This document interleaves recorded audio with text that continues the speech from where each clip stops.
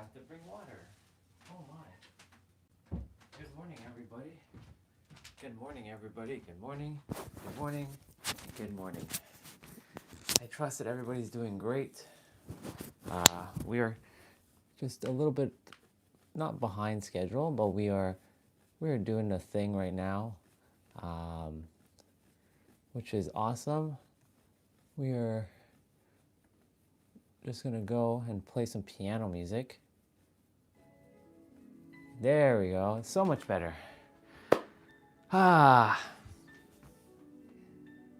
we're getting on track. There's so much to talk about this morning. There's so much to talk about. We had an amazing live yesterday. We had just an awesome time just sharing about the 4 agreements. So we're going to be talking about a little bit of the 4 agreements this morning. And I'm so proud of everybody who's come on and just they said yes to themselves, and they're starting to live from inside out. Now, of course, right now, at the moment, I am currently just setting up all my stuff on my laptop, even though this is what I do usually in the morning. So we got that going, which is great. And then we're gonna do this. And then we're gonna go here. It's beautiful. It's awesome. And yeah, good morning to everybody. Thank you for all the likes. I appreciate all of you for hitting the like button. That helps a lot. I am going to quickly drink some water because,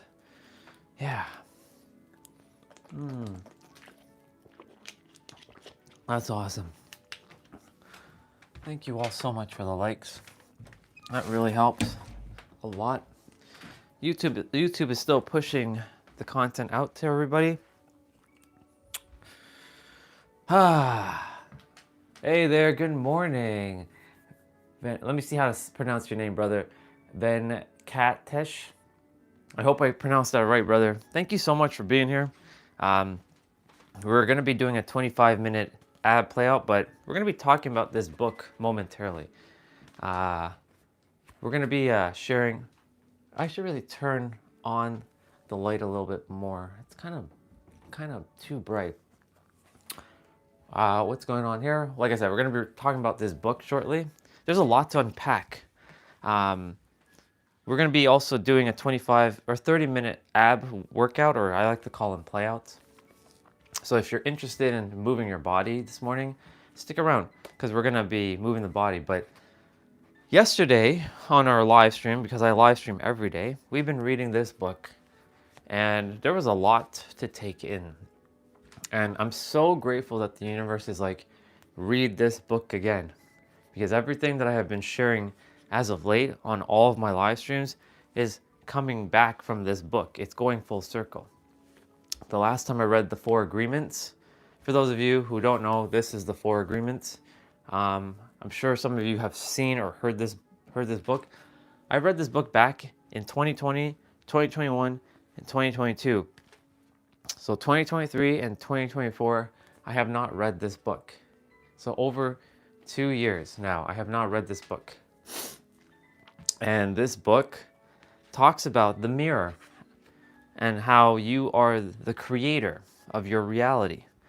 And this is what I keep sharing every day, that you are the master creator. You have the power within to shift your life in every present moment, but it's up to you to make that shift. Nobody can do it, only you. And then there's something that he was talking about. So the author of this book his name is Don Miguel Ruiz.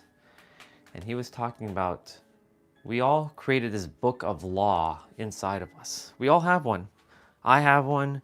You have one. We all have one. Some of us, this book of law was forced onto us since we were a child, right? I'm from India. Your English is very difficult to understand. Please talk slowly. My bad, dude. I'll do my best. I'll slow down a little bit for you. So this book, I won't talk too slow because there's other people who understand. So this book talks about how we created these rules in our life. The rules that maybe that you didn't want to create or just didn't desire to create. Maybe it was forced onto you by your parents, by school. Maybe you desire to live a different way. But you grew up with your current belief systems and it may serve you, and that's okay. As long as you are living your life inside out, that's all that matters.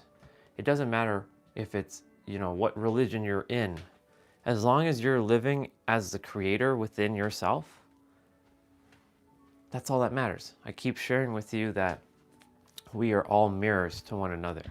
I'm a mirror to you and you are a mirror to me, and we are all each other's mirror. Now, of course, there are new people jumping on the channel, so they've never seen me before. So I will have to preface all these things again. And I love repeating myself when it comes to sharing that you are the master creator and that creation is finished.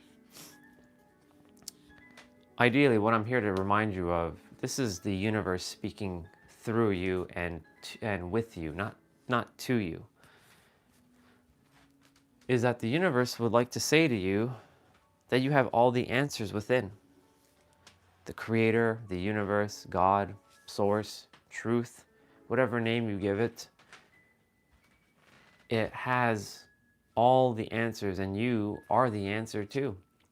You've always been the answer. Now, my throat's a little dry, so I'm going to drink some water quickly. I'm going to raise up the piano music a little bit. I like to hear the piano music. A lot of people love the piano music. This is like the music that I listen to all the time. There we go. That feels so much better to listen to the piano music. But yes, you are the master creator. You have the answer. And normally before we do our play out, our exercises, we share a little bit of wisdom. Now, this light is interesting. Some days the light shines down a beam, and right now the light is not shining down a beam. So it's cool, it's interesting. So again, back to what I was sharing. So in this book, The Four Agreements, the author speaks about this book of law that you created. This book that you are going through life. Every one of you have a book of law inside of you. But the question is that book of law helping you in life?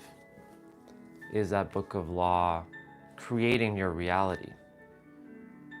Or is it not helping you at all? Because there's a lot of people who come on the live stream and unfortunately it's not helping them. Welcome, Deadpool, brother. Of course, we always show, when Deadpool shows up, we always show him his son because he loves the sun. What up, Deadpool? There's your son, bro. There's your son, dude. Welcome, welcome, welcome. There you go. Just for you.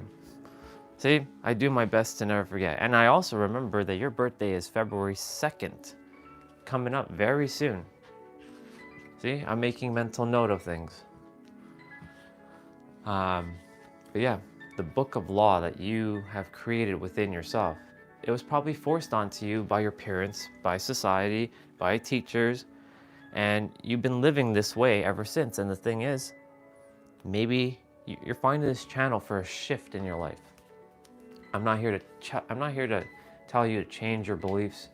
I'm not here to tell you that you're wrong. You're never wrong. You're always going to be right. No matter what you do in life, you're always going to be right because it's your perspective. It is your experience. But what I am here to remind you of is if it's not serving you, if things are not helping you, maybe there's a time to shift. And because I've been sharing all this before rereading this book, you have no idea how much epiphanies I picked up just by reading the first, how many pages? 13 pages of this book. Because I've read this book, the last time I read this book was in 2022. I read this book at least, 80 times now. But I dropped the book and I've never looked at it ever since 2022. And everything that I've been living through as the mirror, as the master creator, is being reminded me in this book.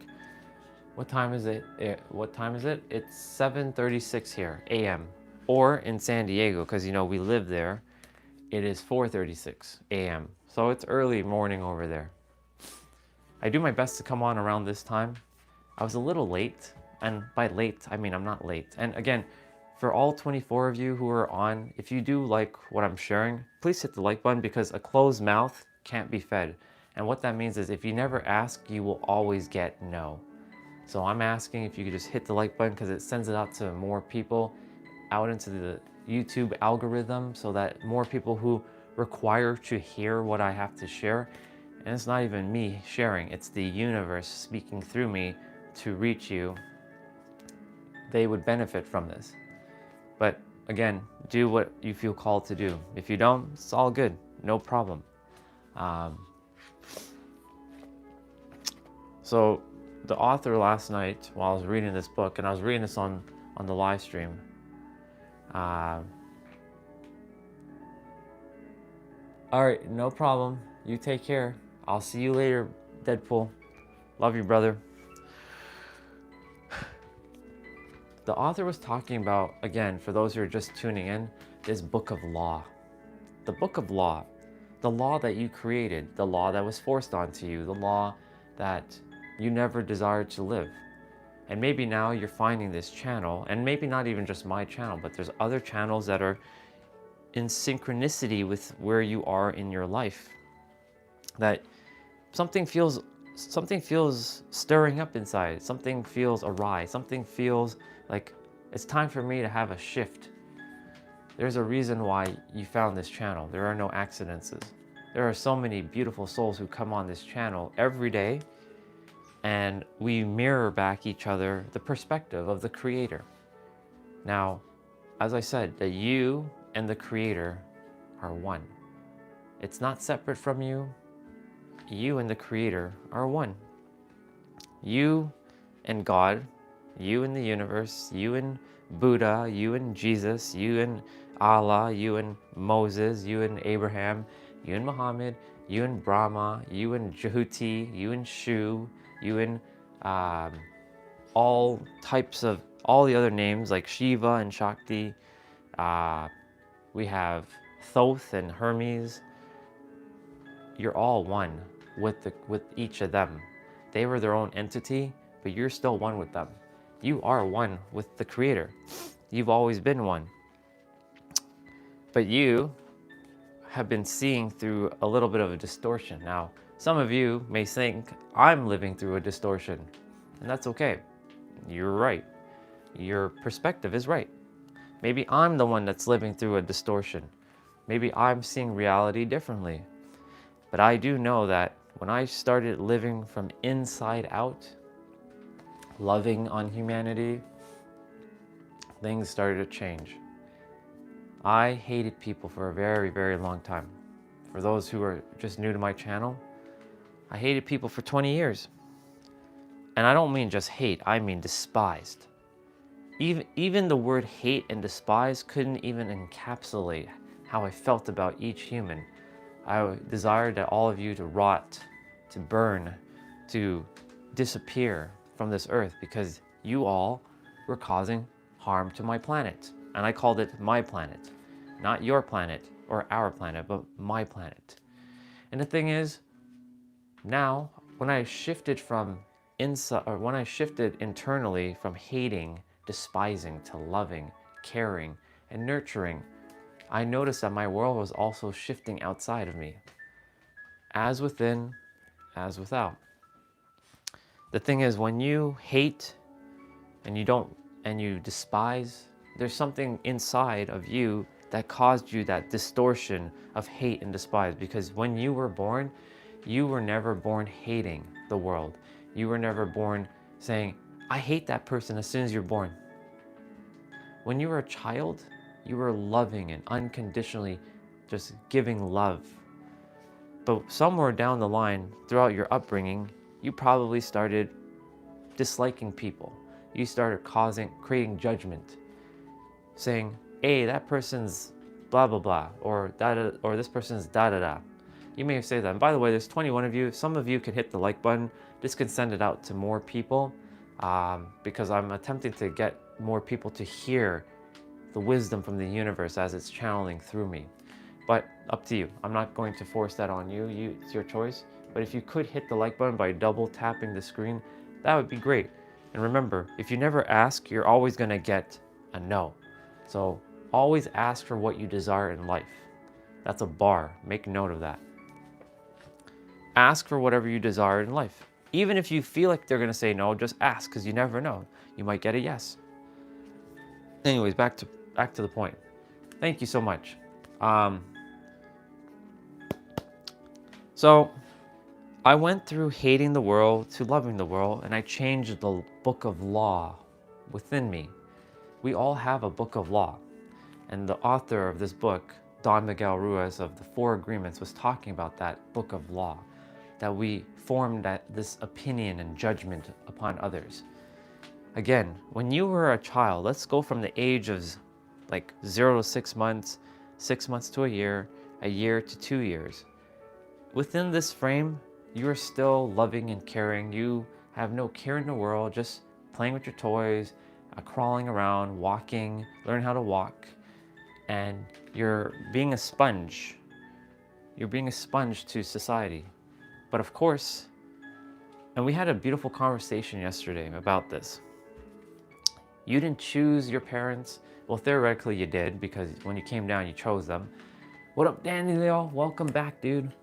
We're talking about the Four Agreements and some of the stuff that I read. We only read a little bit last night. We have like all this to still read. We have a ton. But when you were born, let's hypothetically say you didn't choose your parents. You didn't choose your culture. You didn't choose a religion. Look, I could have been born in a different part of the world. How do you know the knowledge of the secret society? It's simple, because the universe simply prepared me to get to know the knowledge of the secret society, or the secrets of the society. Thing is, all culture, all religion, you didn't have a choice. Like I was born this color skin. I didn't choose this color. Theoretically, when we came down, yes, we chose our parents, but like in our mind, we feel like I didn't get to choose this meat suit. I didn't choose to be this color. I didn't choose to be Christian Catholic growing up. Now, was I hardcore Christian Catholic Bible preacher? Hell no. Fuck no. I didn't go to church. I was like, fuck this. Why would I go to a wooden building to listen to some dude? Like, it makes no sense.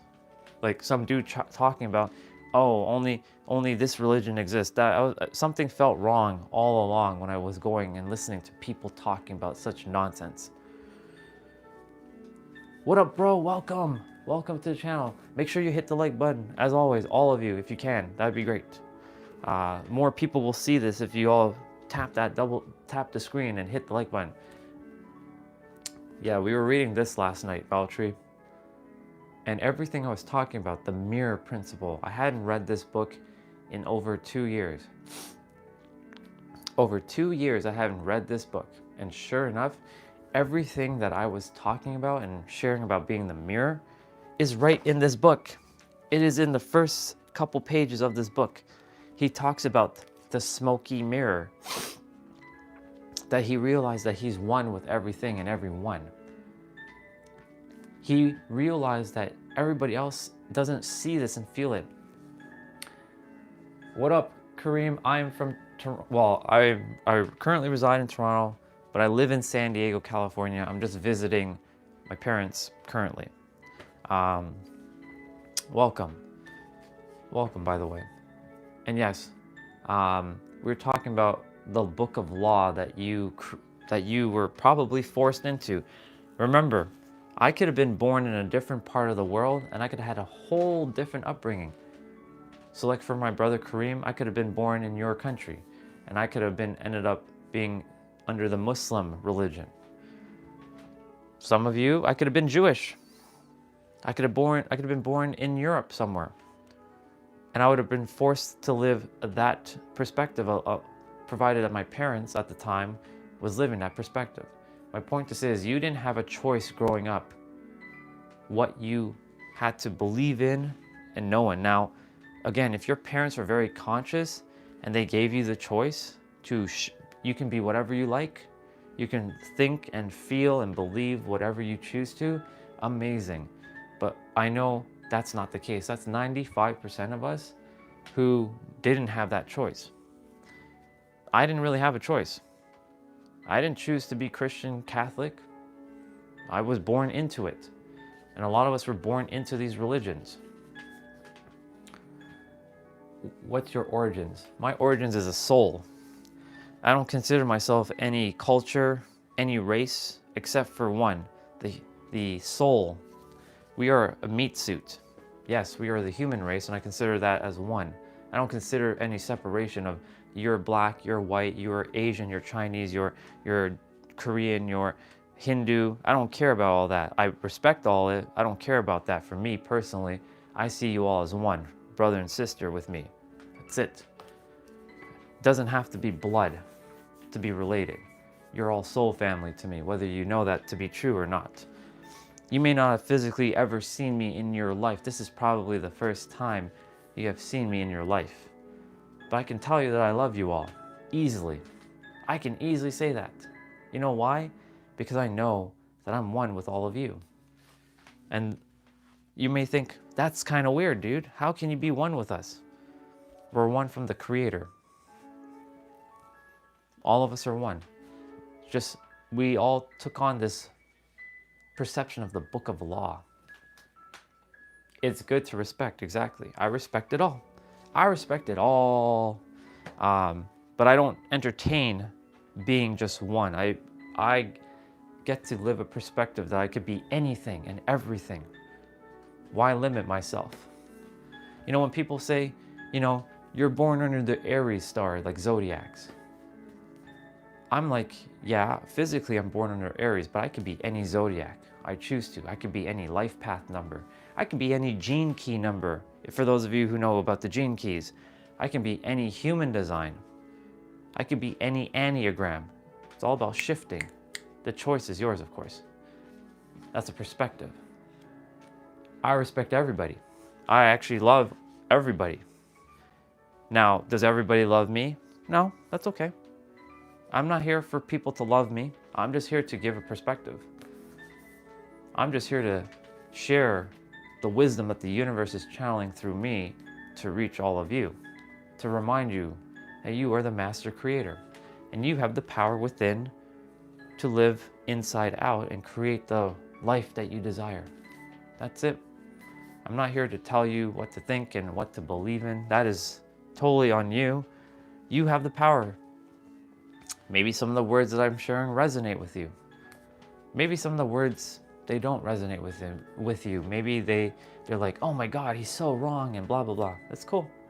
Remember, I shared, you're always gonna be right. No matter what, you're always gonna be right. From your perspective, you're always gonna be right. And it's that thing right there about always being right. When you're being right, you're shooting yourself in the foot. In fact, I choose to not be right. I choose to just be open to everything. There are other beautiful souls who have dropped some awesome, amazing wisdom in the chat before, and they showed me another thing. Not that I learned, but they mirrored back to me a new perspective, which was pretty awesome. And I was like, oh my God, this is so cool. I get to see a new perspective from what they see, because they see it slightly different. And I was like, oh my God, this is awesome. Thank you so much for sharing. My point to say is nobody is wrong, because you're always going to be right. You just gotta, there's a lot of people who, how do I say this?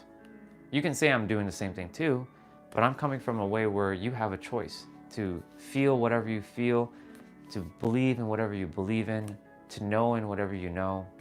But really, it's a choice that you get to make every day. And I'm just here to share with you a perspective. That's it. That you are one with the Creator and that you have the ability to alter your life from inside out. And by the way, there's 30 of you. Because if some of you could hit the like button, because when you do hit the like button, more of you are actually coming on and seeing what I have to say. And it's not really me, it's the universe channeling through me. And remember, I share this. If you don't ask, you're always going to get no. So if some of you could double tap the screen and hit the like button, that would be great, because this is for you. This was meant for you. I'm not here to sell you anything. I'm not here to, promote anything. I'm just here as another soul, just exploring life just like you, to come down here and share the wisdom that the universe is currently channeling through me, through you, or to reach you.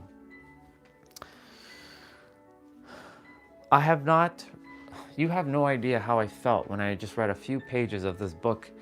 I hadn't read this book in over 2 years, and I read this book at least 80 times, back to front. And I totally forgot a few things about the book. And he was talking about the mirror. Every single one of us on this earth is a mirror to each other. Now, yesterday we were talking that, as soon as you're born, how do you're taking on the perspective of your parents, the society around you. But you've never had a choice to actually think that you had a choice. Some of you never even knew you had a choice, that you could actually believe whatever you choose to. You're locked in maybe one perspective, and that's okay. You are where you are based on your frequency, and there's nothing wrong with that. And again, tap the screen to send a like, because more people will hear this. This is for you this morning. You found this channel not by accident. There are no accidents. But yeah, when you were being born, you didn't have a choice that you even knew you had a choice to believe in what you choose to believe in. I guarantee you, if you were born again right now, let's forget all the religion, let's forget all the stuff.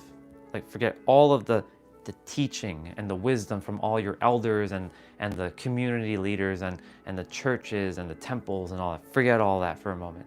Imagine you were born right now. You were born right now. Of course, you have to have some sort of way to be guided. But you would already have the answer, because you already know it's about being in the present moment, about being in the now. Welcome back, FaZe. Thank you so much. If you could hit the like button for me, bro, I appreciate that. But thank you for coming back. I appreciate you, as always.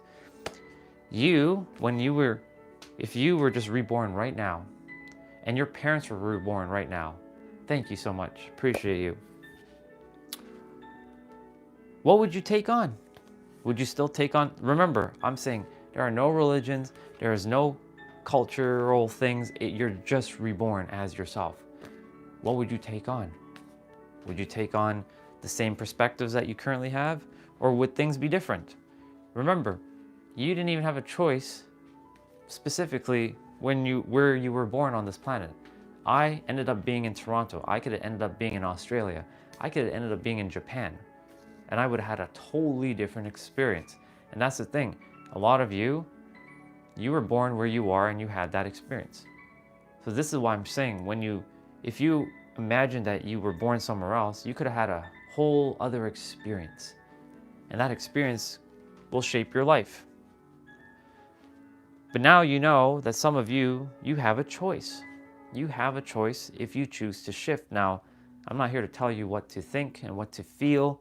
That is totally on you. You are the creator. I'm just here to give a perspective that you are the creator of your reality. Let's see. Bro, I'm born February 29th, 2016. Dude, you're born on a leap year. That's awesome. That is awesome. Happy, super happy early birthday, because I know your birthday's coming up.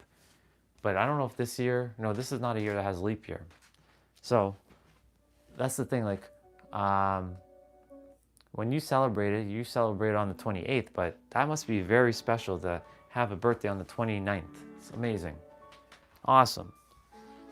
That's amazing.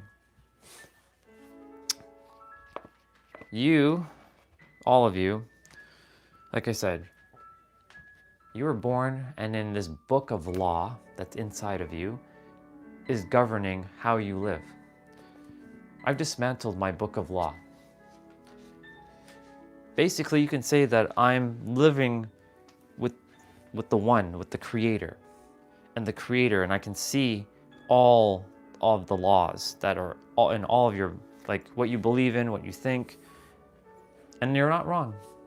You are where you are based on your frequency.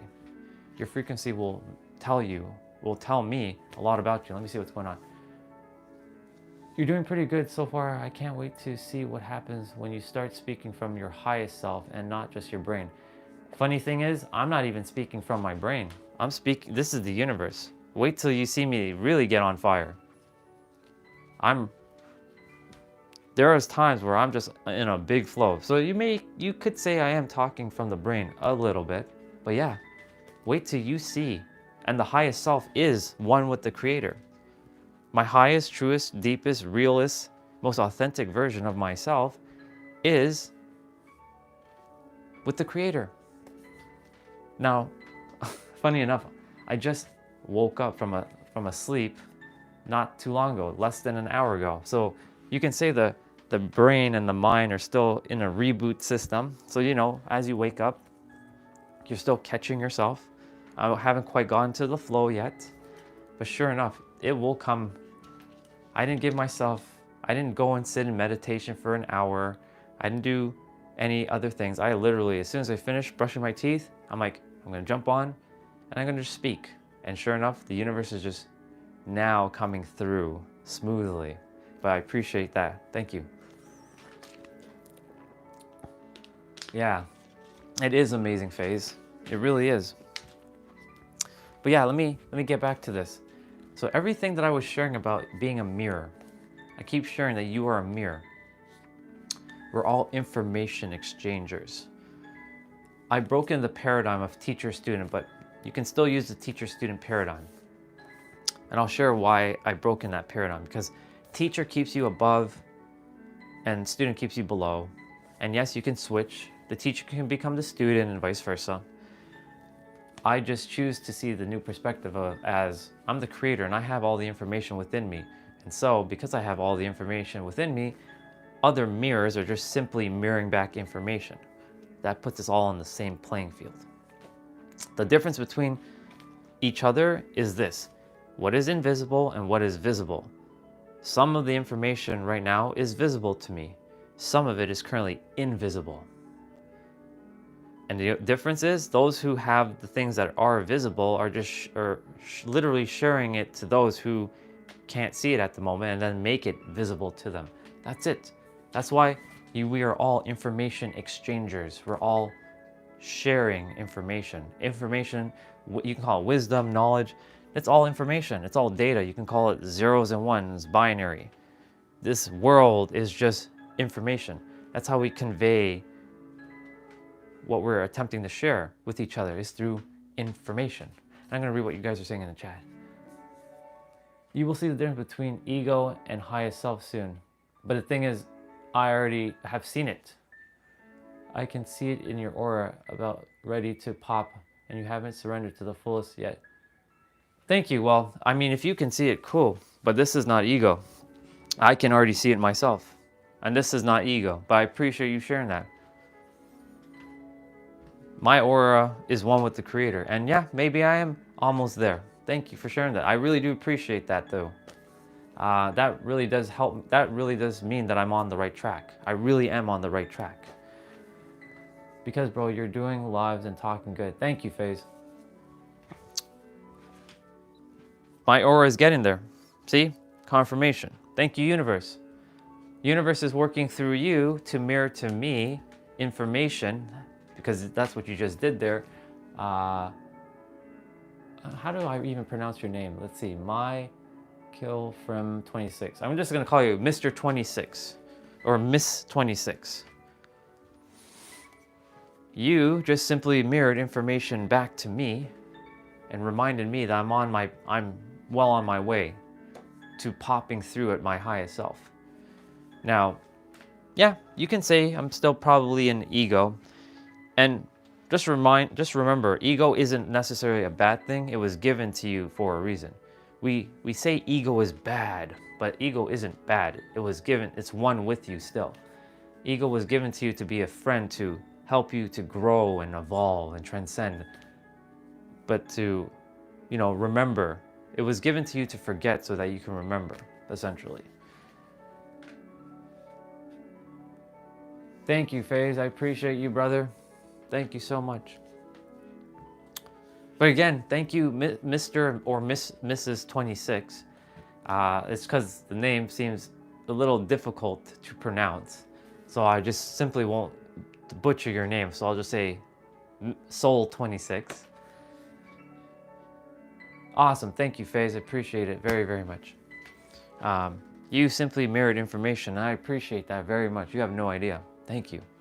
I take that fully in. I fully receive. I do know what it feels like to live in my highest, truest self. I've been there. It's just, have I been there fully yet? Not quite. There are still moments that I get back to the lower self, in the mind and the ego. It happens. You can still say that I'm still living part of the human experience. But this book last night, like I said, I hadn't read this book in a very long time, 2022, and I've read this book at least 80 times now. And I forgot some of the stuff. Of course, I remember all 4 principles, the 4 agreements itself, but it's the other words that he was sharing that was, oh my God, I can't believe that I was actually, why I can say, wow, I do remember this.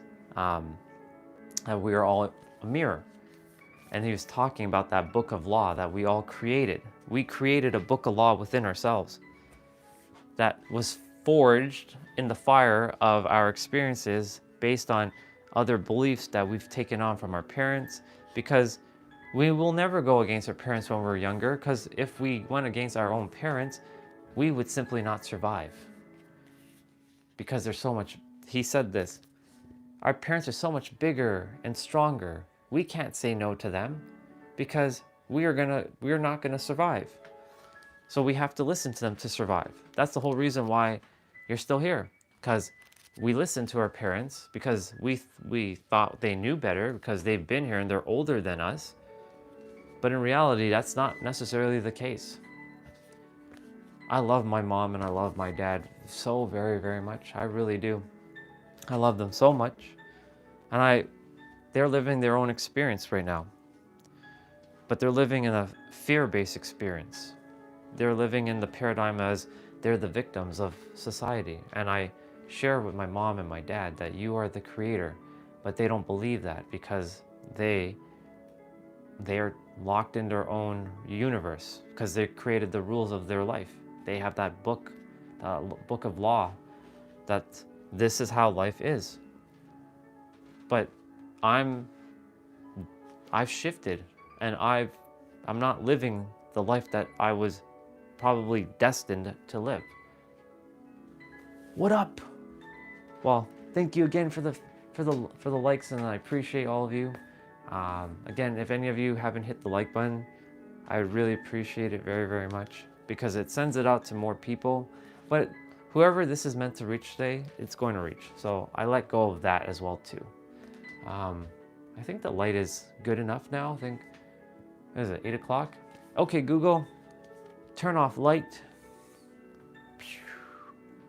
All right. Yeah. Thank you.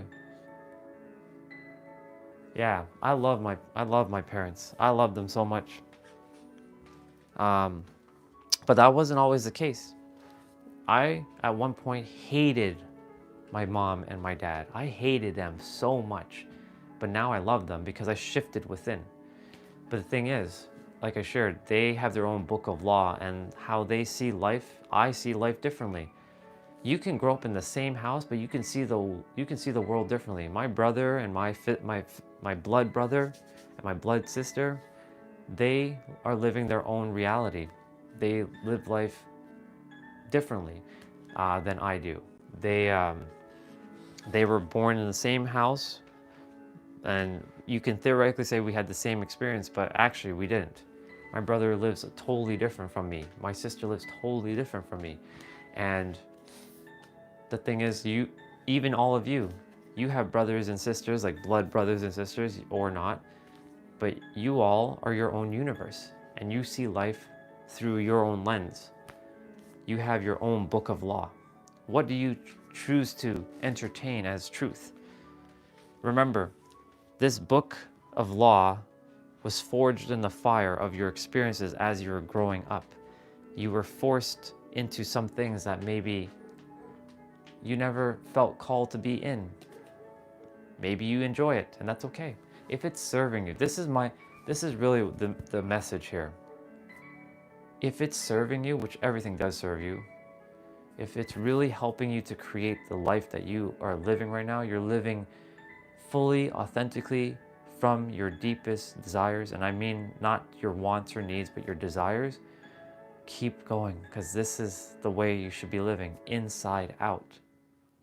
Not outside in, not fear-based, but inside out. And if you're getting to live exactly the life that you dreamed of, having everything that you desire, being everything that you desire, and you have your current belief systems of the world, and you love on people, amazing. Keep going. You've done it. The words from the universe aren't necessary for you right now, because you're living the life. But this is for those who aren't living their desired reality. I'm literally here to remind you that you have the power inside of you to shift your life like that. Let's see what... Thank you, FaZe. I appreciate you for doing that. Thank you so much. And I feel called, brother, because I just feel called. I always go by my intuition. Thank you for that. So very, very much, FaZe. It means a lot to me. Thank you, brother. I appreciate you. Yeah. That's awesome. I love all countries. I'm one with all the countries. I love every single country. I love every person, even though that may sound so weird, because how could you love everyone? There are people who are doing terrible things. It's not the actions that I like. In this realm, the third dimension, we have good and bad, light and dark. It's a realm of duality. But I see above the third dimension. I see from the fifth and beyond. I see everything as one. They're just simply living their experience.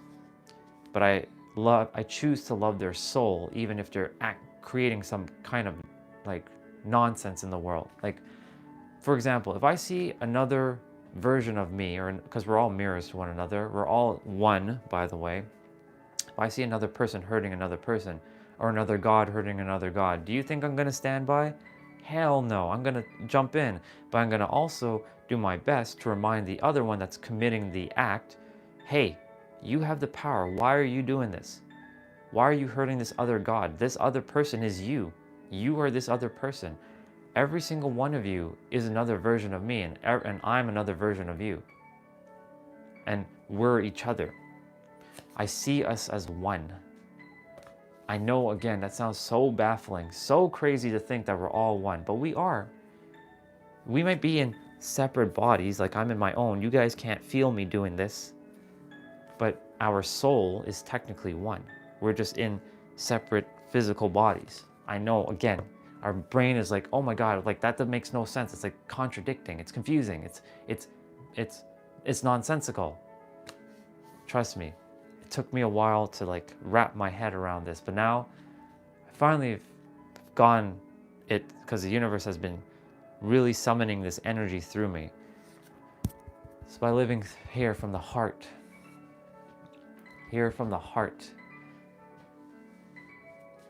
all good. We're all deep down great people, but some of us have we've walked off the path. And it's a simple matter of just getting put back on the path. I shared with all of you that I've been on the path of darkness for 20 years. For those of you who are now seeing my content for the first time, again, I share that I hated people for 20 years. I hated every one of you for 20 years. Even if you weren't even born yet, I hated you. There was a point in my life I hated everybody, and I wore this as a badge of honor that if if you attempted to hate me, you can't out-hate me because I'll out-hate you. It's funny. I'm holding the 4 agreements. We were talking a little bit about it, but I'm going to keep talking about it. But yeah, the 4 agreements. Really good book. If you haven't read this book, take the time to, you can find a free PDF somewhere on the internet. If you're not able to purchase the book, but if you can purchase the book, this book is, I've read this book like 80 times and I've had some epiphanies again. And the thing is, yeah, this book right here, this is the book right here. Heather, welcome, by the way. I appreciate you. I was talking about the book of law. There are no accidents is why you found me today, sister. This book right here, we're all one. We are literally all one. Yeah, this book is the last time. So Heather, the last time I read this book was back in 2022. And I read this book over 80 times. But there were a lot of things that you can simply say I've forgotten. Like it kind of just, it went in and I kind of like, it went to the back of my mind. And now that I'm starting to reread this. I'm actually rereading these on my streams, on my live streams. The book of mirror, or the book of law, the mirror principle. I was like, oh my God. I had so much grand epiphanies last night again. It was amazing. Absolutely amazing. It lit my soul on fire. It was crazy. I was so happy when I saw what I was like, oh my God, I'm living this book right now. As like Don Miguel Ruiz wrote this book for all of us who are tapped into this frequency for us. And he was tapped into that frequency. It's so cool. Let's see. I agree, my friend. You're tapping into the library of all that is and reading all. I'll see you soon. I'll see you soon too. Thank you for being here. And again, for those, if you would like, hit the like button because it sends it out to more people. I would love to just share this wisdom with everybody. So I know YouTube, I'm playing against not even against, I'm playing with the YouTube algorithm. So just by double tapping the screen, it sends this out to more people. This book right here. Oh my God. This book right here. It is so good. I mean, again, I've read this book countless of times, but because I've tapped into the new perspective of being the creator, being one with everything, this book has given me so much more perspective that I am on the right path, or not even the right, on the path that I'm meant to be on. And again, all 31 of you who are on, there are no accidents as why you are here today. Literally, there are no accidents. I simply got out of my way, started sharing about the mirror and that you are one with the creator and that you can create your reality from inside out. And here we are. Here we are. This is a beautiful thing. I just desire that all of you, yeah, little sperm. There are 0 accidents. You're right. There are 0 accidents. There are no accidents. Everything happens exactly the way it's supposed to happen. I've been living truly from the heart as of late. I've been letting go of the mind. Yes, sometimes the mind kicks in. It happens. But I've been living truly from the heart, and it's been guiding me. This is why I always say at the end of my videos, and may your heart be your guiding key. May your heart be your guiding key. And for those of you who have played Kingdom Hearts 3, the video game, that's where that reference came from. But it's so powerful. May your heart be your guiding key. Your heart is the key. It has the answers. Your heart is actually 60 to 100 times more powerful than your brain. And you actually have 3 different brains. You have one in your heart. Of course, you have one in your head, and you have one in your gut. And when these 3 are in alignment, you're on fire. You're on a whole other stratosphere. And now, right now I have not eaten anything. So I like to speak from a fasted state. My last meal was around 6 o'clock last night. It is now 8:16 here, so that's already 14 hours. So in a couple more hours, and I can go on for hours. I have all this energy. As long as I have water, I'm good. This book right here. Oh man, this book. There's a story about this book that I would like to share. I was going through a lot of hate and depression and madness and insanity in 2018. In 2018, this book was given to me by a fellow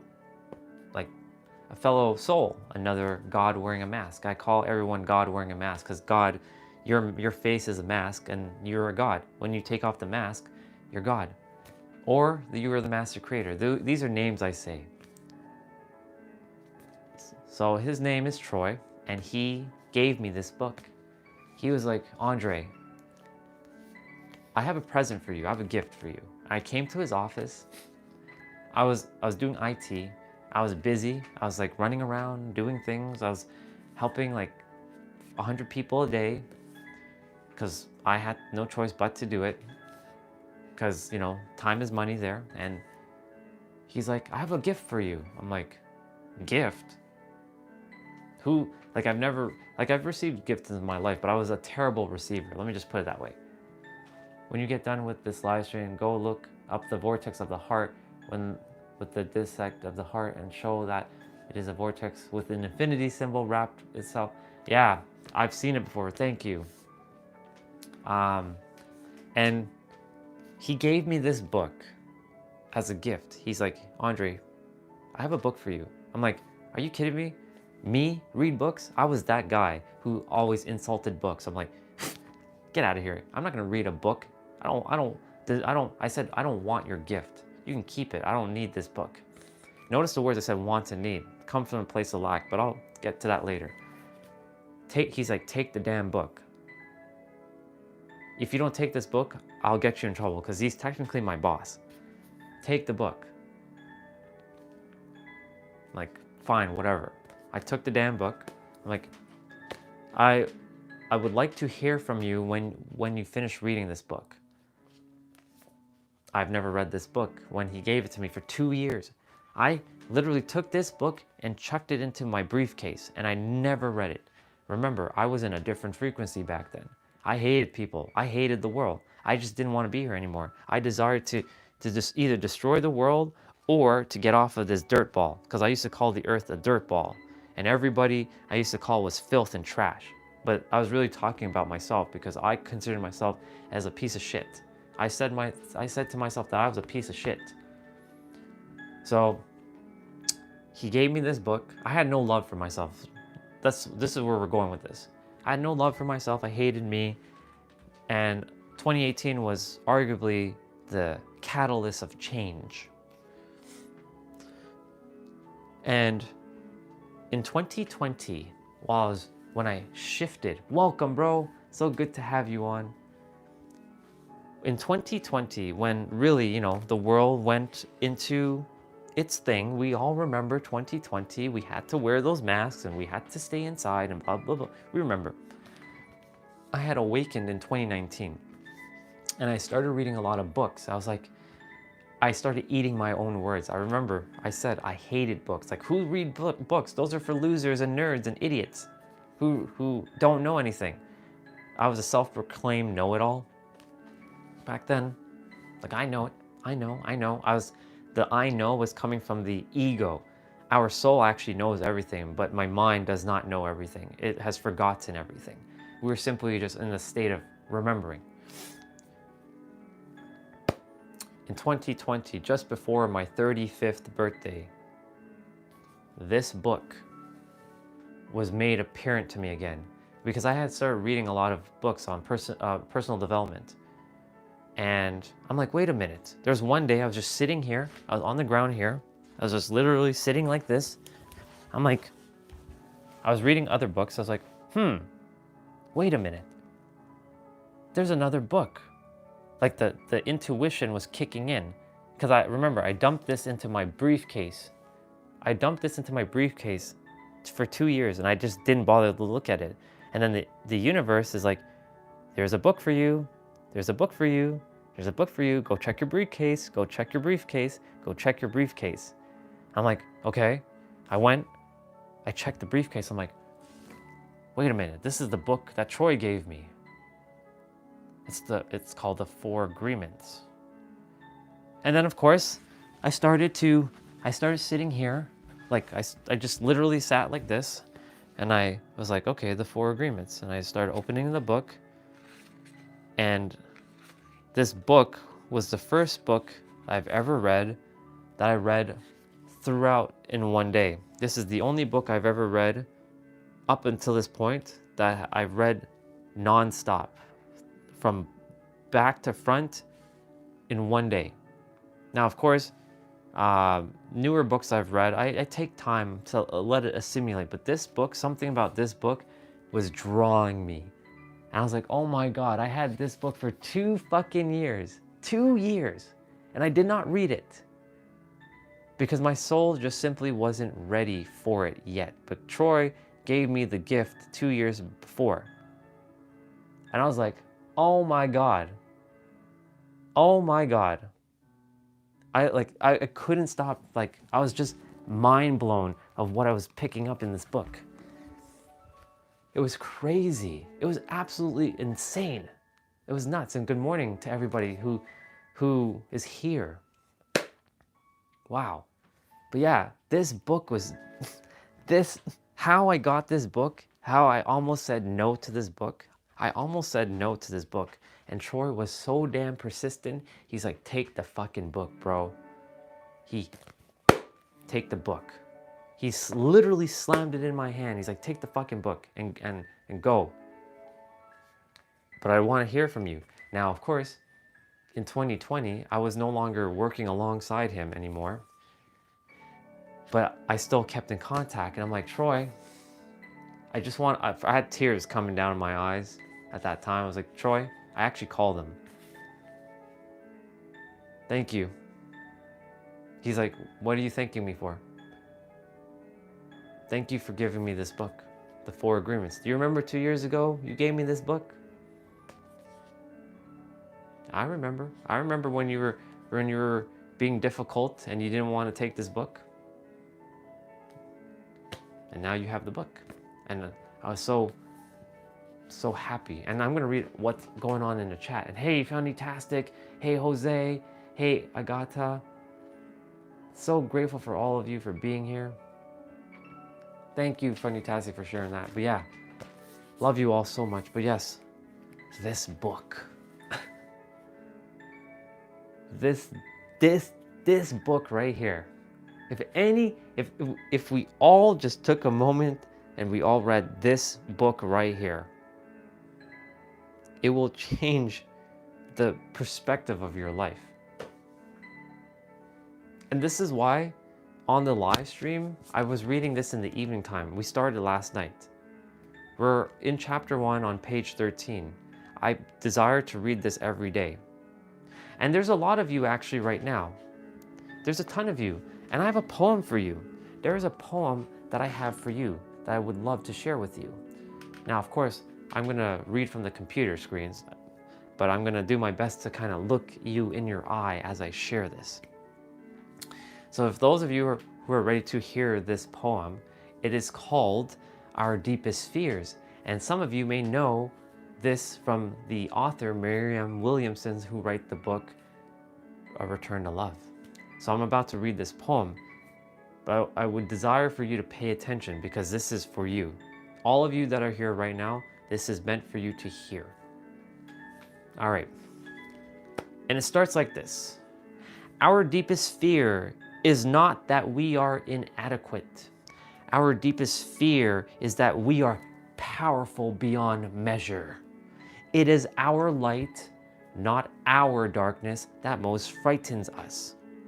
We ask ourselves, who am I to be brilliant, gorgeous, talented, sexy, awesome, wealthy, all the things? Actually, who are you not to be? You are the child of the universe, the creator, God, the infinite, the one. And you playing small, and me and everyone else who's playing small is not serving the world. There is nothing enlightened about shrinking so that other people feel insecure around you. Let me read that one back because I kind of fumbled.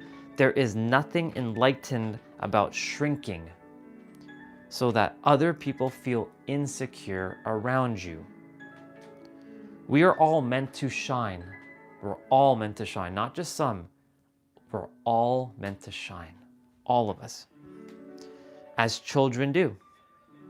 We were born to make manifest the glory of the Creator, or I like to reword that as we were born to create the light of the Creator that is within us. Us. The light is within all of us.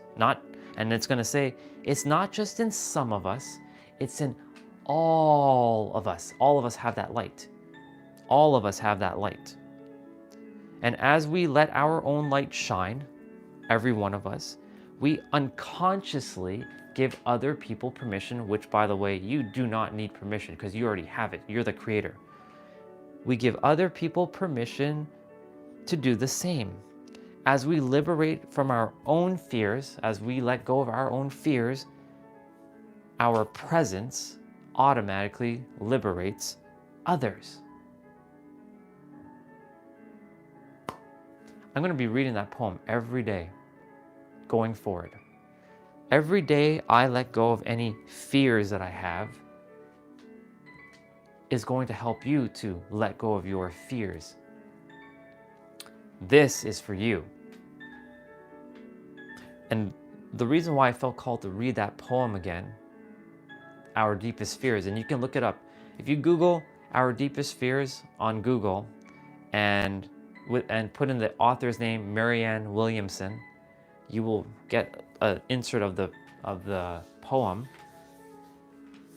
Now, of course, I've modified it a little bit with my own wording, but essentially, this poem is meant that you're all the light and you're all meant to shine brightly.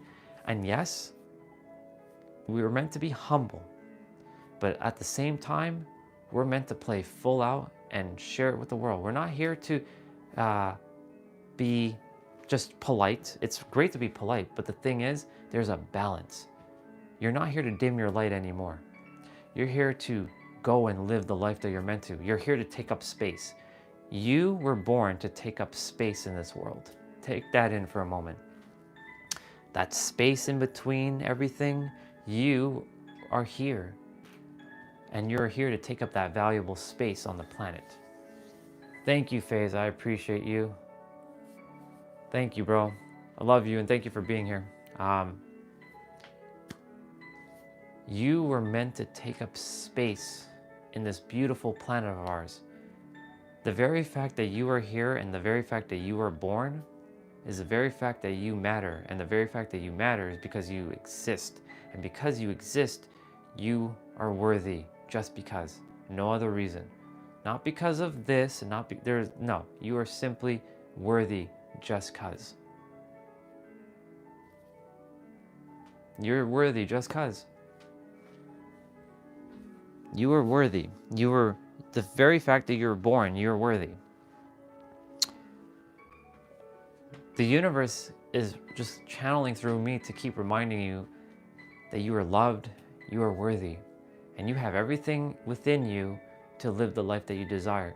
You may currently be unaware of some of the stuff, and that's okay. That's where other mirrors will show up, and other mirrors are nothing more than other gods, other creators like yourself, to help you and bring forth it into your visible consciousness, meaning making you aware. And when they make you aware of it, then you have a choice, of course. You have a choice on what do you choose to entertain. For me, I don't entertain a lot of the low vibrational things in this world. I respect it. I know it's there. I'm not ignorant to it. But I choose to live from a state of the now, which is the only thing we really have. We don't have the future, and the past is no longer here, even though they all are simultaneously happening at the same time, which I know the mind is like, how is that possible? How can we be living all three, past, future, and present?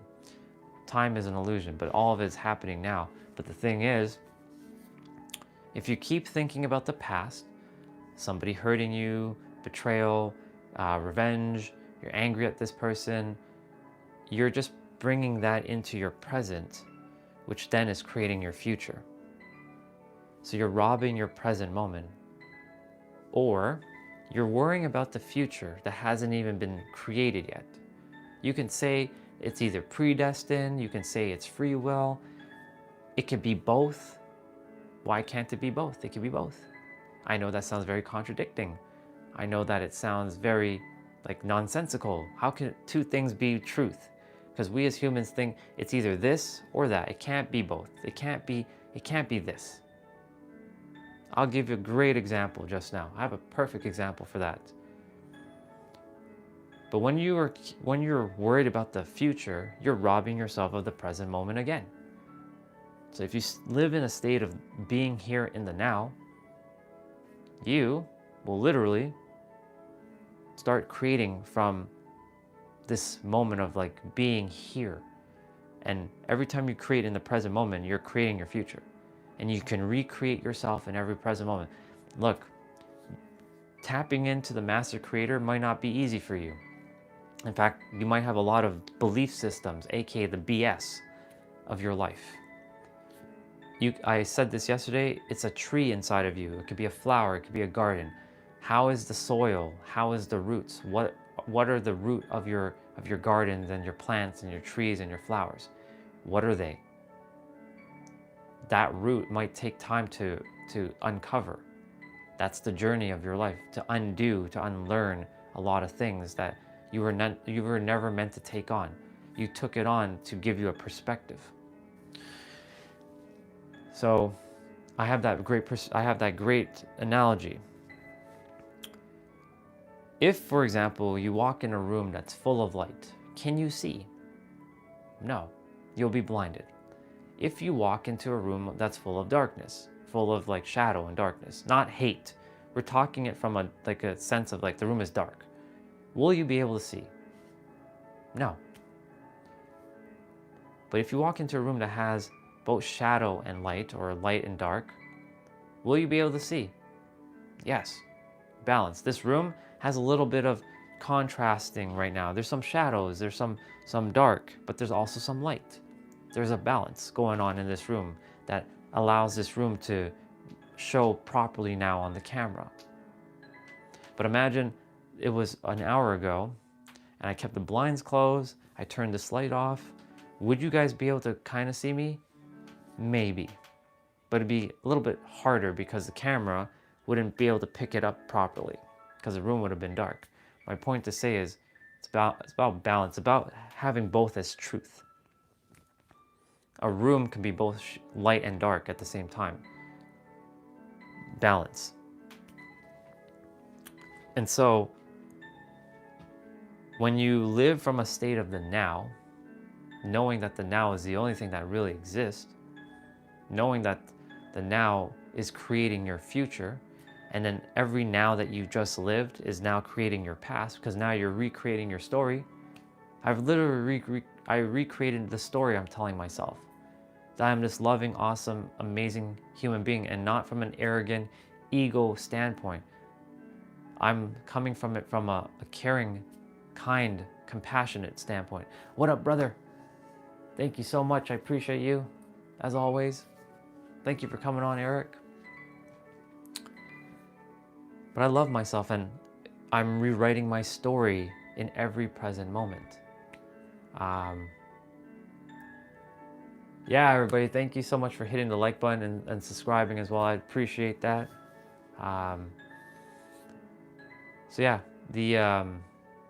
what I'm getting at is, if you live in the now and recreate yourself in that present moment of whatever it is that you desire, having the love of your life, having all the wealth, being in the state of that feeling now.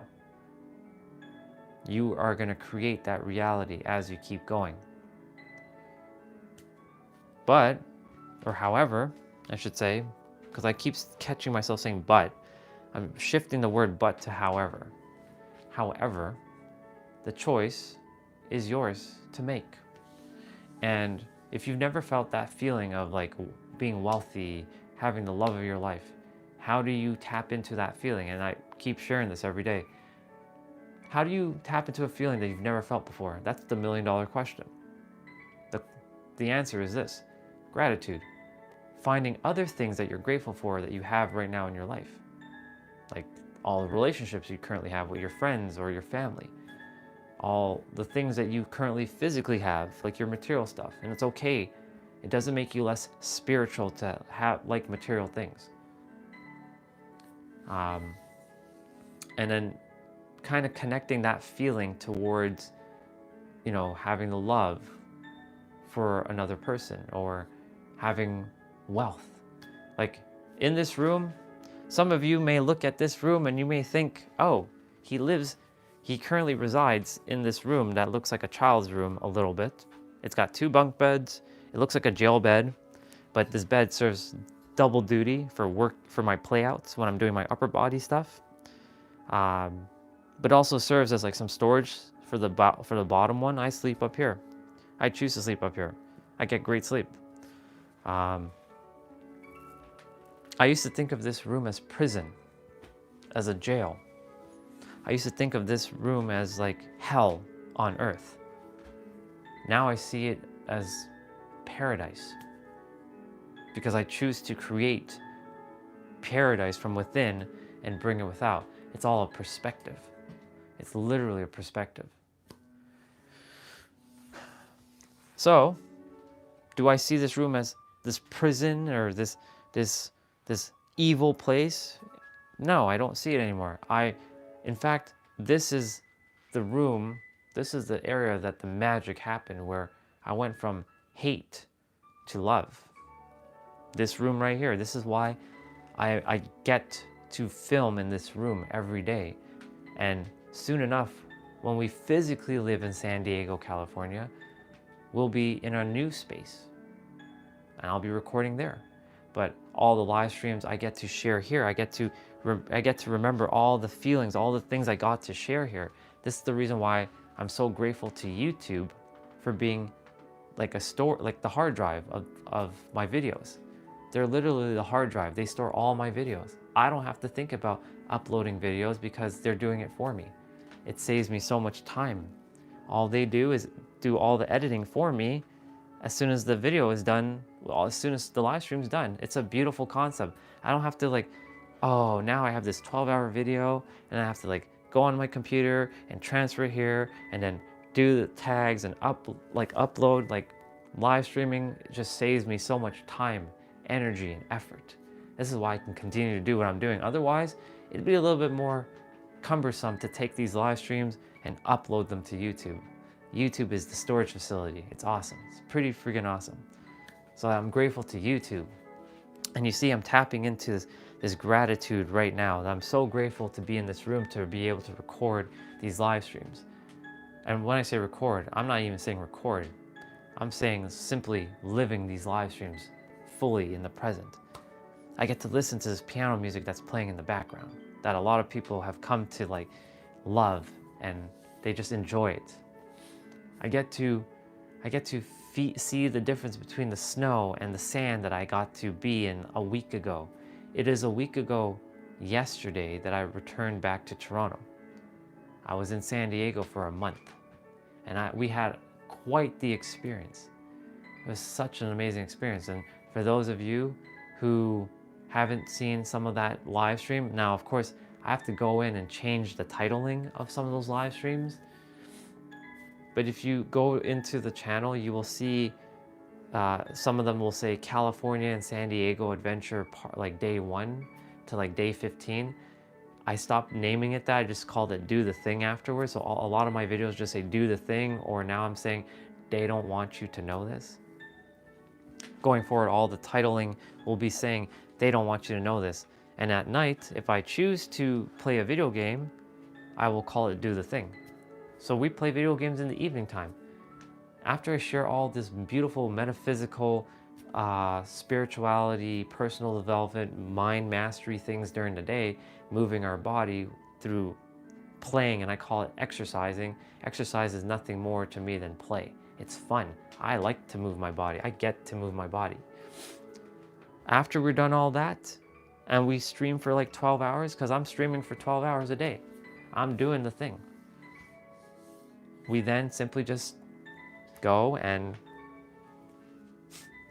we chill, and we do the thing. Now today, I do have to take you guys on a drive. I do have to go I do have to go get some things today, like some milk from the store. I do have to cancel my Planet Fitness membership because I don't simply require it anymore. But I may hold on to it. I'm still debating. Do I hold on to this membership knowing that I won't be using it? Knowing that I will always be doing the playouts here? And I may have to take you guys off temporarily and put you guys back on. Either or, like, we're gonna be live streaming every day. Whether it's 1 hour, 2 hours, 5 hours, 12 hours. I'm simply gonna keep doing these live streams every day. I'm not gonna stop. I won't let anything stop me. There are gonna be times where I have to groom and do things, and maybe I just leave it on, or maybe I just turn it off. There are gonna be times where I'm gonna have to use the phone. This is why I'm looking to call in another device. Maybe, just maybe, there's a reason why I'm gonna probably keep this phone after I get my newer phone. Or maybe I'm gonna call in a newer phone, and that other phone will be the main phone to do the live stream because it'll just be on Wi-Fi. And then I just tether the internet between the two phones. That's an idea. My point to say all this is I'm gonna find ways to keep doing these live streams, no matter if I have to go do something or not. Because I simply care about sharing these perspectives with you. You guys matter. All the things that I shared, this is not for me, this is for you. I desire that you guys have everything in your life. I desire to see you all win. I desire to see all of you fulfill your destiny, your potential, your purpose, your potential. That's the word I was looking to say. See how I fumble with words? I'm like, it's okay to laugh at myself. Don't take yourself so seriously. I stopped caring about how I show up, and I'm just doing it. I'm just living my purpose. I'm living from a state of the now. Sure, I make some mistakes. We all do. There's a couple times that the ego showed up on camera. But we got to record it. We got to see it. And we dealt with it right then and there. And it's a beautiful thing because, you know, we're all susceptible to it. Nobody's perfect. When I say nobody's perfect, I don't mean we are imperfectly perfect. Our soul is perfect. Our body and our mind isn't perfect. We get to have that ability to grow and evolve. And you can use the word learning as well.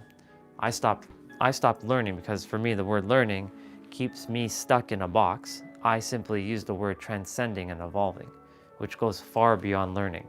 You can say it's the more powerful word than learning and evolving. But the word transcending, evolving, and growing is so much more powerful than the word learning. But use the word learning because a lot of you are still in that paradigm, and that's okay. Nothing's wrong with that. Now, I know I've been kind of like rambling on for a little bit about random stuff, but my point to say all this is this. You are the master creator, and everything that you desired is already here in the now. It really is. You have everything that you ever desired. It's here. I know you're going to focus on, but I don't have the car in the driveway, or I'm not living in that mansion, or I don't have that hot partner, that beautiful girl or guy. You do. It's in here. You just have to feel it. And not just feel it, give it emotional conviction that you have it already. And you can say that's being delusional, but really, you have it. Live from the state of being in the now, and when you live inside out, you will create your reality. I've already created my reality. I already know exactly what it is I desire within, and I'm just simply allowing the universe to bring it. Now, of course, I also have to take aligned action. A lot of people in the spiritual community say you got to think it and feel it, and it'll all come to be. That's partially correct, but they're only working from the mental and the spiritual plane. There is the physical. You have to still take some action. For me, I desire to drive my Toyota Supra. I desire to drive it. But if I didn't press book that car, like rent it from Turo to test it out, do you think I would be able to drive the Toyota Supra? No, because I had to take action. But how do I take that action? By listening to the inner world, like, hey, go book that Supra, go book that on Turo, go do the thing. And sure enough, I took the action, the aligned action, and I booked it. And the thing is, like, on paper, am I physically where I would desire to be right now? No. Am I mental and spiritually where I am, where I desire to be? Yes. And that's the thing. It's living from that state every moment as you possibly can, creating that feeling over and over and over, whether it's 100 times a day, 1,000 times a day, and not making it feel forced.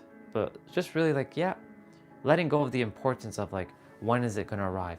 How is it going to arrive? When you let go of the when and the how, it's okay to put deadlines and timelines on things, but just letting go of like, I desire to be in San Diego. Whenever it's meant to happen, it's going to happen. Whenever I'm meant to drive my car, the Toyota Supra, I'll have that car. And I won't just have one Supra, I'll have two. I'll have the newer one and the older one. I've already called that in. I'm calling in the newer one so I can rent that out on Turo, get some passive income, because I know people would love to drive that car. And then I'm also owning my own old school Toyota Supra, like the MK4s, the Mark 4s. I might have a Skyline, I might have a GTR, I might have a RX-7. I prefer the Supra though, because I like the word Supra. It sounds awesome.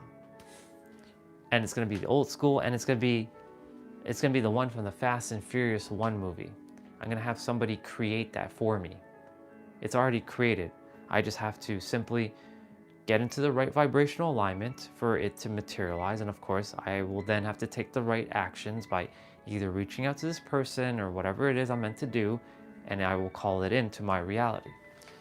And that one will be my main car. And I drive. I won't be renting that out to anybody. That's going to be my car.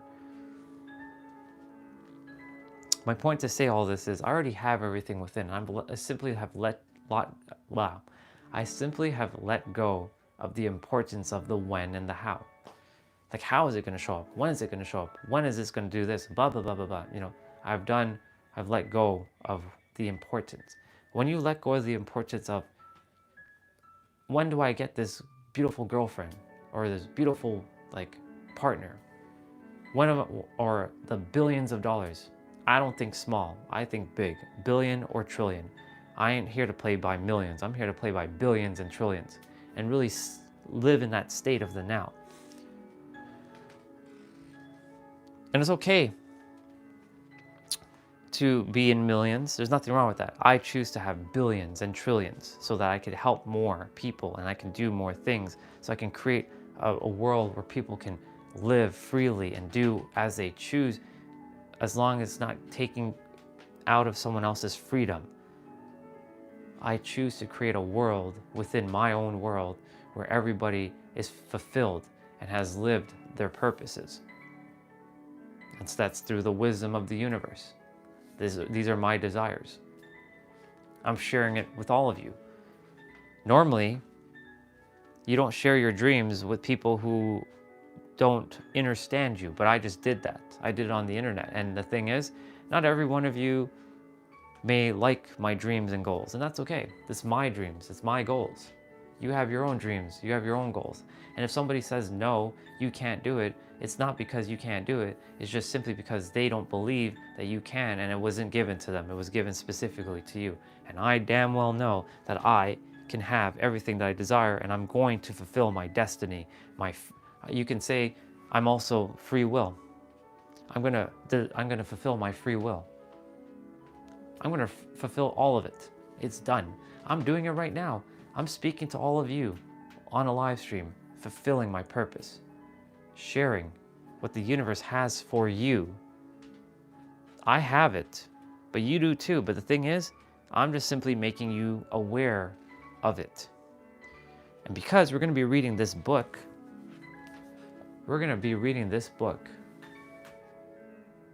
we're on what page? I said page 13, halfway down. Page 13, halfway down of the 4 agreements. I'm going to read this later. This book right here is going to open up your mind to some other possibilities. I'm just here to just be that mirror. Again, to remind you that you are the master creator and that everything that you desire is here in the now. Now, I feel called to start doing this ab play out because I feel like it's time. So I'm going to lay down the mat and we're going to get into it shortly. Because, you know, we got to move our body every day. Or I choose to move my body every day. Even though this is technically active rest day. Active rest day is usually just taking it more easy on your body. I'm still going to go move my body. I'm going to be doing 30 minutes of abs. There's going to be 2 videos I'm going to be watching. One is for 25 minutes. One is going to be for 10 minutes. So that'll give us 35 minutes of abs. A good solid ab play out. But yeah, I'm just so happy that I get to do this every day. You know, the thing is, I could just wake up every morning and just sit here and do nothing. And doing nothing is not bad. There's nothing wrong with that. But I could sit here. I could do nothing. I could just not be of service. I could just, say, you know what? I don't really desire to help anybody. And that's what I was doing for a very long time. But I wasn't fulfilling my purpose. And I was getting frustrated. I was getting actually irritated because I was like, but I don't know this, or people's not going to listen to me, or people are going to judge me, or people blah, blah, blah. I was putting all this crap in my head. Again, for those of you who haven't hit the like button, if you could, that would be great, so we can send it out to a few more people who may require to hear this today. I'd really appreciate that very, very much. Thank you so much. Remember, if you never ask, a closed mouth can't be fed. So imagine you're attempting to eat food, but a mouth closed. It's not going to go in. So if I don't ask, I will simply always get a no. That's a bar. Make sure you make note of that. If you don't ask, it will always be a no. I know sometimes you're afraid to ask because you they're either too busy or they're probably just going to say no, and we make that assumption. And that's the funny thing. This book, there's an agreement in this book. Thank you. This book has an agreement. It's the 3rd agreement, in fact. And we're going to be reading it. And it's called Don't Make Assumptions. And we as humans, we tend to do that. Now, of course, when when we're texting each other and we don't quite understand what that person is attempting to say because they either didn't give proper context, we have to assume what they're thinking. And the problem is that's a dangerous thing to do because maybe they're not saying it that way. That happens all the time with me and a few people, and they know exactly who they are. I don't have to call their names out. They know exactly who they are. And I simply, if you lay it out, logically, hey, you know, blah, blah, blah, blah, blah, I don't have to ask the question. I understand what you're saying. But if you don't give the full context, then I have to ask questions. And then you're like, then it's just weird. But anyways, my point to say all this is never make assumptions. Assumptions are it's going to make an ass out of you and me. That's what assume means. If you assume, it's making an ass out of me and you. Or you and me, I should say. My point to say all this is the 4 agreements has that one agreement, don't make assumptions. But we'll be talking about that. Now, I do feel called that it is time to move the body. It is almost 9 a.m. here in Toronto, almost 6 a.m. in San Diego, California. And, you know, I miss home. I miss San Diego. But I have the feeling within. I can summon that feeling of, oh, I'm back in the gym right now. I know exactly where the locker rooms are, because that's what I'd be doing right now. I'd be in the gym right now in San Diego, California. I'd be at Planet Fitness, the one in University Avenue. And I'd be saying hello to the girl that's at the counter. The last conversation I had with her was like, I'll see you again soon. Have a great 2025. She's like, what do you mean? I'm like, well, I don't currently reside here in the physical yet. She's like, oh, okay, I'll see you again soon. And she's like, you're always welcome here. Thank you for coming. And she always appreciates that I greet her and acknowledge her and say good morning to her. So I can't wait to be back to say hello to her again, to just greet her. And not just her, everybody that I have met in San Diego. Not even San Diego, in California. And there are new other souls like Jose who found me while I was traveling in California on one of my adventures through the live stream, and me and him are now connected, which is pretty friggin' awesome. It's so awesome.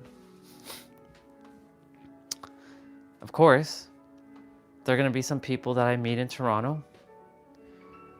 I haven't seen our residential popular guy in a couple days. I trust that everything is good with him. His name is Mr. Christopher. Brother, if you are around, I love you and I appreciate you. I haven't seen you in a couple days. And remember, I am simply not dodging you. We are literally going to meet. And it will happen when a time is aligned. And of course, when it's warmer, because I don't really desire to meet anybody in the cold. Let's just call it what it is. But yeah, for those of you who would love to move your body, we're just going to be doing 30 minutes of abs. There's no running or jumping. There's none of that. You're going to be literally on the mat for the majority of this play out. It's 9 a.m. We're going to do this thing. We're going to continue with this beautiful wisdom chat. I'll probably still talk about it during the movement. Yeah, there's no real warm-up on this one either. We're just going to get straight to it. We're literally going to just get down on the mat and we're going to do the thing. And we're just doing 30 minutes. I'll be using 2 videos. One is 25, one is 10 minutes. So we'll combine those together and that'll give us 35 minutes of good solid ab play out. So with that, I think it's time for us to go do the thing. And before that, I do have to open up one more tab. And yeah, we are just gonna fix all this quickly. And yeah, we're doing that one, and that one, and this one, and this one. Perfect. We're gonna go to this, and then that, and then here we go. Oh my God, only 2 more subscribers. I just looking at the subscribers, only 2 more, and we actually hit 500. So for any of you who would love to be the 499th and the 500th subscriber, if you would love to be a part of this magical journey that we're on, if you could hit the subscribe button, that would be awesome. We're here to monetize the channel and, you know, push this out to more people so that more can show up into the world. Wow, we're almost at 500. It's crazy. It's only like a month ago we were at like 200. So like it's growing, and it's growing pretty quickly. So just 2 more people, and we already hit the goal of 500. So if you feel called to just support the channel, if you can hit the subscribe button, that would be amazing. I'd be so awesome. I never thought that we'd get to 500 in this month, but sure enough, here we are. We're gonna be 500 by the end of January, and we're gonna be beyond 500 by the end of January.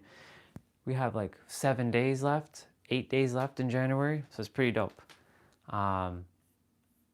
So with that being said, we're gonna put on some workout music, some play out music, and I'm gonna just get this done. So for those of you, I'm gonna show you on screen what we're gonna be doing. And so let me just reverse the song a bit. And then, yeah, let's go get it. So we're on the mat right now. And each exercise is gonna be for 40 seconds, I believe, with 20 seconds of rest. So we are literally doing leg lowers. So you're gonna bring your legs like this, and you're gonna go up like this, and like down like this. Now, if you can't see me, I'm gonna move the camera back a little bit because I know the chat might be blocking me right now, because that can happen.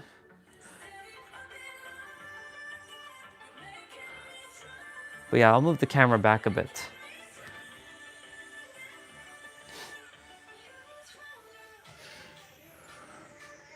And yeah, we're just doing leg lower, or not leg lowers. We're doing, alternating leg lower here, tabletop leg lower. And we have a 10-second rest, so not 20 seconds. It's gonna be 10 seconds. So we're gonna move this back just a smidge so we can see more. So we're doing something called dead bug.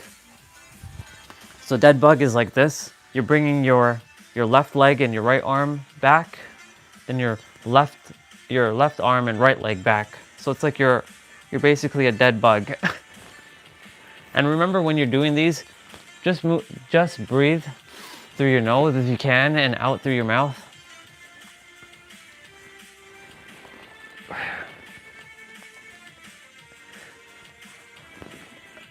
It's funny, you know those hands that are up there, those emojis? If somebody can just type in the chat to just move it up, so that, like, just type like yes or something, so that we can move the emojis, because the emojis are currently blocking me right now. So we're doing tucks. So we're basically doing tabletop tucks.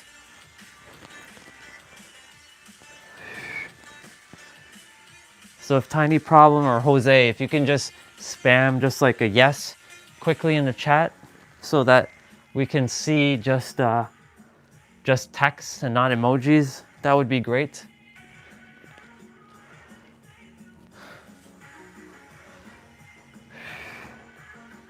Or any of my other awesome mods. Awesome. So we're doing extensions and flutters. So you're gonna extend your leg out, and then you're gonna do 6 flutters, and then you're gonna extend it back. So like this, you're gonna do a reverse. You're gonna extend 1, 2, 3, 4, 5, 6.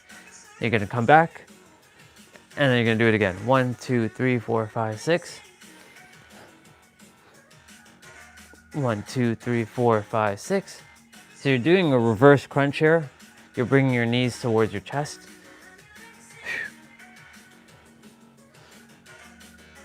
1, 2, 3, 4, 5, 6. 1, 2, 3, 4, 5, 6. 1, 2, 3, 4, 5, 6. And then we pause. So we have 10 seconds of rest, but 40 seconds of work.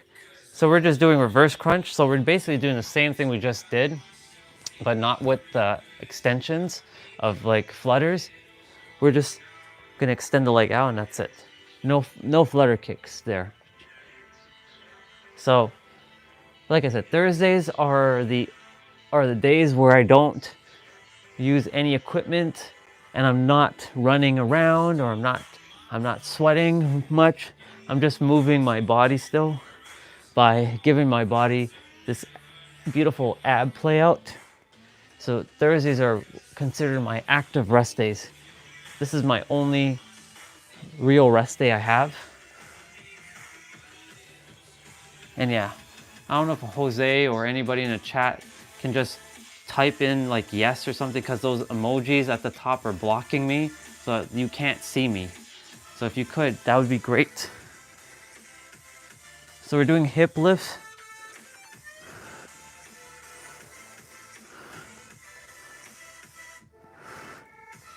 And if you guys don't, then I'll have to do it myself. I don't know if you guys are there. So I'll just have to go on one of my streams and just spam yes or something.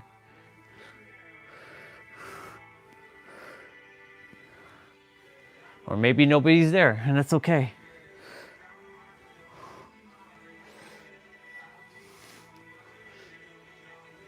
All right. Since you guys haven't done what I asked, I will just do it myself.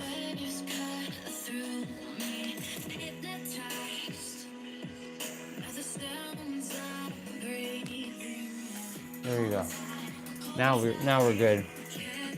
So I did it myself. Since none of you did what I asked there, I just did it myself. All right. Now that we can see me again, we're doing leg lowers. So we're doing single leg lowers here. You can put your hands up like this, or you can keep it underneath your butt.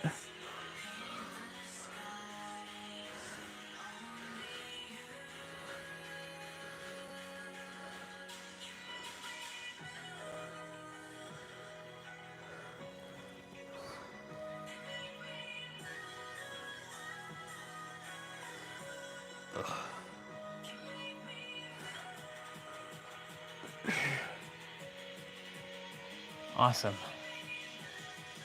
It's funny that I have to go on my own live stream to just do what I just did there. That's hilarious. That's awesome though. All right.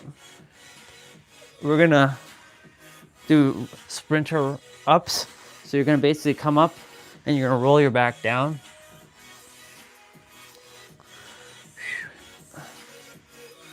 So you're essentially, when you're coming up, you're gonna bring your knee towards your chest.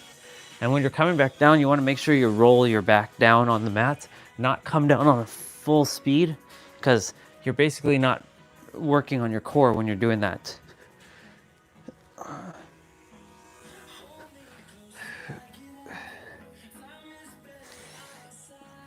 It's so weird to see me typing in the chat. It's so weird, but it's okay. The funny thing is, you guys, I don't know how it works on the phone screen, but on the computer, I don't see the chat. I see the chat on the side. So if you're on the phone looking at this, that's what I was asking for you guys to move like type some stuff. But anyways, doesn't matter. We're just doing this thing. We're doing crunch kicks. So this is gonna be for 25 minutes of just moving our body here. Just moving with abs. Now, of course, as you can see, even though I'm working on the abs, I'm moving the legs, the upper body, the little bit of the upper body. So I'm still moving the body. That's the thing. Just because we're working only in one area doesn't mean that we're not moving the entire body. We're still moving it. So we're doing Russian twists now. So Russian twists are two ways. You can either do like this, where your legs are on the ground, or you can keep your legs up and touch to the side.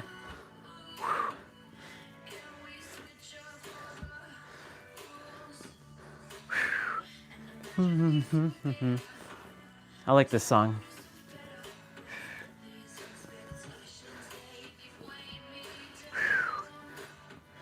So yeah, today we're gonna take a little drive to a couple places. Awesome. We're gonna go to a Planet Fitness and most likely cancel our membership, and then we're gonna go to the grocery store, grab some milk, a carton of milk, and then we're gonna just drive around for a bit so you guys can see a little bit of Toronto. I'll do my best to bring the suction cup mount and see what I can do. All right, so we are just in a plank, as you can see right now.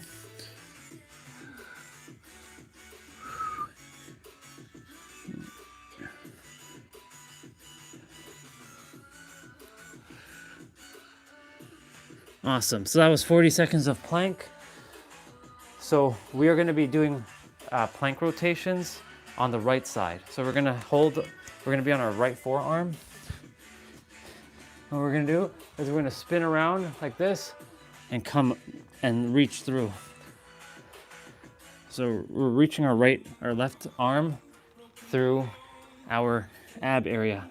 Now, of course, my feet are running into the bed, so I'm gonna have to move a little bit.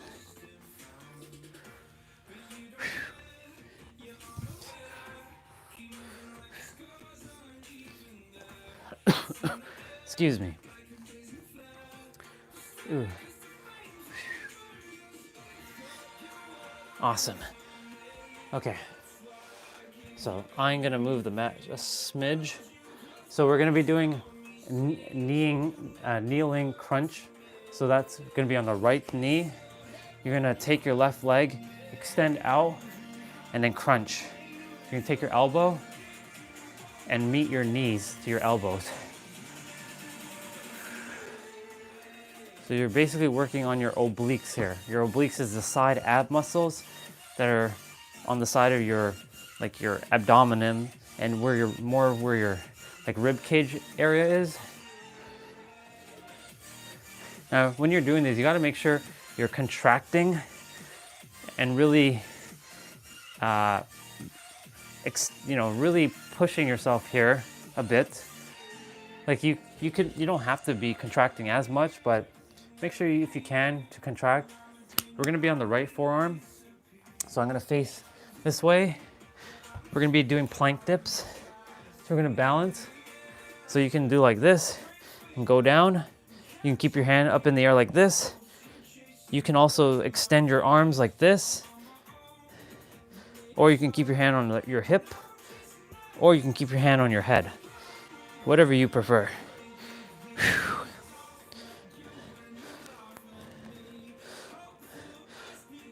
You're doing great. Keep it up, everybody. For those who are following along, keep it up.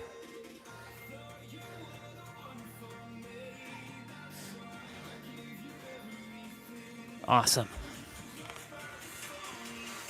So we're doing plank toe tap.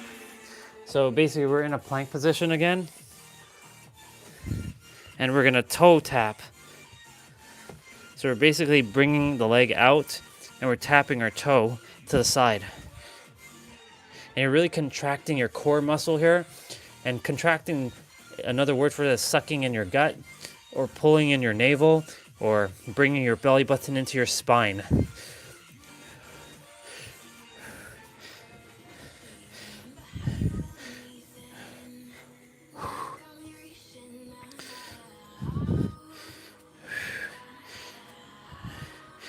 These 30 minutes will fly by pretty quickly. Awesome. So now we're gonna be on the left forearm and we're gonna do rotation. So same thing we did on the right, now we're doing on the left. So we're gonna be on the right or the left forearm, going up and then coming back down. We're going through, or taking our right hand and going underneath our chest. And you're coming up when you do a twist and then you're balancing. You're basically using your feet to do the twisting motion to balance you. And if you lose balance, it's okay. I know this one's a little bit more challenging when you're first starting out.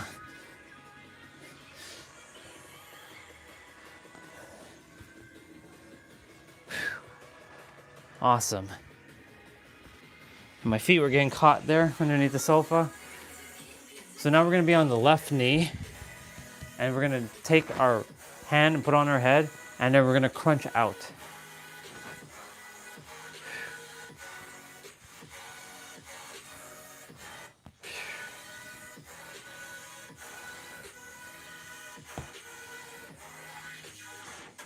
So this is working on all of your core, your side, your upper core muscles, your lower core muscles, everywhere. So like I said, this is just the active resting.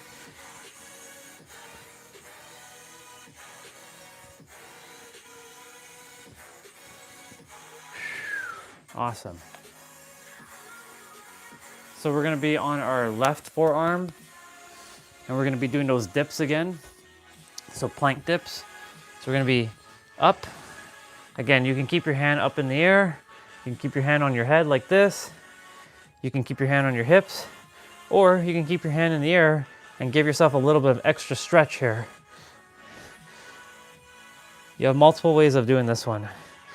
Now, if you can't balance your feet, if they're stacking together and you're falling down or you're not balancing on your left foot, put your right foot behind your left foot and it'll balance.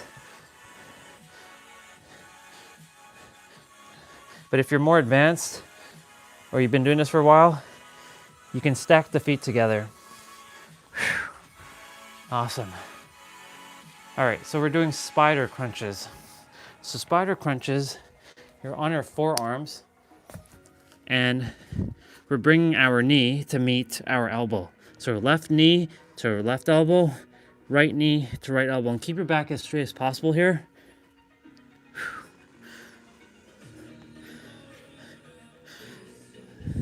So it's like a lot of planks we're doing right now.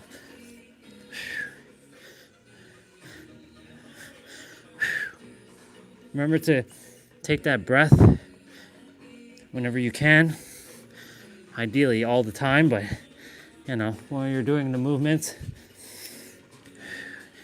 focusing on two things at once might be a little bit of cumbersome, a little difficult at times. Okay, so we're doing something called bear walk. So I'm gonna show you what bear walk looks like. So bear walk, you're walking laterally and you're hovering your knee over. So you're really contracting your core here. Now, of course, as you can see, I'm going to as far as I can. If you don't have that much room, that's okay. Just do a couple. You can do a short, like 3 one way, 3 back.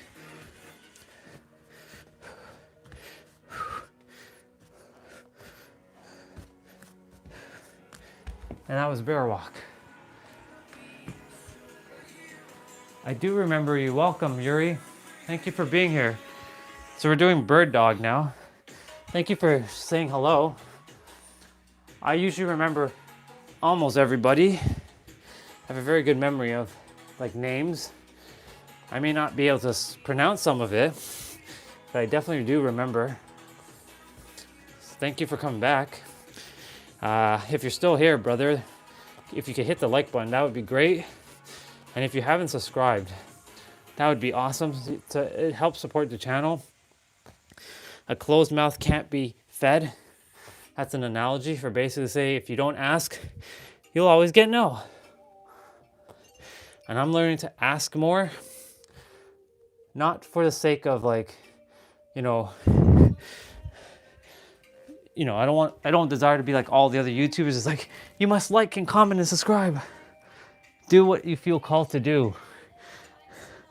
But right now, we have a goal of reaching 500 subscribers, and we're only 2 away from our goal, which is pretty awesome.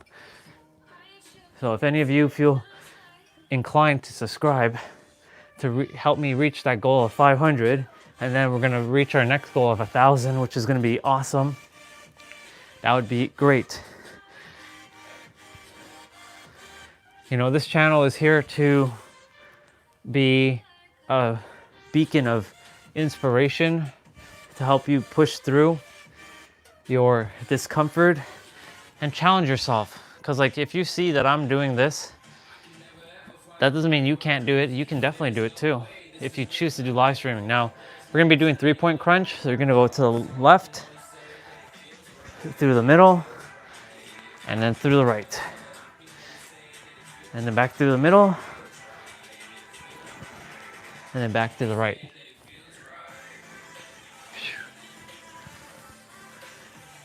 Awesome.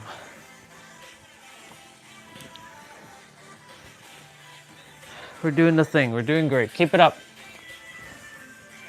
We're almost done this one, and then we have about 10 more minutes-ish, give or take, because we have another routine that we're going to be following. So we're going to do crunch pulses. So crunch pulses is like moving, but you're not coming fully down, and you're not going fully up. So you're basically pulsing. What up? Thank you for putting that in the chat. Jose, I know that one was you, I can tell. So we're definitely gonna have to take a shower soon, like earlier than normal. So I can go and warm up the car and yeah. What else? Might groom a little, just give me a quick little like touch up. I've been groomed in a bit. So we're doing X arm sit-ups. So you're gonna bring your arms like in an X. You can keep your hands on your shoulders, and you're gonna bring yourself up and touch your knee with your elbows here. And if you're having a little bit of a harder time coming up, it's okay. Take your time. I was doing this one with like weights. It was very challenging. I was holding 10-pound dumbbells, even though 10 sounds light. But I was like, oh man, that 10 actually really does make a difference. Then I did 20, I was like, oh my Lord. Really pushed myself. All right, so we're gonna be doing a straight leg sit-up. So similar to what we did. We're basically gonna come up and touch our feet, and then gonna come back up. Now, of course, I'm at the limit of my bed, so I'm hitting my bed there.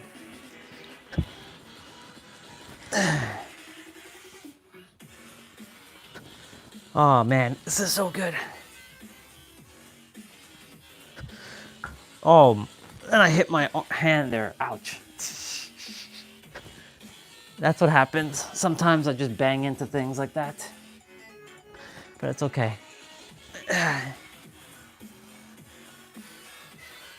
I'm basically at the limit of this right here, this part right here. So we're doing toe touches. So we're bringing our leg up like this. And we're touching our toe. Now, if you can't touch your toe, you can touch the top of your feet. And if you can't touch the top of your feet, touch your ankles like there.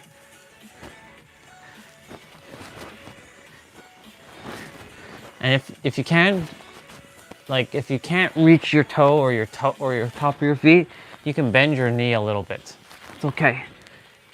But for my people, my soul family who are advanced at doing this, go ahead and keep your leg as straight as possible.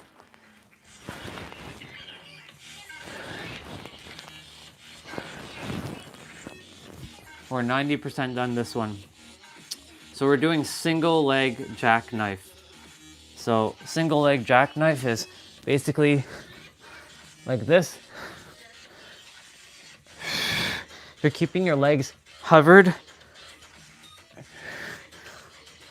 And you bring both hands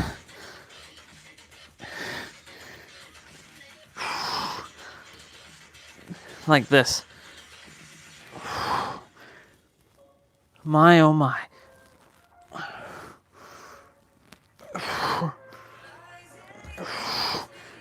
You're doing great. Keep it up.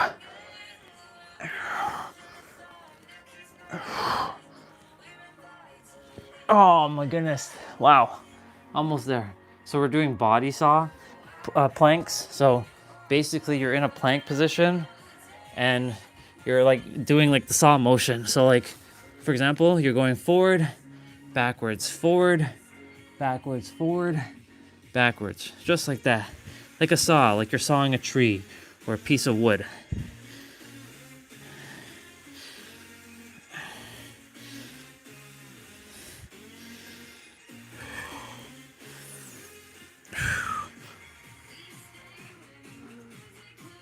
We're almost there.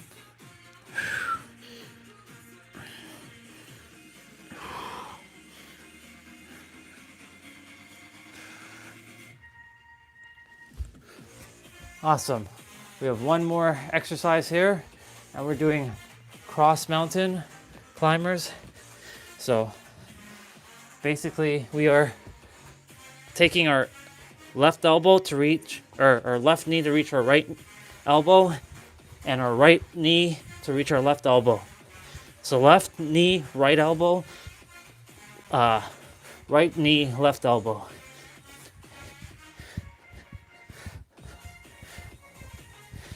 "15 seconds more to go. We're almost there. Keep it up.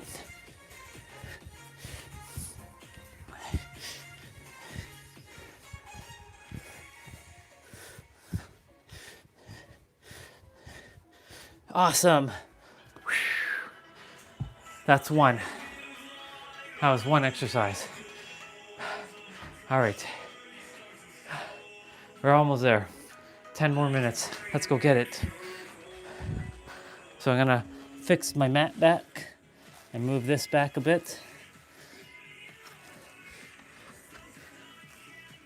Only reason why I'm moving the towel a bit is simply because sometimes I get stuck on the towel or slip on it. All right. So we are doing shredded abs. We're doing this with Tiff and Dan today. Is this the same one we did yesterday? Hold on. No, it's not. It's different. This one's different. And I'm waiting because there's an ad playing on YouTube. But yeah, we're gonna be doing 10 minutes of abs now again. And of course an ad came. So we're gonna start with prayer crunch. So for those who are still doing this with me, get back on the mat. And we're basically going up, keeping your hand in the prayer position and crunching up. Make sure when you're coming down, rolling your back down. Each of these are gonna be for 30 seconds with 10 seconds of rest in between. So this is only for 10 minutes.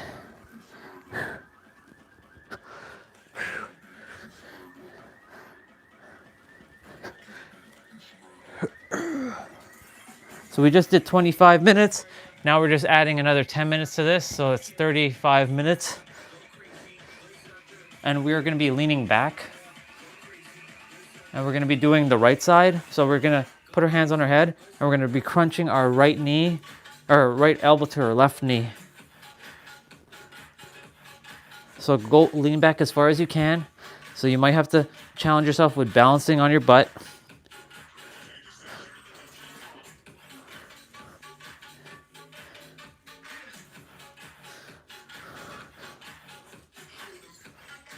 And then we're gonna be doing the left side. Awesome. So we're gonna do the left elbow to the right knee now.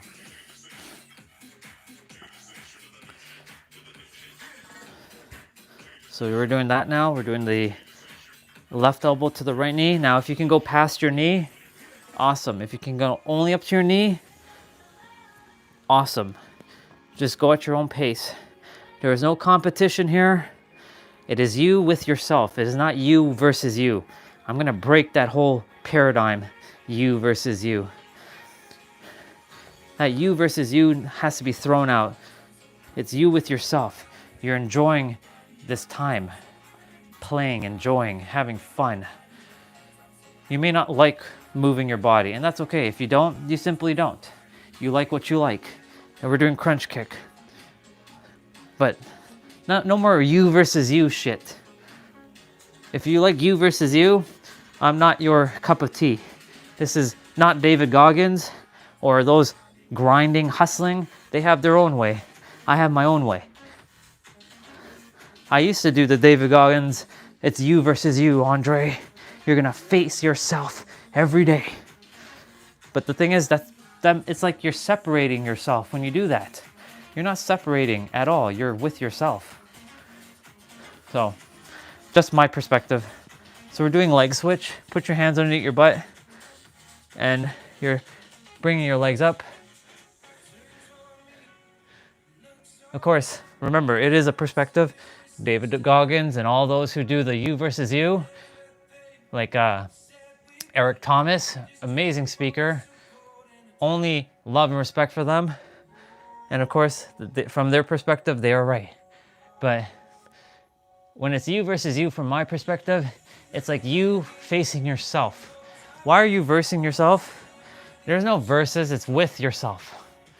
You're doing this together. Seeing yourself as one, not separate. So we're leaning back and we're reaching.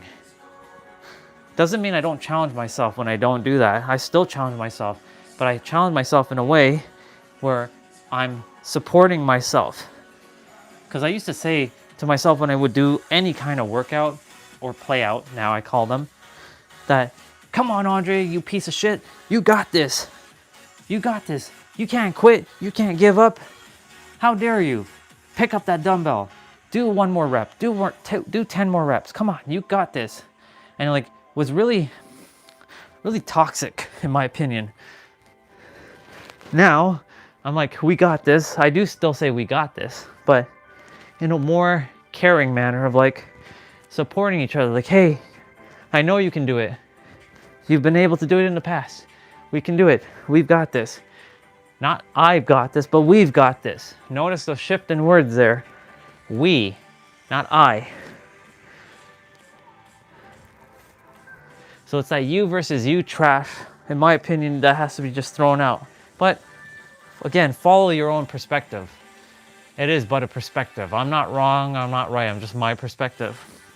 So we're gonna be doing reaching to the side here. So we're just reaching over, touching the ground.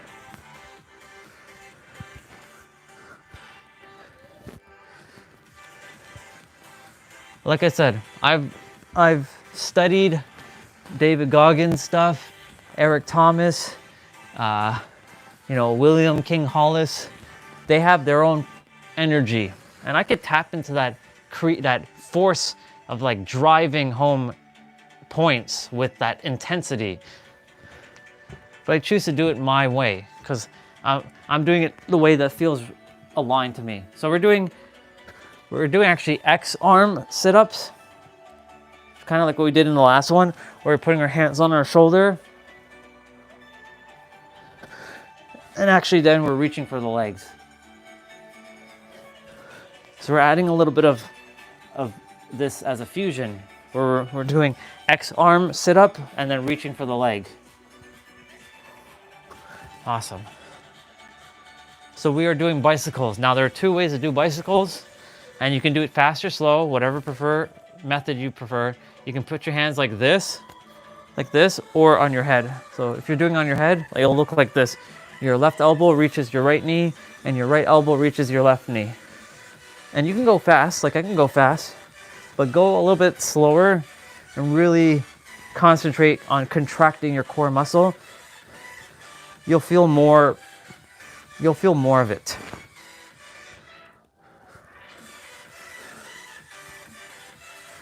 Let's go get it. Oh man. All right, so we're gonna be on our forearm again. We're doing dips. So basically repeating some of the stuff we did in the last exercise, last play out video. So again, we're stacking, and you can keep your hand in the air like this. You can keep your hand on your head. You can keep your hand on your hips, or you can keep your hand in the air and reach to the side as far as you can. Now, I'm gonna reach this way since the cabinet was blocking me.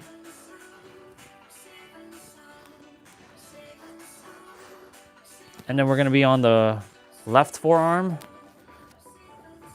Oh, no, we're not on the left forearm yet. We're still on the right forearm. We're doing those reach overs. So we're gonna go up and then we're gonna reach underneath. Again, if you can't balance, put your left foot behind your right foot right now and balance. Like what I'm doing right now. But if you can, keep your feet stacked together and reach for the sky and then twist and come back up. And then we're gonna be on the left forearm after this one. We're already 78% done this. We're almost there.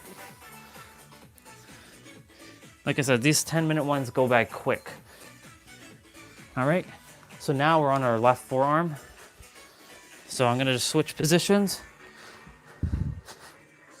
So same thing. I'm gonna go down and reach.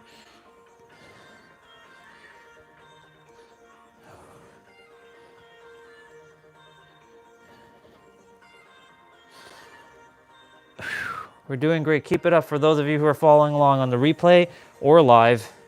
Proud of you. Keep moving. And for those of you who are just chilling and watching, proud of you anyways. You may not move your body, but that's okay. You do what feels aligned to you.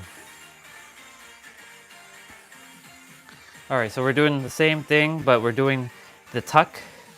So we're gonna take our arm and tuck. Taking our right arm, putting it in the air, and then tucking underneath us. Good job, everybody. You're doing great. Keep it up.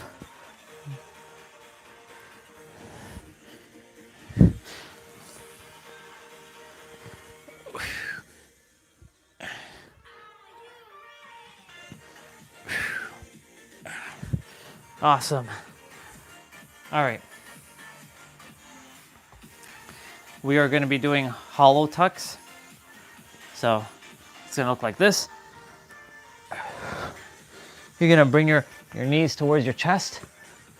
And you're going to tuck your hand underneath your knees. And you're going to bring your head towards your knees as well. So your knees is going to be towards your chest. And you're bringing your head up towards your knee. Make sure you don't hit yourself, of course. And doing a tuck motion.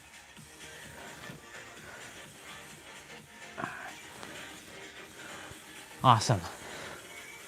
And we're done. I just realized we finished. See? Quick, effective, and we're done. And we're gonna stop that music. We're gonna play piano music again. We're finished. Whew. Good job, everybody. See? That was super quick. That was my active rest day. No weights. No running, no jumping, no nothing. Just straight up moving your body in that fashion. And I still got a great like play out in. So that's why I said there is no excuses. Literally no excuses. I am gonna quickly go check something. I'm gonna go outside and throw a couple of these things outside because I don't think those cycling people came yet. So I'm gonna go take this outside. So yeah, for those of you who came and did the thing, awesome. Yeah, proud of all of you for moving your body this morning. And yeah, thank you all so much for just, you know, coming on and saying hello. It's a beautiful thing. And yeah, let's see. And yeah, we're almost at our goal at 2 more subscribers. Simply 2 more subscribers, and we did the thing. We hit the 500 goal mark, and that's okay. Whatever happens today, tomorrow, we're gonna hit 1,000 eventually, and beyond 1,000. And we're just gonna keep moving forward. Every day I was just gonna keep doing these things live. And yeah, I'm gonna go quickly run outside. Probably take you guys with me for a moment. Take you guys off of this. We go for a little bit of a cold, quick walk outside to go and let me just take off Wi-Fi for a moment. Let's see. There we go. I think this is how I have you guys when I'm, if I remember correctly, in San Diego. I don't remember. Got to put on my other shoes. It's still pretty friggin' cold, so I'm going out into the winter cold. My shoes has to be tightened as well. These laces always, for whatever reason, always seems to just, I have to redo them, of course, and we're gonna, hey demonic, welcome. I'm just about to just go outside quickly and take this stuff to the recycling bin. It's cold, it's snowy. I'll show you the sun when I get back inside. But we're gonna go outside quickly and take care of some of this stuff. We're gonna go for a drive in a bit. I definitely have to groom. Like, I really have to like groom. It's crazy. Crazy. I'm like, oh man, I have to like groom a lot.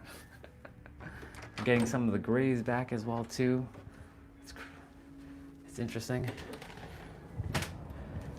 Okay, so it's cold. It's really cold, but it's not as cold as it has been, but it is cold. I'm still outside. Yeah, I'm just gonna go around, put this on this box here, and throw that there. And yeah, it's just really cold outside right now. There's what I call the Mazpra.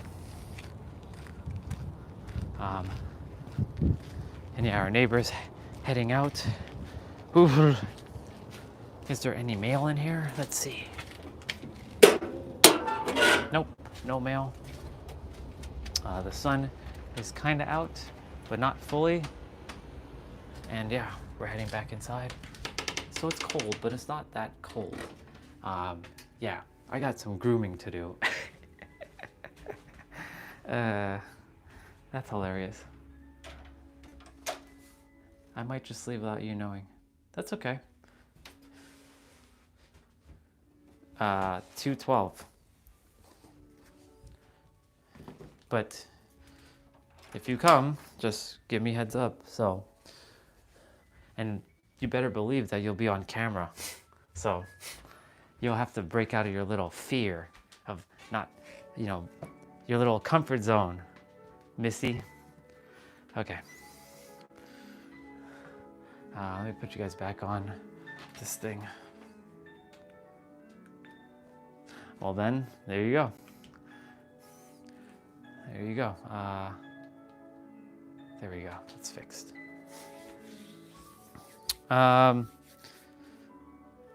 Did I put my grooming stuff back in here? I did. I'm gonna quickly just take this, like broke, so like I'm having to like drag the drawer down, and it's annoying. But like I said, it is also there. I'm gonna go ahead and grab my things. I could actually trim in here, but like I'd have to get my thing and like clean up. It's funny because like I did this in a public bathroom. I was like, how am I gonna like do this? And like I sure enough did it. And I have my little mirror, which I love. This mirror came in handy, came in fucking clutch. You have no idea. You know what? I'm gonna do it in here because like I don't really desire to go in the bathroom. I'm gonna quickly just do that. We're gonna get out of our comfort zone. The piano music's gonna stop for a moment. I'll turn it back on in a bit. The only thing I will obviously never show you guys is obviously private stuff like using the bathroom and all that other stuff. But yeah, I've seen people on streams groom themselves. I'm like, what the hell? They really got out of their comfort zone by doing that. There's one time some chick was in the shower. She was speaking, but she was like, she really got out of her comfort zone by doing that. I was like, wow, good for her for doing that. Let's see. I'm gonna get a broom, and because I know it's gonna be messy, and we're gonna have hair flying all over the place, and I don't desire to have hair flying all over the place. But yeah, tiny problem. If you ever come, you're gonna be on camera, so you better believe that's happening. So that means you may never see me in the physical ever again. And yeah, I'm gonna do my best to like see. Somebody stop him. I'm not a barber. Well, I'm not gonna cut my hair. I'm like trimming my beard. So I just have to like, yeah, do that. You see that?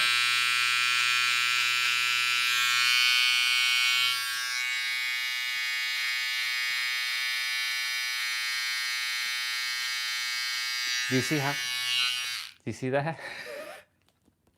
That's how you do it. It's simple. And like,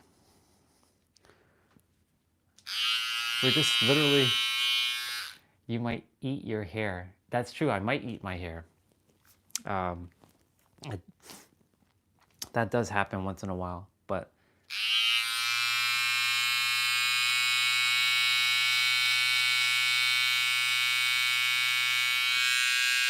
this is hilarious. We're getting uncomfortable.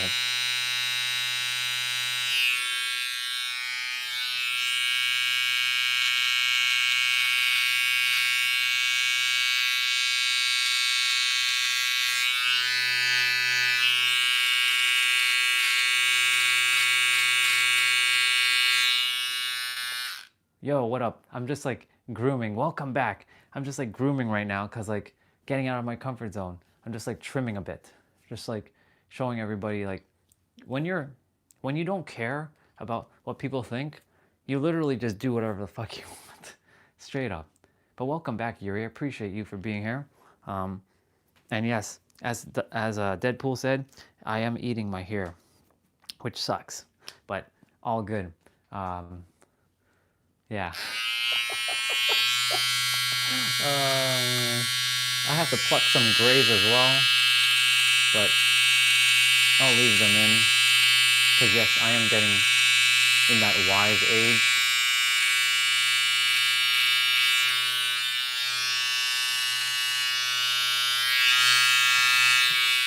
It's like hard to see. It's like super hard to see some of the lines, but I'm just trimming. I'm just giving a quick little trim. That's all. Just like doing there and doing there. I'll do like proper touch up later, but yeah. I'm not in the bathroom and I'm be using this is what I had to do when I was in San Diego. I have to like, do quick little trim ups while I was outside. How am I gonna do this?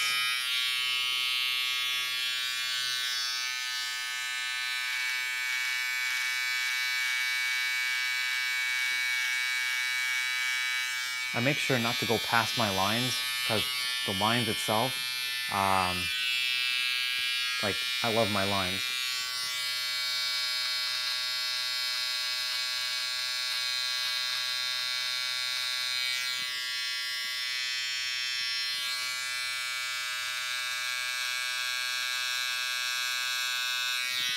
See? Doing it on camera. How awesome is that? And of course I have my broom so I can like clean up the little excess hair.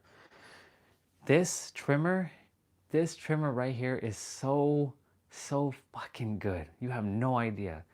It's called the Vader trimmer from Supreme. It's not the Supreme brand, but they call it Supreme trimmer. but people write my name wrong. Hold on, Deadpool. I totally forgot to show you the sun. Making sure there's no hair on my hand. There isn't. Look, there is your sun, dude. There is your sun. There is your sun. Enjoy. I said I was gonna come back in and show you the sun, so there you go. Always showing the sun on stream, because you know. There it is.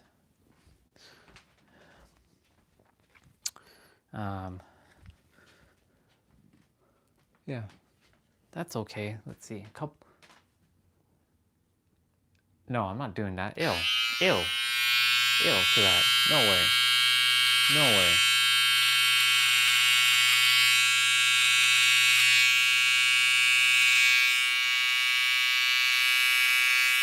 It literally is like just little touches here and there.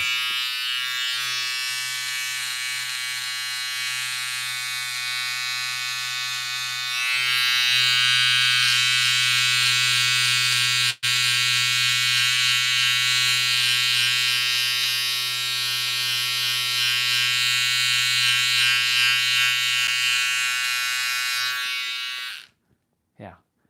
I'm not gonna ever do a goatee ever again. No way. Even when I get the full grays, because you know the grays are coming. The grays are full on coming. Yeah. This is how you get bold, people. You just do shit on stream and like you just do it.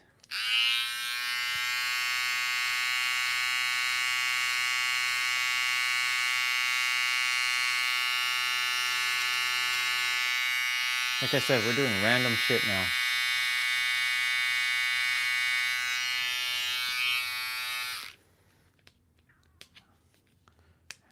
Oh. I was like, wait a minute, why is it not turning on?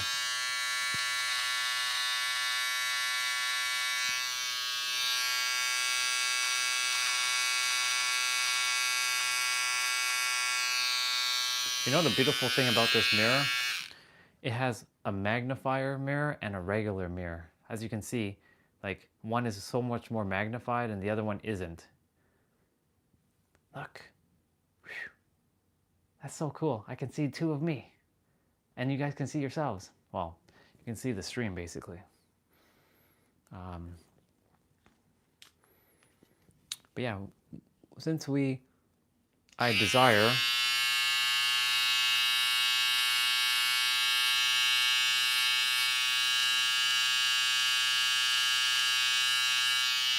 I'll pluck the grays out a little bit later. Some of them, not all of them, obviously. That's good. See? Didn't take long. Only took a couple minutes. I just now have to clean. Now, is it perfect? Of course not. This is like a quick and dirty, like quick and like eat, like quick.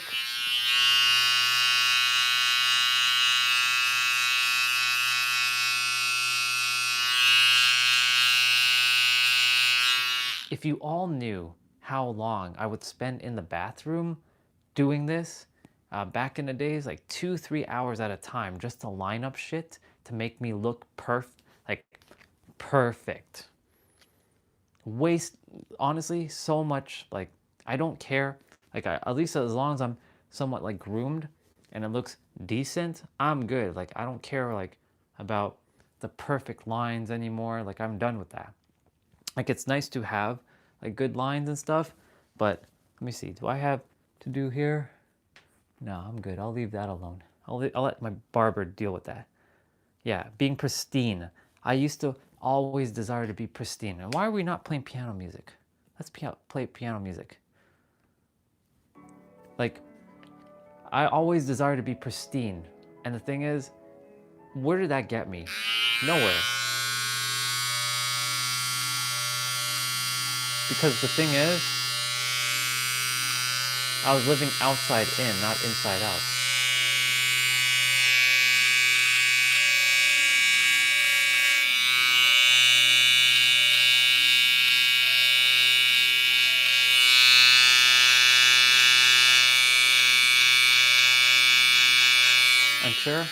I'm sure I've screwed up my lines before. Trust me, I've screwed up the lines many friggin' times. and I had to use like marker just to make it look like I had the lines. Yeah, I used to do that. Sometimes I still kind of do that here and there, but like the thing is like if it looks really bad, like if I really fucked up, then I would kind of like draw the line and kind of like cover, like honestly, I stopped caring really about like how people perceive me, because like that's the thing, when you let go, like even the grays now, I'm just gonna say fuck it, I'm gonna let the grays all just come out and just like call it a day. And maybe in the age when I hit 40s, not a barber, get out of here, get out of here, get out of here with that.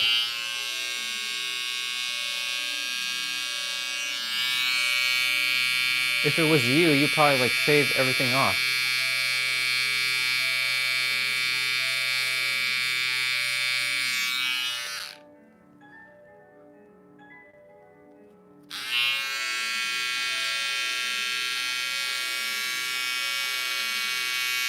Notice how I'm hovering over.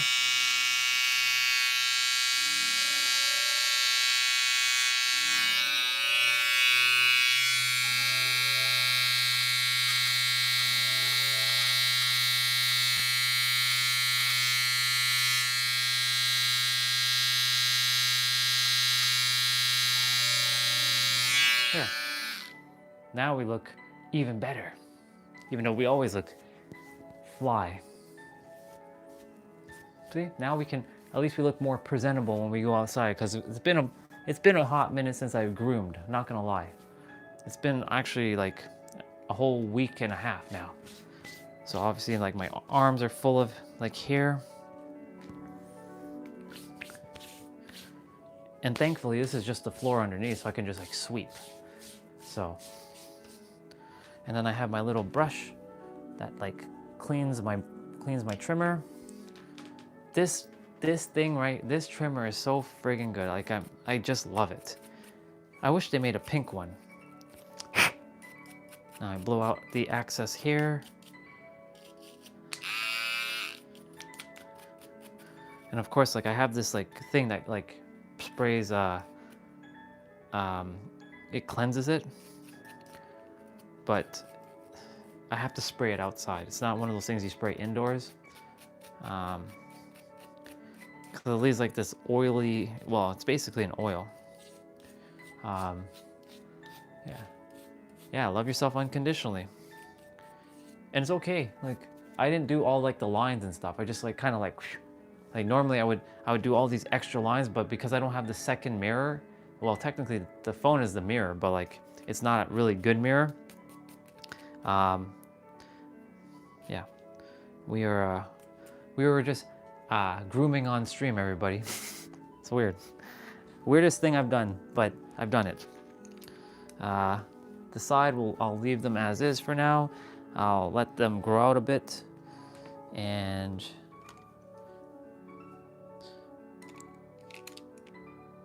let's see. And then like I take this shaver and just kind of like, what up, dude? And then I kind of like give myself a little bit of a polish here. Yeah, doing all kinds of random shit on my stream now. Simply because I stopped caring. I started letting go of like what people thought, and I just started doing it. And the thing is, like, when you live from your authentic self,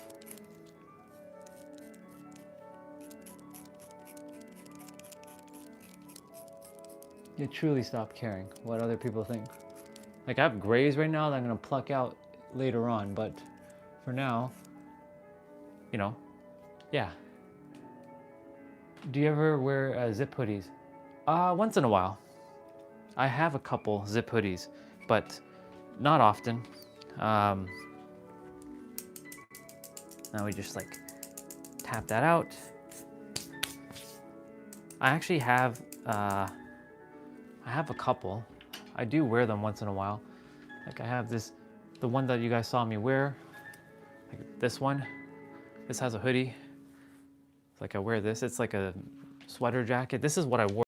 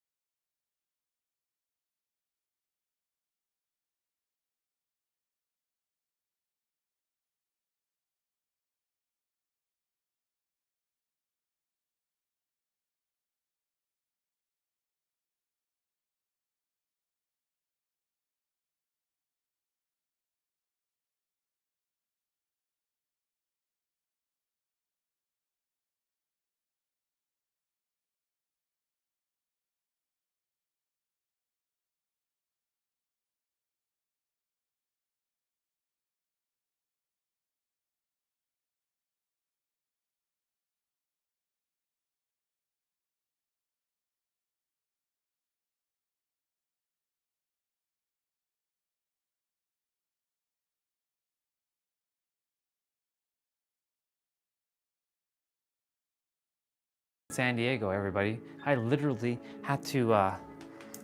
had to do this outside or in the public bathroom when I was in the car or at the gym. So San Diego literally helped me break out of my comfort zone. Truly, I'm so grateful for that experience. You have no idea. Yes, you guys could have said, you could have taken an Airbnb, dude, or a hotel. Why didn't you do that? I did it to break out of my comfort zone and get a perspective. I'll read the comment shortly. I'm just gonna quickly clean now because, you know, I don't like place being in a mess.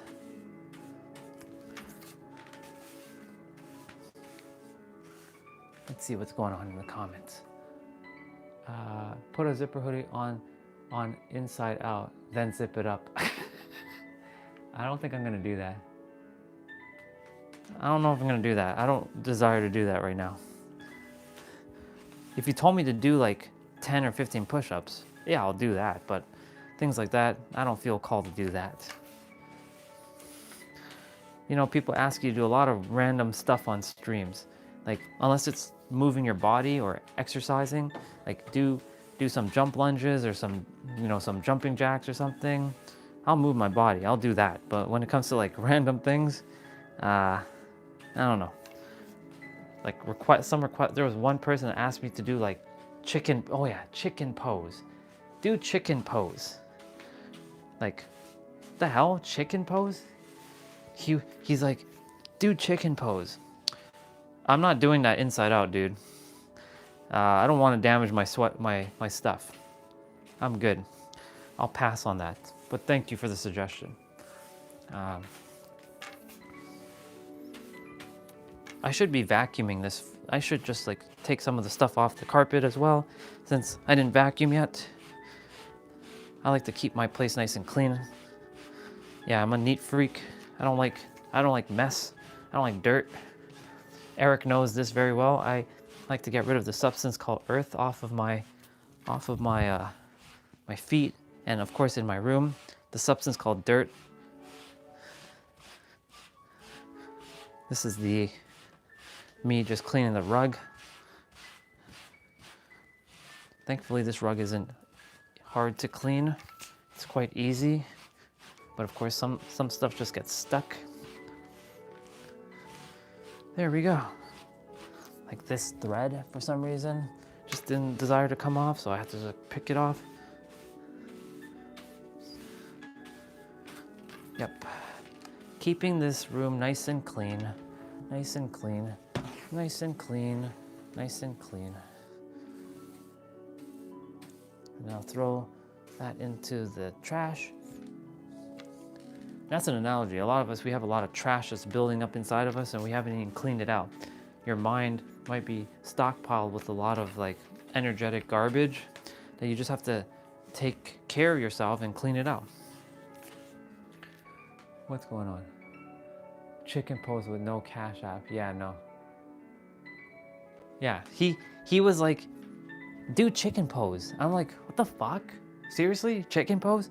I did the thing, and I was like, he's like, that's not chicken pose. I'm like, then what the hell is chicken pose? And I looked it up.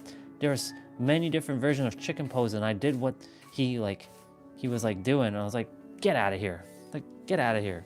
This was like maybe day 3 on my live stream of my first on YouTube. He's like, do chicken pose. Chicken pose. Get out of here with that nonsense.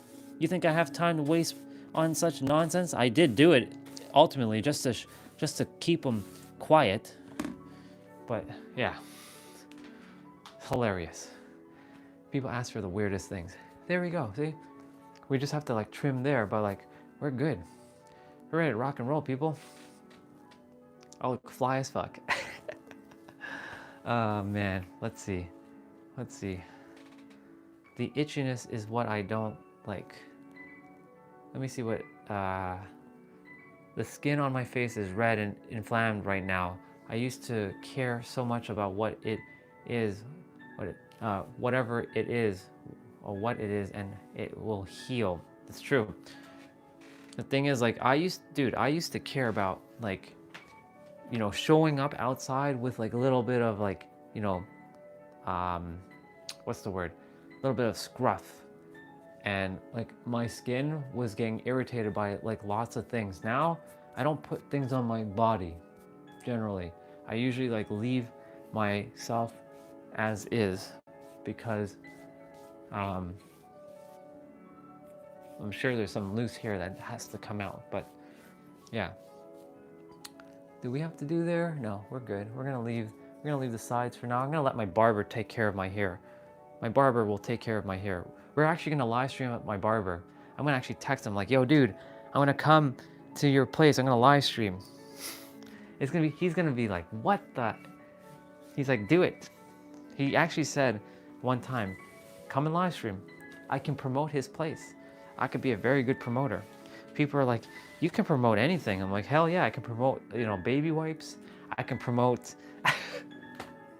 baby wipes. Of all the things, I was talking how good baby wipes was while we were in San Diego, because, you know, that was like my bread and butter to keep me clean and stuff.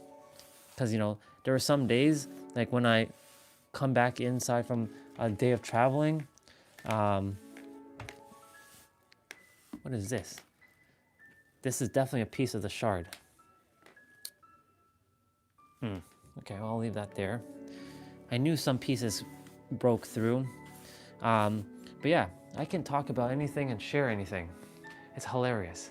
For all of you who are on, if some of you could do me a solid, please do me a solid. Hit the like button or even subscribe, because we're two subscribers away from hitting 500. And it'd be awesome if we can get to 500 today. But again, no obligations. But yeah, the baby wipes. Yeah, see now when I'm seeing more dirt, I'm like, okay, gotta clean more. This is what happens. So this is why I say sometimes perfectionism just is the killer of your dreams. You just have to let it go. But because I already had the broom out still, I was like, I'll deal. I'll clean it. It's fine. I'm gonna go grab first meal because it's there to eat. I can put this away now. Let's see. This is good. I'll deal with the grays at some point.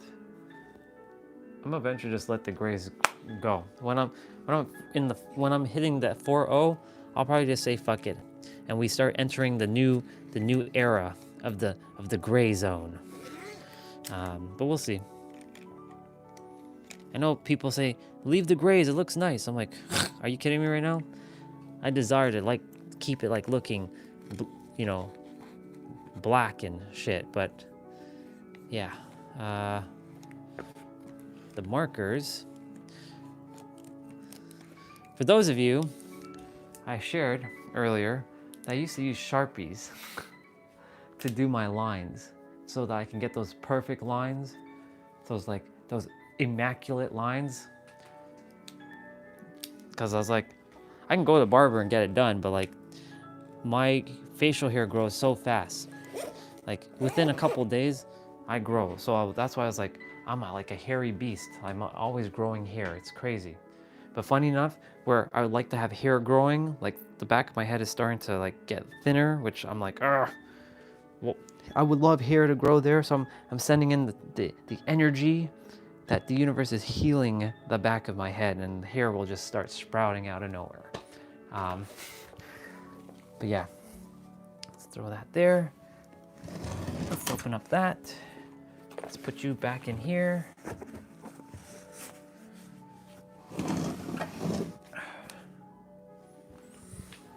All right, let's go get something to eat. We have hash browns and eggs.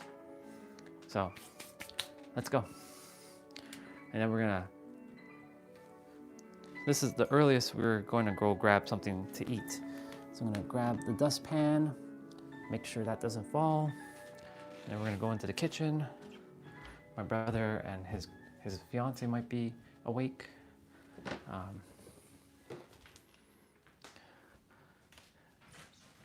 Yeah, nobody is quite awake yet. And yeah, we're just gonna throw this in the trash. So we're just over here.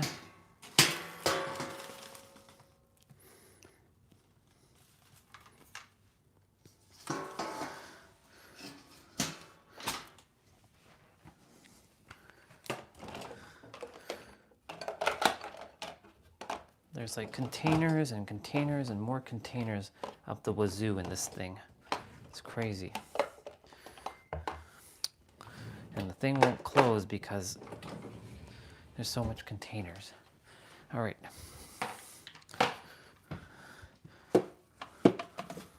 Yeah, so when you live authentically through your truth, actually we don't have eggs. We just have hash browns. Good old hash browns that are already made. We just have to warm them up. But yeah, when you live from your truth, your authentic version of yourself, you literally let go of everything.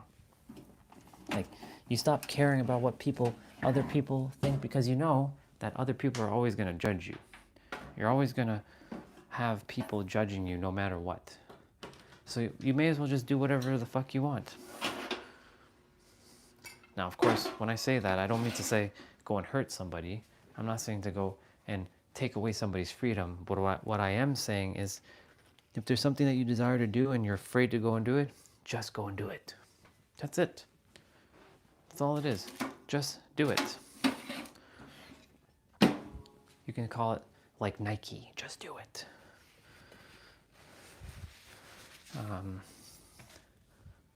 I might eat that muffin. I don't know. We'll see.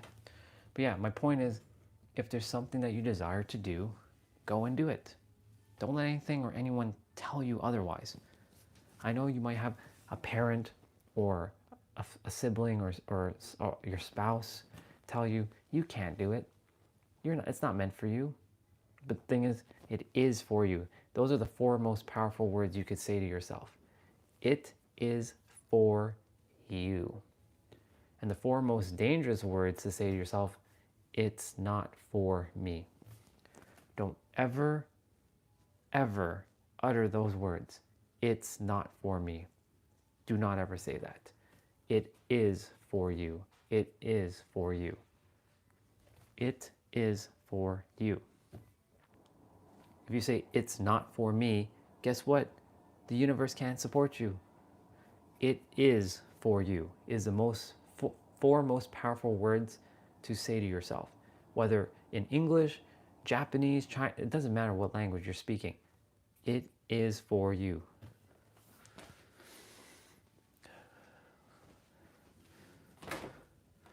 I am just seeing what there is. I'm going to have a couple blueberries. Just going to grab a couple blueberries here.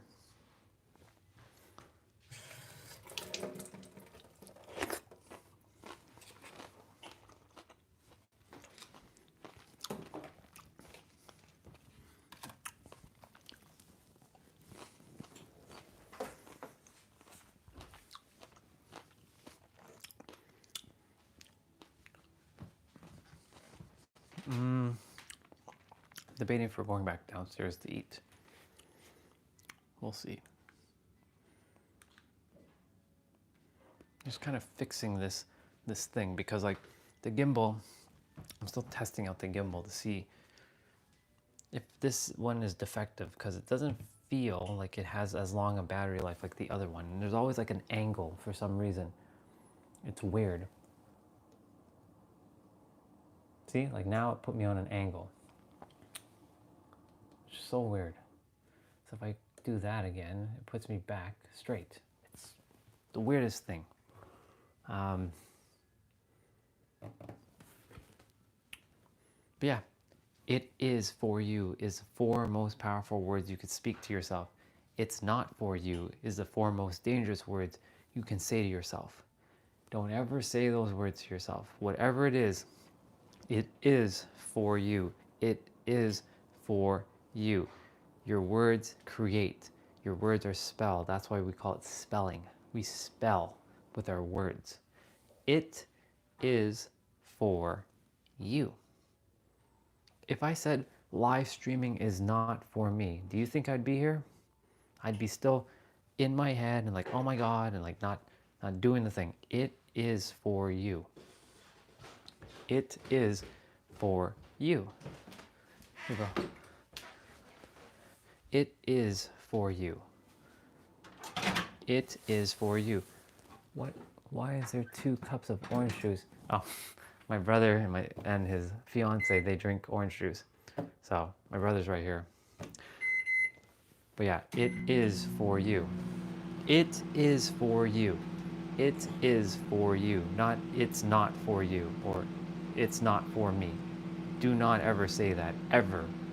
Do never, ever utter those words in your life. It's not for me.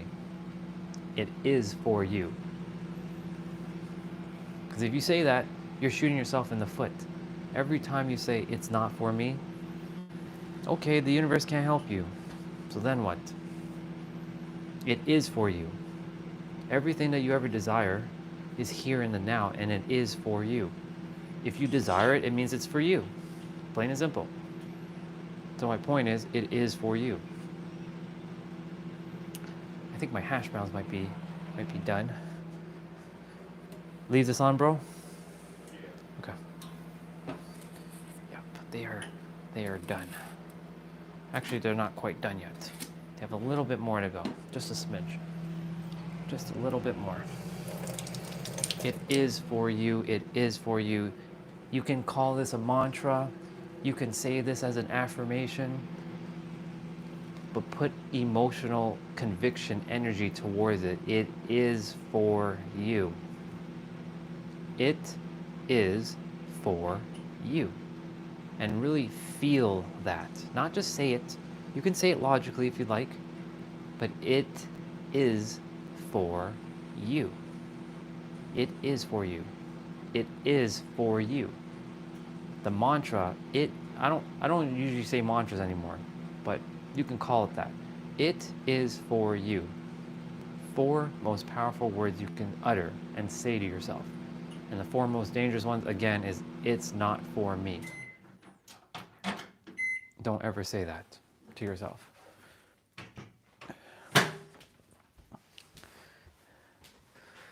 Yeah. It is for you. Put it in the chat. It is for me. Whatever you desire, it is for me. Whatever you desire. I don't care what it is that you desire. It is for you. Whether that's $1 billion, $1 trillion, a partner, cars, money, success, being an entrepreneur, whatever it is for you. The reason why is because it was given to you for you to have. This is why it is for you. It's all about the mind. It's not about mindset. It's about mind mastery. Mind mastery. Mind mastery goes way beyond just mindset. It is for you. And I haven't shared this one on stream, but now I'm sharing it because something has spurred me to say this. I'm still waiting for the hash browns. They're not quite done yet. By the way, every time I come in the kitchen, see, look at what it says, San Diego. I always have San Diego in my mind. It is for me, exactly. Good job, bro. It is for me. It is for me. It is for me. It is for me. Just like San Diego is for me.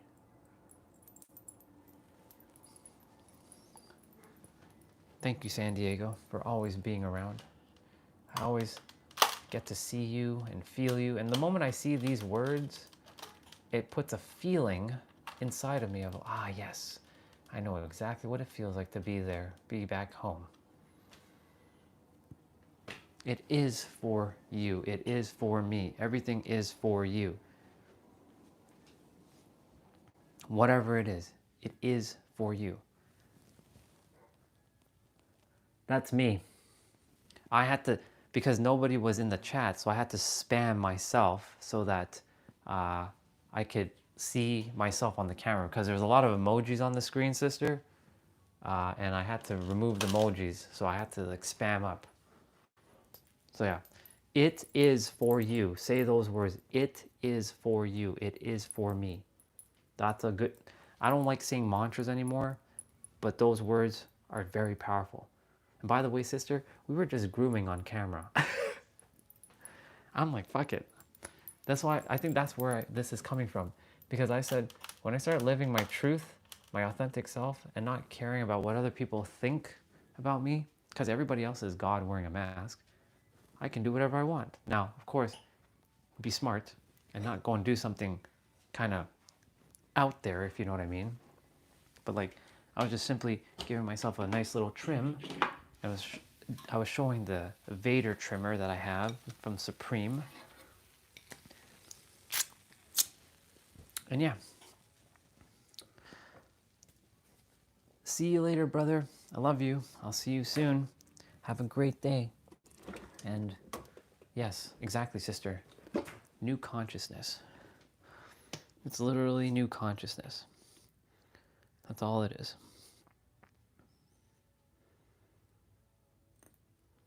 Since my brother said to leave it on, thing is, I'll put it back on. It's done. I did turn it off though.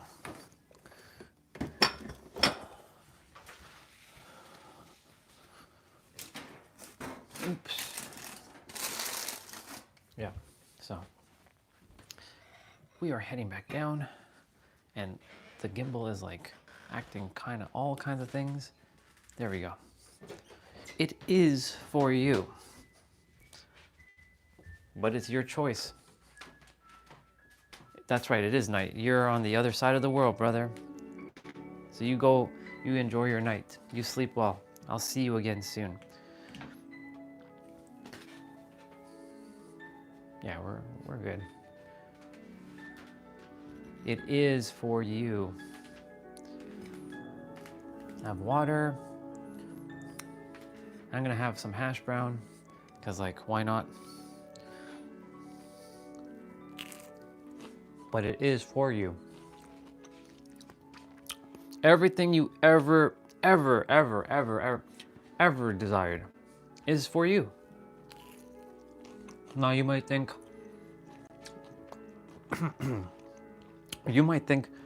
well, gee, Andre, that's easy for you.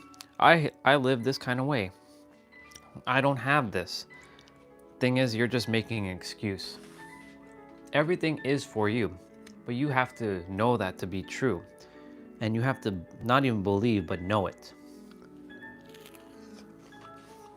But, however, if you haven't even learned to believe in stuff, you're gonna have to start with believing first. Then from believing, you'll get into faith.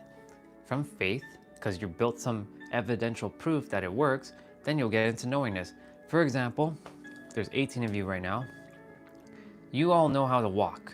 Some of you may or may not, I don't know. Some of you know how to talk. You may not be able to talk, but majority of you probably know how to talk. You know how to blink your eyes. You know how to move your fingers. You don't have to think about it. You don't have the belief and faith to move your fingers, you just know. So it's the same principle for what you desire. You know that you have everything. It's already within. You just have to live in that eternal state of the now. This is why everything comes right back to being in the now. When you live in the state of the now, when you live from the state of being in the now, your life will change. Quite literally. And figuratively as well. But, however, see, I'm still catching myself saying the word but. I'm gonna really transmute that word but out of my vocabulary. It's however. However, it will take some time.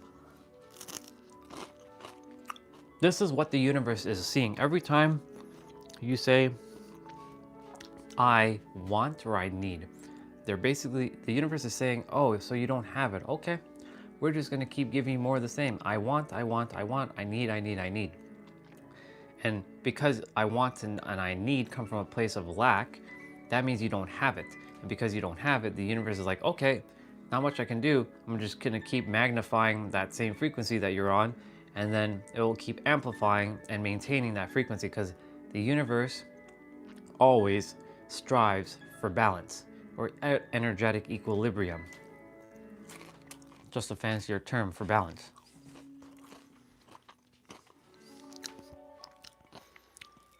So if you don't have something, like in the physical, that means you don't, it's not necessary right now.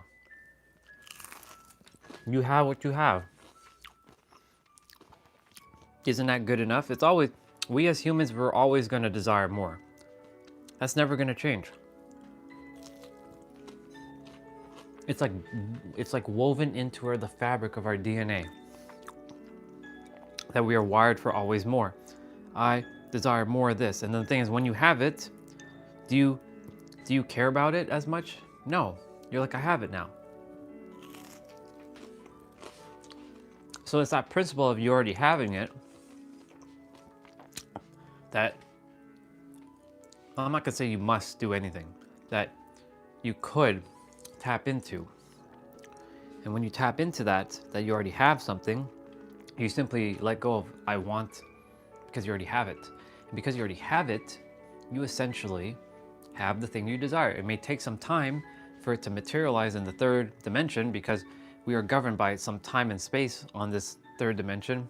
Time doesn't really actually exist. However, we use time as a measurement. Good morning, Sushi. Or, well, it's good evening to you, brother. I already did my play out. We just did 30 minutes of abs. I'm talking about wanting, needing, having, and being in the present moment. And Sushi, since you just jumped on, say these words. I've already finished. I already finished the workout or the play out. I'm done. I did 30 minutes of abs. So I'm just eating now. I did it earlier. Thank you for the like, by the way. I appreciate it.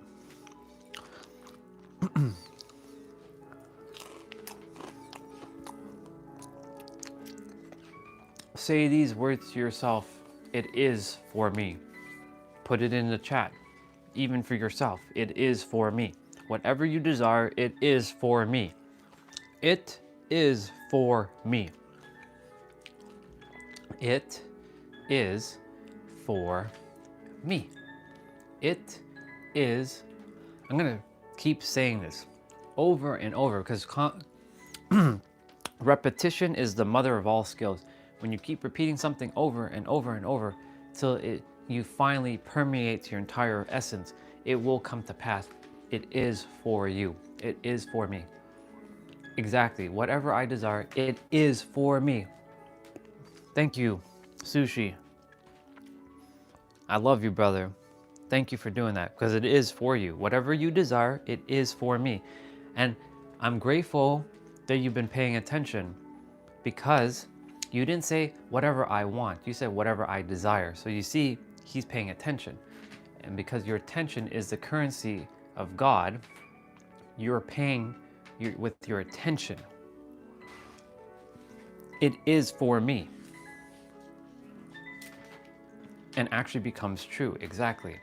What you do, and you can trick your subconscious, because your subconscious doesn't know. Here's the funny thing about your subconscious. It doesn't know if it's real or not. You can close your eyes and you can imagine you're in this beautiful castle. Your subconscious doesn't know any better if you're actually there or not. It just is going by what you feel and becomes true. This is why using your imagination or visualization is a very powerful tool. The subconscious doesn't know if it's real or not real, because I could be standing at the bottom of the ocean right now. I could stand at the bottom of the ocean right now and the subconscious wouldn't know any different. And if I was thinking, if I'm at the bottom of the ocean, which I'm doing right now, it doesn't know that I'm at the bottom of the ocean. I'm just feeling, it's very peaceful here. Unless I tell the subconscious, hey, I'm at the bottom of the ocean. And now it's like, oh, I can feel the pressure of the bottom of the ocean. Like it's obviously it's very powerful. Let me see. Yeah, it doesn't know the difference between reality and imagination. Exactly. Exactly. It doesn't know. Your subconscious doesn't know the difference between imagination and reality. Great way of putting it, brother. That is perfect. Thank you for sharing that. It really doesn't know. So that's why if you say it is for me, whatever I desire is for me, it is for you. So like the cars, if you love cars, if you love money, and I have an acronym for all of you, my own natural energy yield is money. You are one with money. You are nothing more than energy. Money is nothing more than energy. Money is currency. It flows. It's like a river. Your body flows. You have blood that flows like water inside of your veins. It is all energy. My own, so write this one down. My own natural energy yield. Money. My own natural energy, or I'll do it backwards. My own natural energy yield. Exactly. Yep, there you go. And that stands for money. My own natural energy yield. And the thing is, when you type it out, or when you write it out, or when you say it back, you basically have permeated your mind twice, because you may have read it or you've just heard it, but if you say it back, you've permeated your mind with it. So now you have technically learned it twice. I'm using the word learn because there's a lot of people who still is in the paradigm of learning, so I'm going to just use learn. When you speak it or write it or share it back with someone, you've now learned it twice, and you reinforce it. Exactly. You're enforcing your memory. You're enforcing your memory. Precisely.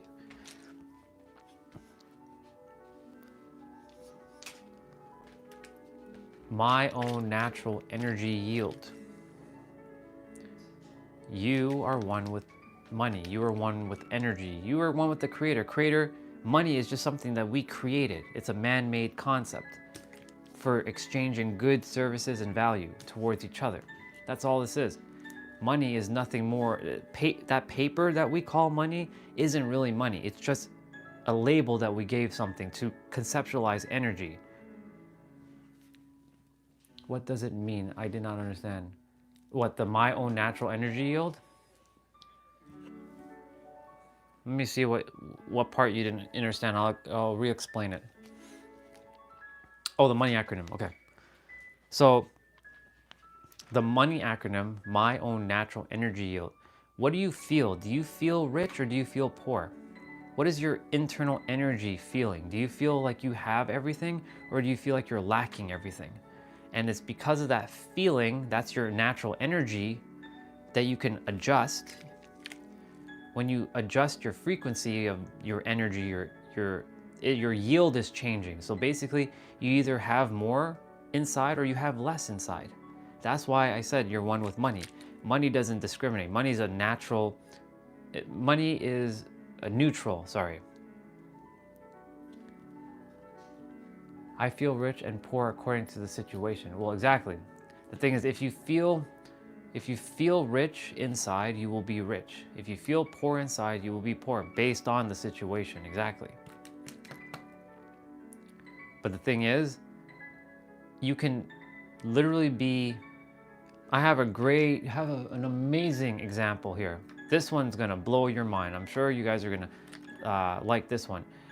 There are people in the world who have billions of dollars. They have billions of dollars physically in their bank account or their investments. They have billions of dollars, but they're miserable as shit. They are miserable as shit. Exactly. It's all about happiness. I'm not saying not to care about money because money is important, because a lot of people it's taboo to talk about it. I'm just saying that you are one with money. You are meant to have it. Don't push it away either, because if you're like, I don't care about money, that means that you might not, I know what you're saying, but actually care about it because it's important. But also at the same time, it's not important either. It's holding two dichotomies as truth. Anyways, let me get back to what I was saying. There are people who are billionaires on the planet right now, billionaires. They are rich as fuck, but they're miserable as fuck. You know why? Because though they have the outside figured out, their inner world is fucked. Maybe they were born into money. Maybe they were able to have the knowledge of like creating money, but yet they, for some reason, don't know how to be happy within. That's why happiness is,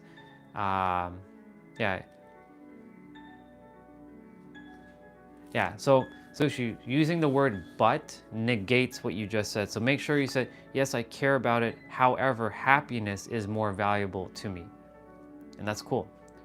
Actually, I'm going to challenge your wording there. Yeah, I care about it. However, happiness is just as equal to it. Happiness is just as equal to money, and money is just as equal to happiness. They're all one and the same.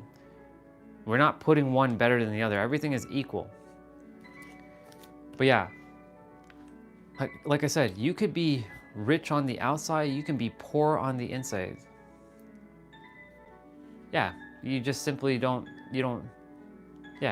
support what he says, or you don't care what he's another soul. He's just another human, another God wearing a mask doing his thing. But my point to say all this is, like, there are literally billionaires who are rich on the outside but poor on the inside. And then there are kids in Africa, and I'm going to use Africa or some places in Asia that don't even have shoes.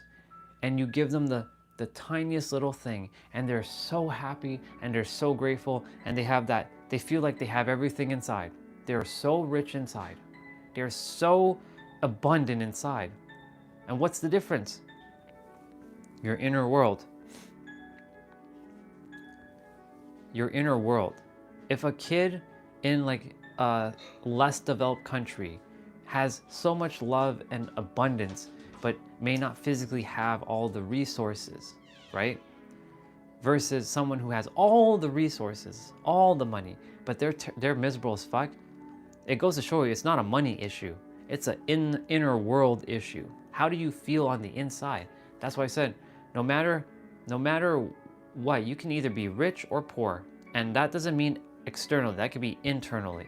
Your inner world will create your outer world. Like I said, there's kids that have, they have like Coke bottles. They're like cut out Coke bottles or those pop bottles, and they put like tape around it, and they walk so that their feet don't get caught up with the rocks, right? It doesn't get damaged. But when you go there and you give them like, what up, bro? When you go there and you give them like a tennis shoes, do you see the light up in their soul? Like, oh my God, I get to wear shoes. They're at the happiest moment of their life. I've seen this happen. where kids get the smallest little things and they're so happy. And good evening to you too, brother. And they're so happy. And they don't, on paper, they don't have anything in the physical, but yet they're the happiest people on the planet. And then you have people who have everything and they're miserable. So it's not a outside thing, it's an inner world. Yeah, I have a cousin, the doctor said he will die the next day because of the birth problem, but he's alive, beat cancer, and he's the most happiest. Exactly. Your cousin could have said, poor me, I have cancer, I'm gonna die, who cares, I'm gonna die. But he fought it every day. And he's like, I'm gonna be happy and I'm gonna keep living. And sure enough, he fought it, he beat it, and he's still the happiest dude that he can be. It's amazing. Absolutely amazing. Absolutely amazing. And I'm so proud of him for not giving up. Your cousin is an inspiration to me, because I've never faced like a disease like that. I faced COVID and I was in the hospital bed where I was fighting for my life, but he had cancer, which was taking over his entire body, and he fought it and he won it. And he's happy. This is what I'm sharing. It's not an outside world. And this is why if you focus on your inner world, your outer world will shift. This is why it's so important to focus on your inner world. The outer world, yes, it's important. I'm not saying don't forget the outer world, but it always starts from within. And that's why, like, whether you have lots of money or you don't, as long as you feel like you have everything within, your life is gonna be magical. But if you feel like you're lacking stuff, like you don't have anything, then guess what? Your life is gonna be like miserable. And my water fell, and that's okay, because I have to clean that up. It's just water. And you see, that was meant to happen. My water was meant to fall on the ground and spill. And it's just water. But my point to say is, like, you can be, see this analogy right here, two things could happen right now. The water just fell because I was kind of playing with it, and it's like, oops, I dropped it, and then the lid kind of came open and a little bit of water fell on the ground, and I could have been like, fuck, I have to go clean this now. I'm so mad. Or I'm like, okay, the water fell, and now I could just keep talking about this and share this idea that just happened on camera and share it with all of you, that this just fell, and be happy about it and just go and clean it up.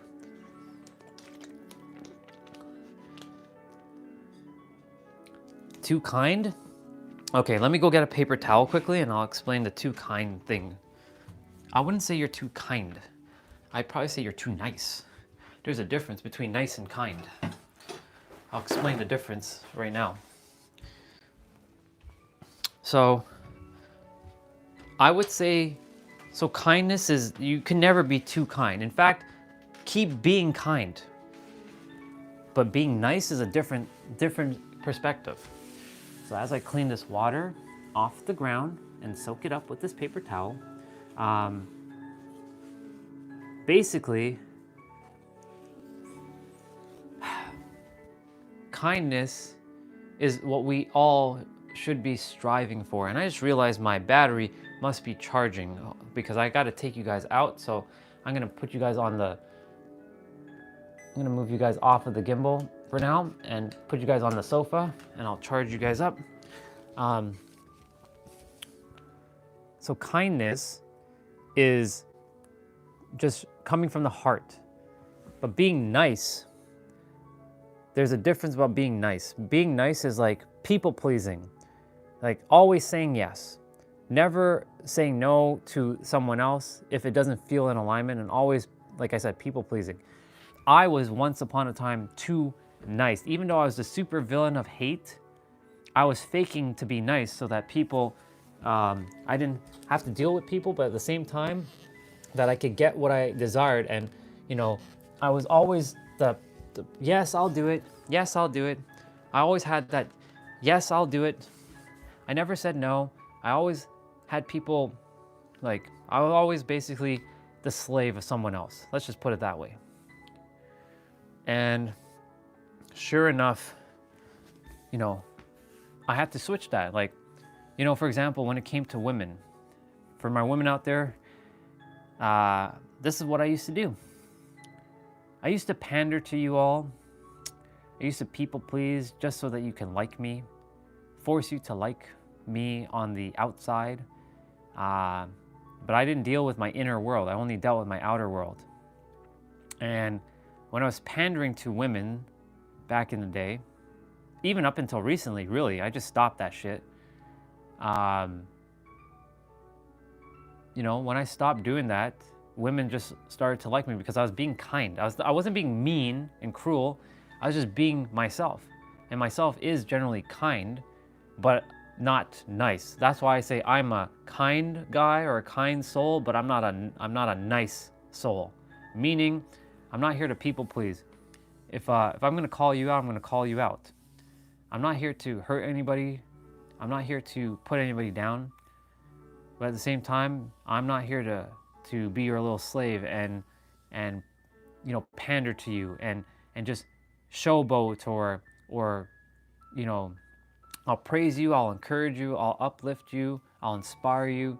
But you better believe if you're purposely desiring me to just be kind, to pander to your every desires, and it's not an even exchange, I'm not gonna be kind, I'm not gonna be nice to you about that. There's no fucking way. All right, let me see. But I meant like, so there is this disabled kid in our class, and my parents have taught me since childhood that be kind whenever you can, yes. And I always help him because I can't handle the guilt, and I can't catch my bus. Okay, let's see what else. Is there anything else you want to add to that, or is that it? But you see, here's the thing, man. You're coming from the heart, and it's not about being guilty. You just generally desire to help. At the same time, like, you know, I know you say that, like, you feel like you're going out of your way for him. But the thing is, like, you don't have to feel guilty. If you're able to help him, help him. If you're not, then don't. And have to walk a lot to reach home. Well, that's the thing. You got to prioritize yourself. I'm not saying to be not nice or kind at all. Like, in fact, I'm saying the quite opposite. Like, help him when you can. But the thing is, if it's forcing you to miss the bus to go home, you got to take care of number one. Like, you come first. Because every time you're doing that, you're saying no to you and saying yes to someone else. Even if they're disabled. Like, yes, it is unfortunate that he's disabled. And I do my best to help people who are disabled whenever I can. But at the same time, they are on their own journey. And I bet you that he wouldn't want you to, or he doesn't desire you to feel guilty. In fact, he doesn't desire you to feel pity. He might be in a frequency that may say otherwise, but I know deep down, his soul doesn't desire you to pity him. You don't have to feel guilty.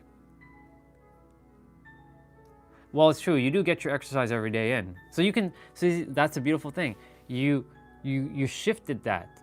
The very fact that you said, but yeah, I get my exercise anyway, so that's good. You get to walk home. So maybe the universe is having you help them so that you can just walk home and get the exercise, because the universe knows that taking a walk is perfectly fine, because it's actually very healthy to take, you know, maybe I don't know how long of a walk it is from school to home, but essentially you're able to, like, get those steps in. He really requires help, and most people don't help him. But is it really? So the thing is, you brought it up for a reason. So I'm just making sure, is it really okay with you that you're helping him? Deep down, like, really ask yourself. Or do you feel at times you don't feel called to help him? And it's okay to say no. I don't feel called to help him all the time. Sometimes I do, not all the time. Because here's the thing, even though he's disabled, he also has to find a way to, go through life the way he was meant to go through life. It's his journey too. Because if we keep I'm not going to say pandering, but if we keep doing that, then he may not be getting what he's here to do. Maybe he's meant to overcome a challenge in his life of, dependency and being able to be a little bit more dependent. But I know he's at a younger age, so like his brain's not thinking like that, right? So like the thing is, like, see, you, because you're already in this world of personal development, you're able to know, like, do the difference. But like a lot of kids your age don't, all they focus on right now is playing video games, which is not, it's okay, and like maybe just hanging out with their friends. They don't care about personal development. There are kids who are doing personal development stuff for sure. Don't get me wrong. There's a lot of people, a lot of young kids that are doing personal development, but there are a lot of, but you're like the 2%.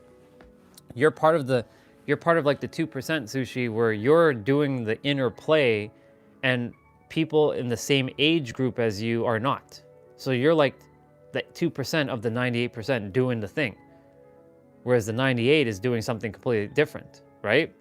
This is why, you found my channel, or our channel, really. It's not my channel, it's our channel. And we're having this conversation right now. And yes, you don't desire him to feel reliant. Like he's able to handle things himself. I know when it comes to somebody who hasn't the capabilities because of their physical disabilities, the thing is, I've seen people do things with no arms and no legs. How is it possible? There's a speaker who finds a way. You've probably seen him. He's like very short and he has like no arms and no legs, but he inspires people and he finds ways to get into his wheelchair and move. He finds ways to still crawl. Like, he uses his little limbs and he still finds a way. He didn't use excuses. So it's the same thing. I don't know if he has any limbs or not, but like, or if he's just in a wheelchair. But the thing is, like, he can inspire so many people, but he'll just have to get out of his own way with that. That's the only thing. But again, like my point I'm bringing up is like, it's not that you're not being nice to him or not being kind. Kindness is not rare on this planet, because a lot of people are starting to become more kinder to each other. But it's stop people pleasing just because you desire to fit in, or you feel like this sense of guilt. You don't have to feel guilty about anything. If somebody makes you feel guilty about something, then that's on them. That has nothing to do with you. So like, when you, like, for example, if I'm sharing something and some things might trigger some people, because some of the stuff I share is flat out gonna trigger some people. Let's just call it what it is. I'm not purposely here to trigger anybody. I'm just here to give the perspective, right? But somewhere deep down inside, they're getting stirred up. They're getting triggered by some of the things I might be saying. And I'm not responsible for how they feel. That is all on them. They are in control. But at the same time, like, I do make sure I do my best to not be that dude who people pleases or like panders just because it's hurting your feelings. I'm not here to hurt anybody's feelings. I'm here to just speak life into you. If you require that mirror, if you don't, you don't. No big deal. But yeah, don't feel guilty. If there's times, dude, that you just aren't able to help, it's okay. Just focus on yourself, because ultimately you have to focus on yourself first before you put someone else ahead of you. And I know You know, if you go in an airplane, they'll say, always put your face mask on first before you put it on someone else. It's so true. You got to take care of you first. You got to focus on you first. If you fulfill what you have already within first, then you're able to give. But this is that analogy of pouring from an empty cup. When you're pouring from an empty cup, you're depleting your life force. So like, you get to walk home. And I like how you said that. I get to walk home every day if I miss the bus. And that gets to help you with your physical health and your mental health, because walking is arguably better than just taking a bus or a car. But like, if it's a very far walk, if it's like 3 hours or something, that's time. That's time that you're spending having to do something that is not as convenient. But yeah, don't feel guilty, dude. You're good. If there are times where there might be times you're not going to be able to help him. The thing is, there's going to come a point in your life that he won't be a part of your life. Or he might be a part of your life for the rest of your life. I don't know. But yeah, let's see. Yeah, so since 5th grade, he couldn't write. Me and my friends taught him how to hold a pen. Since then he has pushed his limits, and he has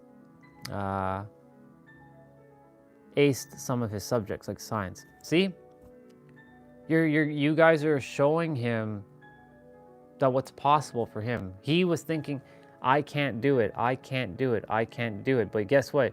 You guys were saying, yes, you can, yes, you can, yes, you can. You were being that positive influence in his life, saying, yes, I can, yes, I can do it, I can do it, I can do it, yes, you can, I can do it, yes, you can, I can do it.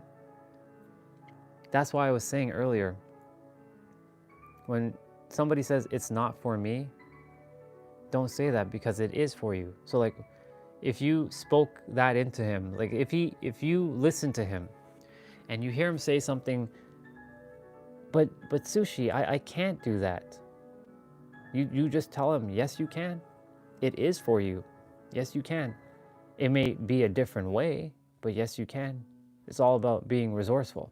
It's all about, as you said, pushing his limits and seeing what's capable. Because we as humans, we think we can't do something, but in actuality, we can do a lot. For example, that Tony Robbins experiment, where they tell you to, take your hand and you put it behind, right?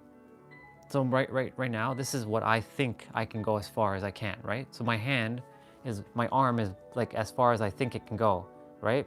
So like, if you guys can see, it's a little hard to see, but like my hand is here, or my arm is here, right? Now, he'll say, okay, now close your eyes and bring your arm all the way back, and now go and see how far you can go. And look at that. Look, I'm much further now. I'm using this as the example because sometimes we think we can't do something, and in that moment I thought I can only go up to here, but now that I passed through, I actually went here. It's just pushing past your perceived limits of what you think you can do versus what you actually can do. And you'd be surprised, the human body and the mind can do extraordinary things. Like right now, my mind says currently that I'm not able to do a backflip yet. Notice I said the word yet, keeps things open. Right now, it's only simply because I am currently not aware of the information of how to do a backflip properly and by taking the action. However, when another mirror, I can go on YouTube, of course, and look that up, another mirror shows me this is step by step on how to do a backflip. They're simply sending me the information to making me aware, oh, okay, so he started on the ground, he used like some mats, and then he was able to do this, and then he started like doing this, and then he kept practicing and practicing and practicing, and then sure enough, over time, you keep practicing, practice makes progress, and then of course, over time, you will be able to do a backflip. Same with like anything. Like when I first started driving, you guys have no idea. I was terrified as shit to drive for when I was at 16, because we can get our license in Toronto when we're 16 years old. I waited until my late 20s just to get my license because I was terrified as shit to drive a car. And my parents were always like, when you getting your license? When you getting your license? When you getting your license? I was like, it was a kind of annoying at the time, but I was terrified. But then when I got into the car and I sat and I actually, oh my God, I'm doing it. I'm moving the car. One thing led to the next, and now I feel like a professional driver. But you know, we all think we're professional drivers. My point to say is like, I kept doing it and now it's like automatic. Like same when you're driving a manual car, right? For those who drive stick shift. Now I'm gonna learn how to drive stick shift. I just haven't had the opportunity yet to be sitting in a stick shift car. But you better believe that I'm gonna learn how to move the clutch and the shifter and all that. Like I know the concepts. I've seen it. I know what has to be done. Now it's just a matter of practicing. But the thing is, when I first go to drive this the manual car, or they call it the standard car here, the standard or manual car, I'm gonna fuck up. I'm gonna like stall the car and it's not gonna go. But I know the concepts of what to do. I know that you gotta push in the clutch, put the shifter in first gear, and then ease up on the clutch till you get to the biting point, give it a little bit of gas and go. So I know the logical process of what's happening. Now it's a matter of the mechanics. But the more I practice and the more I do it, I will get so comfortable that it becomes second nature, like as if I've been driving manual all my life. Literally. So it's the same concept of like, if I tell myself I can't drive a manual car, then guess what? I can't drive a manual car. But if I tell myself I can drive a manual car, or I'm not gonna say I'm going to, because going to keeps things in the future. If I say I can drive a manual car, guess what? My body and my mind will find a way to drive that manual car. Guarantee it. So when I buy my Mark IV Supra, you better believe it's not going to be some automatic car. No way. It's going to be a manual car. And as I said, I'm going to have somebody create the Fast and Furious 1 car for me. It's going to be the one from the Fast and Furious 1, the orange one that Brian drove. I'm going to have that car. I'm going to drive that car. And it's going to be manual. And you better believe that I'm going to know how to drive that car. That's it. So yeah, let me see what you wrote there. Yes, he changed me.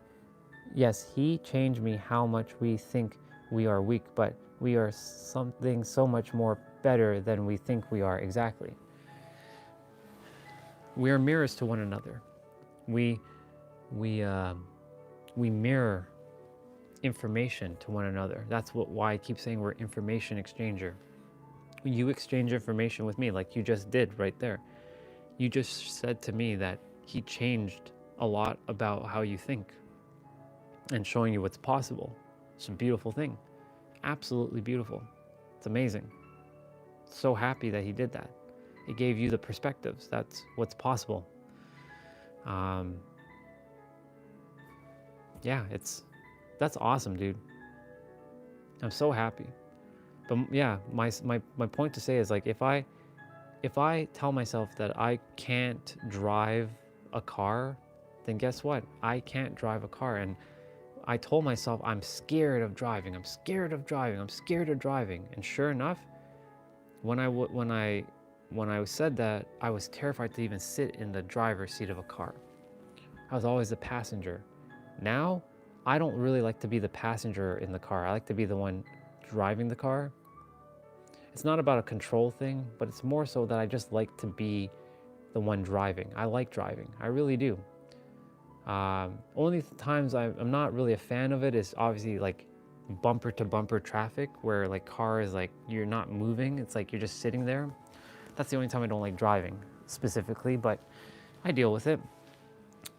But yeah, when I drive manual, or when the time comes for me to drive manual, you better believe that the body, the mind are gonna be one to drive that car. Look, I know you guys in Europe and in Asia generally drive manual cars. In North America, most cars are automatic. And the thing is, because most cars are automatic, it's harder to find manual cars unless it's the older cars or a modded car or one of the newer sports cars that do come in a manual. When I bought my Mazda, I call it Mazda now because I imagine that car as the Supra. Because the last car I've driven now is currently the Supra. So when I go drive the car today, I call it the Mazda.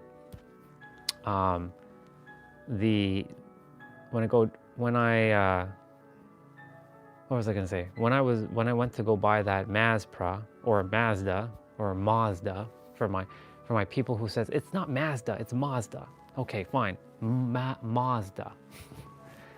When I went to go buy that Mazda 3, it came in two options, manual or automatic. But the thing is, that car was rolling off of the truck thing that has all those cars, and it was the only red one.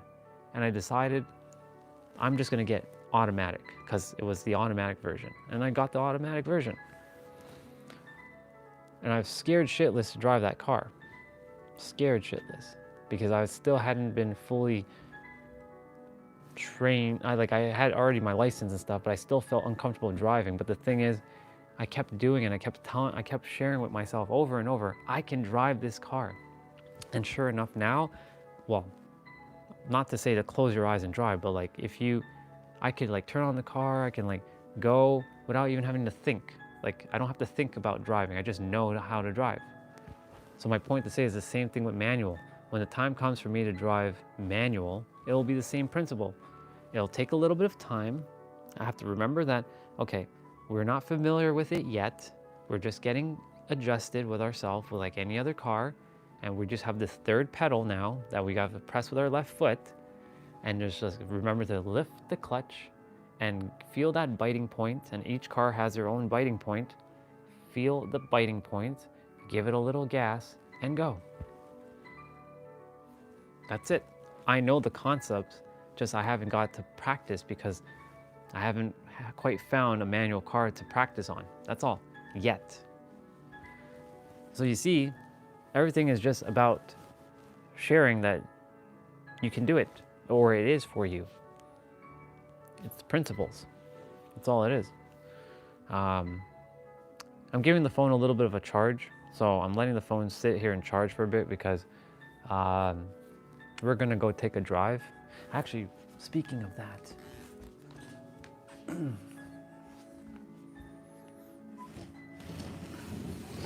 because I said that we're gonna go take a drive, I'm looking for something.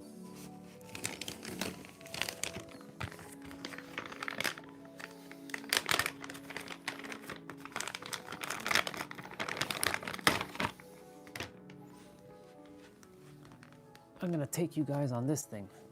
I hope it sticks though, cause like it's really like ugh.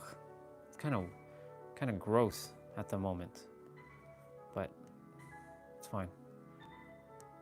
I do require like a vent mount, or now we're saying vent mount again. A better windshield suction mount that isn't sticky like this. But I'll do my best to kind of like stick you guys on and then like move the thing out like this. But I'll take you guys out for a little bit of a ride. So let's see, if I stick you guys like this, will you guys be able to see outside? Maybe. This pivots. So maybe yes. Anyways, I'll figure it out. My point is I'm gonna take you guys for a drive with this thing. And it's 11/11, sending you all divine blessings and love and happiness and just all kinds of beautiful things. Yeah, we're gonna go to Planet Fitness. We're gonna go cancel our membership today. It was a beautiful experience to be at Planet Fitness in San Diego and in California. It was awesome. But yeah, What I will do, I will have to probably like, you know, what's the thing? I'll probably have to like check in or something, or I'll have to like go to the shop, or not the shop, but go to the places. I won't carry the gimbal with me, cause like that, like I could if I desire to carry the gimbal with me, but you guys will be in the car with me, and I'll just carry you guys in my hand, so it's not like obvious that I'm like filming, cause like I don't think people would enjoy me coming to a gym filming while I'm canceling my membership. But yeah, I'm gonna go take a shower quickly, and then we're gonna go for a bit of a drive. I have to warm up the car, and we're gonna, like I said, cancel the gym membership for a moment, because like I got it only to go to San Diego, or I might keep it. I don't know, but I know I'm not gonna be using for 2 months, so it'd be kind of irrelevant. But the thing is, if I'm going back to San Diego, not if, when I go back to San Diego, I definitely have to have a gym membership again. So I may ask them if there's a way to like pause, because I won't use it, and then like reactivate it in April or something. We'll see. Or I'll just have to cancel and renew it, because I'm not going to be using it. But yeah, for those of you who are going to stick around, I'm going to put you back on the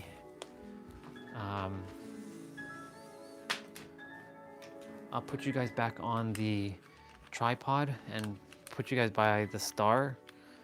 I'll show the star on the screen. And yeah, I'm gonna go use the bathroom. I'm gonna go wash the dish. Well, I'll actually take you guys upstairs, so I'll use this.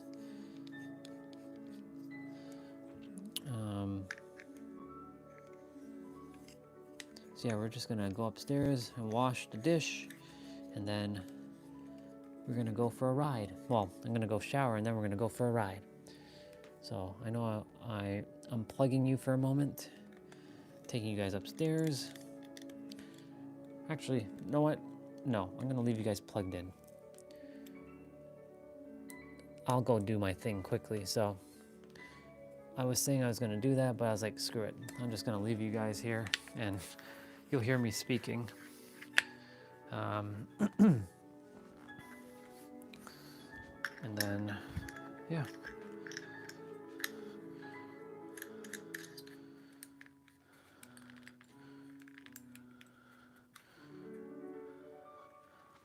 The piano music's almost done.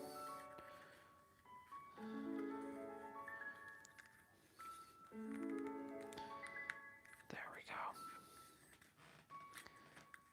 I love this piano music so much. You have no idea. Well, you all do, because you hear it all the time. All right.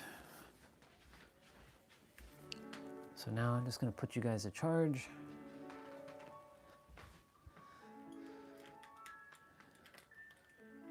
And I'm gonna face you guys that way. I'm gonna put the sun. Here we go.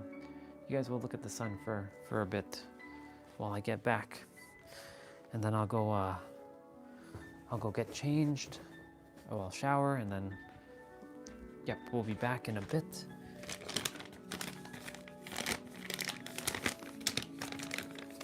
So I'll go into the gym, cancel the membership, and yeah, I'll be back, everybody.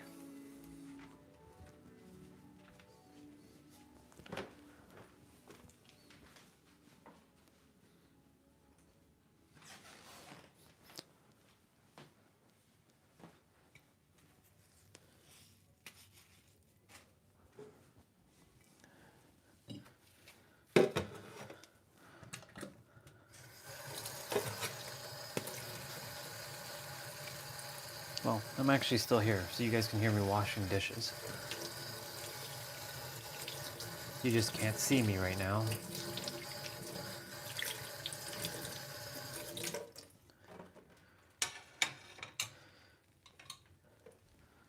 And I'll just make sure that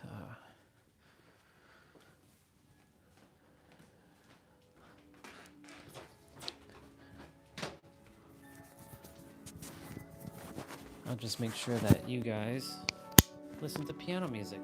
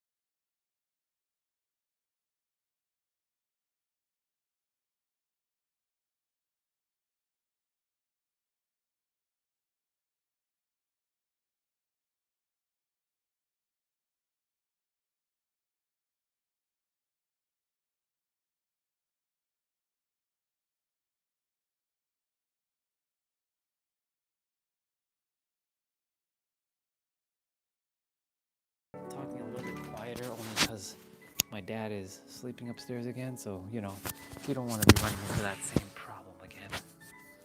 So yeah, we are going to be heading outside just now, warming up the car, and we're going to go take a drive.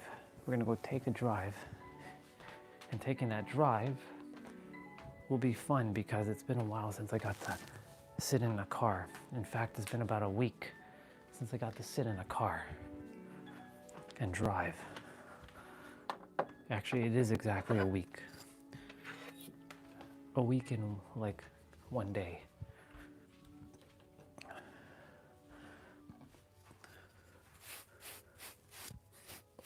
So I'm giving my beard a little bit of a brush.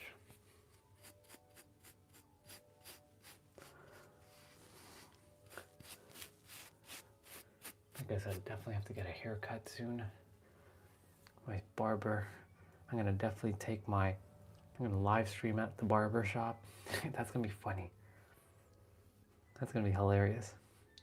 Gotta push out of that comfort zone, but the barber would be more than happy because, you know, he actually watches the live streams too, sometimes.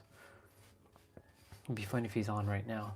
I know he isn't because he's busy cutting hair right now, but it'll be like a Tuesday or a Wednesday when my sister isn't using the car because, you know, she has to use the car to go where she's going. Right, I forgot I had a mirror in here.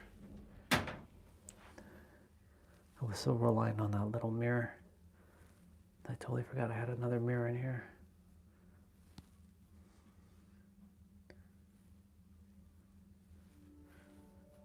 Awesome. There's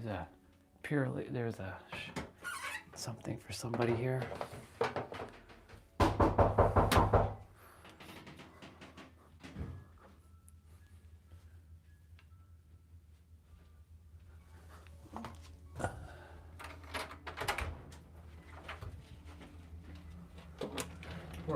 For Jessica? She's not here today. She's at school. Oh, it's fine. Okay, perfect. Thank you.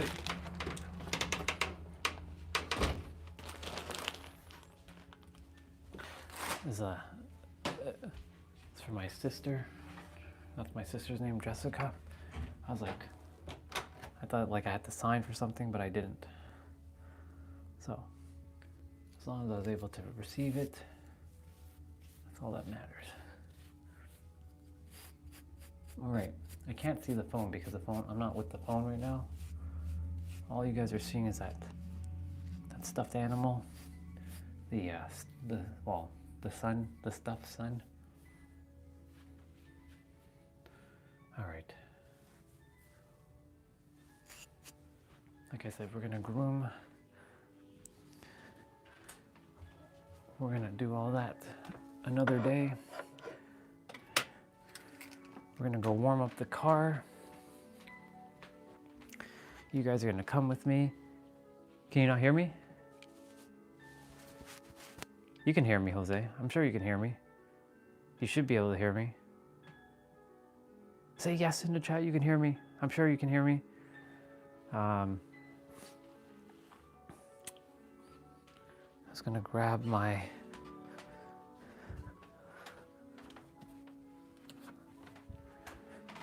You should be able to hear me. Yeah, I thought so. All right, we're gonna turn off the piano. Actually, no, I have to warm up the car first. So let's go outside quickly and warm up the car.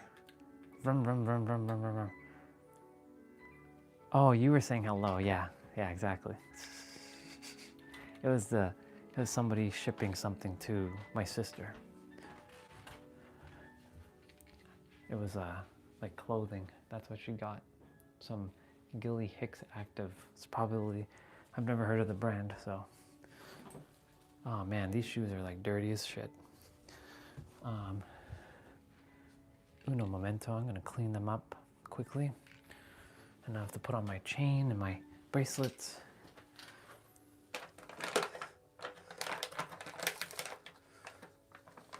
This is where these come into play. You always gotta have like these wipes on hand These wipes come in handy.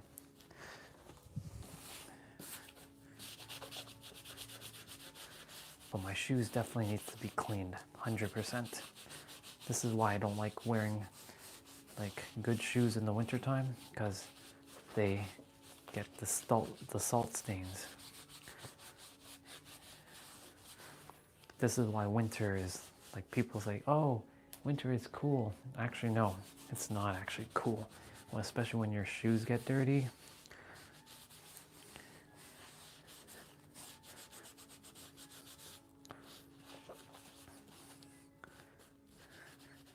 In the summertime, you don't run into things like this unless you run into mud.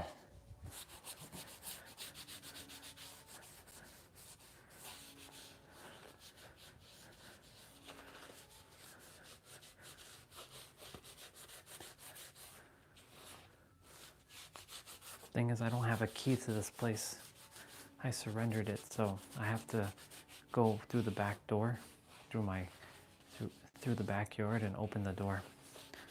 So we're gonna be doing that. Jeez Louise, man. The shoes got so dirty just in a couple days of being back here. Crazy. So crazy how my shoes got so dirty only being back a couple days here. All good. All right, let's go get my chain on. At least my chain, get my chain.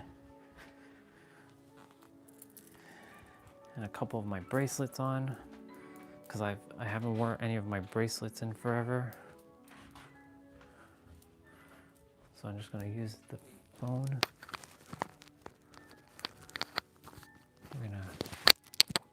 I know you guys heard a little bit of clicky there. All right, chain is on, mic is on. Actually, mic has to go on my jacket. Putting on my bracelets.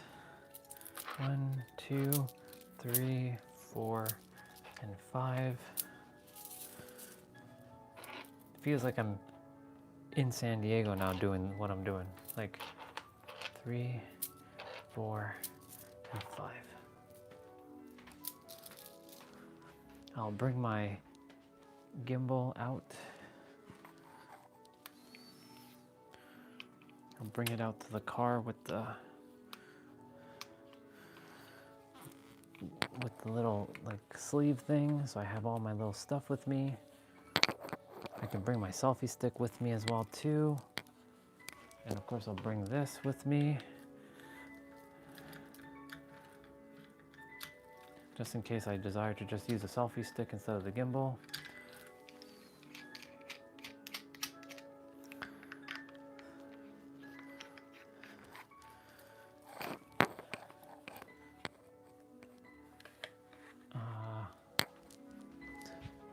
Let me pause the piano music.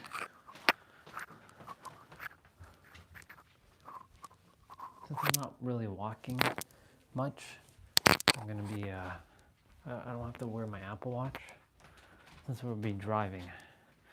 Yep. So I'm gonna put on my jacket. Is my microphone getting hit? Yeah, it is gonna get hit. This is the thing, this new chain, I have to like make sure my microphone doesn't get hit. Jose, I'm gonna ask you to help to see if you can hear me when I put my jacket on, because the jacket might cover the microphone, but you should be able to still hear me. So.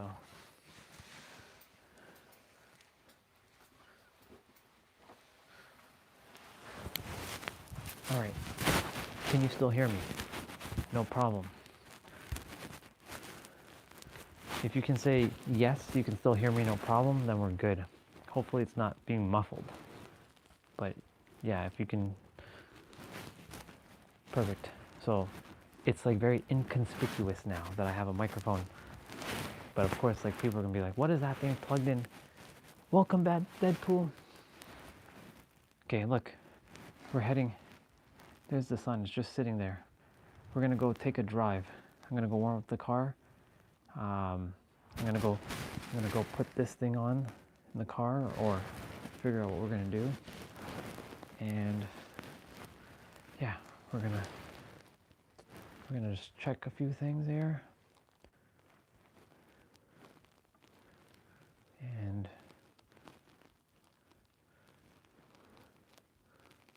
that one's that, like that one's that. That's weird. Basically testing out, oops, just activating all of my browsers right now. Yep, let's go. I have to close the front door because I don't have a key to the front door anymore. So I have to go through the back door because nobody comes through the back door but me. So through my sliding door there. And we're gonna take these things to the car. And almost tripped on that cable. In fact, I have to actually bring one of the cables with me, so many things to remember to do and bring. So many things.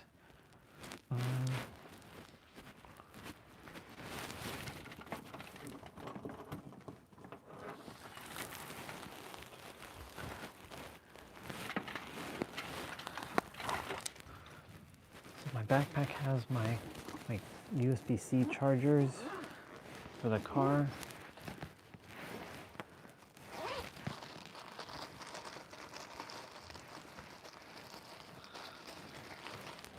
I'm gonna take my other one out since I don't use it much anymore. This should be good enough.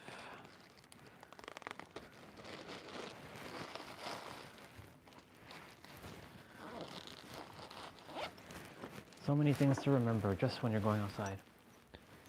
Please bring along the sun with you. I would love to, but I'll leave it inside for now. Actually, you know what? Let me see if I can. Let me know. Let me check. Let me see what I'll do. I'll see what I do. It's just only because I'm carrying so many things with me. But yeah, I can bring the sun with me, no problem. I'll bring it. I'll bring the sun with me. I just have a whole bunch of shit in my hand now. All good. Put that like that, and then we're gonna head outside. We're gonna go through the backyard. Oh man, so much things in my hands. This is where I would love a third or fourth arm. Man, can you imagine if we were born with 4 arms? That would be crazy. Okay, so I have my wallet. I have my thing. I might go to the bank quickly as well, but the bank does not allow me to live stream, so I'll have to put you guys, leave you guys in the car or something. We'll see. I'll keep this with me. Who knows? All right. And I push in this door. All right, so I have my keys in my pocket, or my car key. Yes, you guys are hearing wind chime out there. Oh my God, this is where I really require a third arm.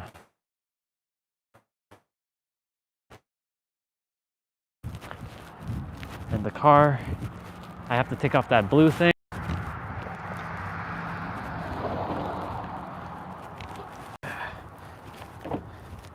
All right, the car is filthy. Oh my God, it's crazy.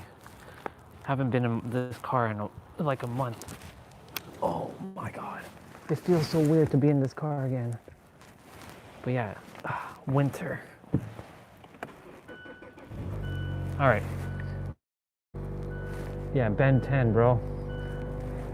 Basically, we're gonna mute that. I'm gonna put you guys down on this thing, this holder for now, until I set everything up and get this car warmed up. Let's Oh my god, it's so crazy. And then I'll plug you guys in to the cigarette lighter. This thing I don't ever really use here.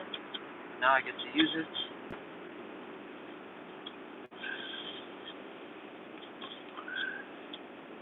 Good old USB-C. Oh, audio connected. I don't want Bluetooth on my phone on.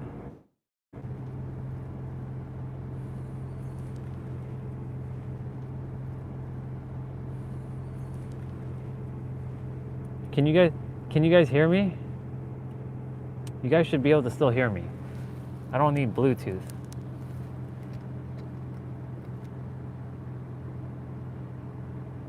Okay, perfect.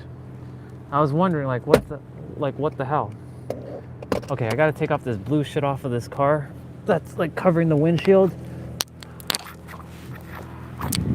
Oh my god, this car is like filthy as shit.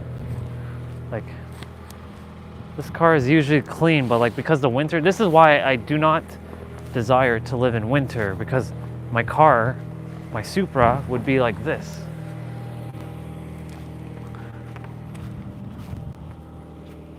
Okay, so we got wallet. Oh my god. Wait, why is the fuel like that? Average 32 kilometers. What the hell is that? Did I hit something there? Average 32 kilometers. What does that mean? I've never seen that before.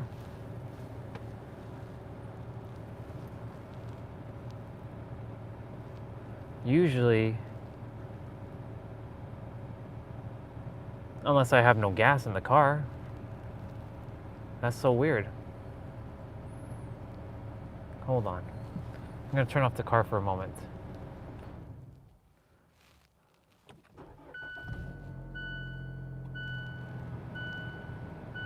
I've never seen that before. What the hell? Alright. I gotta like switch something here. Home. Settings.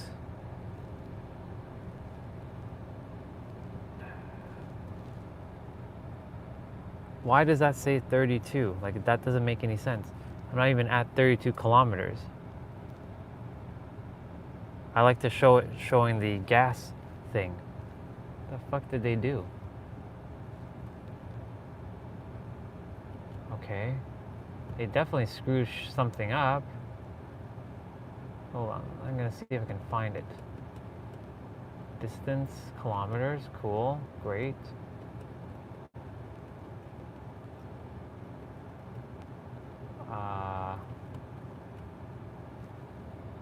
Yeah, as long as you guys can hear me. What the hell is going on with my necklace? Vehicle, door sensor, lighting, door lock.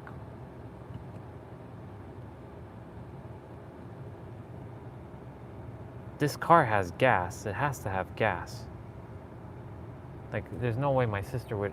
I mean, the thing is showing, but like it's not showing me the. There normally shows how much fuel I have, but like I don't remember how to like get to that on this thing. I don't have time to go through all that. See ya, dude. All right, bro. You take it easy.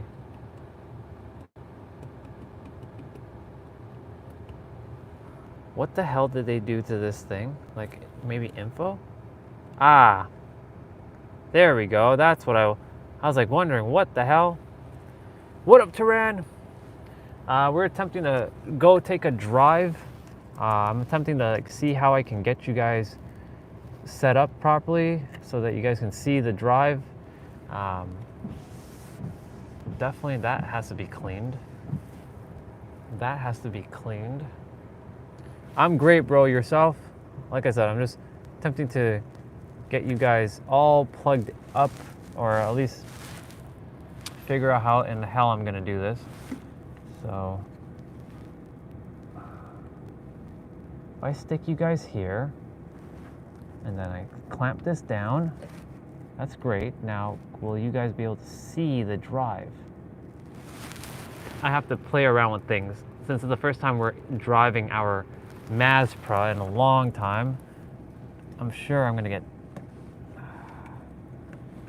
And then if I hit the camera, no. Not bad. But then I have to like tighten this shit up. I've already found what I have to do, dude. I'm good.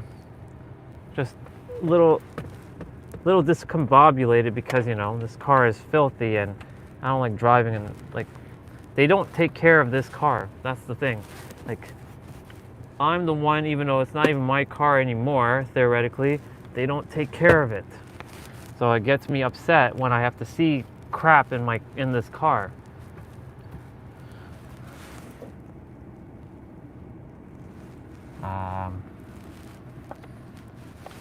Okay, so we are done from here, so we can go home, and then we go entertainment. And yes, I must have hit info. So we're gonna put this into here. You guys are gonna go for a bit of a drive, but this is in my way. So this is the thing. This is when this shit gets stuck to the windshield and I can't move it now. So,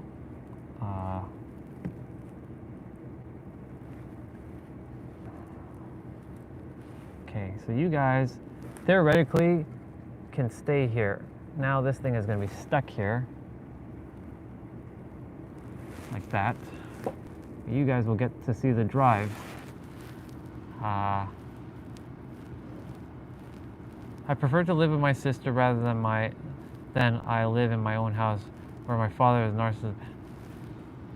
So, Taran, I know your dad. Trust me, I've been there. I've been there, dude. I know what it feels like to have that kind of relationship with your dad. But I'm gonna tell you right now. You know, I know he's living his own life and whatnot, but yeah, don't worry about that. Remember, you are the master creator of your reality. You have the choice. If I turn this back like this to me,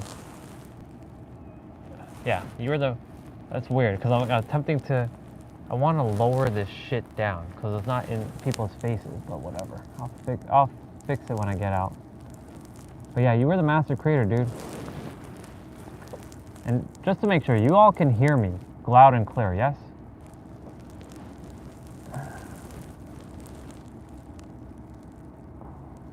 Yeah.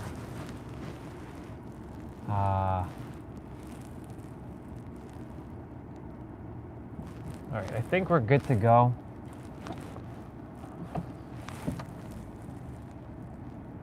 Perfect. Now that we are sitting back in the Mazda, have to like get adjusted to how this drives, but this car flies.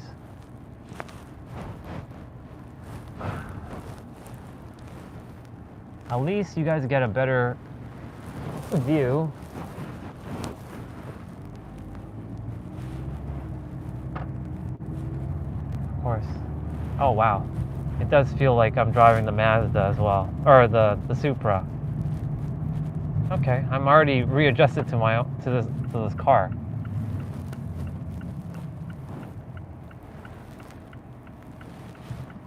This car has to get a car wash,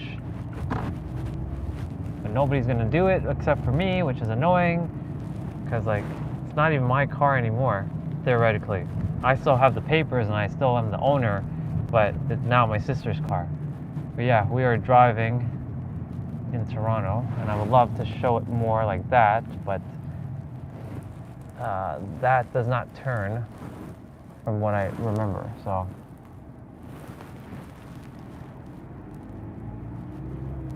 You guys are seeing a bit of the Toronto drive now. It's very boring roads. Like, it's really boring, to be quite honest. Like, when you've driven San Diego, you don't go back. And I know that's gonna sound so weird. There's the side next to me, this is where people change their tires. But yeah, when you go and drive in San Diego and in California, you literally can't go back to driving this boring, annoying like roads.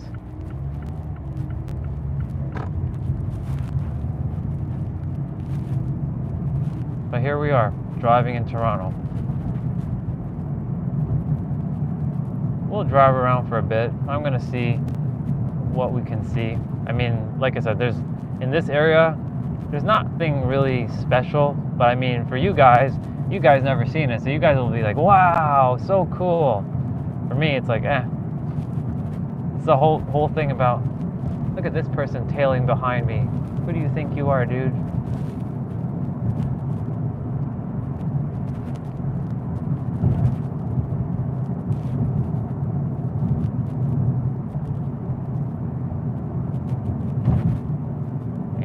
I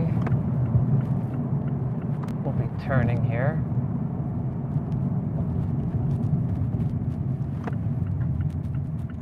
The Planet Fitness is like not even 5 minutes. It's literally not a 5-minute drive.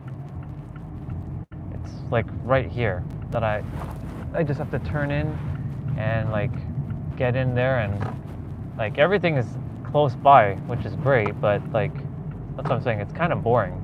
Like, yes, there's like a turn here, but like this is as great of a turn that we're gonna have. Roads here are really straight and narrow and boring, but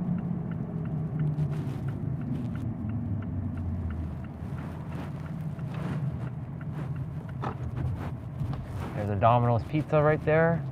Good old, I remember having my Domino's pizza on Christmas Eve, and then I was in the hotel. Easy white car behind me. You don't have to speed, you don't have to rush, relax yourself. Calm your shit down, bro.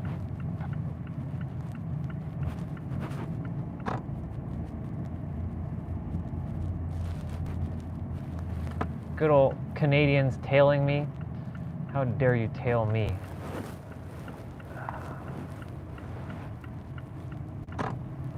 The Planet Fitness is right here. So I'm gonna go and park. And it feels so weird because yeah, it's not a San Diego Planet Fitness. I'm gonna go ahead and park. Oh my god, even the back camera has to get cleaned. Come on. Come on, everybody who's using this car, can you not take care of it? Like, don't treat it like crap. Like, when I had this car, when I was driving this every day, I would take care of this shit. All right, we're gonna go into Planet Fitness. Bluetooth is off. I'm gonna make this inconspicuous. I'm gonna be like, hey. So the live stream might cut out for a moment when I get in. Only because like they may require my phone number or something, but I'm gonna just ask them a couple questions before I cancel it.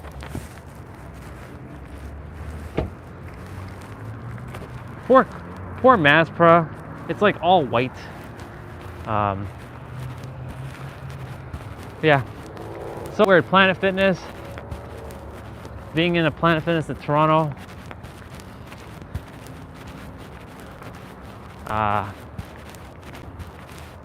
I mean, if I'm gonna keep it, I'm gonna keep it. I'll just ask them a couple questions. But like I said, if the live stream gets cut off, then I will just put the thing.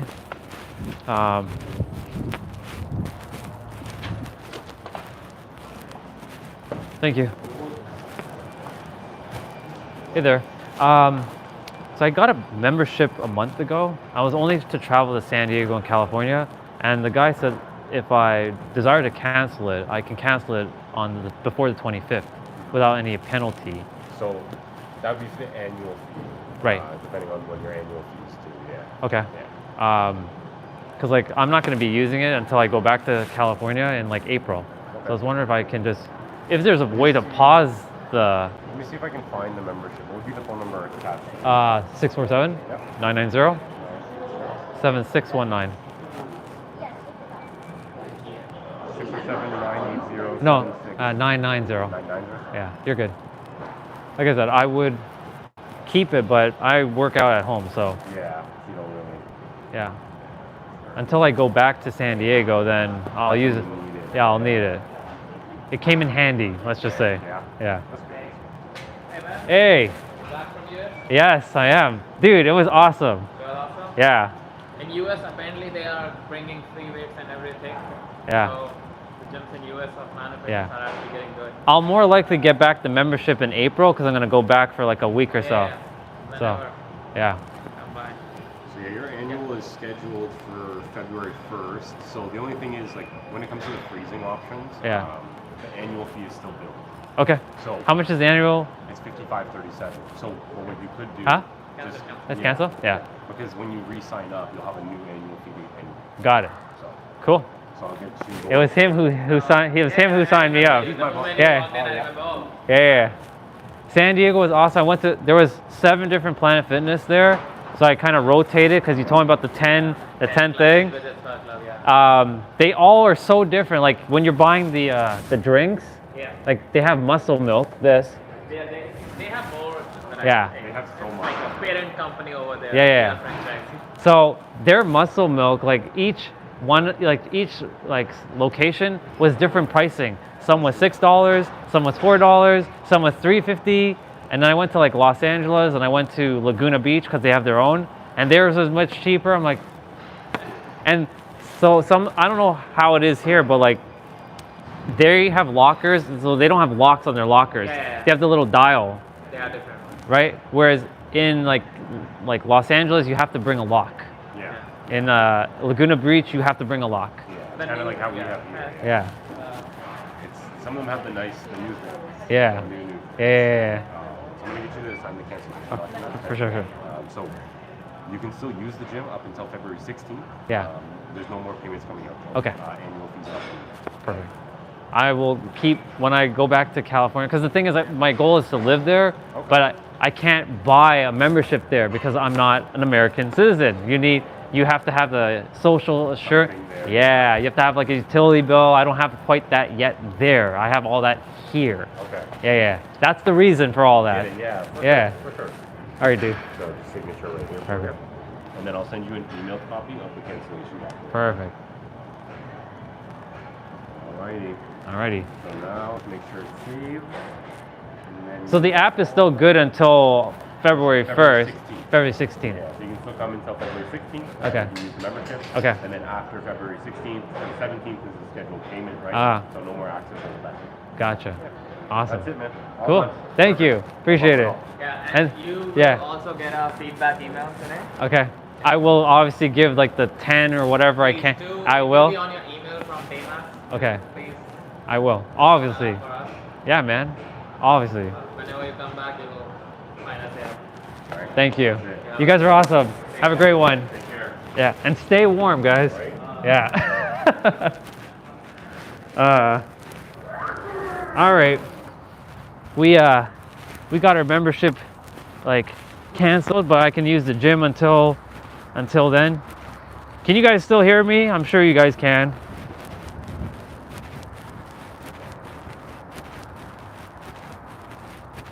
Just say yes in the chat if you can hear me. I'm sure you can.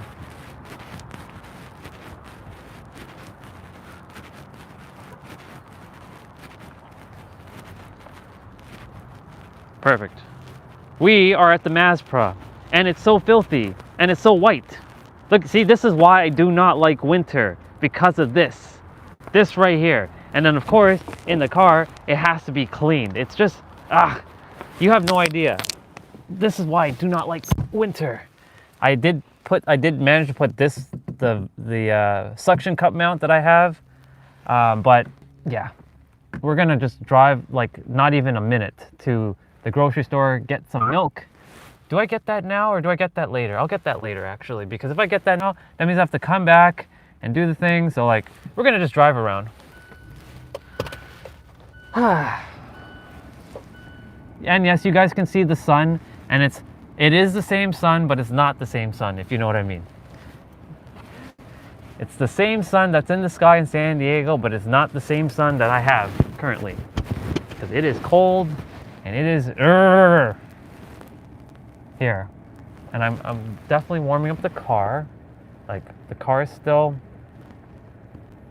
I'll take you guys into the mall, maybe, and maybe get like a French vanilla or something, because I haven't had what they call Tim Hortons here. That's the Canadian coffee company that everybody loves. I might go and grab me some Timmy's or something, and I know if Tiny Problem was here, she'd be like, yo, where's my Timmy's? So, for my Canadians, yeah. We'll go and grab the milk before we...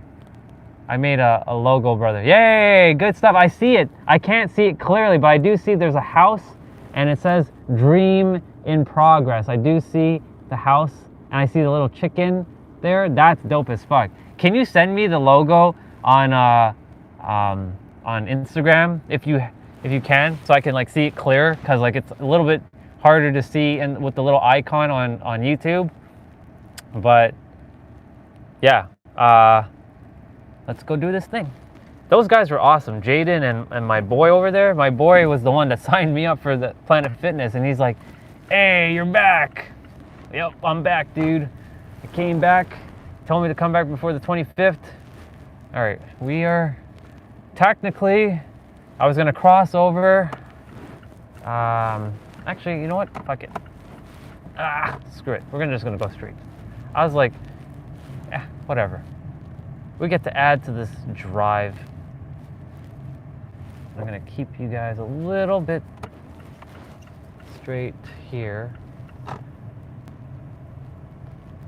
And there's a couple of nice cars, but they're not Supras, and they're not like modded cars. Like, they're not San Diego or California modded cars. So yeah, I don't like having that thing in the foreground, but whatever. There. Oh, she wasn't paying attention. That lady wasn't paying attention. I almost ran her over. And I gotta just get out of this area right here. Ooh. Come on, people. Come on. Oops, I went the wrong way. So I gotta go all the way around and do all these like U-turn shit. So we're playing obstacle course. Totally forgot I have to go the other direction. Doesn't really matter. Awesome, thank you, brother. I'll check it out.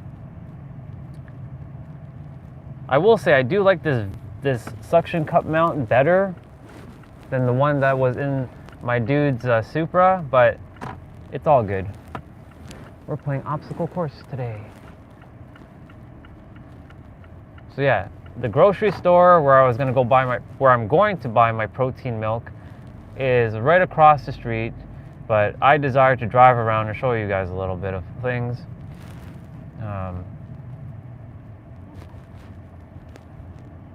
And it really does feel like I'm sitting in the Supra. I'm not gonna lie. Are you going, car? Like, what are you doing? What are you doing?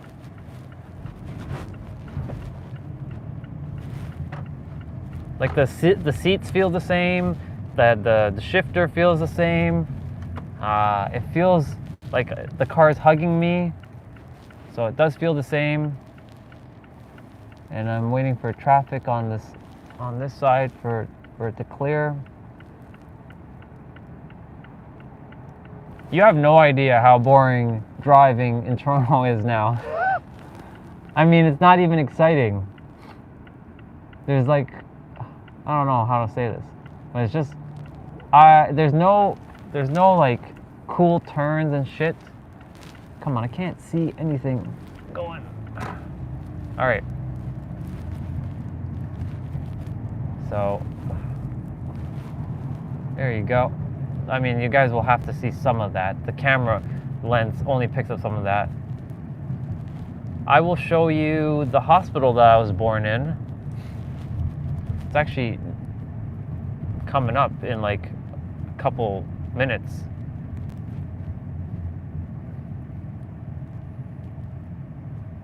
I trust that my internet will hold up. Even in Toronto, not all the bars show up, which is so weird.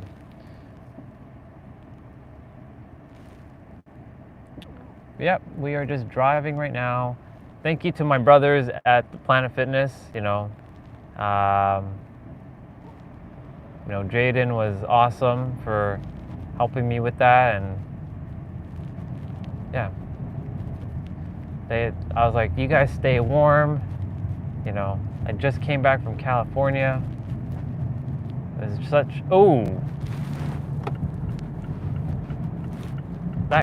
car almost ran into that truck there.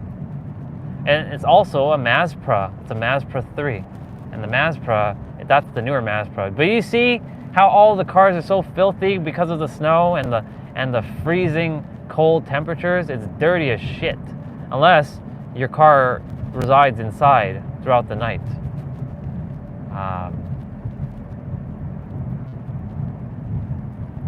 So yeah, this white building to the right, well, there's a building actually that's brown, but this is where the hospital is where I was born back in 1985. And they're building a whole bunch of new stuff in this area, which is interesting. And that's pretty cool. You could do a U-turn. And I see it looks like they finally opened up the area where you can actually take the metro, because that is new. That wasn't open when I last looked at it, which was like a month and a half ago. Yeah, exactly. I won't have that problem, dude. That's what I'm saying. I won't have that problem at all. Can I turn? Yes, I can. And this right here to the right of me, this is a newer part of the hospital, but the actual hospital is a brown building that is in this direction.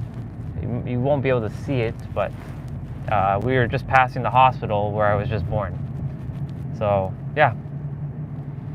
So this is the area, and actually, if Tiny Problem was around, she doesn't live that far from where we are. In fact, she lives very close. Now, of course, I'm not going to show exactly where, but she lives in the area. So Tiny Problem, if you're watching the stream, I'm nearby. I'm nearby. And we gotta do the whole stop. And no, I did not run the stop sign, Mr. Eric.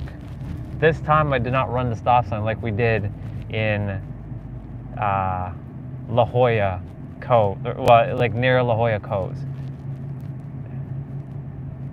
I'm seeing what the phone is really picking up. So like, it's decent. It's just, I wish I didn't have to show you guys that part, but like, you guys are missing like a lot of the other stuff, so it still picks up that thing. And yes, so Tiny Problem lives through this area here that's in front of us.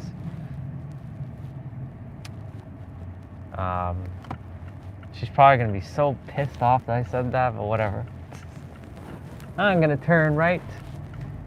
So yeah, she lives through this area here, and we're just driving through the school zone. We got to make sure we drive at, that's right, we're back in kilometers, not miles per hour. We're back in kilometers.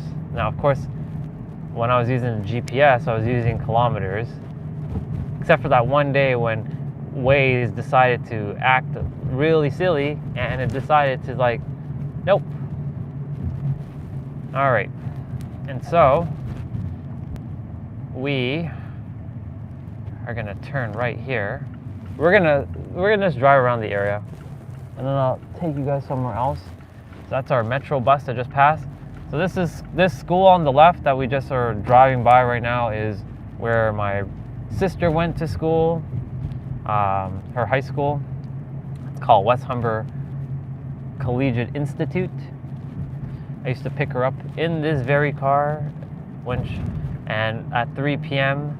every day when I would come back from my office job, if I had to go into the office. But as you can see, it's a nice drive. It's a boring drive. I desire turns and twists and curves and all kinds of interesting like maneuvers, but yeah. So we're gonna turn right in here, and in here is where, well, this is in now my area, and I would walk when I'm taking the trail walk,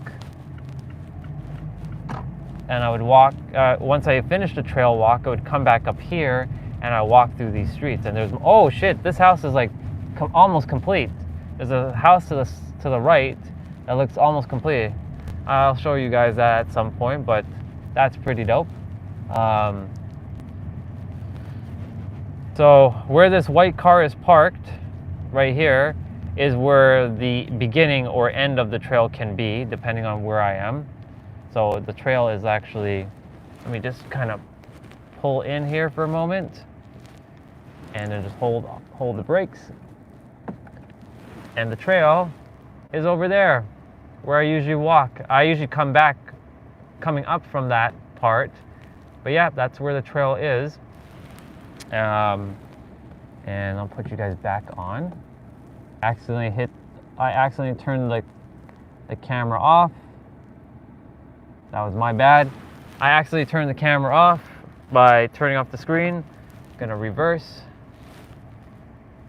But yeah, we're doing the thing. And then I'm gonna signal. And we're gonna drive around a little bit of the area. Because, you know, we haven't driven for about a week. But the last car I got to drive was the Toyota Supra, and the car feels like I'm driving the Supra. It really does.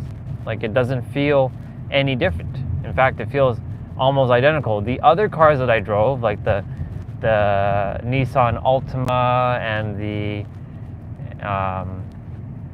what else? The Jetta, the Volkswagen Jetta, they felt way different. They felt extremely different from the Mazda and the Supra. And this guy I see all the time, and he's got 3 doggy bubbas, and he's got one that's off leash, and they're looking, and one doggy bubba's like looking at me. He's like, they're like, what is going on? They could sense my energy. It's awesome. So there's a park here. Now we can't go and park because they closed it off, which is so stupid that you can't even like park your car in the parking lot because they don't take care of it. They just refuse to clean the parking lot, so you can't park there. You can park on the side of the road.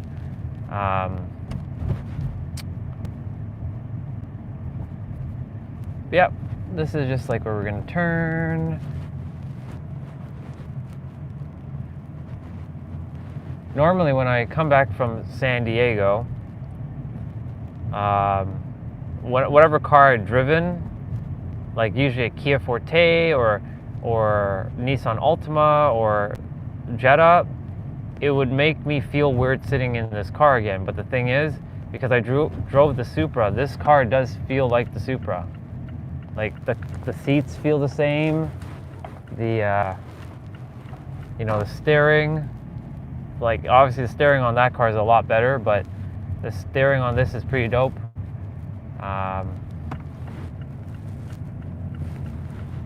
This car has always been so good. I call it kitty. It can when I put the pedal to the metal, this thing can floor shit. Now of course, like, it doesn't have the highest horsepowers in the world, but for what it is, it's a pretty good car, and that's why I knew I was going to be able to drive that Supra no problem, because it's similar. So we're technically driving through my street. The street is called Jeffcoat Drive.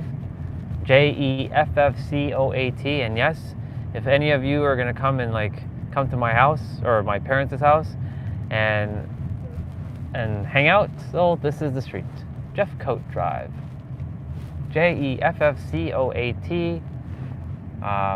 But you all will be coming to San Diego, and there's a few people that I haven't seen in a while. I see a girl that I see all the time walking and doing her thing. And we're technically back at the house. Like as we drive past this little bit here, we are technically back at the house, but we are not going into the house. I was just showing you guys the area. So the house is to the left of us. So I'm gonna just pull over for a moment. I'm gonna just quickly show you guys that the house is right there. There is the house. That is parents' house right there. And we're just waiting for the garbage people to come and pick shit up. Can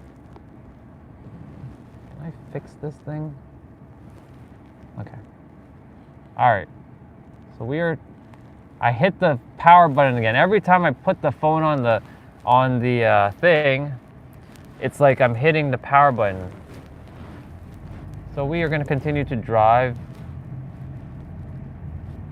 We're just taking a little bit of a drive. I'm going to quickly just pull over here for a second, put on the emergency brake so that they know that I'm just parked here. I can fix this a smidge. Can I bring this over? Yeah, I know. I have the same with my gimbal. Yeah, I know, dude. It is a little annoying, I'm not gonna lie, but what are you gonna do, right? All right. So let's see. I just wish they made these things smaller, but yeah. So there's no car coming. So we are gonna go and take off the emergency brake. We're actually gonna drive through the street there. So you guys get to see, this is my trail walk, essentially. This is where I start the trail. Like I walk through the street, like the homes here, and then I will reach the trail. Yeah, it functions. It just takes a little care, exactly. Yeah, we're gonna drive across the street there. This is the spot where I normally start walking. More on the left side. And let's see, can I show you guys the left side? Can this actually extend out? I'm sure it can. I'm pretty sure this has the functionality of extending out. No, it can't. I could have sworn like there was a spot that I could extend this thing out, but it doesn't. Or maybe it is already extended. I could be wrong, but. All right, we got 10 seconds and then we're gonna be able to cross. Totally different vibe, right? Totally different vibe from San Diego. It's like the complete opposite, in fact. I've driven basically in the desert. I've driven up mountains. I've driven on the ocean side. I've driven in a forest. I've driven in blizzard. I've driven over almost over a cliff one point. So yeah, there are different spots that I walk. So like, for example, this white car that's coming this way, I'm gonna turn. Actually, I'm not gonna turn that way. I am gonna turn this way. Screw it. Because this is one way that I usually walk. There's the Italian flag right there, and the Canadian flag with that house. This is the street I usually walk through because it's nice and big.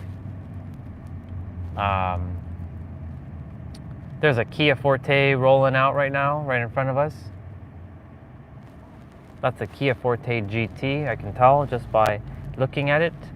It's got the extra little rims and little like silver stuff, the trim.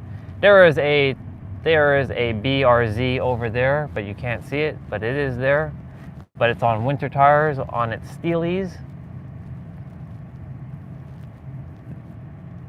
And yeah, like I said, this road is a little bit bigger. They are waiting for me to pass over. And somebody's kind of waiting to take photos and such.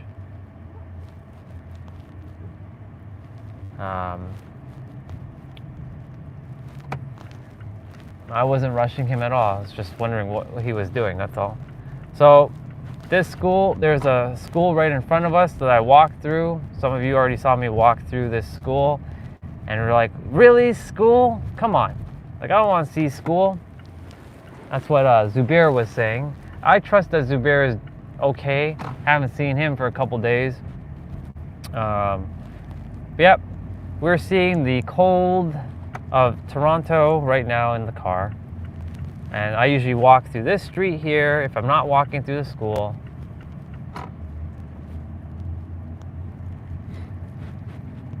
Because I like this street. It has a little bit of turn, and I do like how the trees and when it is summertime, how it looks. Summertime in Toronto is great. It's the winter time, and that's the thing. I desire to have that weather all year round. But unfortunately, that's not the case. If Toronto ever stayed summer all year round, it would be okay. But the thing is, my issue is I must be around my mountains and ocean. Like, it's a must. I have to be around the mountains and the ocean. Like, it's a must for me. So having my trail helps for sure, but it's still not my mountains and ocean. But yeah, we're just driving in Toronto, or in my area. I'll quickly turn into the park, or the trail parking lot. Stop there, show you guys the parking lot there. And this is actually where I did a couple of my first YouTube lives, and it was pretty awesome. There are a couple of cars parked here already. I can see that. I'm going to turn in here, and there are people eating lunch, or they're just chilling. And we're just gonna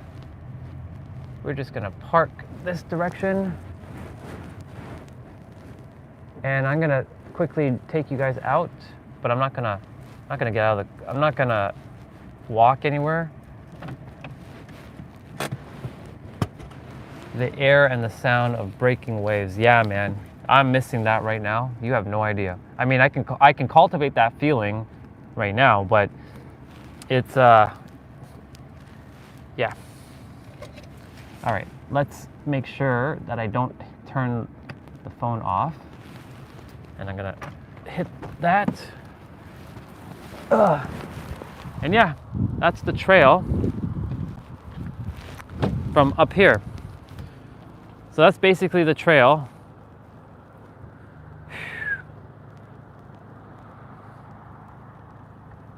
It's beautiful in the summer and the winter, but it's friggin' cold. That's all it is.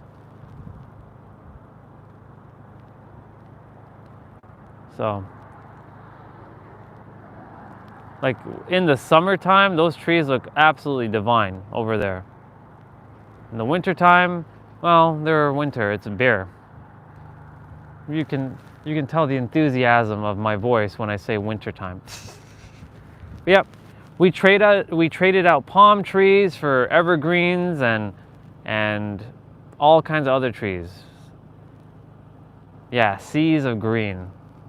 Exactly. All right. And yeah, that's just more of the neighborhood. And I will drive to another spot.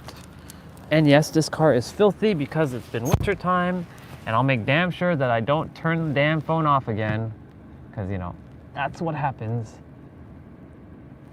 And the phone is good.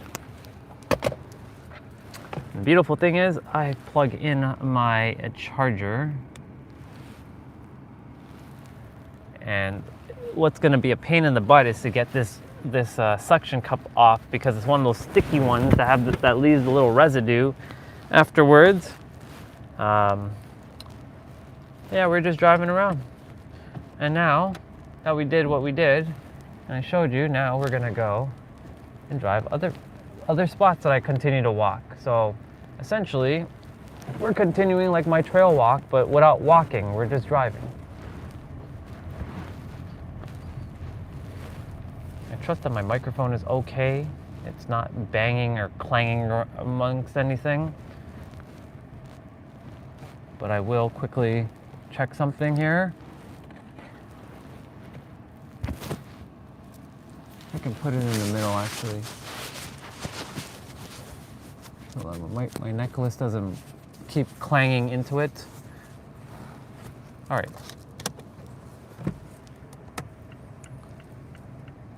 Welcome back, dude. We are driving in our area. I went to cancel my Planet Fitness membership. Those guys were awesome, and I'll go and get it back.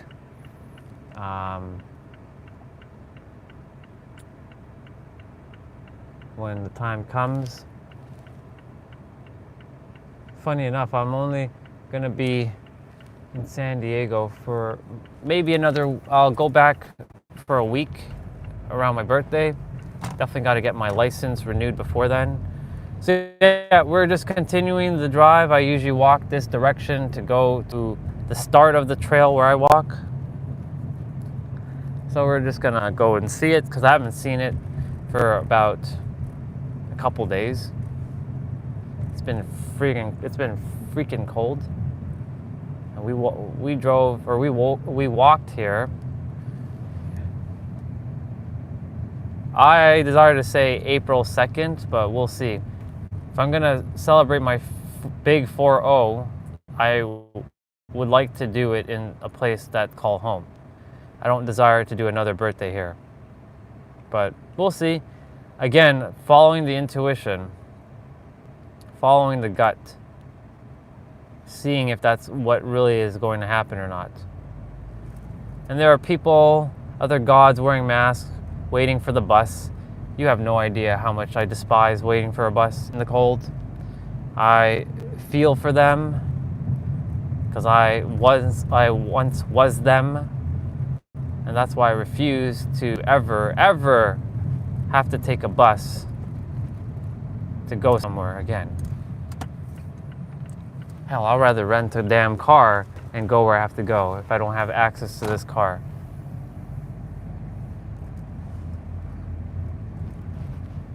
All right, so I usually walk this direction to go to my spot. And of course there's someone with a scooter in the cold. Had nothing wrong with that. Well, that's true, nothing wrong with that. Let's see. I help people where I can too, but yeah, we'll get paid for that. So I'm gonna turn left here. This is another school. This is a park where I come in. There's a school to the left of us. We can't see it because the mount isn't showing that, but there's a park. There's a school to the left of us. I come here and I play basketball. I shoot that basketball that I have, and I drain them threes like Steph Curry. Let's see what else is going on in chat. But yeah, I also do some volunteer work. I used to do volunteer work when I was younger. I haven't done volunteer work in a while, but one could say this is just me giving back to everybody. So this could be theoretically volunteer play, but with my voice through the wisdom. And yeah. So normally I walk through here. There's a stop sign here. Don't worry, I won't run the stop sign, Mr. Eric. He's like, you, sir, you ran the stop sign. I'm like, I know. All right. We're at like one bar in this area, which is weird. And we're gonna turn left here. We're back to 2 bars. So some areas in Toronto, it's so weird, the internet cuts out. This is a nice little area. You know, it's funny. I never used to walk in this area up until like 2 years ago. And I always would say, where the fuck does this place take you? Like, it's so confusing. Now that I've seen it so many times, I know it like the back of my hand. So it's like, that's the thing. When you become familiar and you become aware of something and you do it over and over and you've seen it over and over, it then becomes commonplace. So that's the thing. If you permeate your mind with like wealth or whatever it is that you desire over and over again and again and again and again, you will just see it as normal until everything becomes normalized. And so this is a spot where I would walk, and then to the right, so I'm gonna just stop the car here for a moment.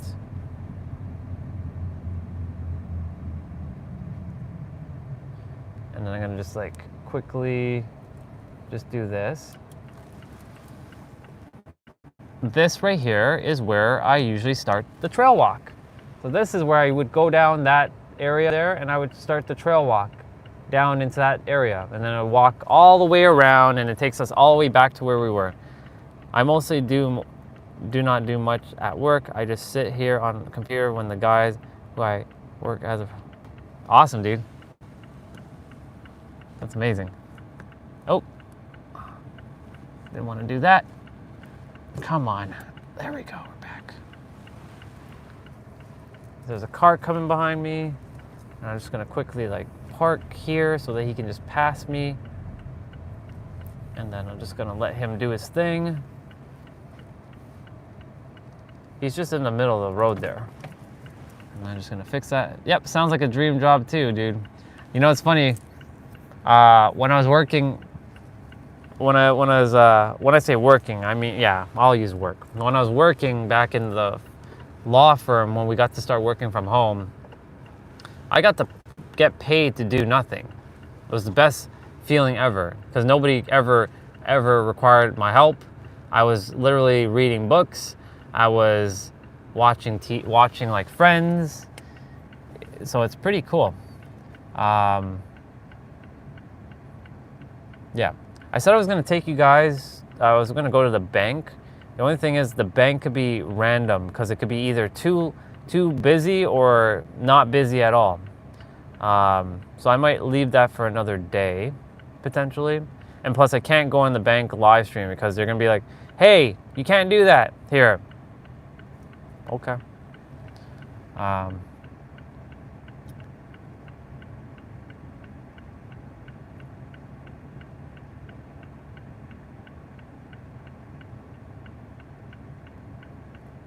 That's pretty awesome though. That you basically have a chill job right now, which is great.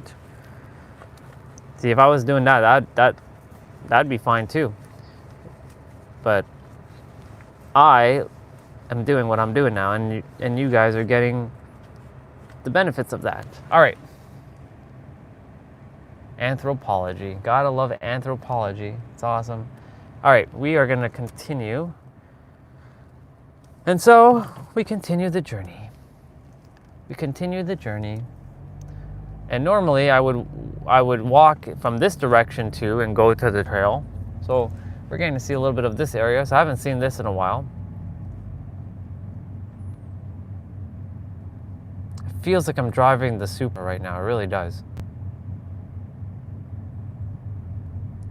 It's like I'm driving the car right now. It's so cool. There is a person who actually does have a Supra who lives in this area. The question is it here or is he gone? And he has a gray Supra, but I haven't seen him in like forever. But when I saw that the Supra was here, I'm like, so it is possible. So normally he would be right here where this white car is, but he's not here, so. It's a shame, I can't see it.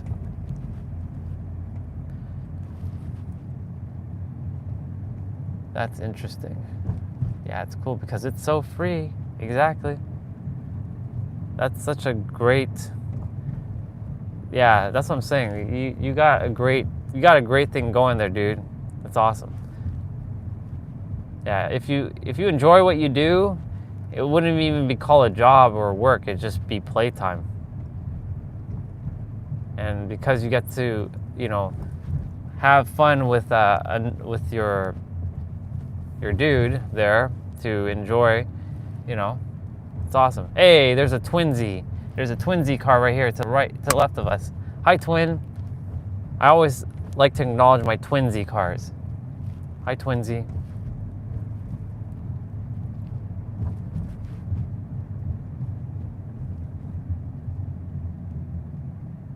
Yeah, humanity is always constantly changing and shifting and evolving and growing and transcending and all kinds of things. All right, where do I desire to take you guys next?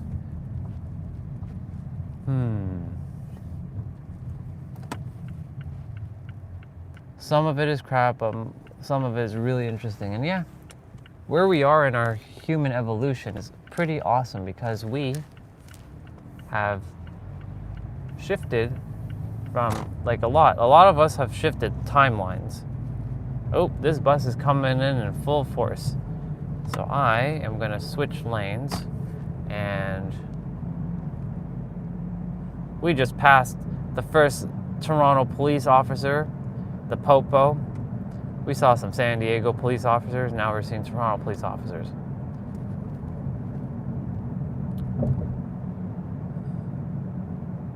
I am going to... I know where I'm gonna go see some things I haven't seen in a bit. We're gonna just keep driving straight. I was gonna turn left here, but we're gonna drive straight. Let's see. I'm talking with my men's group about doing my thesis about the group so it could benefit us. It's exciting, but some fear is coming up because I actually have to do the thing. The thing is scary, but the thing is I'm letting you, this is why we're doing the thing. This is why I'm having you guys, pushing you guys out of your comfort zone. Like, if you guys saw me this morning, I was grooming in front of you guys. I was kind of shaving. I was like trimming my face, my facial hair. I was like, fuck it. Why do I have to hide that? I'm just gonna do it. I know it's something random. We do it, so may as well just do it. You can do it. I know you can. Like, do you know how I used to be afraid of going in front of the camera? Like, I was that person who was terrified to talk in front of people. The fear is really minimal compared to before. I feel like something has changed. Yeah, exactly. You guys are shifting. I'm glad that the internal shift is happening. Little by little, moment by moment, that shift will change and will keep shifting. Do I desire to really go that direction? Yeah, I'll go there. Yeah, you're getting there. In my timeline, you're already there.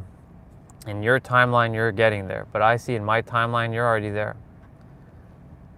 But little by little, moment by moment, step by step.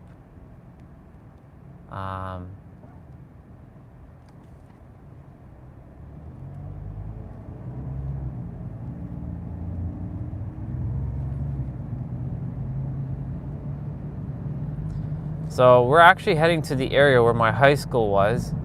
It's gonna be on my left side. Now, I haven't really been in this area, and I live not that far from the high school, and I don't go in this area. It goes to show you, I don't explore much in Toronto, because there's really, for me, this is not really a city that I enjoy traveling, because it's boring. There's nothing. There's no mountains to climb. There's no beaches to really go to, except for one that's all the way downtown that takes 40 minutes to drive to. I can get to a beach in San Diego within 10, 15 minutes. Interesting. So all that's built. I'm seeing what's built and what isn't built in this area. Yep. And yes, there is no rush. You are on your timeline. There is no rush. Both of you. But of course, for Eric, he said yesterday, and I quote, he has nobody to challenge him. So here I am to challenge your perspective on some things, challenge your way. And yes, the school is to the left of me. This is my high school area. This is where a lot of the hate and darkness kicked in, a lot of the anger, a lot of the rage. In fact, I'm gonna say, fuck it, we're gonna go inside. We're not gonna go inside, we're just gonna park in the school parking lot. I haven't been here in God knows how long, but this is the school that I went through with hate. Well, I'm in the parking lot, but I'm gonna go around it. Parking lot's kind of weird, actually. I don't remember the parking lot being like this. But yeah, this is the school. This school right here, this place right here, ladies and gentlemen, is called North Albion Collegiate Institute. This was the final school I actually been to ever. This is where then I made up lies about going to college and university and having this prestigious high school and college degree. And this school here was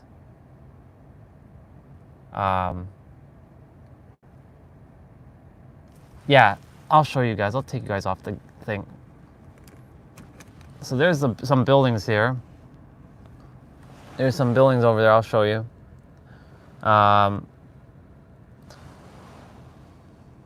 Yeah, so this school is called North Albion Collegiate Institute. There's the school field over there with some basketball nets, the soccer field, aka the football field, because I know Europeans call it football field. And yeah, so this school right here is where I spent a lot of the time being bullied, being angry, being mad, hating people. Yeah, it is really old, by the way. This area is old. It's not new by any means. It is pretty old. You know, my fellow Toronto people would be like, you should love Toronto. You should love it. Yeah, you should love it. I love San Diego. When you have seen mountains and oceans, you can't go back to just the basics. Everything is known in comparison. But yeah, this is the school that I came and I brought the baseball back to school every day and had to rewrite my history of like, I thought I was like a kind little boy to this evil monster. So yeah, this is the school right here. North Albion Collegiate Institute. I'm gonna cross over.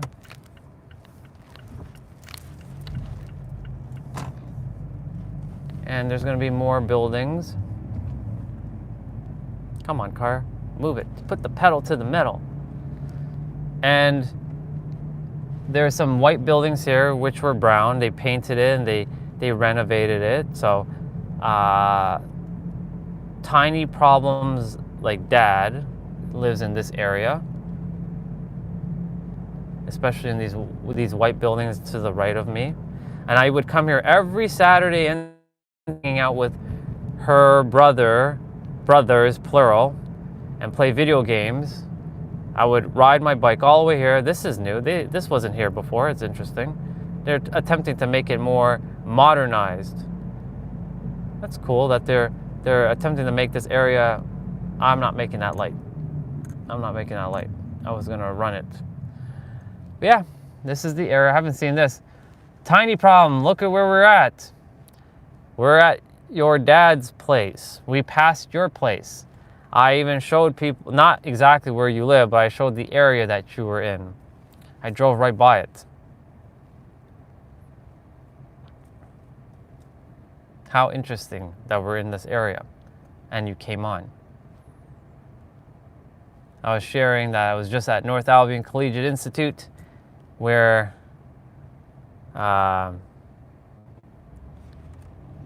much I can do with that blue car in front of me. Gotta wait.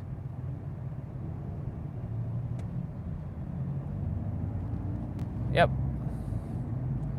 we're just taking a drive, and I'm just looking at the area because it's been a while since I've been in this area. Even though I walked the trail, which kind of leads into this area. Oh, there's an accident. Maybe not the smartest place to go right now. There are cops this way, so I'm gonna have to retreat and turn around because there's a bunch of accidents over there from what it looks like. I'm just waiting for this car to make its oh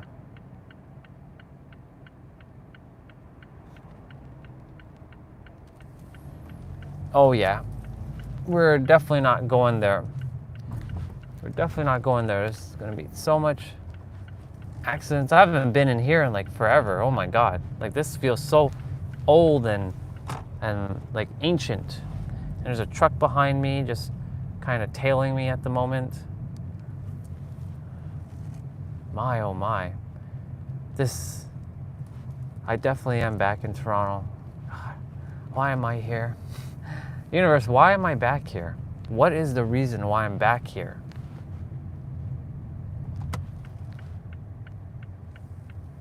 Well,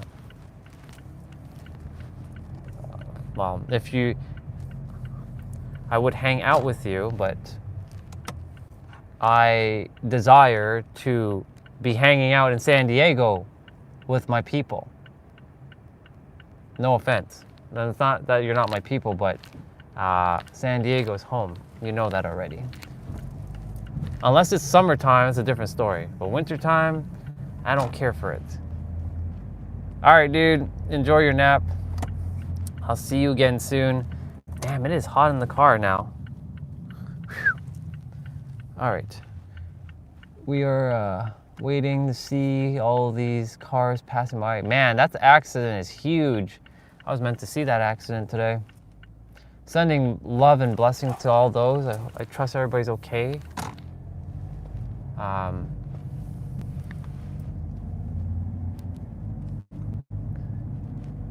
It's so weird being back in this area. And it's so weird that they added all this stuff. This stuff was never here before. They really are attempting to improve the area. That's good. Good on them for doing that. They're making something that looks super old look somewhat super modern. That's good. I'm happy about that. It's good to see the area attempting to improve itself. Once upon a time, I would only talk mad shit about this area, about being like the slums. It's like the slums of Toronto. But I've seen slums, and yeah, I've seen the ghetto, I've seen the slums, I've seen it all.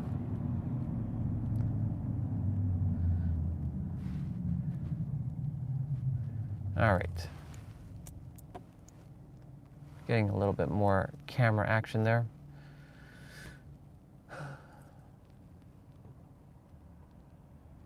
We're gonna go to the mall, or to Woodbine, I believe, and grab us a Timmy's, like either hot chocolate or French vanilla, something I haven't had. Well, I have hot chocolate back in San Diego, but I haven't had French vanilla in forever. I'm gonna have one, a small one, maybe a sprinkle donut. Already went to the Planet Fitness and canceled the membership. Those guys were awesome. I appreciate them so much. I was gonna go to the bank, take care of depositing this check, but I decided I'll do that another day.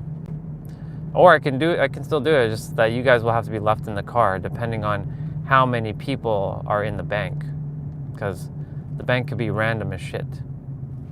So yeah, here's the school again, North Albion Collegiate Institute, the school that I was in hate and anger and darkness for 20 some odd years. Well, I wasn't in the school for 20 years, but this is where the catalyst really started.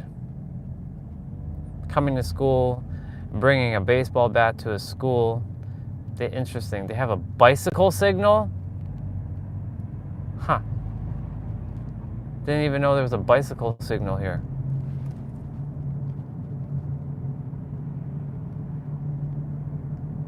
I'm not bringing you. I'm not waiting for you. You're already dressed, ready to go, or yeah. There's a Tim Hortons like what, near you? I think. Is there one near you? There is one near you. Actually, no, there isn't one near you. No, you can do that yourself, dude.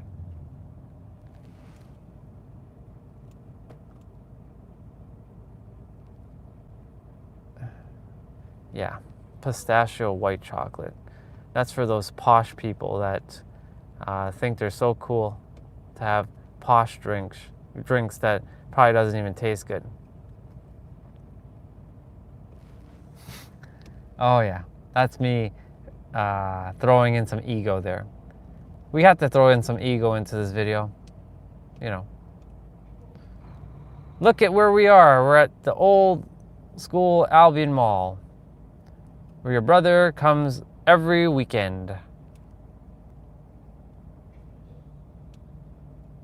When you connect with the silence of your soul, you discover that the power to grow, heal, create is already within you.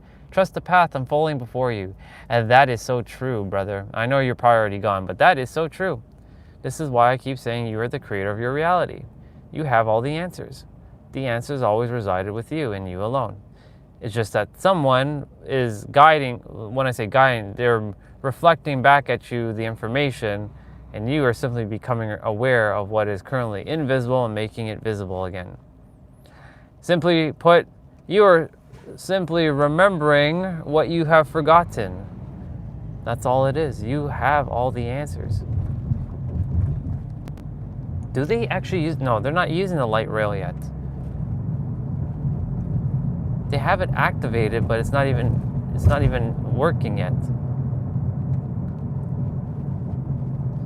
Yep, you are the master creator. See, now that you've shown me that one time, dude, now I've seen it. Now you made what was invisible and you made it visible. So now I know what that means. Yeah, you are the master creator.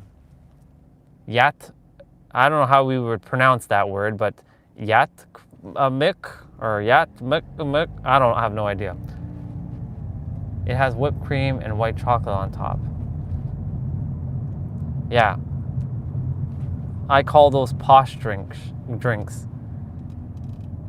Those are for those bourgeois people. But yeah, yes. Right now, I'm just feeling that I'm in the Supra right now. That I'm driving the Supra, just like I was in San Diego. And people are eyeing the car and like, oh my God, it's a Supra. This car drives exactly like it. The other cars that I've driven while I was there does not drive like the Supra. This car does. This is why it's called the Mazda. Okay, let's see. We're gonna drive down that hill.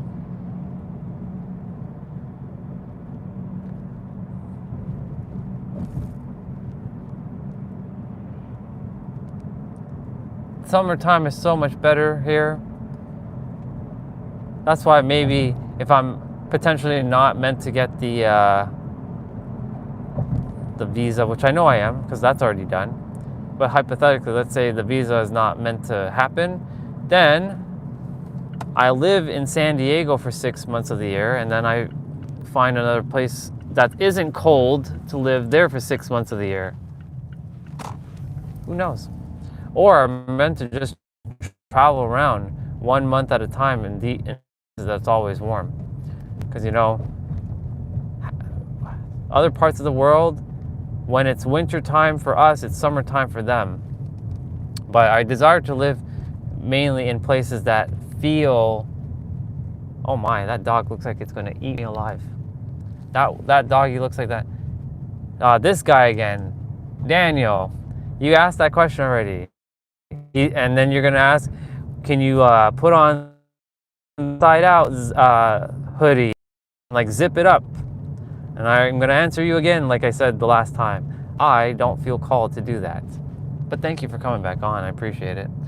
You know, while you're here, you can hit the like button too. That'd be great. But no, I do wear zip hoodies. I just do not do what you're gonna have me, because that does not feel in my alignment. It just feels like a big waste of time.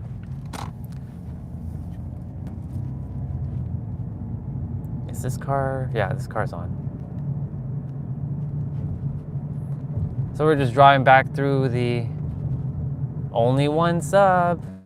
I know, only one sub. Who's gonna be the magical 500th sub? Only time will tell. Only time will tell. A lot of people jump on in the morning while I'm sharing. It's just after I share for a bit, then they start dropping off like flies. But it's okay, because it is, whoever's meant to hear is meant to hear. Whoever it is for, it is for, and they will find it.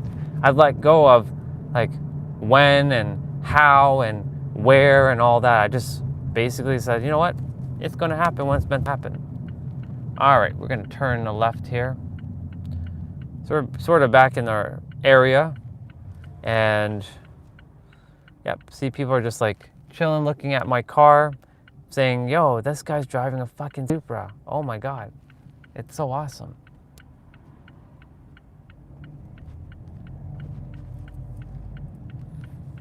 And funny thing is, oh, and there's a Toyota 86.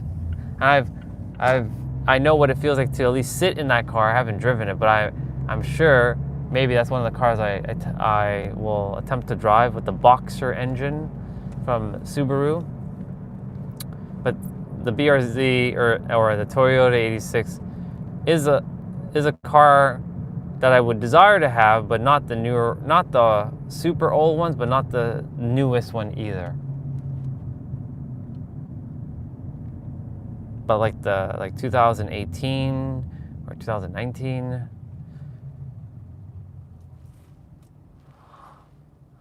So cool.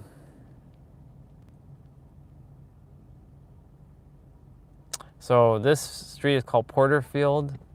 This is the one street over from the street that I currently reside in Toronto with parents. It's called Jeffcoat Drive. Again, for those of you who love to come to Toronto, which I would not recommend during the winter time, do not come here in the winter time to visit. Do not, whatever I just said, do not come and visit Toronto in the winter. You will regret it unless you love winter. If you love winter, awesome, come here. If you despise winter, do not come here.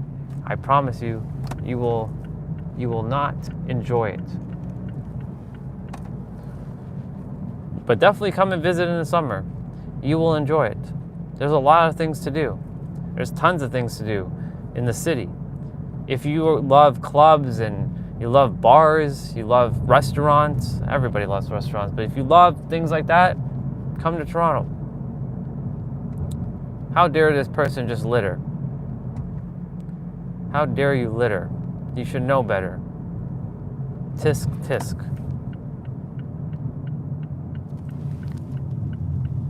And we are going to...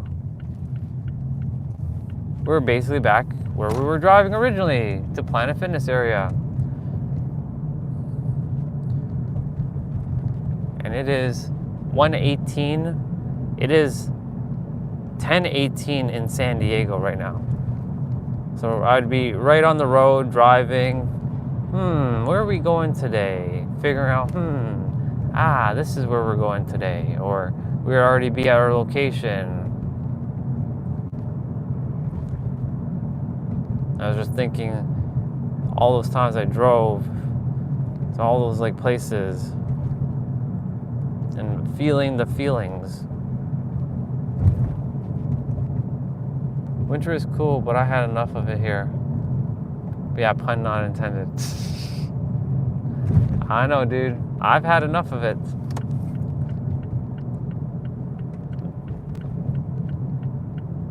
I've had enough of it for a while.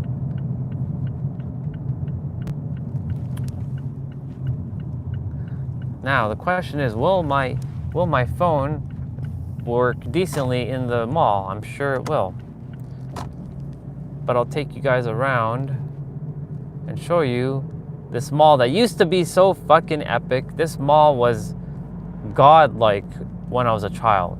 They had all the good stores and had all these great shops, and now it's been reduced to a pile of garbage, basically meaning they put crappy stores in this mall, and maybe, you know, what somebody may determine crappy is someone's like thing. It's a perspective, of course, but it's not the mall that it used to be. The only thing that's keeping this mall afloat is there is this fantasy fair that kids enjoy coming to because there are rides in this mall. Other than that, it's a lot of people just don't come to this mall anymore because there's nothing really here of significance. But yeah, we're heading into the mall. It's called Woodbine Center. Woodbine Center was the mall back in the days. When I say the mall, I mean the mall. Because it has a fantasy fair, had all these amazing shops like that are found in other malls, and it was very prestigious, but now it's lost its prestige and it's more run down. Now, of course, they're attempting to make it look even better than it used to, but if you don't have the stores that people desire to shop in, this mall is just, it's basically on its last legs. I can feel it either going to be either torn down or eventually it will, someone will buy it out and renovate it. But that won't matter to me because I don't live here. I live in San Diego, so malls here don't really make a difference to me. You can say that I simply have stopped giving a flying hoot about anything here and only focusing on my home in San Diego, California. All right. So once again, they closed up the parking lot, which is so weird. That like, you have all these cars that are parked here, and you can't park here, and they've closed it up for whatever reason, and now you have to go and park in these little spots. And so, we're just gonna go and park here. Right next to this white car and this black truck.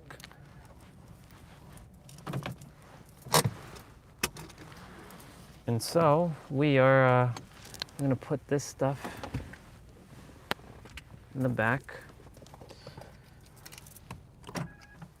and we're gonna go inside. We're gonna go get something to drink and at least remove this trash in the car because like they're not taking care of the car. I still own this car, but it's not really mine because my sister's paying for it now and I fully paid it off to call in my Supra. But anyways,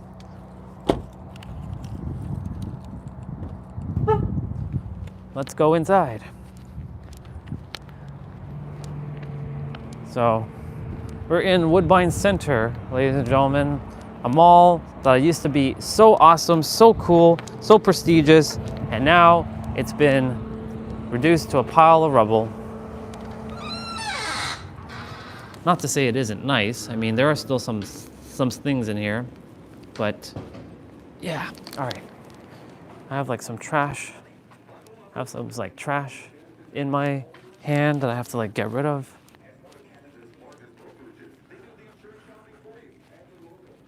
This is like a warehouse full of like things.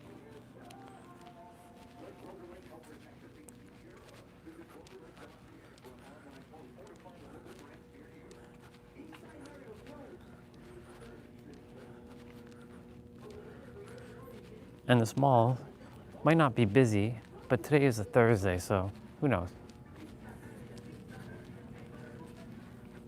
But you can find some cool little knickknacks in here for sure. because like things are like at a much costly, a lot less costly price. Looking for the trash, and we're gonna head over to this place called Tim Hortons. So, yeah, so this is one of the malls in Toronto. It looks beautiful from here, but like it's missing so many stores. And then we're gonna go find a place to hunker down and sit. I totally forgot to bring in the gimbal, or not the gimbal, but the selfie stick. So I may just drink it inside the car. And this is Canada's like thing, Tim Hortons. They love their Tim Hortons here. I'm not sure who's in line. I think all these people are in line. Yeah. Do they even have what I desire? Because if they don't even have what I desire, I'm not gonna. Oh, they do. Perfect. So yeah, this is Canada's favorite like thing, Tim Hortons. It's basically like Starbucks for Canada. For those of you who are like wondering. Yeah. A lot of Canadians are very quiet. They're not like Americans that are like louder. Yeah. We're just gonna order a donut. I haven't had a donut in a while. And we're gonna order a French vanilla. Yeah, we'll see.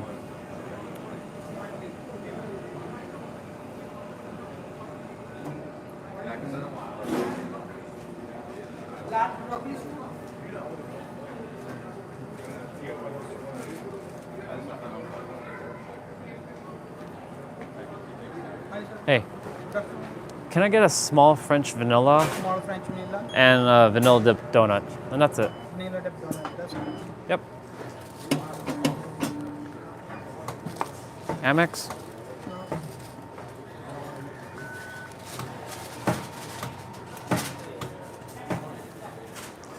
Yeah, donuts. Good old donut. Thank you so much.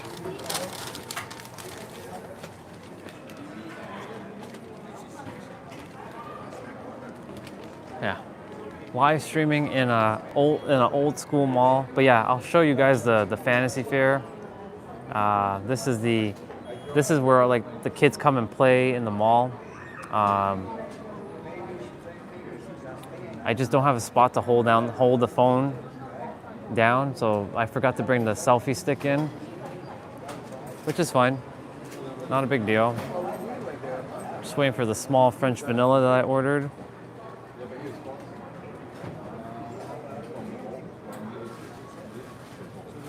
Doo-doo-doo.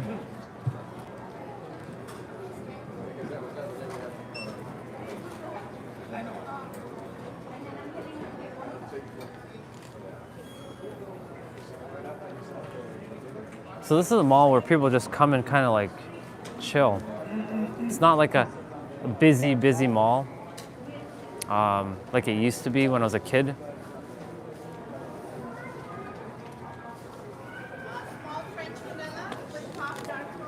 Ah.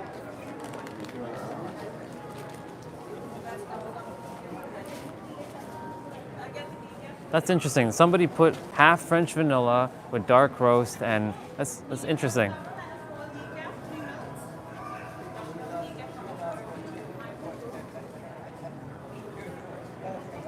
Everybody in their little fancy little drinks. Their fancy little drinks.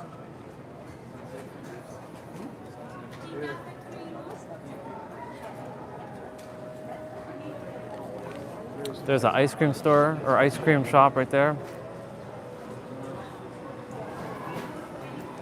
You made them popular, dude? Yeah, I don't think so. If anybody made them popular, that would be not me and not you. It'd be someone else.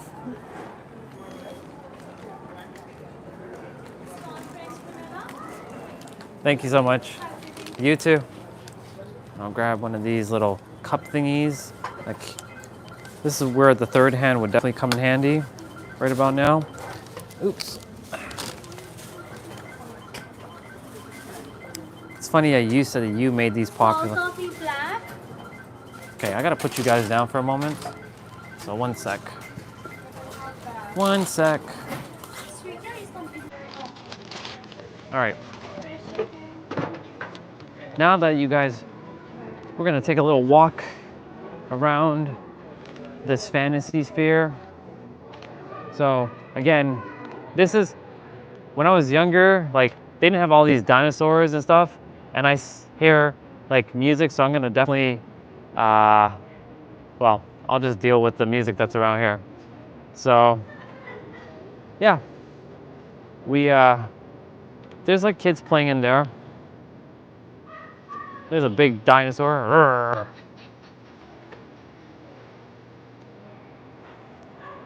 But yeah, this mall used to be cool. It's cool for little kids. Like, they don't know any better. I want to say know any better. They're present. They find everything fascinating and entertaining. Like, they'll find this elephant entertaining and fun. Like this merry-go-round. And I like the song that Rihanna's singing, but like, this is copyright music, so definitely walking into copyright zone.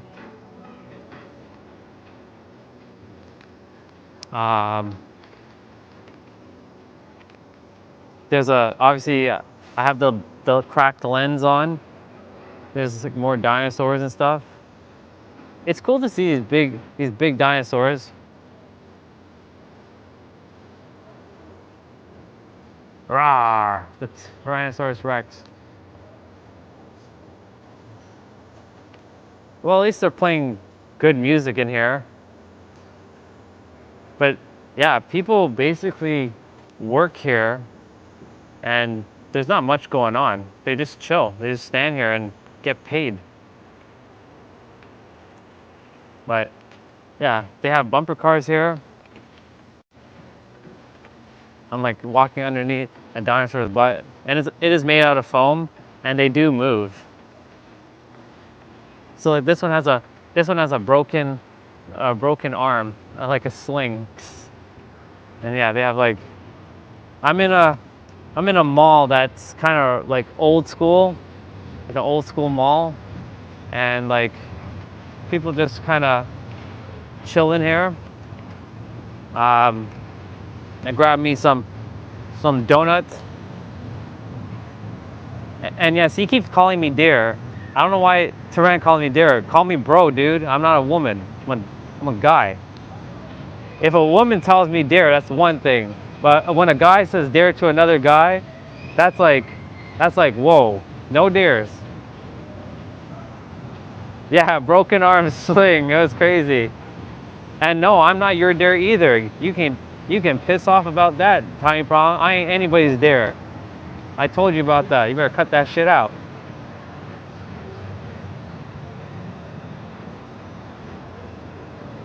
They have their little arcade in here.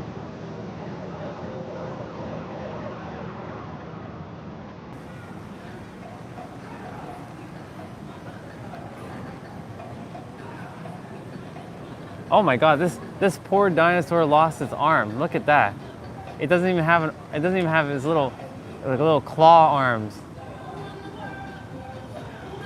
It's interesting. It's so interesting that this mall is like, I don't know what to say about this mall. It's like so run down now. Like when I was a kid, this mall was the shit. Now it's just absolute like trash. It is absolute garbage. But yeah. There used to be a video game store in here that you can go buy video games. It's called EB Games or GameStop. That doesn't even exist in here anymore. They literally took away the final good thing about this mall, that video game store. So, I can make a hand out of paper. Do it. And welcome back Welcome back, bro. I got me my Timmy's, good old Tim Hortons donut and French vanilla. I forgot to bring the selfie stick, so I'm gonna go back to the car. Unless I can like put this thing down. The only thing that's still keeping maybe the mall alive is probably potentially that Best Buy Mobile and the food court here. Other than that, yeah. So like,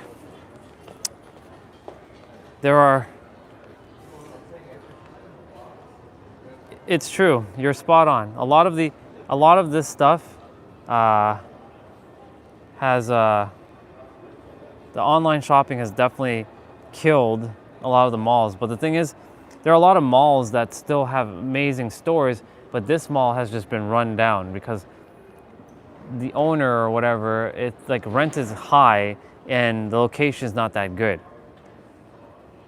But yeah, you're right. There was a lady who was like, she's covering her face. She's like afraid that she got into the camera. Funny thing is that I'm not pointing the camera at her face. So I respect people's privacy. All right, we are heading back towards the car since, people do ride around on these little things throughout the mall. And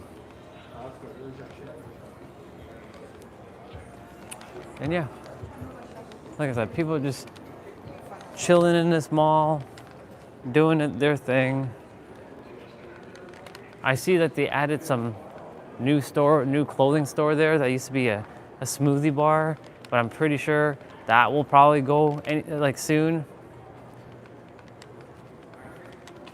We have Foot Locker.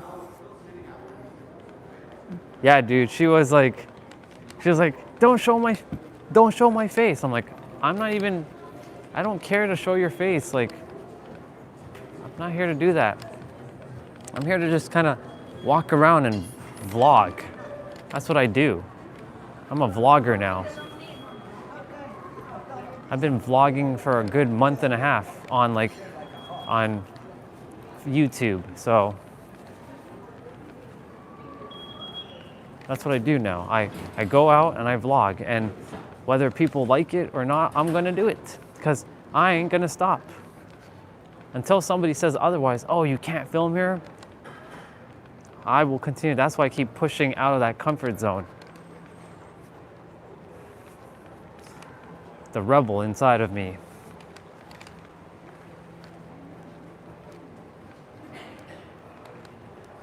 I know. Somebody's gotta be that 500th sub, and then we're onwards to 1,000, because the first 1,000 is usually the toughest. But once you pass that hurdle of the first 1,000, then that's when shit gets real. So we're walking back into like this place that has more like knickknacks and doodads and all kinds of stuff. I don't usually ever really look in here, to be honest, because it's nothing that fascinates me in here. I don't know, nothing fascinates me in here.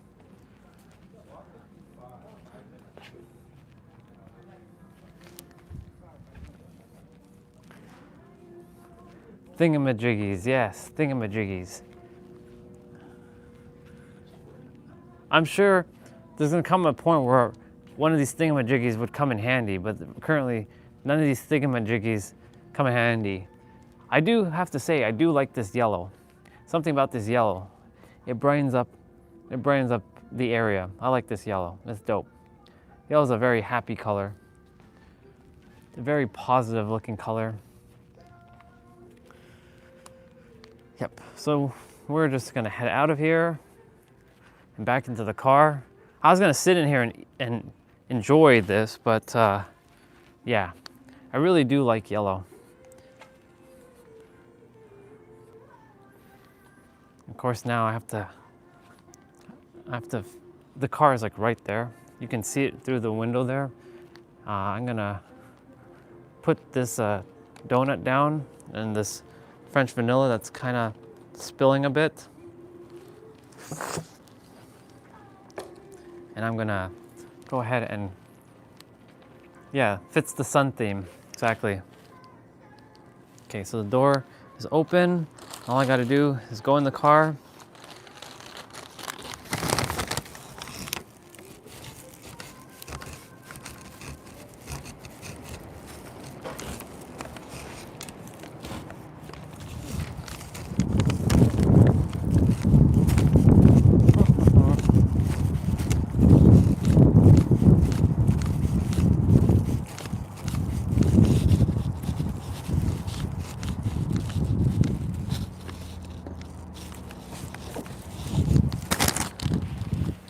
Put that there. I was actually holding that with my mouth for a moment. Get in the car and put that in the cup holder. And yeah, I'll keep you guys here. That should not be taking up juice while the car is off, but I should remember to, oop, I went flying. I went flying there. All right. Ooh. So, are your tires a little? They might be potentially, but I think they should be fine because like I just got them aired up not that long ago, but they could be. That's the thing. These tires, they do look a little like low for sure. So I'm gonna look into that. Yeah, we got the donut. Good old sprinkle donut. It's gonna make a big mess in the car. So I'm gonna partake. So cheers all of you for a unhealthy day. Look at that. Good old sprinkle donut. They're called vanilla dips here. I remember the days they were still called sprinkle donuts. Yeah. Hello, sister. We're driving in the car in our Mazda. And I have a French vanilla. You know I don't drink coffee, but I have French vanilla. I will never drink coffee.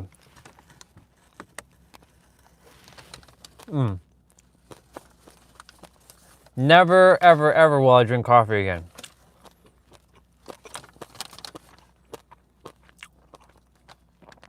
Sister, how is everything that you're doing? How is your creations coming along?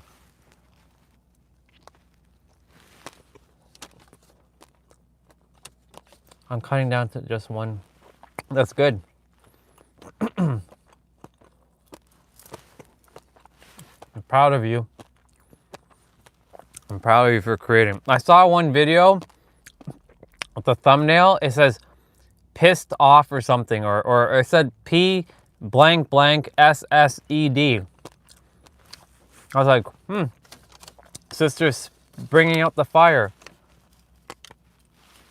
This is good. Dropping the thunder. That's good. I'm proud of you.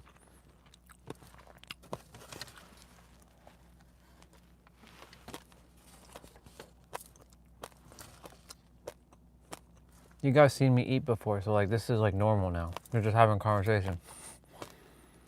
I'm gonna go in and have lunch anyways. Tomorrow we're gonna kick some butt with that full body workout though, play out. And then Saturday, we're doing jump rope again. It's gonna be fun. It's gonna be challenging. I might even change the routine. I just gotta find one that's, I gotta look through the YouTube videos and see, is there ones that are more challenging? I know there are jump rope videos that could be an hour long. But yep, I have a French vanilla here in my hand, or in the cup holder. You know, it's funny. Deadpool, he said to bring the sun, and I did. The sun is here with me in the car, which is fascinating. The sun is with me in the car. I mean, you can get your own French vanilla. I'll share, but I'm not sharing mine. You can have your own.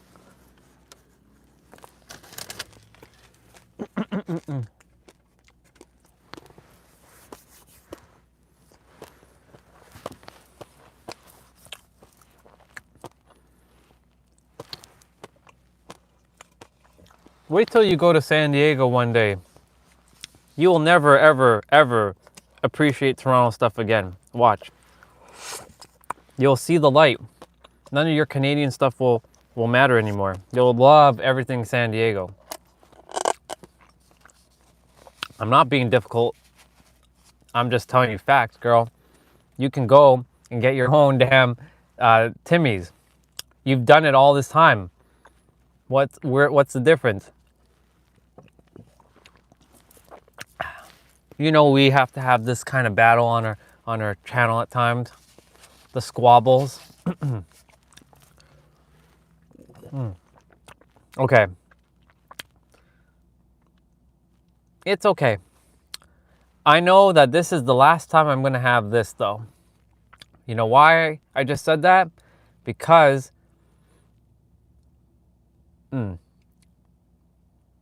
this reminds me of going backwards. So this, everybody, is going to be probably the last time in a very, very, very long time I'm going to have French vanilla or hot chocolate or any kind of thing that's similar to this. Yep. It's okay. It just hit me. The realization hit me. I'm like, It tastes good, don't get me wrong. It's just, this is the last time we're having this. Maybe I'll have one in the summer or something, but this is the last time for this. Only because, like, it is so damn sweet and so sugary. So I definitely will be purging myself of this substance called French vanilla with water when I get back inside. We're gonna go into the grocery store shortly, and we're gonna get some milk, my protein milk. They should have my protein milk.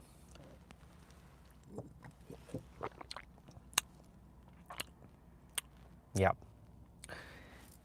It has a weird texture for some reason. Like, it's like, you know what's happening right now? This is the same thing that happened with coffee. I was like, why don't I enjoy coffee anymore? And then my taste buds just changed. So maybe the universe in 2025 changed my taste buds. Maybe I don't enjoy this anymore. Interesting.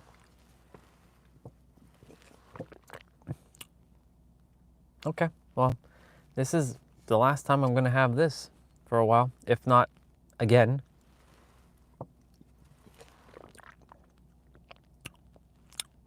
Yeah, so when I don't like something or when I don't enjoy something, I will do that. I will, like,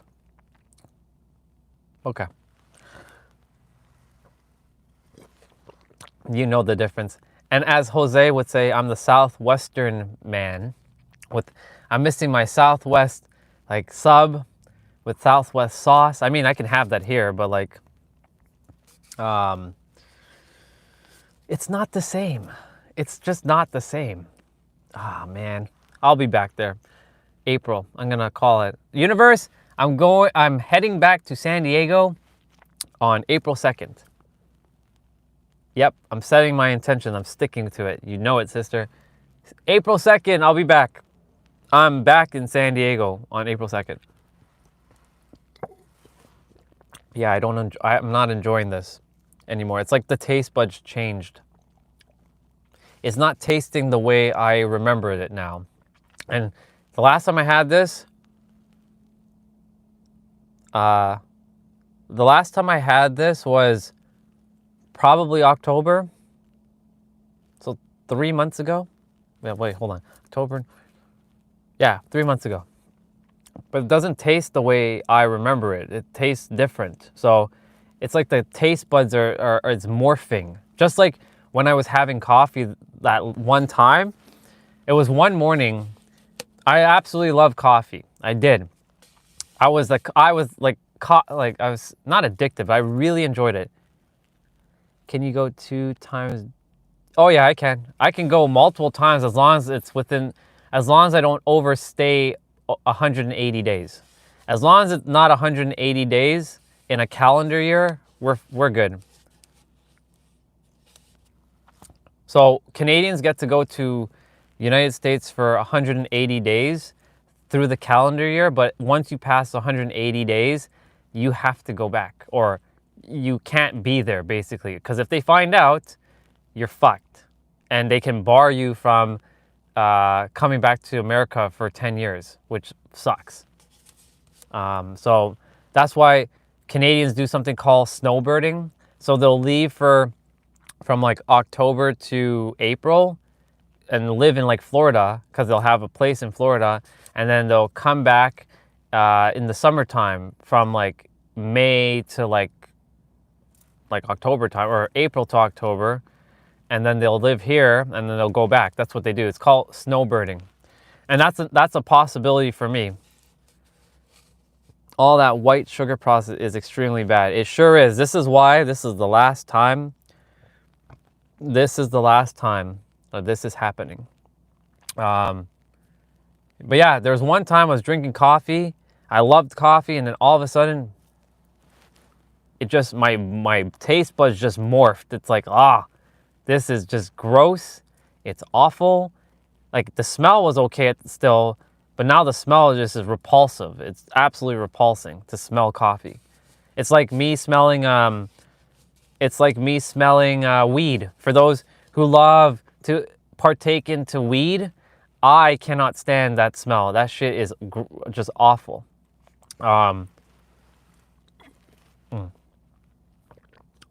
Yep. This is not happening again. Look at this. It's Mr. Jean. He's back. He's back to troll us again. Welcome back, dude. Yeah, honestly, dude, the smells are just horrendous. I just can't do the smells. Oh, there's an airplane. There's an airplane, Bubba. Those poor souls coming back from wherever they were. They probably were enjoying where they were, and they're coming back to that. But yeah. I got a donut, and I meant once in a while. Yeah, it's okay to have these things once in a while. Let's see. If you can do sugar, date sugar, coconut sugar, apple, even pure sugar, and extremely better. Oh yeah, for sure, dude. Absolutely. That's why I don't partake in like this kind of stuff often. Like it's rare. It's only because I haven't been out for a while. I'm like, yeah, I don't like stress eating sugar. You guys see me have the ice cream here and there, but the thing is, I will purge it almost immediately with water, and I'll start moving my body.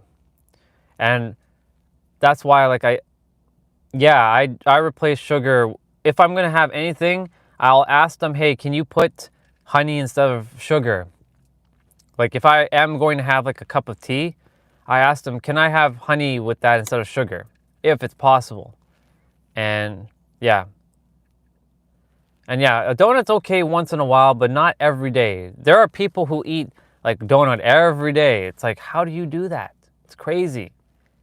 But it's basically because they're on that sugar crave until they break that sugar crave. Honey is definitely better, but then there's also different types of honey. And then, of course, there are better honeys than other honeys. There are some that are more natural, and then there's some that are more artificial, which is basically nothing more than sugar again.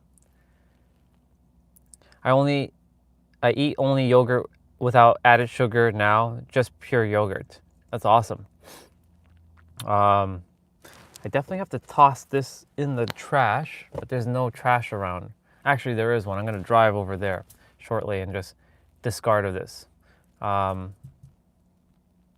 Yeah, see, the beautiful thing about you, Eric, is that you get fresh honey. But the honey that is found here, unless you really look at the honey, most of it's fake. Like if you go in the grocery store, it's not even real honey. It's probably like some fake shit. Or at least it may look like honey, it may taste like it, but it might not be like the real, like natural stuff. That's why like things in like the Eastern countries, like in Europe and like India and like Asia are more natural than freaking like Canada and United States. I used to add sugar to coffee and tea. Now things I could, it's so yuck. Yeah. Parents from a boy from my daughter's classes are beekeepers. Amazing. That's awesome. Hey, Nissan Altima. I drove that car.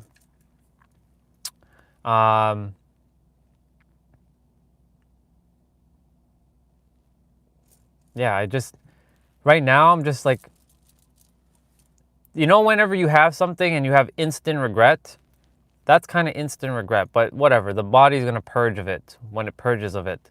But that was instant regret. Thank you, appreciate it. Hooray, you're finally, it's decided that you're going. So you called it in, sister, you made the intention and you're going. You're speaking there.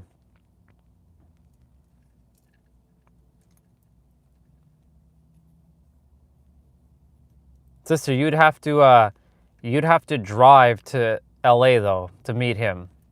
Unless he is willing to drive all the way to SD to see you. What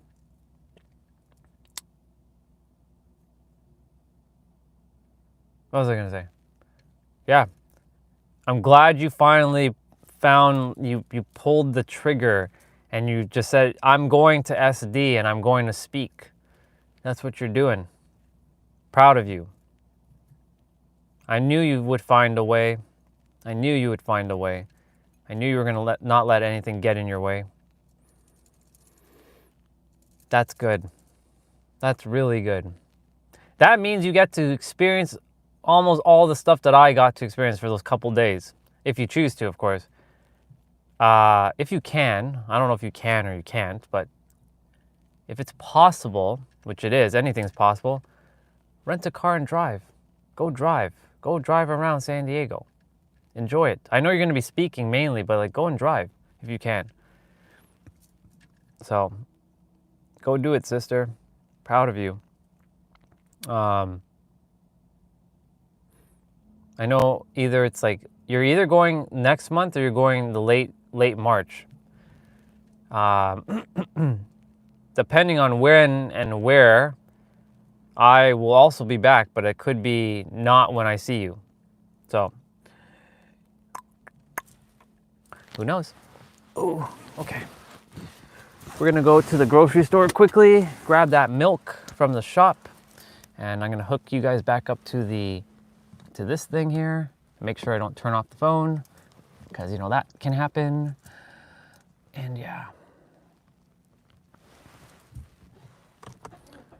And the beautiful thing is this car has a push to start engine just like the Supra. So like this is why this car feels like I'm driving the Supra. And I'll turn back on the heat. And that should be like that. And yes, I'm gonna definitely drink some water when I get back in. You better believe it, dude. You better believe I'm gonna drink that water when I get back in. All right, grocery store time to get that milk. Just passing through what this channel is about. This channel usually is about consciousness, raising your vibration, high frequency, well, all kinds of frequencies really. Mind mastery, not mindset, because mindset's basic. Mind mastery, moving your body, getting you to move your body every day because it's very important for your mental health and your physical health. But also just me randomly just showing my life because I'm just another soul living on this beautiful planet. But yeah, appreciate for stopping by, Jay. Thank you. Thank you for coming on, man. I don't know if you're a brother or a sister, but thank you. Appreciate you for being here. So we're just driving around. I'm just going to head into the grocery store and just grab me some protein milk. But thank you. Thank you for coming on. And thank you for passing through. Oop, I'm not gonna be able to make that light. And actually, I'll just go into this lane because I'm sure somebody's gonna require to change lanes. Yeah, peace, love, harmony, you. This channel is about you. Yes, it is really about you. This channel is the universe speaking through you, well, through me, to reach you, to remind you that you are the divine sovereign being. You are the master creator of your reality, and you create your reality in every present moment. And to be able to know that you can shift in every present moment as the master creator, or you can call it master alchemist, or master wizard, or you can just say God, or the universe. You are the universe. You are infinite and everything. You're all of it. Ah, nice. You are a sister. Perfect. Well, hello, sister. And you're a powerlifter. So yeah, that's pretty cool. So I do daily, I call them playouts, not workouts, because play for me is better than work. So I call them playouts because we're playing and having fun. And I do daily playouts. Today is active rest day. So today was only abs. Tomorrow will be full body. So if you're inclined to join me, since you're a powerlifter, join me. I usually do it all from within the comfort of like home, because I was doing them in the gym, and I just show others that you can do anything from home as long as you're determined that you can do it.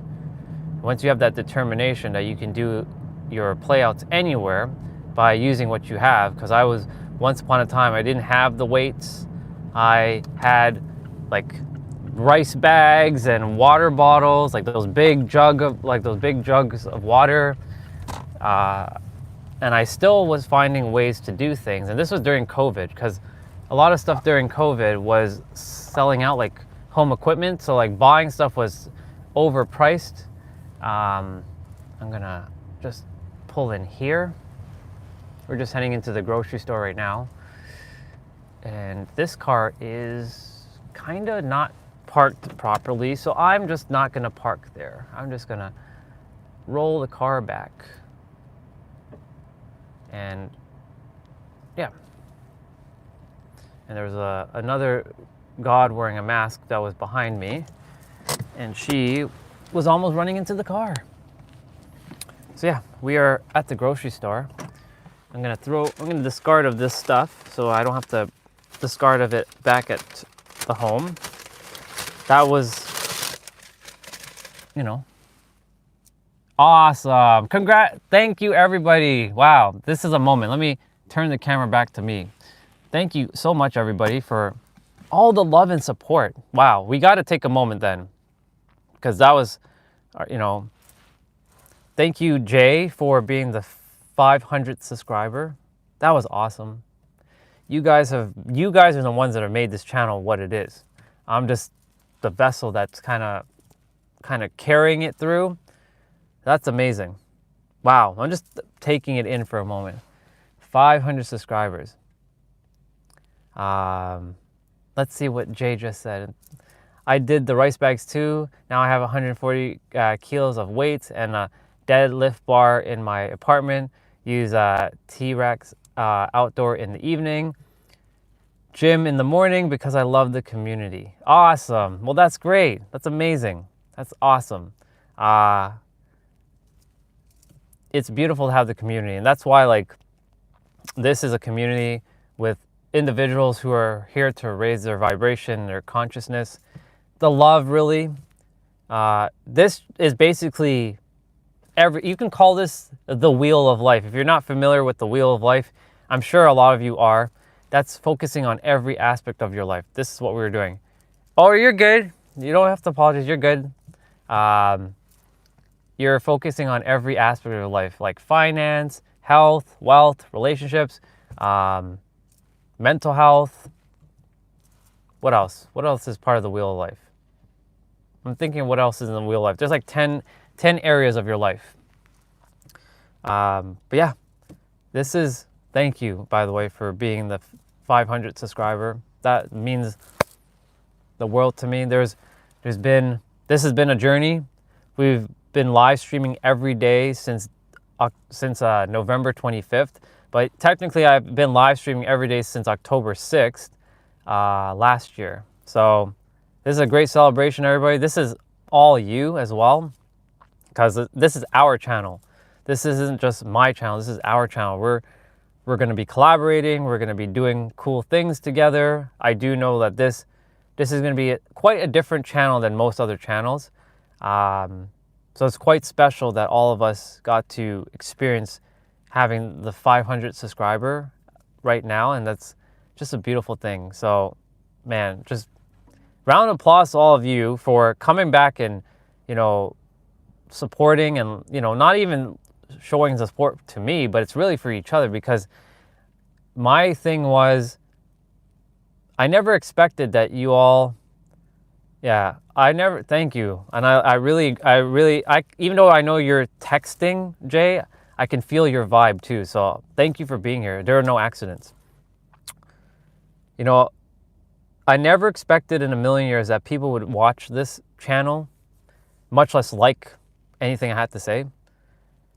But what really caught me off guard, and it was a great surprise, was you guys communicating with each other.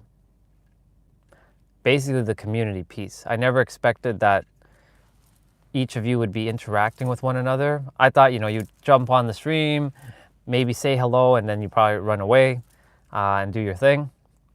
But the fact that every day, quite a few of you, it's not just one or two, there's quite a few of you that come back every day, or at least every other day, or whenever you can, and say hello and you stop in. But yeah, let's see, do you do a certain time of day? So actually right now, I'm just playing around with the algorithm. I'm starting usually at 7 a.m. and I usually kind of go on a little bit of a wisdom flow, because the universe kind of really just channels or downloads through me, and I'm letting go of the ego and the mind and letting the universe just kind of speak through me. But I'm doing 12 hours straight. I'm just kind of live streaming for as long as I can. But then I would break that live stream, because at 12 hours, it doesn't record all my other stuff. So I restart the live stream after 12 hours, and then I'm just playing video games. I'm just chilling playing a video game with some of the family here, like Jose, for example. Eric will soon join us, and a few others. And yeah, this is basically just living life. We were traveling in California and San Diego like a week ago. We were there for a month. I was getting out of my comfort zone. I was really just doing things and just pushing the envelope of how far I could push myself, getting out of my comfort zone in public places. Before leaving San Diego, we were in the airport live streaming, and of course there's tons of people and eyeballs and everything, and I was using the gimbal that is in this bag here, and people are watching. Oh my god, but the thing is, I'm not doing it to get attention. I'm doing it to push out of my comfort zone and just do the thing. I'm gonna go in the grocery store just now. I'm not gonna bring this because that's it's not necessary. But I'm gonna go in the grocery store and still live stream. I'm just basically just doing things and challenging my comfort zone. And because I'm challenging my comfort zone, it has inspired quite a few people to follow suit. There's a soul. I'll share where I'm from. There's a soul. Her name is Monica. I've known her for a while, and every day she pops in, but she's kind of shy, but she started to do live streaming now, and it's awesome. So currently, so this is how I say it. So whenever anybody asks me where I'm from, I say I currently physically reside in Toronto, but I do live in my spiritual and mental world of San Diego, California, because that's home. That for me is home. I feel like that has been my place for the longest time. The mountains and the oceans is where I am desired to be. I prefer nature, lots and lots of nature in a shorter drive. So like if I can get to mountains and beaches in like a 20-30 minute drive, I'm down. But yeah, I physically currently reside in Toronto. You're gonna see the winter in a moment. And then, yeah, I was there for a month, feeling some feelings and making sure that I can encapsulate that feelings, so that I can remember to like, oh, I remember I was at the beach and I was sitting at the park and I was able to feel like the sand underneath my feet. And yeah, everybody's from everywhere around the world. We got Netherlands and we got the Hungary, like my brother is from the Netherlands, but he moved to Hungary. We got Olga, our sister, who is actually from Estonia, but she now lives in Dallas, Texas. We got people from Finland. We got some people in Japan and China. We got some in Asia. Look at that. Awesome. Look at there you go. We have another European here. This is awesome. This is amazing. We got a beautiful soul from Denmark now. So cool. So cool. And we got people from South America, like a couple from Colombia. We have some from my you can call it my past life or my parallel life of Egypt, because I once upon a time I felt like I was either King Tut or Ramses II, the great pharaohs. So I've seen people from Egypt, which is amazing. That just lights my soul on fire. There are a couple people from Egypt showed up. Yeah, we just have people everywhere. There's some from the Philippines, some from like Africa, like we have Zimbabwe, we have Ghana, we have South Africa. Where else do we have? We had one from Kenya. Then we had someone from Spain. We had someone from Italy. It's just beautiful to see. So this community, our community, is growing, and that's why I say it's not my channel, it's our channel. We're growing this thing together because we're really here to support one another, uplift each other. And of course, there's going to be some souls that do pop on the channel, and they may kind of disrupt. Let's see. Oh, okay. Yeah, they may disrupt the stream with like their other frequency, and I respect it because I too was once in their same frequency. And if they choose to, hear a perspective, because I'm not here to change anybody's like belief systems. I'm not here to challenge anybody's belief systems. What I'm here to do is to give a perspective as a mirror to what you're here to be, and which is that master creator. You are the infinite. You have everything within inside of you. But at the same time, you are going through this life and you've lived the life that you've lived up until this moment, and there are some things that you may have taken on, and there may be things that that you may resonate with, and there may be things that you don't resonate with, and that's okay, because everybody is theoretically right. From their own perspective, everybody's right. As long as it is serving you, and everything has served you, even if it feels like negative, everything has served you. But as long as you're living your desired reality, the life that you choose to have, that's all that matters. As long as you're living, internally with love and peace, you care for humanity, you desire to see others win, and others desire to see you win, and even if they don't, that's okay. You send them unconditional love. Of course, this is not just about love, it's about honoring both shadow and light. This is a place about balance.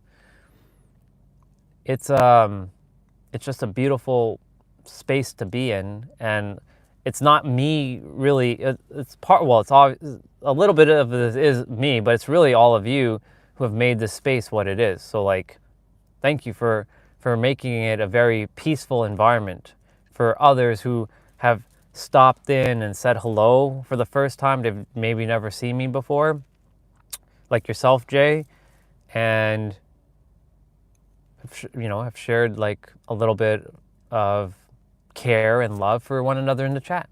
It's a beautiful thing to see people connecting all over the world. It actually brings a lot of joy to my heart to see like-minded, and I don't want to say like-minded because like-minded could mean anything, but aligned souls connecting back and building, I call it soul family.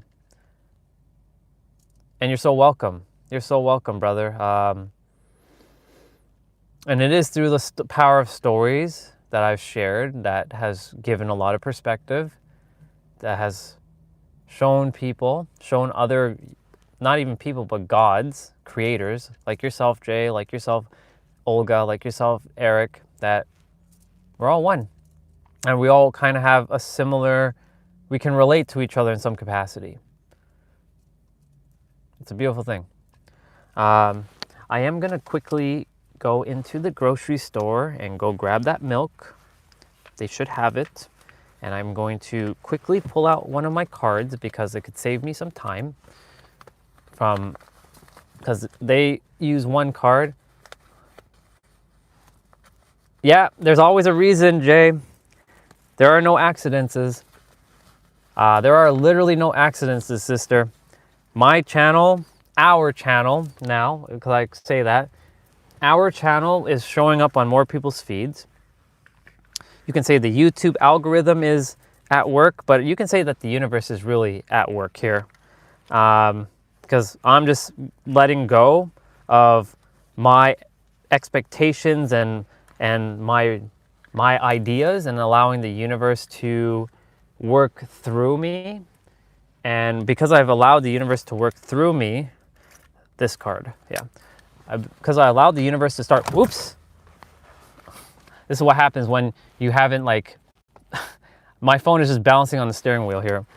When you allow the universe to work through you, you let go of a lot of stuff. It's a beautiful thing.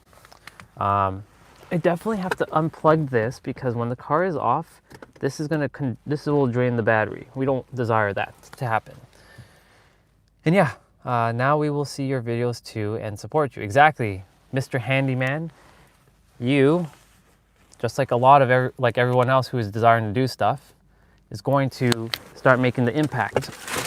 And we are going to go inside the grocery store and of course make sure that the key is with us. The last thing we want is to lock yourself out. And I've done that once. Thankfully, I was right by the home, so I could just go get the spare key and unlock the door. All right, you're just walking into the grocery store. I'm gonna discard this stuff. But yeah, a lot of the other things too is about health. About, obviously like I just had not the healthiest thing and I consumed it, but at the same time, sometimes you gotta treat yourself because when you're super rigid and there's no balance, if you're enjoying life without that balance, awesome. But chances are, there are times where you might desire to do something, but you're like, oh, I shouldn't do it. You have this opportunity to like live your life in whatever way you choose to. So, it is cold, dude. I'm telling you, it's cold. Yeah, it's definitely 2 pants weather. So we're in the grocery store now. I'm just gonna go grab me some milk.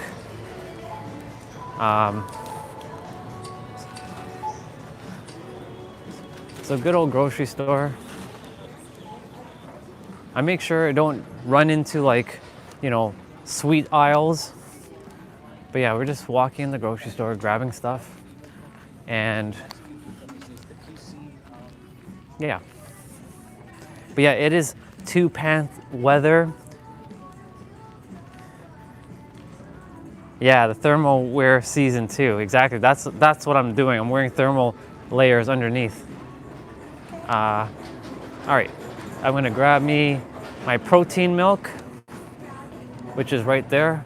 Has 18 grams of protein with less sugar, because like, you know, let's see, it's got like, this one's got 8 grams of sugar with 16, and then there's like,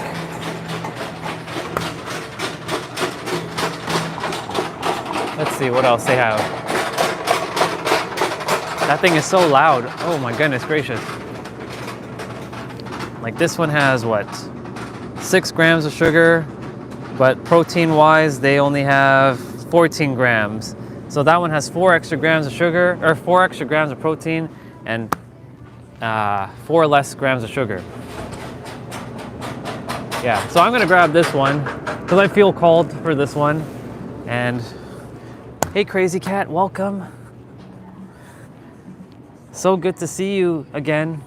And we're just gonna go and purchase this protein milk. And yeah, there's music playing right now. And we're gonna be out of the grocery store, and we're gonna head back inside. And then we're gonna chat for a bit. And you'll be chopping wood as firewood for workout tomorrow. Awesome, amazing, dude. All right, so I don't know what's going on here, but I'm going to wait here. And all right, so I'm gonna go ahead, start, and then we're gonna do that, and then I'm gonna hit next, and I'm gonna purchase no bags. I'll hit donate $2, and we're gonna wait. And then I'm looking for my card, which I just pulled out. Can I put a sticker on here? Go for it. Thank you. Yeah. You know what? Let me clean this up for Awesome. Thank you. Awesome. And I'm going to grab my bill.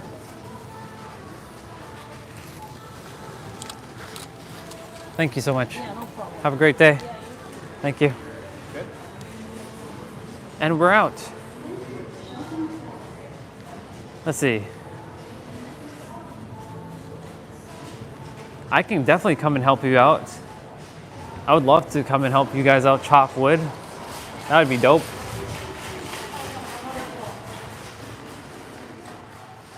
See? There is no accidents why you found us, Jay. Literally no accidents. You're already feels like family. We just connected, and just like that. That's awesome. Welcome, sister. I'm so grateful that you're here. Truly. Yeah, it is cold. It is really cold. It is that two sweater, 2 pants kind of like season, layers. And yeah, we have the milk in our hand. So I can like finally have my proper milk with my protein. And we're gonna go find the car. And the car should be over here. Yep. Poor Mazda. It's so dirty because of the winter. No, the tires look okay. I'm looking at them, they're okay. It's just how, okay. Let's go inside the car. We got our milk. We got our son in our car as well too. And awesome. Okay, let me turn it back to me for a moment. And I'm gonna just put this like this. We're gonna be back in the house shortly. Oof.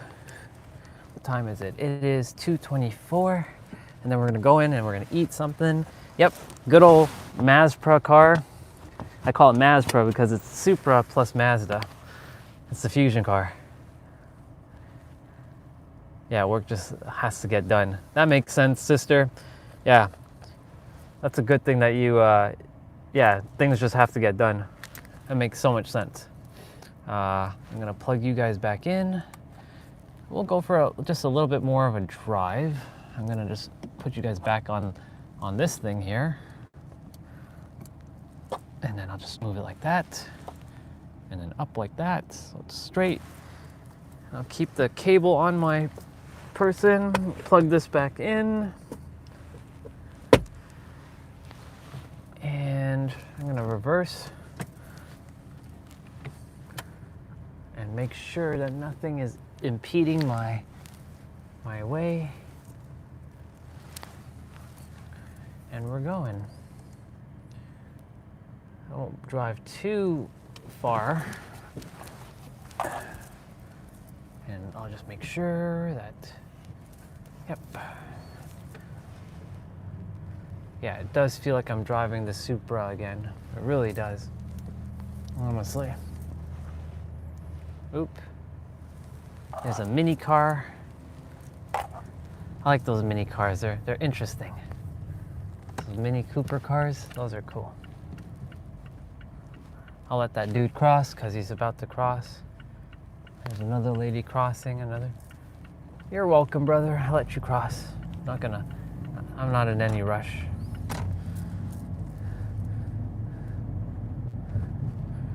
Yeah, it's awesome. All right, now we're just driving.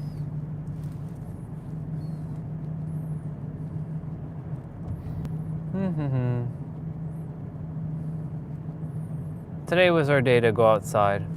It wasn't as cold, but it's still cold. In comparison to yesterday, yesterday was cold. Yesterday was freezing. And the Mazda dealership that I go and get my oil change is right across the street. It's not where I got the car, but it's where I go and get it taken care of.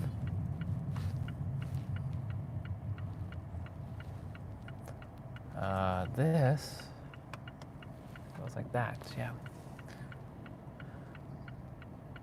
Yeah, I see you guys are talking about the cultures there. And I see that you worked in the forest. Wow. That makes sense, sister. That because you were doing a lot of that, like lifting in the forest and moving stuff, that would make total sense. Yeah, there are a lot of cultures that are, let's just say they're a little bit more hands-on, a little more difficult than others, for sure.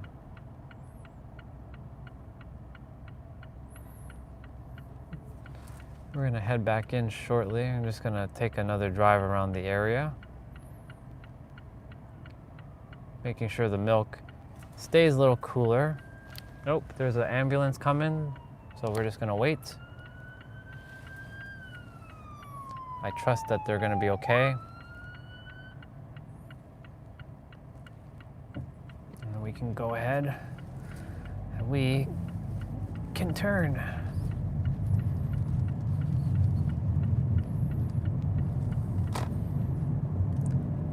I was gonna go to the bank today, but I was like, nah, I'll leave it for another day. It's not priority.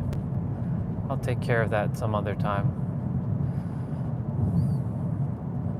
Won't be able to I can keep the thing going while I'm in the car if I desire to. But I do know that the bank on a Thursday, they're usually a little busy.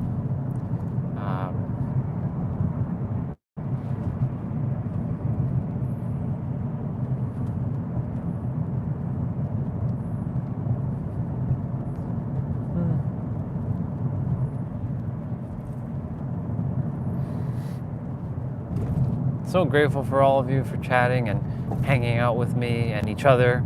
It's a beautiful thing to see. We gotta turn left here.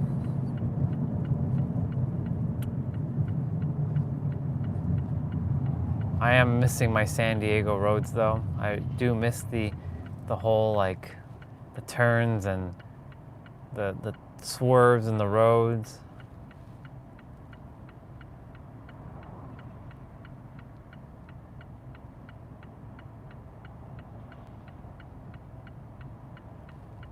And we're gonna just wait here for a moment. And I'm gonna turn off the heat, put that down. Can I go? I can go. I can definitely go.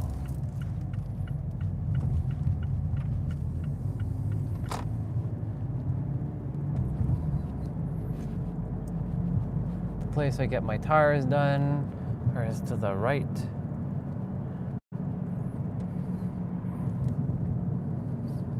It's so weird to see the gas in liters again, because like $1.49.9 feels like $149, but it's not. It's true. It's so true, sister, that you said what you just said there about men cooking and cleaning. It's the same thing. It's like if those are like the traditional gender roles. If each role, if we're seeing it as equal and not like gender, like, the men take care of like the cleaning and the cooking, the woman does that stuff, or even vice versa, it's all good. We just passed home, or parents' house. We're just gonna circle around, drive through the area again. I don't feel called to go back in just yet.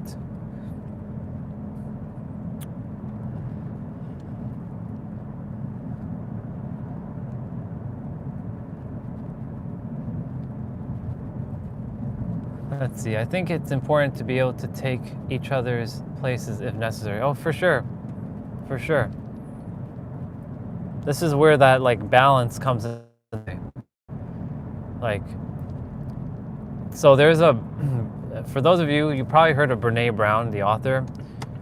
She talked about this, and this was pretty brilliant of her. She was saying how her and her partner, Steve, she called her partner, her husband, Steve. She says she always has a conversation with her husband and her partner. She's like, Steve, how are you feeling today? And Steve would say, you know what?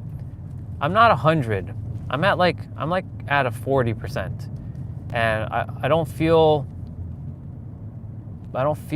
like I can be able to do whatever it is I have to do. She's like, don't worry, I got you. And then vice versa. When she's not feeling at 100 and he's feeling at 100, then they switch. But the other thing too is if they're both not at 100, then they find ways to do it together to help each other. So it's an interesting way to look at things and how to handle things together if they're not both at 100%. And that could be the physical stuff, it could be the mental stuff, it could be the emotional stuff, because it's all intertwined with each other, right? I wear man's pants, can't fit in women's wear. That's awesome, sister. Here you go. We're just driving in the area. We'll be back shortly. We're heading right back into parents' house shortly.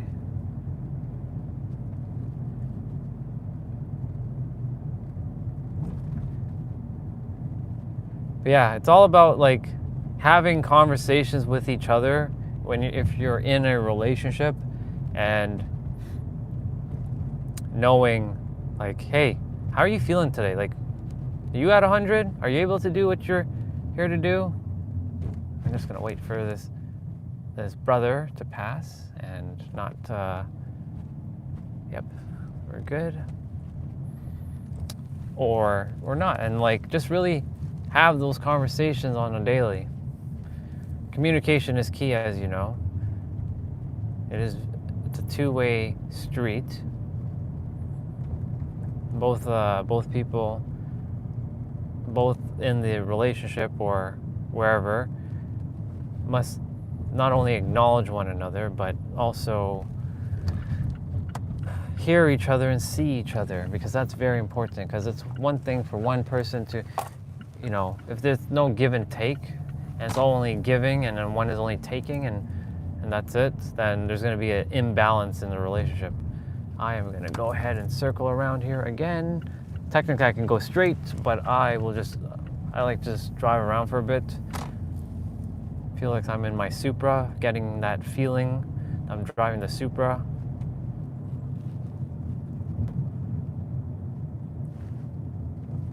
I wear my son's cargo pants from 2 years ago. Amazing. And cooking too. My wife says I am a better cook than her. There you go.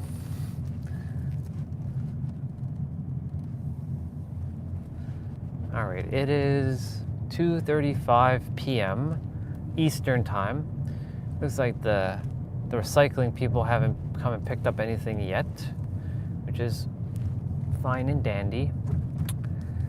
I'm gonna be back inside shortly in like maybe less than 2 minutes. I'll speak a little quiet because my pops is sleeping upstairs and he came in and I was like, okay, I'll just make sure to talk a little bit more in a normal volume, room volume, temperature, like noise, like volume, and yeah, just make sure nobody's coming there. And we're almost back. That was good. We got a little drive in today. I don't drive this car much anymore per se, but we are back. And I turn in. And then I'll put that blue thing back on. And there's a bunch of stuff I have to carry back into the house. And I will unplug this, leave that there. And I'll leave that like that. And bring in this cable into the car. Bring this back into the home. And I'm gonna attempt to do all this with two hands. And actually what I'll do, I'll put you guys here, because there's another car holder, a vent holder. There you go. And then I'm gonna attempt to get this thing back off because my sister is not gonna be comfortable driving the car with this thing on. But now there's this like gooey, sticky thingy on the car. And for it to come out, it's gonna be a little bit of a task in itself. There we go. Because it was winter and it's cold. There we go. See, that's what happens when you put this thing on the car. So that's why I don't do that often. I'm gonna find a better car mount. And yep. Hey, it's that doggy that always barks at me. It's like ruff, ruff, ruff, ruff, ruff, ruff, ruff. It's a tiny little German Shepherd. He's a little rascal himself. Okay, so we gotta put this. I'm gonna bring all this in. Hey, FaZe, welcome back, dude. Welcome back, brother. So great to have you on. We just came back from a drive, so we're just kind of attempting to get everything in one fell swoop. Carry that with one finger. We bringing in the sun into the house because Deadpool desired me to bring this out. There's this. As you can see, I have now milk in my hand. And then I have to open the door. I might have to come back for you guys, or I just come back for this stuff in 2 trips. So I will come back for the sun and this thing afterwards. I'll bring this, and you guys with me, because you guys will lose the audio if I don't go with you guys. And gotta open up the door. Oh, this is where the 3rd arm or the 4th arms would come in handy right about now. So universe, if you could grow me 2 more arms, that would be great. I'll come back for those stuff momentarily. I'm gonna go through the back and open up the door and not slip on ice. We're in the backyard. I don't have a key to this place anymore because, you know, I don't theoretically like live here anymore. This is more of a visit, so I surrendered the key and just waiting to get my place physically in San Diego, California. We are back. So I put that there. I'm gonna put this milk in the fridge just now. Take off my shoes, and then we go back to the car. Go back and we go and get the last of the stuff. So you can say I'm gonna get in a couple of my steps today. My poor Maspra, it's frozen. It's like not red. It's like not red at all. It's got all these white stuff because of the cold and the snow. And then we're gonna grab these two. And then I gotta come back one more time and put that thing on the car. Otherwise the windshield will freeze. And yeah. Oh, thank you, FaZe. I appreciate you sharing that.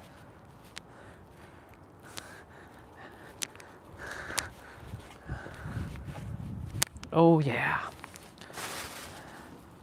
And then we got this stuff now in. So Deadpool, if you were around, I brought you your son. And now one more thing, and then we're gonna come back inside fully. One more thing we gotta do. One more thing. We make salami with the boar. Wow, that's awesome. That's awesome. I'll pay more attention to the chat momentarily. I'm just having to do a couple things here. Make sure that that's like that. Grab this blue thing and put it back on the windshield. And it's just like flying over. This is where that third hand would come in the pan and play right now. And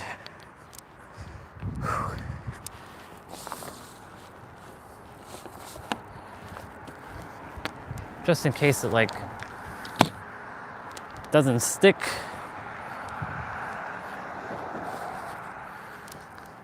And then there we go.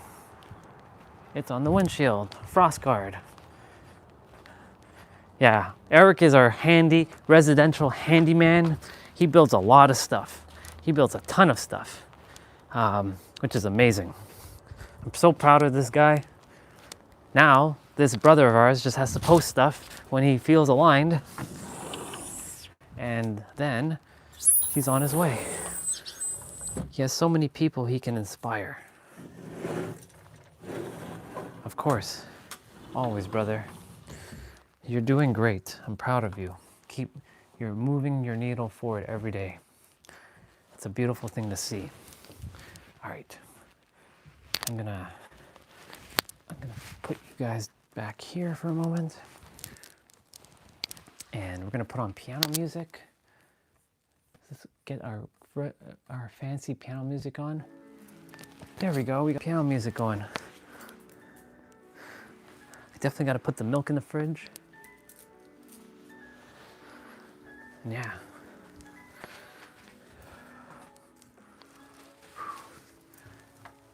Amazing. I'll take care of this another day. And later on, for those of you who are interested, we're going to be reading more of this book, The Four Agreements. So we can read it actually just now if you all like, because like this book is so good. If you haven't read this book, get a copy of this book if you can. Okay, so this is in. I can plug back in this cable. I used to have one, but now in an apartment, there's a no-go. Interesting. Awesome. So we're just gonna do that. Just don't mind me, I'm just doing my thing. Oh yeah, dude. We're gonna go grab something to eat, but we're gonna also read this book in a bit. If any of you are interested in reading along with me, we're actually on page 13, chapter 1 of this book. This is a really good book. I'm gonna be talking a little bit more quieter because my dad's sleeping upstairs. But yeah, we're gonna go grab something to eat quickly. I'm gonna put my keys away and make sure this wallet is back in tip-top order. There's a doggy Bubba that's barking outside. His name is Shadow. In the summer, you will only hear Shadow, Shadow, oh Shadow. That's his name, Shadow. He's a Labrador. He's a black Labrador. Okay, I'm gonna quickly put this downstairs.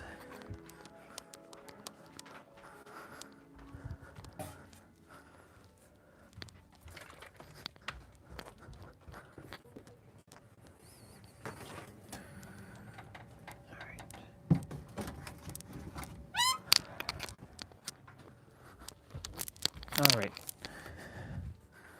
I'm gonna take off my necklace just now because I know it's like rattling with the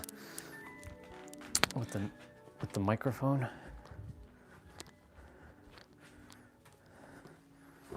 Cool. Well, I felt good for going outside for a bit. Still not as much as I would like to, but hey, better than nothing. We got to drive around a little bit in the area. Where's that Ziploc bag?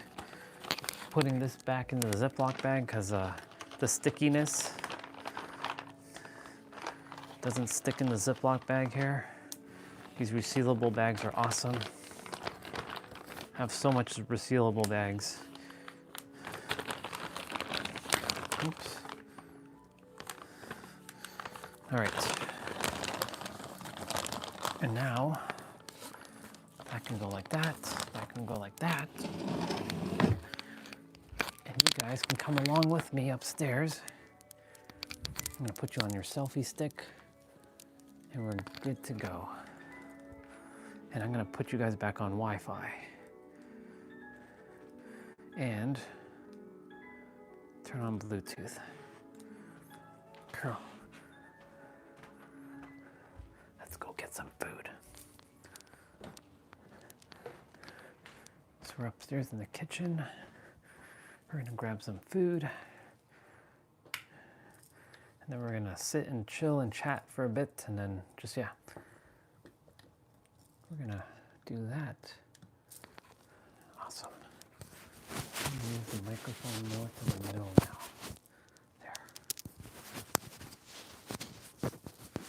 There we go. I haven't been home in a long time because when I have to return to the city, it breaks my heart for a long time. I know how that feels. Sister, I love San Diego very, very much. And it always breaks my heart when I have to leave San Diego to come back here.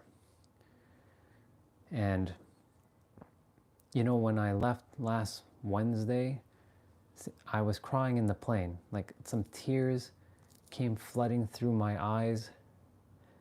And I wasn't sad, but I was like, why am I leaving again? Like, why am I leaving San Diego? So, thank you.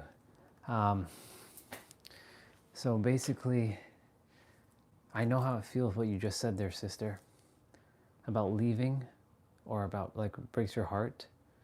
That's how it feels when I leave. That's why like I have things to remind me of San Diego. Like, for example, like I have this like thing that says San Diego in the kitchen. So like at least I have a reminder that San Diego isn't far. I just have to look, and I have stuff in my room that says San Diego. it's just, for me, it's a special place in my heart. I just love being there. It basically is home for me. I was born and raised in Toronto, but I never felt like I belonged in Toronto. I always felt like it felt alien to me. I came to the capital to work, but regretted it 1,000 times. Yeah, I feel that, sister. I know what that feels like. I was born and raised here, but I'd never felt like I belonged here. I always felt like I belonged somewhere else. And sure enough, I felt that feeling of home in San Diego with the mountains and the ocean. So when I left last Wednesday, tears were pouring out of my eyes as I flew away from the thing that I loved. I'm like, fuck. But I'll be back. I will be back. I know I will. Yeah, learn more about your parents. It will draw me back.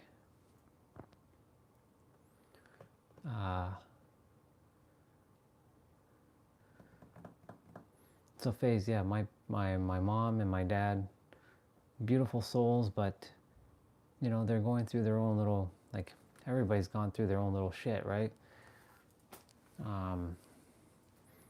They're living their own life. I'm living my own life. And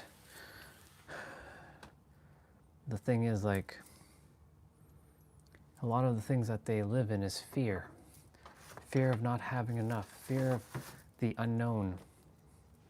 And of course, they taught me, or they shared with me, I should say, how to live. And their way of living is not my desired reality. Because if I lived their way, there's no way I would be live streaming doing what I'm doing right now. There's no way. I wouldn't be taking risks. I wouldn't be going on adventures. I'd just be working a 9 to 5 and being miserable for the rest of my life. I won't do that. My son is an actor. You can't be that way in tiny village 8 hours away. That's true. But guess what? What Eric just said, sister, you will find a way. If you are determined, you'll find a way.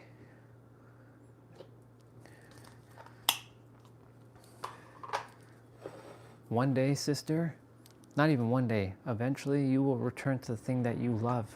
You will be back where you desire, fully, 100%. And that's the thing. You will be back where you belong, where you feel home. For me, I feel like I lived in California all my life, or I feel like I lived there before. But unfortunately, you know, I'm not physically there at the moment, but as Eric said, it will draw you back. He's autistic. Okay. That means he's a really amazing boy. Everybody's amazing. It just means that he has some awesome gifts with his mind.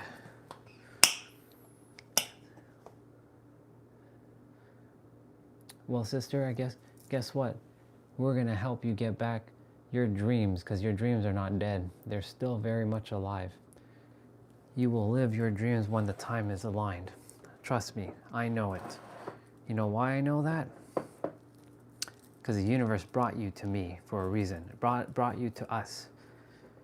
There's a reason why. That's why I said there is a reason why you came to us today. For us to have a conversation and share things with each other. There are no accidents. There are no coincidences. You're going to live that life you're meant to live. I promise you. It may not happen right away, but you can have that dream right now. When you live in the now. You know, we got you.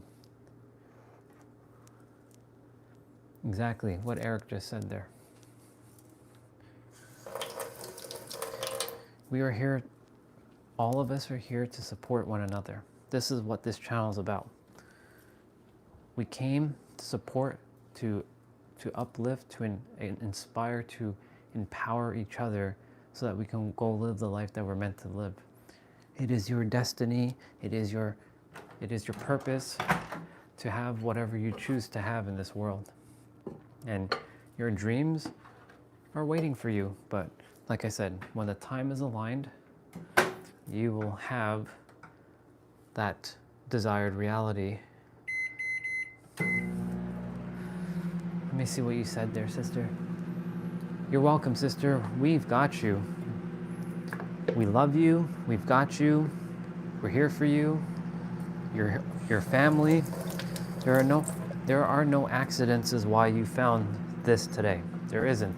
There's a reason why you stumbled upon it. There are other people who, same thing. They stumble upon it every day, and something I share hits their soul, and it's meant for them. And the thing is, it's not even me speaking. It's the universe just kind of working through me, and I just surrendered to what is.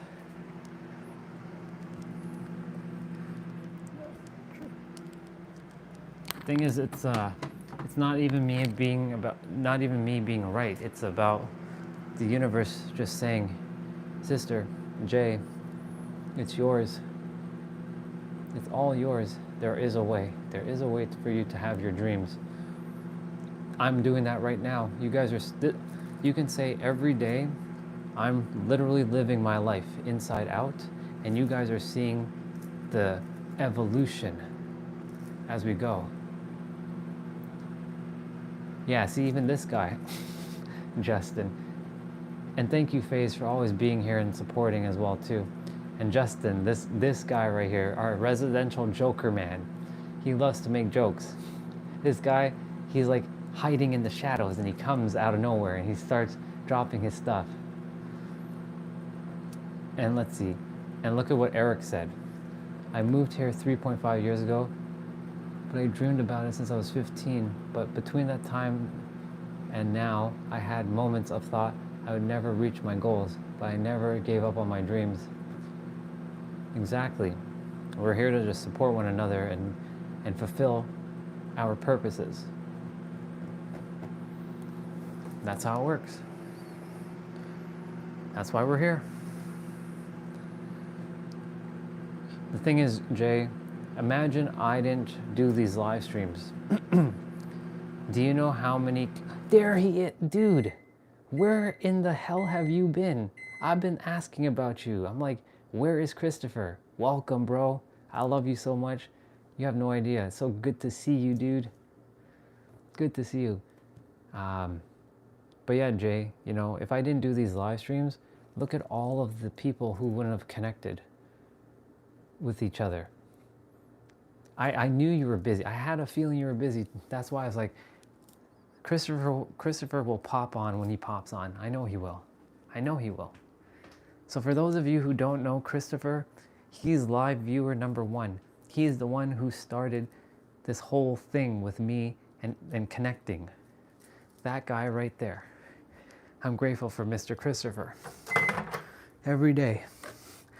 When I first started, he would chat with me and he would ask me things like, what are you doing? Like, what are you doing? And I just share with him, I'm just living my life, dude. And one day after another, me and him just connected. And sure enough, here we are. It's awesome. To be honest, I'm not sure what I have dream of anymore. The years have passed. I'm in the process of attempting to figure it out. That's okay, sister, you're here with us. The thing is, what is it that you love to do? These are questions I had to ask myself. What are things that you love to do? I know you love fitness. I know you love fitness. That's a passion of yours. I can see that. I know you like health. I know you love health and wellness. I can tell just by some of the stuff. Chow mein and beef. Chow mein and beef. We're gonna go take a seat in the dining room area with the heat. I'm just gonna eat some food in the meantime. But yeah, sister, your dreams are already here in the now. And guess what? Guess what, sister? We're here to support you, and we're here to support everyone else. And you're in the process of figuring out your dreams. He and I are meeting. He and I are meeting when it's a little bit warmer, and we're gonna go have coffee. And when I say coffee, I mean I'm gonna just drink something else, but you know.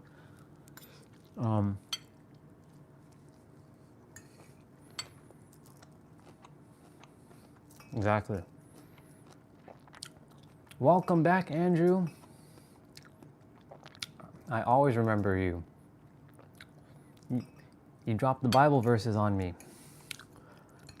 And I appreciate you sharing your insight, Andrew. Exactly. See, look at Christopher dropping that diamond nugget. Everything is time and place. It's all written. Spot on. He's been picking up a lot of stuff from me. No, I'm kidding. He already has that wisdom. The thing is, Jay, this wisdom, it doesn't belong to me. It is already in you. It's just, I'm just a mirror. I'm just a mirror, literally, reflecting back at you everything that you already have. That's it. What's that behind me? That's like Jesus. Your Christian stuff. My parents are Christian Catholic, so they love that stuff. I respect it.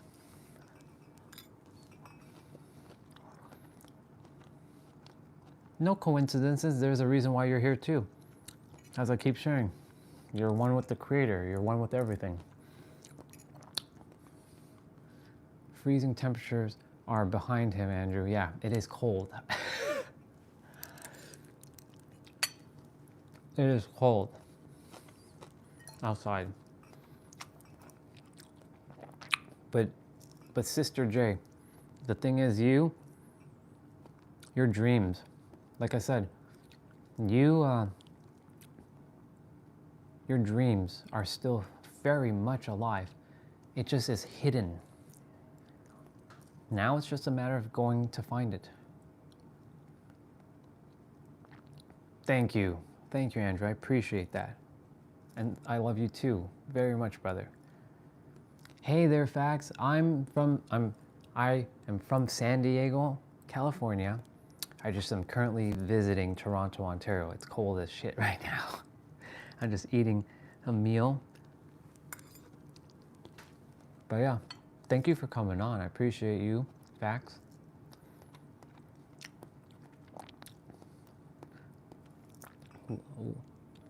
Where is it? Where is Toronto? Toronto's in Canada. So Canada, cold, winter country. But yeah, I just want to touch back on Jay for a moment. Sister, you have everything that you desire. It's in you, but we're gonna help you draw it out. Whatever that goal is or dream is, you're gonna have it. Which country is it? Canada. Canada. C-A-N-A-D-A.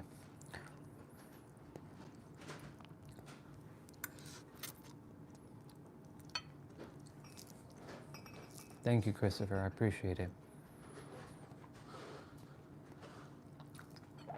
I just desire to see all of you winning in life and having fulfilled your destiny, your purposes, because too many of us, Canada. C-A-N-A-D-A.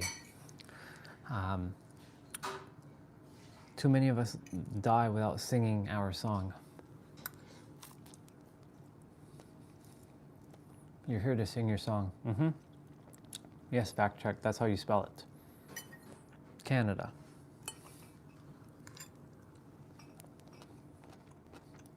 Cold in winter. Where is Canada? It's in the Western Hemisphere, so to the west. I originally trained to be a musician, but it's hard to make a living in a small country. It's true, but guess what, sister? If you desire to be a musician, I don't know if you feel called to be a musician, but because you brought up the musician, maybe there are other ways that you can tap into your desired reality and create, you can call it resources, income from that state. Maybe you can perform something, you can live stream, you can create videos. Sounds good, bro. But the fact that your mind and your soul said you were originally trained as a musician, maybe there's a little bit of that you're probably aiming to go back. Awesome that you love Mexico and America. Yeah, it's that hemisphere, the North America.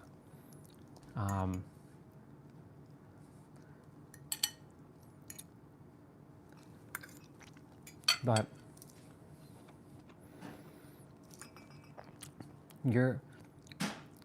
I taught my son to sing, and I believe that it is my purpose in life to enable him to shine his light. And guess what? You know what else is your purpose? To also help others do the same, and help yourself do the same again. That's possibly it. You might have just already answered your own question. Because there are other people who are waiting for you to help them sing their song. I just said, remember, I just said, a lot of people, they are born and they don't get to sing their song. Maybe you're here to help people sing that song through their purpose. And your purpose is to help people use their voice. I love spicy food in Mexico. I do like spicy food, but just I have to be in the mood for it.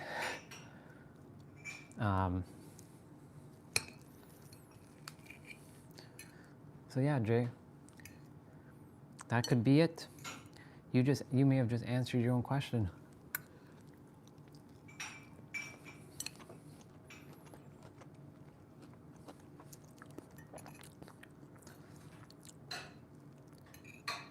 Jay, I want to share something with you.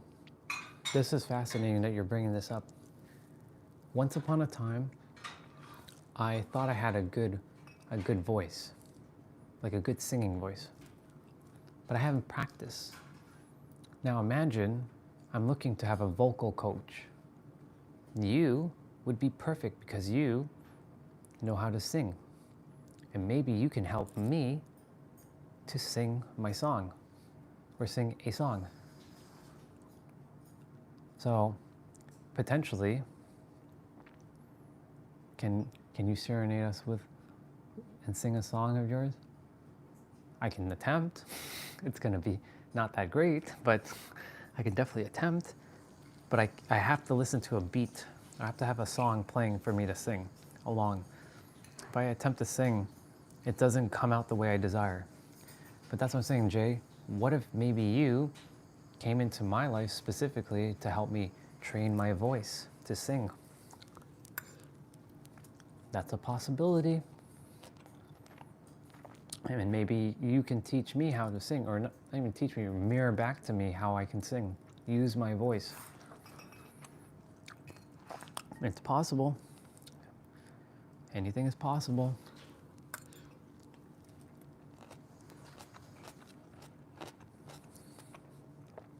I love singing. I love singing songs. But sometimes when I'm listening to words and I sing, thank you. Sometimes when I'm listening to songs, the words and what I'm hearing are not coming out the way I hear it. So I slur the words. So maybe that's something that you can help me with.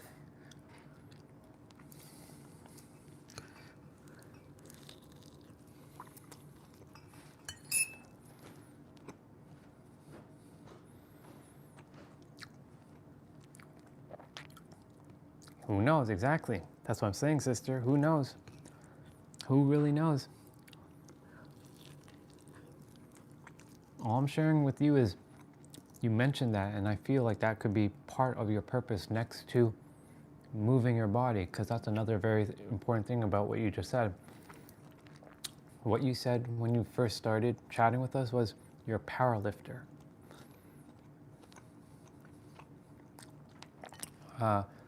It's chow mein, there's veggies, and then there's beef. That's what I'm eating right now.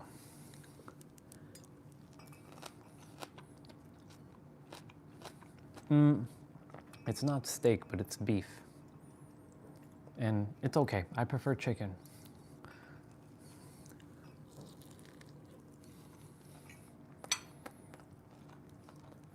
$13 in chat. It says 16 though, but okay.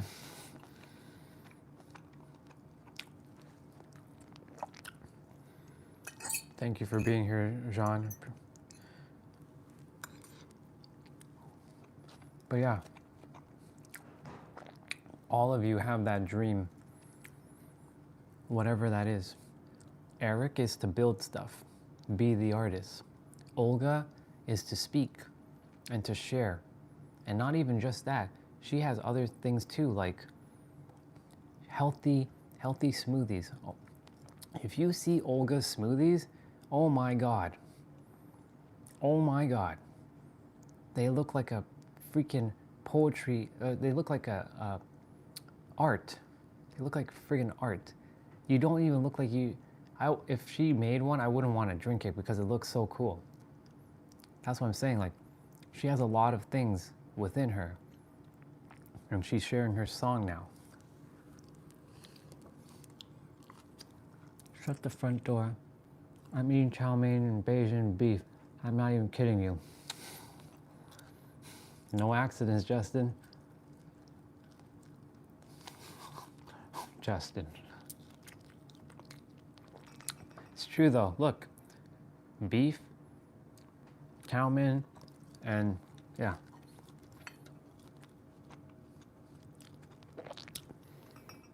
Jean, there's no, it's okay. If you see 13, you see 13. I see 16 on the screen right now.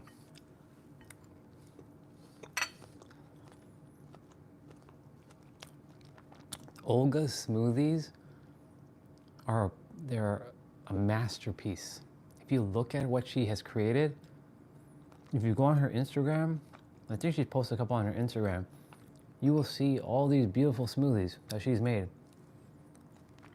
And they're not sugar-based, they're all natural stuff she gets from like foraging in like nature.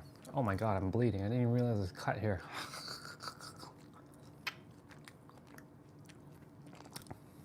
Oh well. I'll have to use the nail clipper to clip that off. Oops. Now we're just making noise.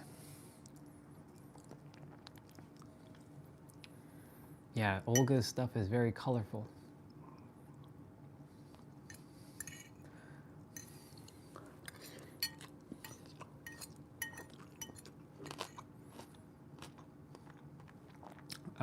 It's well done, dude. I usually do well done. It's funny, sometimes I get cut and I don't realize I got cut until I'm like, wait a minute, why do I feel this pain all of a sudden?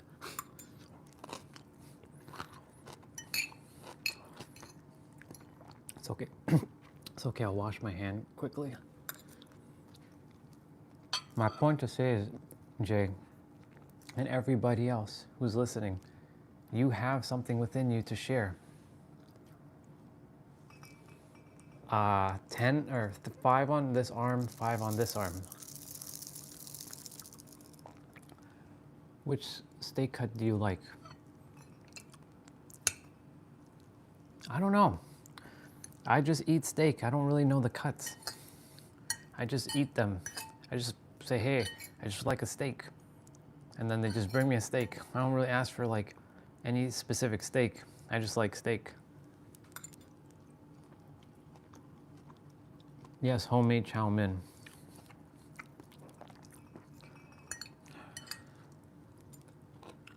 Son of a mother. I really got to deal with that when I get done.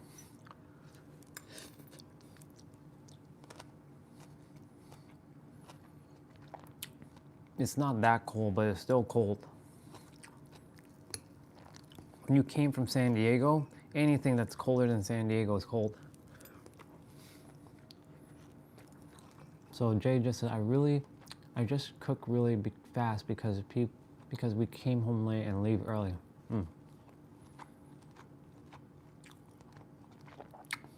So Fact Check asked if I eat raw meat. No, I will never eat raw stuff. I've had one piece of raw fish and that was it. I'll never have that again. I like my stuff cooked generally.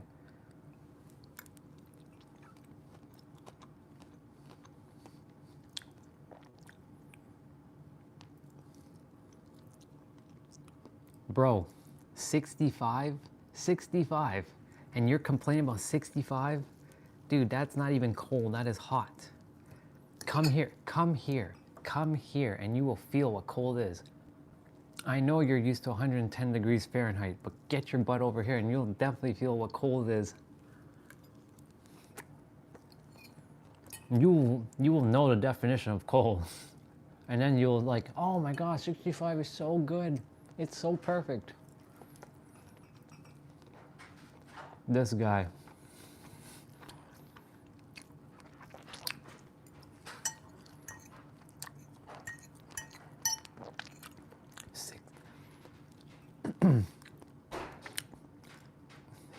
He's in America, so Fahrenheit. For me, it's Celsius.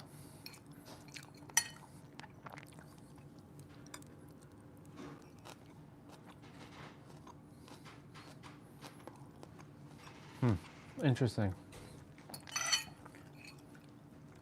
I'm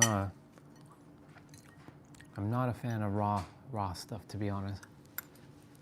Unless it's like fruit or veggies.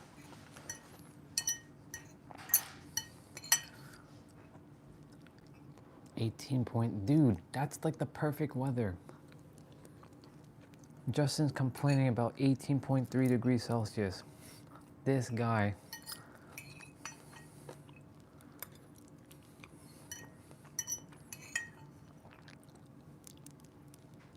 This guy right here.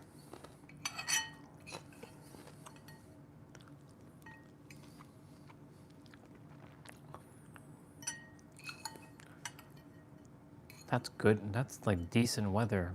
18.3.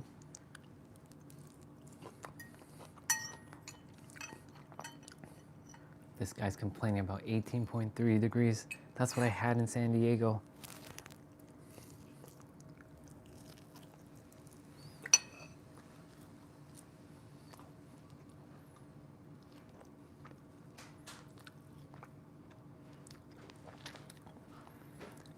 It's like minus 10 outside.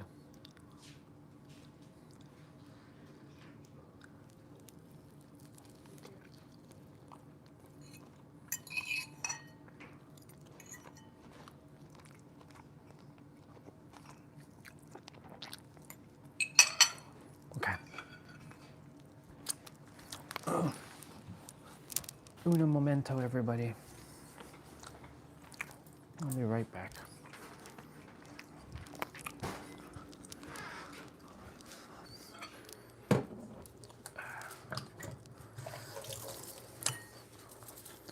Just gonna wash this dish quickly.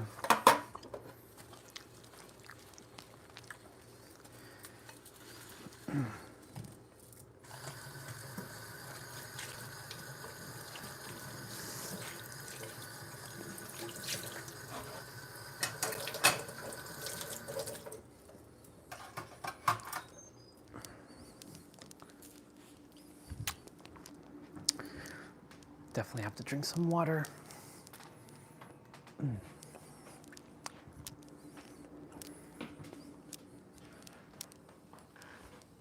Hey, Mom. Here you go.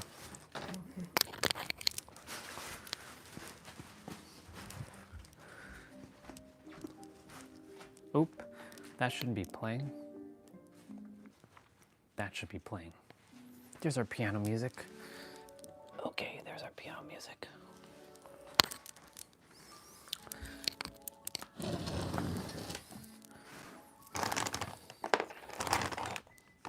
Okay.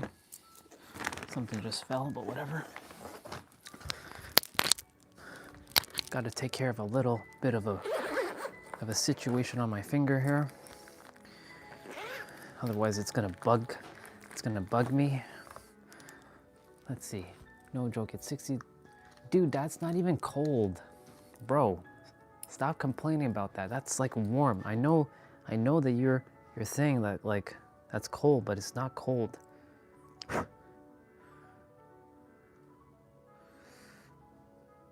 It's okay, finger, you're okay. You're okay, finger. You're okay, finger.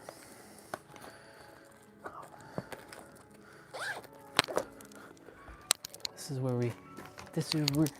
we get the little this music. It's called Rumination by BAANDIT. This is the music that I always play every day. Yeah, you can live in your truth, Justin. I'm just saying, it is warm. Justin, would you like to come and feel minus 10 degrees Celsius? Or better yet, would you like to come and feel minus 40 degrees Fahrenheit? Because that's what we had 2 nights ago.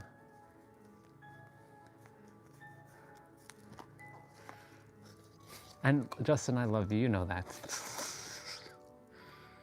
You know that, bro, I love you. All right, I'm gonna deal with this little bit of a... I'm gonna go quickly wash it with some soap. Some soap.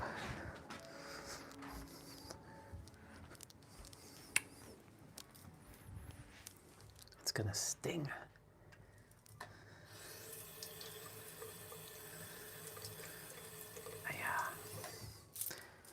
All right. It's okay, finger, you're okay. You're okay, finger. It's just a little cut, that's all it is. Don't worry. Nobody lives at minus 40, but fact check, we had minus 40 like 2 nights ago. It was cold, man. When I was a child, it was minus 25 outside and we would play in that snow all day. I know, when I was a child, that was the same thing too, sister. I just don't like I don't like the cold. Justin, I'm not disregarding your feelings, bro. I acknowledge your feelings. I acknowledge you, Justin. I acknowledge you fully. I acknowledge your feelings.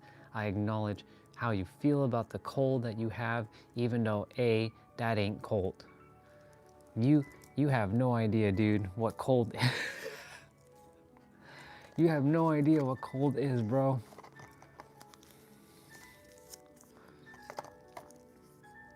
Okay, finger, you're better. You're good. It's okay, finger. It's okay. You're good. We've taken care of it. This is the magnet that fell out. That's why. My extra magnet. So that goes like that, and then I can put this like this. So I feel like we can read. I feel like we can read the 4 agreements now, if anybody would love to read along with me. I'm gonna put you guys on the tripod now. So.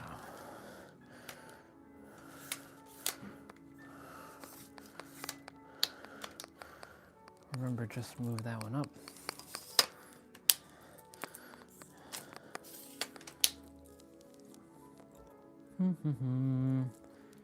Yeah, we're gonna read.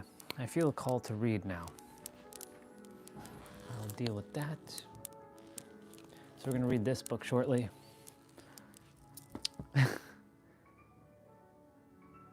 Wait, You are a serious little kids with your little crystals. Get out of here. How dare you call these little crystals? No readings? I'm going to read. I already ate. I'm done eating. I already finished eating. I just have to drink some water.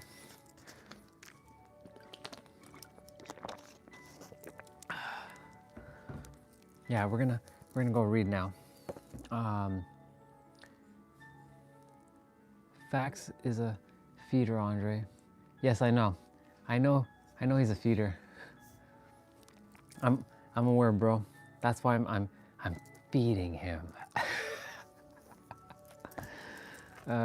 Okay. I gotta take you guys off of this thingy here, and then I'll put you guys on the tripod. Take off this little clip thing. If any of you have the 4 Agreements book and would love to join along, let's read it together. Oh my God, Justin, you and Tiny problem with that word mukbang. I'm like, what the hell is a mukbang? And then I realized what a mukbang was. So Tiny problem, you see, Justin knows what a mukbang is, and I didn't even know what the fuck a mukbang was, to be quite honest. I was like, what the hell is a mukbang? Mukbang time. You guys. Okay. I used to have labradorite in my pocket. Now it's citrine bracelets. Ah, stuff your face. Yeah. Yeah, for Justin or Dream, or for Eric, you guys explain what a mukbang is in the chat, so that Jay and Fax can understand what you mean by mukbang. You guys can explain it better than I can, because I'm still like, what? It's like some Korean thing. That's all I can tell you. Some Korean thing that they were referring to. Or I might be even completely wrong. It's not even a Korean thing. Ah, yes. There you go. That's what it is. Oops.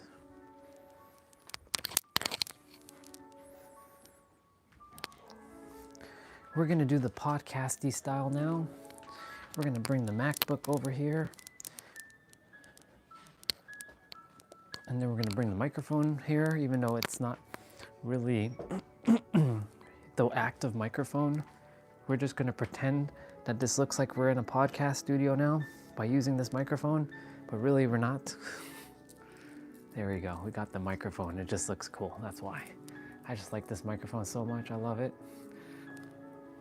I'll just bring this over here.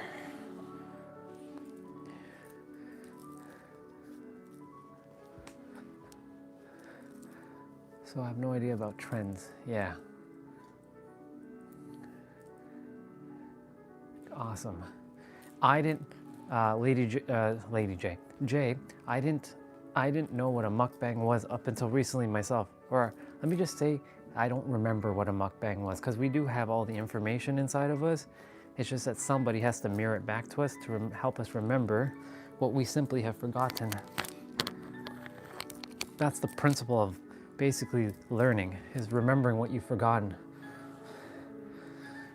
Or that's my principle anyways. Okay.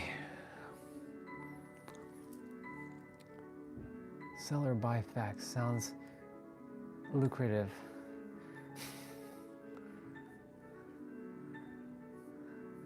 Let me fix that.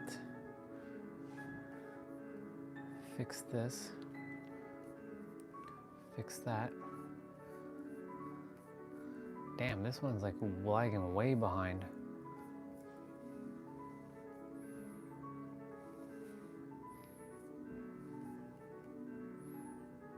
Okay, we're about to read. We're just getting everything set up. So what is this book about? It talks about how when you were born, you were just kind of thrusted into the world, having to take on beliefs and things that your parents, teachers, society has taught you, but you never really had a choice. Welcome back, FaZe. Do you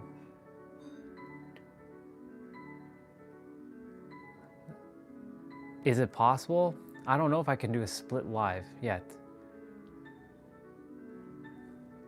Welcome back to you both. You can hang up on me. What? Justin, what the hell, dude? What's going on with this guy? But yeah, sister, this book is about kind of recultivating your inner knowingness before you were programmed, let's say. So this book kind of helps you get back into maybe your true self. Now you may already say, but I am already my true self. This book is not religious by any means. This is just a book of wisdom. I will go in the United States in 20 years, when I'm 20 years old. Awesome. Cool. All right, I'm gonna close the door quickly and I'm gonna go basically start reading this book. But before that, hi Bob.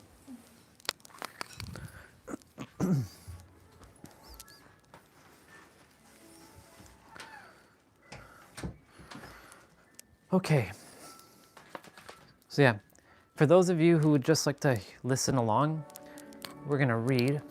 And for those who would like to read along, if you have the book, go ahead and grab your book, because we're gonna read. We're gonna read about a few chapters. There we go. I'm gonna bring you guys a little bit closer so I can see what's going on in the chat. And there we go. Exactly. So I've already started reading this yesterday. I've read this book 80 times, or at least 80 times. But the last time I read this book was back in 2022. So a lot of the things, a lot of the principles that I've been living as of late, I have now like, oh my God, I'm living this book. Yeah, it's called the 4 Agreements. There you go. This is a small book. It's a very easy read. I mean, let's do a split live soon when you figure out and get your community involved. For sure. Definitely, Justin. We'll definitely do that. You will learn more about your parents. The thing is, my parents, I can just tell you, my mom, her name is Lorene. She works currently in a automotive industry. My dad, he is currently disabled, and he used to be in the automotive industry as well. So they're basically around cars a lot. But my dad doesn't work anymore, and my mom, she kind of struggles at times because she and my dad, they get into like, you know, their little squabbles about money, because, you know, that's what a lot of couples do. But they're not conscious that the world that they're creating inside is a mere reflection of their outer world. And the thing is, if they knew the principles of life, and I've shared the principles, but because I am their son, they don't think that I'm right. And I'm not right, I'm just sharing a perspective.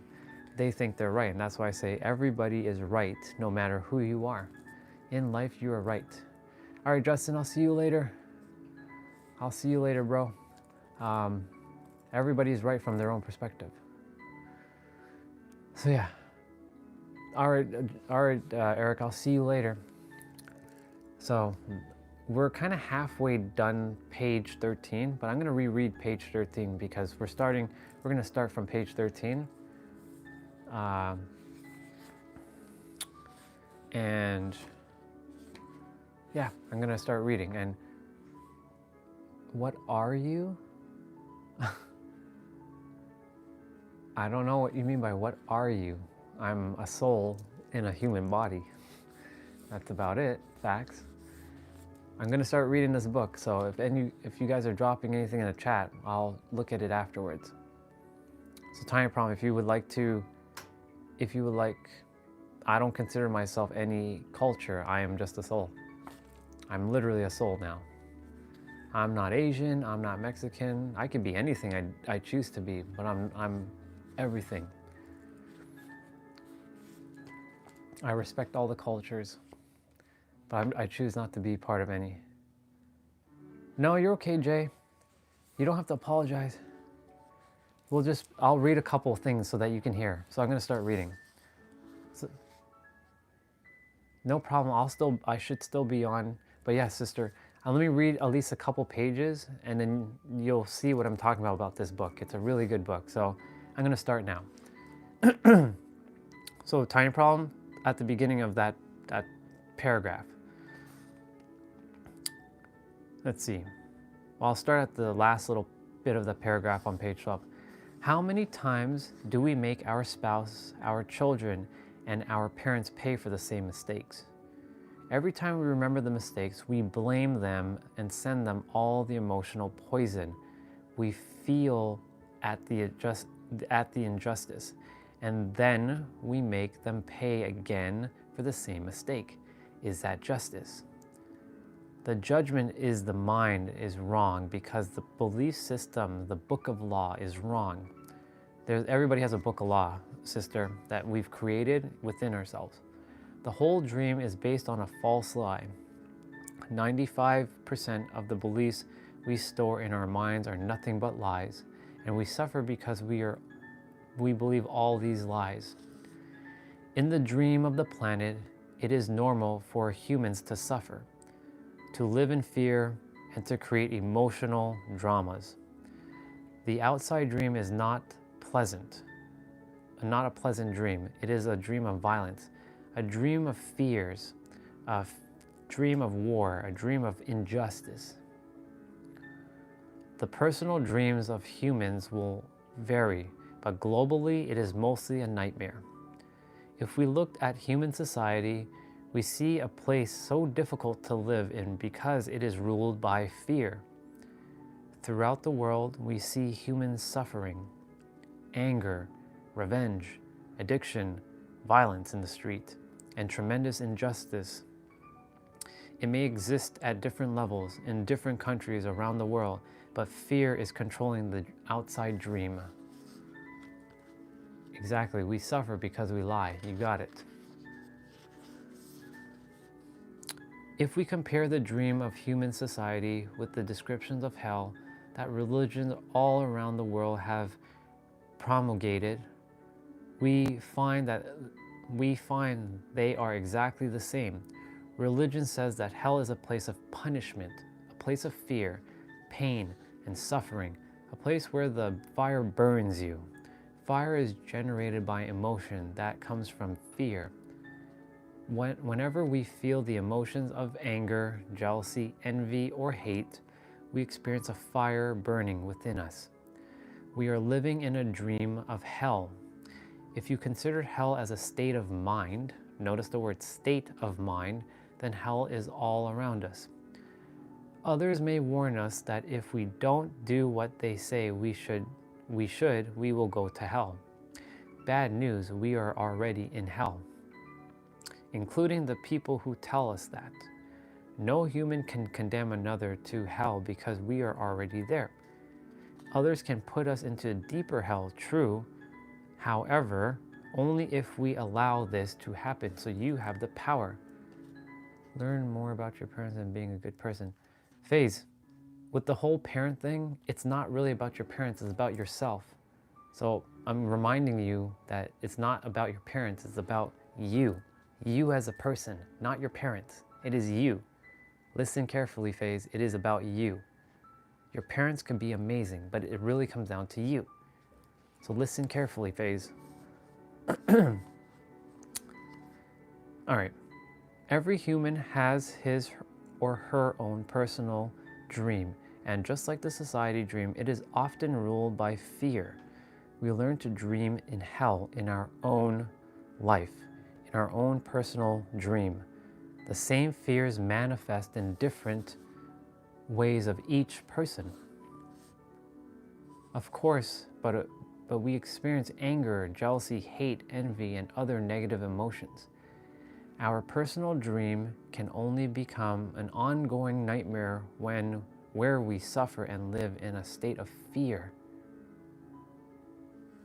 Yeah, basically getting out of your own, like getting out of your own parents' house's phase. Exactly.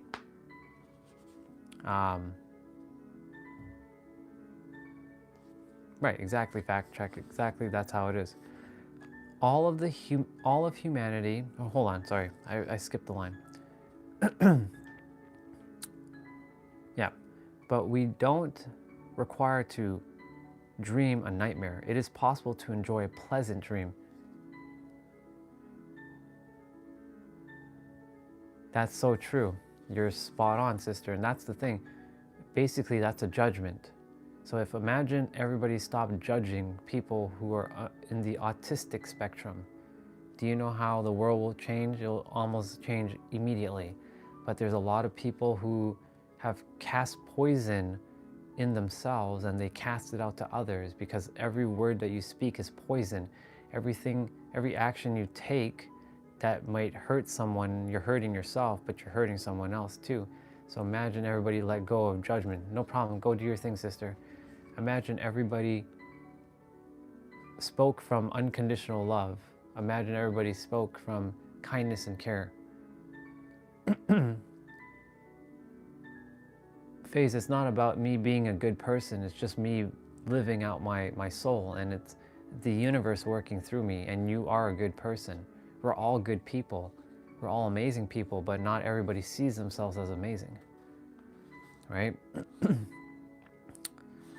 All right, so I'm going to read this next paragraph here. All of humanity is searching for the truth. Listen to this one carefully. Everybody is searching for the truth, justice, and beauty. We are on the eternal search for truth because we only believe in the lies we have stored in our mind. We are searching for injustice because in the belief system we have, there is no justice. We search for beauty because it doesn't matter how beautiful a person is. We don't believe that person has beauty. We keep searching and searching when everything is already within us. Yeah, no problem, Jay. Your son is more important, but yes, completely understand. Go for it. But hear what I just said there, one more time, everybody. We search for beauty because it doesn't matter how beautiful a person is. We don't believe that person has beauty. We keep searching and searching when everything is already within us. Welcome back, Vanguard. It's been a while. Welcome back, Vanguard. Hello, hello, hello. We're reading a book called The Four Agreements. So that part where everything is already within us, pay attention because this part is very important. There is no truth to find. Wherever we turn our heads, all we see is the truth. Everything is the truth. But with the agreements and beliefs we have stored in our mind, we have no eyes for this truth. So basically, because of everything that you've taken on, you don't see the real truth, which is right in front of your eyes. We don't see the truth because we are blind. What blinds us are all of those false beliefs we have in our mind. Exactly, facts, you're spot on. Every book was created by the Creator because everybody is God in human form. So thus, every book is basically saying, you are the Creator. Ernesto, it's good to meet you, Ernesto. Finally, a name to the name Phase 7, Ernesto. I'm not going to attempt to pronounce your other names, but Ernesto is easy to pronounce. So thank you, Ernesto. It's great to have a name for you now. Where was I? Okay, yes. So let me reread that paragraph one more time. We don't see the truth because we are blind. What blinds us are all those false beliefs we have in our mind.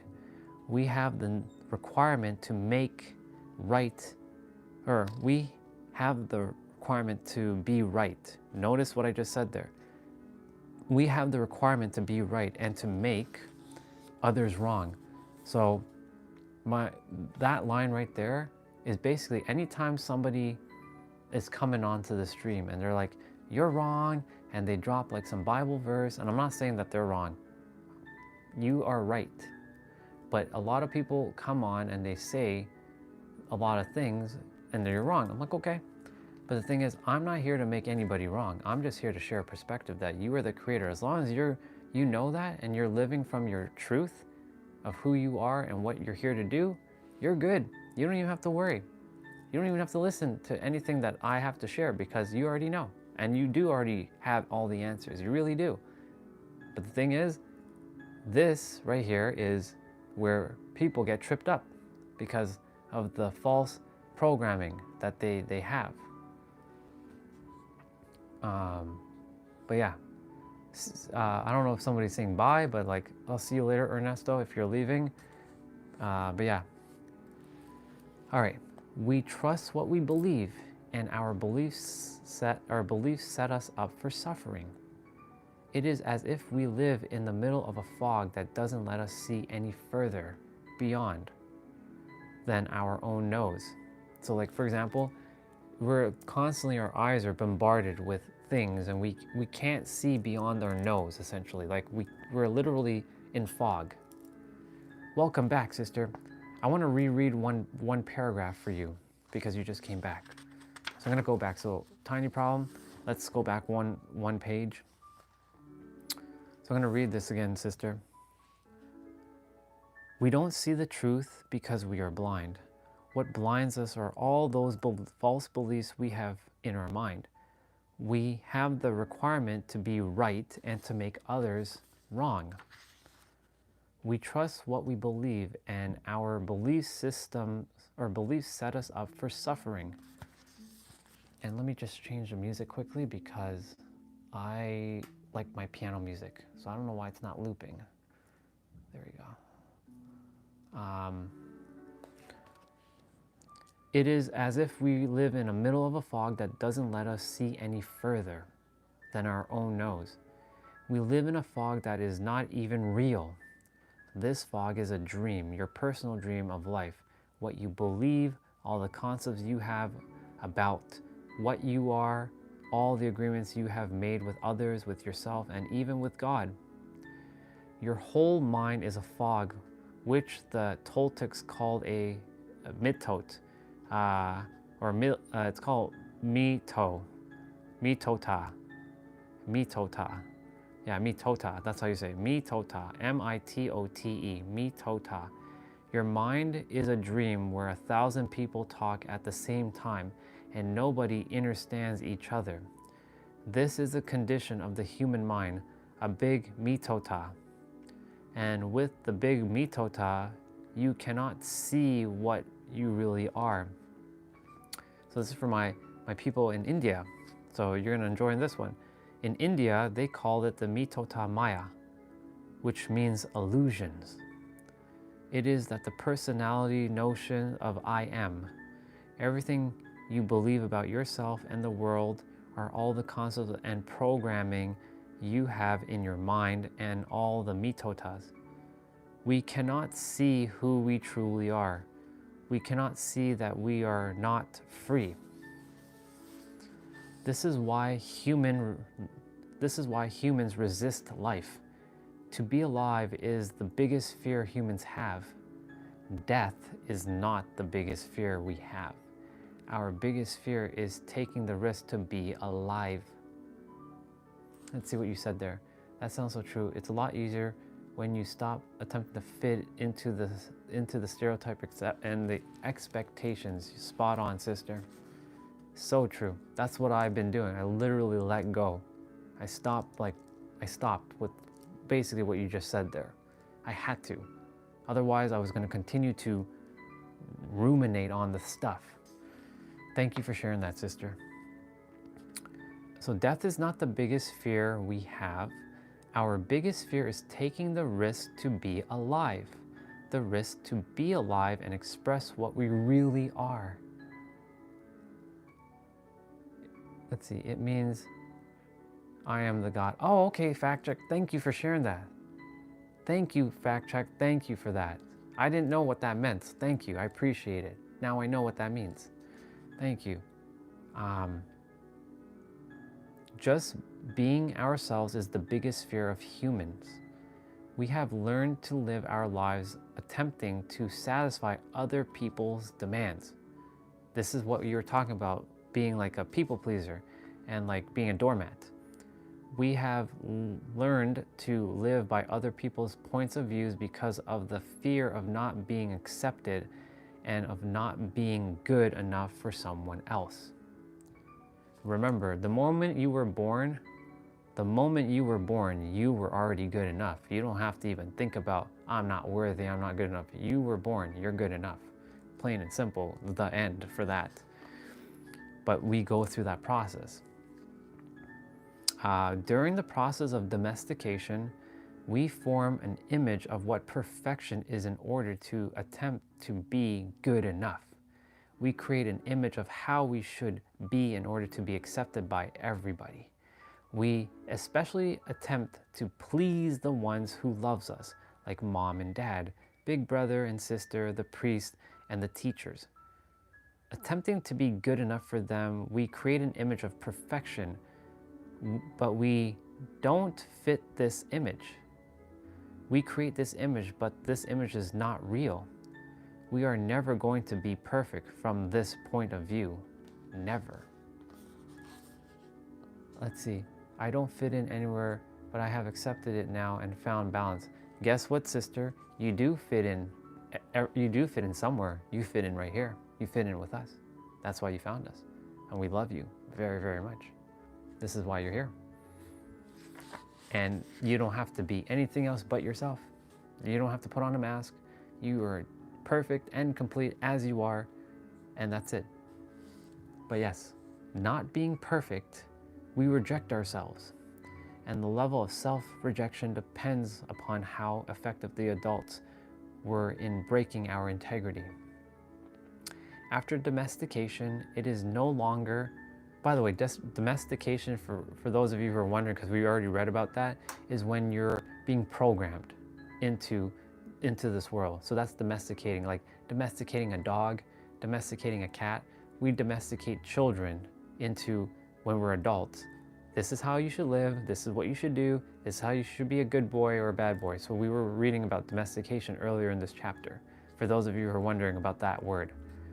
After domestication, it is no longer about being good enough for anybody else. We are not good enough for ourselves because we don't fit in with our own image of perfection. Exactly, there you go, fact checks. You fit in everywhere. Bang, spot on. You can be accepted anywhere if you choose to. You are the creator, you are God, basically, in human form. Thank you for sharing that, by the way, fact check. Let's see. We cannot forgive ourselves for not being what we wish to be, or rather what we believe we should be. We cannot forgive ourselves for not being perfect. A lot of us, we can't accept ourselves, basically. I was there once upon a time. I spent 20 years not accepting myself. We know we are not what we believe we are supposed to be, and we feel false, frustrated, and dishonest. We attempt to hide ourselves and we pretend to be what we are not. The result is that we feel unauthentic and wear social masks. So I talk about the mask a lot. I wore so many masks that I couldn't even recognize who I was anymore. Literally, I was wearing these false masks. I was like, who am I? Like, I don't even know who I am. So that's what we do. We wear these social masks to keep others from noticing this. So basically, we're wearing fake masks to pretend to be something we are not, so that others don't see the real us. We are so afraid that somebody else will notice that we are not what we pretend to be. We judge others according to our image of perfection as well, and naturally, they fall short of our expectation. We dishonor ourselves just to please other people. We even do harm to our physical bodies just to be accepted by others. You see a teenager taking drugs just to avoid being rejected by other teenagers. They are not aware that the problem is that they don't accept themselves. They reject themselves because they are not what they pretend to be. They wish to be a certain way, but they are not. And for this, they carry shame and guilt. Humans punish themselves endlessly for not being what they believe they should be. They become very self-abusive, and they use other people to abuse themselves as well. Quit Facebook? I don't know, that's up to you. If you let it use you, then yes. If you don't let it use you, don't quit it. But nobody abuses us more than we abuse ourselves. Yeah, social mass is a very good description. The problem is you require to be accepted to some level to make a living. In some way, yes, I know. That's why, like, if we let go of these masks, sister, right now, if you only understood that I'm just doing my thing and allowing the universe to support me, I'm not having to be accepted by anything and everyone. I allow the universe to only accept me. And when that happens, everything starts opening up. I can read that again, sure. Where was I? Let me see. Where was I? I was just reading. Okay, I know where I was. I'll read that part about the teenager. I'll start from the top of the page. So, you see a teenager taking drugs to avoid being rejected by other teenagers. Yeah, we know we are not what we believe. I'm going to get back there. I'm going to get there. So I'll read all that again. Social mass is not, well, you can say Facebook, fact check. All right, tiny problem. I'm just going to read from this page where you said we are not what we're believed to. I'm going to read all that again. We know we are not what we believe we are supposed to be, and we feel so false, frustrated, and dishonest. We attempt to hide ourselves, and we pretend to be what we are not. We pretend to be what we are not. So we're pretending to be something that we're not meant to be. The result is that we feel unauthentic and we wear social masks to keep others from noticing this. So we're wearing fake shit, fake masks to pretend to be something to please someone else, when in reality, when you're not being your true self, you're basically saying fuck you to yourself, straight up. That's, if we're gonna use very harsh words, that's what you're basically doing. You're saying fuck you to yourself, and you're saying fuck yeah to someone else. You should be saying fuck yeah to you and fuck off to the other person. I mean, I'm not saying it like that to be rude, but I'm just saying it in a more heavier manner, if that makes sense. But yeah, then it says, we are so afraid that somebody else will notice that we are not what we pretend to be. We judge others according to our image of perfection as well, and naturally they fall short of our expectations. I like say it like that. Pretend to be someone we are not. What's up with you in Facebook? What is up with you in Facebook? Not everybody on Facebook is fake, dude.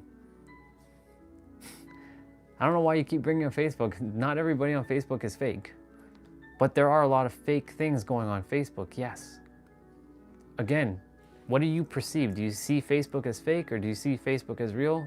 The choice is yours. I choose to see that there are real, authentic people on Facebook. So Facebook doesn't affect me. It used to. But yeah, that's a perspective. If it works, it works. I will question that if it works, it works, sister. I don't know about that one, but we'll see. Well, I know you're saying that for what I said, but yeah, if it works, it works. We dishonor, okay. But I do, let's see. Yeah, basically. Let's see what Sister J said. I don't mask for me, or I don't have mask for me, but I do have some degree to make sure I don't hurt my son's career. I worry people will judge him because of me. Thing is, sister, they're always gonna judge him. And the thing is, you're gonna do your best to protect him because he's your son. But the thing is, no matter what, like right now, guess what? I'm being judged. There's always gonna be someone new coming on the stream. Because you know, you guys found me by YouTube Shorts, and you're seeing me. But the thing is, like, I'm always gonna get judged, and I have to let go. Like, I stopped caring. Basically, I stopped caring what other people thought about me because I know everybody else is God, and they can judge me if they like. But if they knew that who they truly were, they wouldn't judge. That's the thing. If that's the perspective that I came in. This guy in Facebook and Halloween. Can you elaborate with the Facebook? Because I'm curious what you mean by that.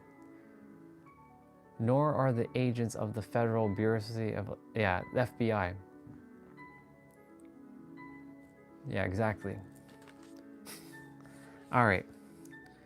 Now I'm going to continue. We dishonor ourselves just to please other people. We even do harm to our physical body just to be accepted by others. You see a teenager taking drugs just to avoid being rejected by another teenager. They are not aware that the problem is that they don't accept themselves. They reject themselves because they are not what they pretend to be. They wish to be a certain way, but they are not. And for this, they carry shame and guilt. Humans punish themselves endlessly for not being what they believe they should be. They become very self-abusive, and they use other people to abuse themselves as well. Let me see what you're saying. And that's right, God never judges. If you knew that you're the creator, which you are, you will never judge. I stopped judging, literally. I let it go. You can't be loved by everyone, but the thing is, we can at least accept one another. This is basically where everybody's going back and finding the truth of who they are. There will always be someone who dislikes you, but that doesn't mean they're right. But the thing is, from their perspective, sister, they are right. There's gonna be a person that's gonna hate my guts. I can be the most positive person in this world, and they will hate my guts. And guess what? They're right from their own perspective. And the thing is, I'm not here to prove you're wrong. I stop that. I don't care about being right. Yeah, you can dislike someone, but the thing is, like, you can dislike what they're doing, but the thing is, if you dislike them themselves, you're basically disliking you, because you are one with them. The actions they take, you're not one with their actions, but the actions they take, basically. We even do harm to our physical bodies just to please others, exactly. That's civility, being on your best behavior, even with people you disagree with. No, God was never loved by everyone, exactly. That shouldn't affect them, and if they dislike you, that shouldn't affect you, exactly. You are in control of your own feelings, and the moment that you allow someone to control your own feelings, you are basically giving over your power. Yeah, patience and understanding definitely goes a long way. You're spot on. You guys are dropping a lot of great things in the chat. Thank you for sharing all what you're sharing. It means a lot. Because other people who may be watching, who are just listening, are getting to read some of the stuff you share. So remember, you guys are making the impact too. Maybe I'm reading, but you guys are sharing your stuff in the chat, and that's helping someone else in the chat. So thank you, all of you, for doing that. All right, we're gonna continue. But nobody abuses us more than we abuse ourselves. This line right here. This line right here, this is the line right here. Nobody abuses us more than we abuse ourselves. And it is the judge, the victim, and the belief system that make us do this. Basically, the victim of inside of us, the judge that we have inside of us, and the belief systems that we have that make us do this. Because we abuse ourselves more than anything else. True, we find people who say their husband or wife or mother or father abused them. But you know that we abuse ourselves much more than that. The way we judge others is the worst judge that ever existed. If we make a mistake in front of people, we attempt to deny the mistake and cover it up. But as soon as we are alone, the judge becomes so strong, the guilt is so strong, and we feel so stupid or so bad or so unworthy. So unworthy. And the thing is, I just said earlier, the very fact that you were born, you're worthy. You don't have to have any other reason just because you were just born, plain and simple. All right, that part right there. All right, in your whole life, nobody has ever abused you more than you have abused yourself. You have abused yourself. All of us have abused our own self more than anything. And the limit of your self-abuse is exactly the limit that you will tolerate from someone else. Basically, this is boundaries. If you are abusing yourself, you're gonna allow someone to abuse you just as much. Okay, if someone abuses you a little more than you abuse yourself, you will probably walk away from that person. But if someone abuses you a little less than you abuse yourself, you will probably stay in a relationship and tolerate it endlessly. Listen to that one carefully. Imagine someone abuses you less than what you abused. Exactly, some remain even silent, exactly. It's interesting how we as humans, we do that.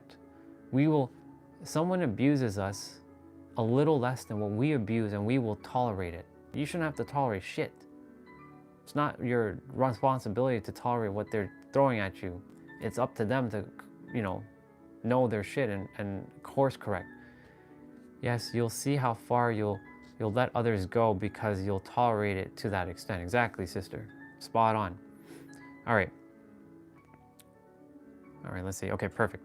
If you abuse yourself very badly, you can even tolerate someone who beats you up, humiliates you, and treats you like dirt. Why? Because in your belief system, you say, I deserve it. This person is doing me a favor by being with me.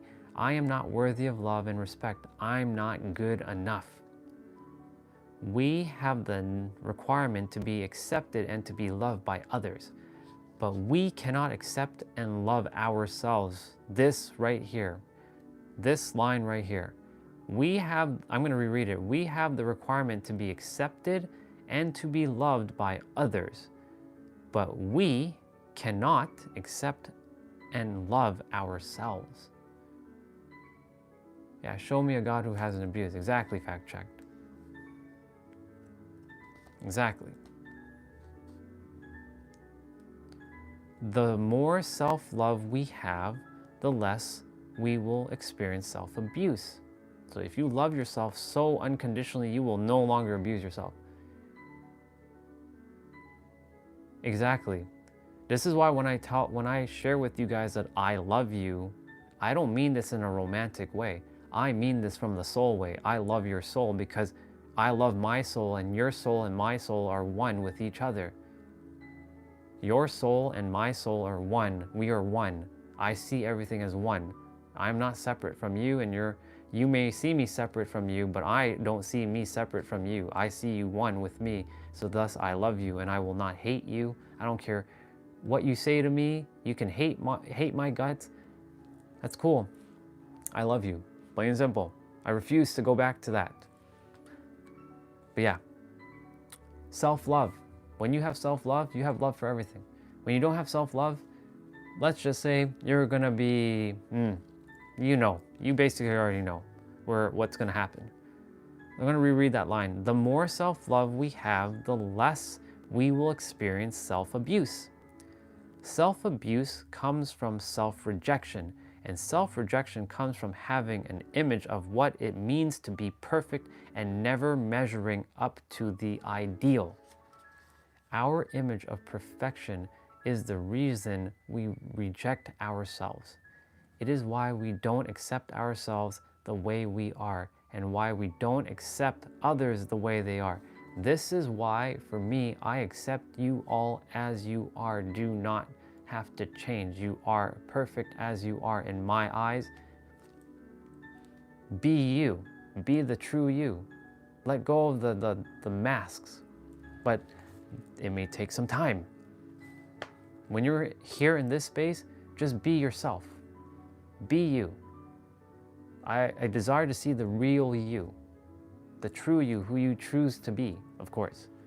I can't force that.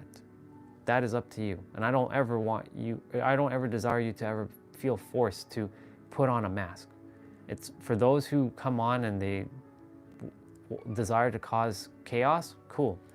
That's them being them, but that's not really their real self. Their real self is just hurting somewhere. But I just have to let them be. All right. Now we're at I'm going to read what you just said there, sister. And it says, the prelude to a new dream. I walked away from a close friend last year after 20 years of friendship because I suddenly opened my eyes and realized she used me. There you go. And thing is, because your awareness was now activating about that friend. I've walked away from plenty of people. I've walked away from plenty of other people because I'm on a different frequency now. It doesn't mean I'm better than them. I'm not. I'm equal to them. They're just on a frequency that doesn't align with what I desire to be with, and that's the one with the Creator, as the master creator of your reality, loving on humanity and not hating anybody. Sure, do I like when people are hurting other people? Hell no. In fact, I despise it. But they're living their reality.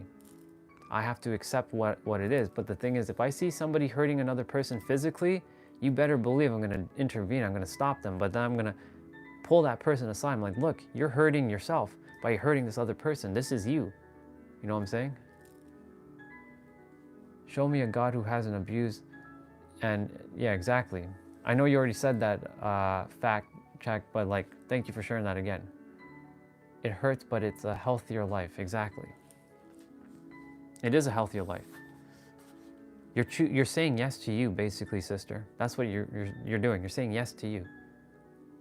All right. A prelude to a dream. So this is the subtitle of this. We're still in chapter 1. There are thousands of agreements you have made with yourself, with other people, with the dreams of life with God, with society, with your parents, with your spouse, with your children. But the most important agreements that the ones you've made are with yourself. In these agreements, you tell yourself who you are, what you feel, what you believe, and how to behave. The result is what you call your personality. In these agreements, you say, this is what I am. This is what I believe. I can do certain things, and some things I cannot do. This is the reality that is fantasy. This is possible. This is impossible.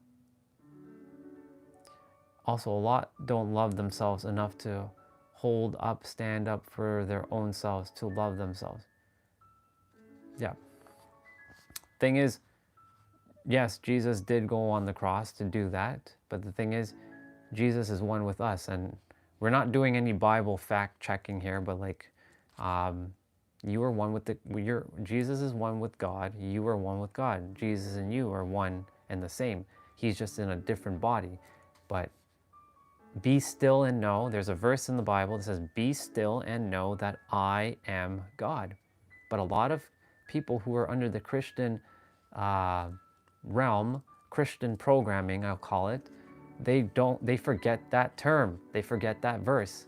They go and they put it all on Jesus. He kept saying, like, you are basically one with me. You are the same. But that is for a different conversation. We're not reading religion. We're reading facts right now.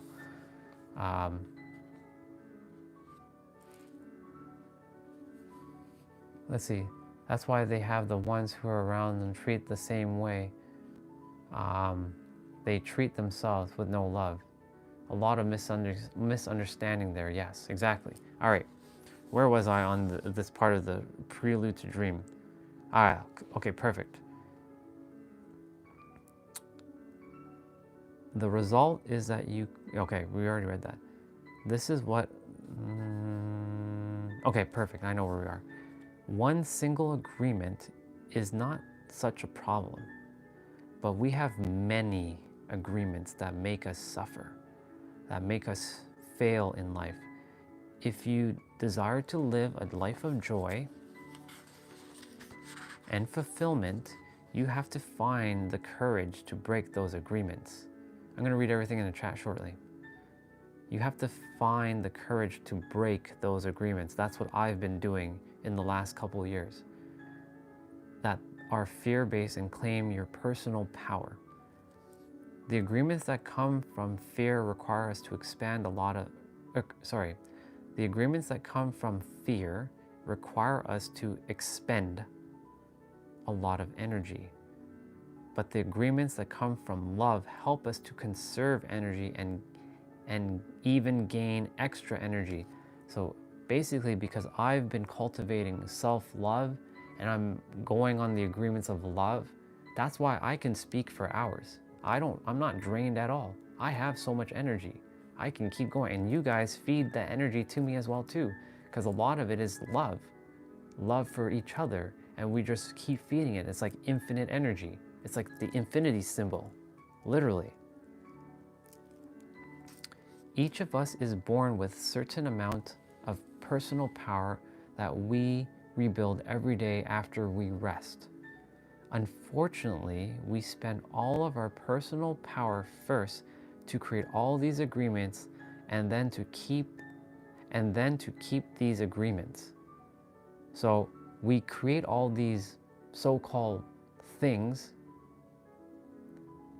and that uses up energy, and then we hold on to these beliefs which also take up energy, and it drains us.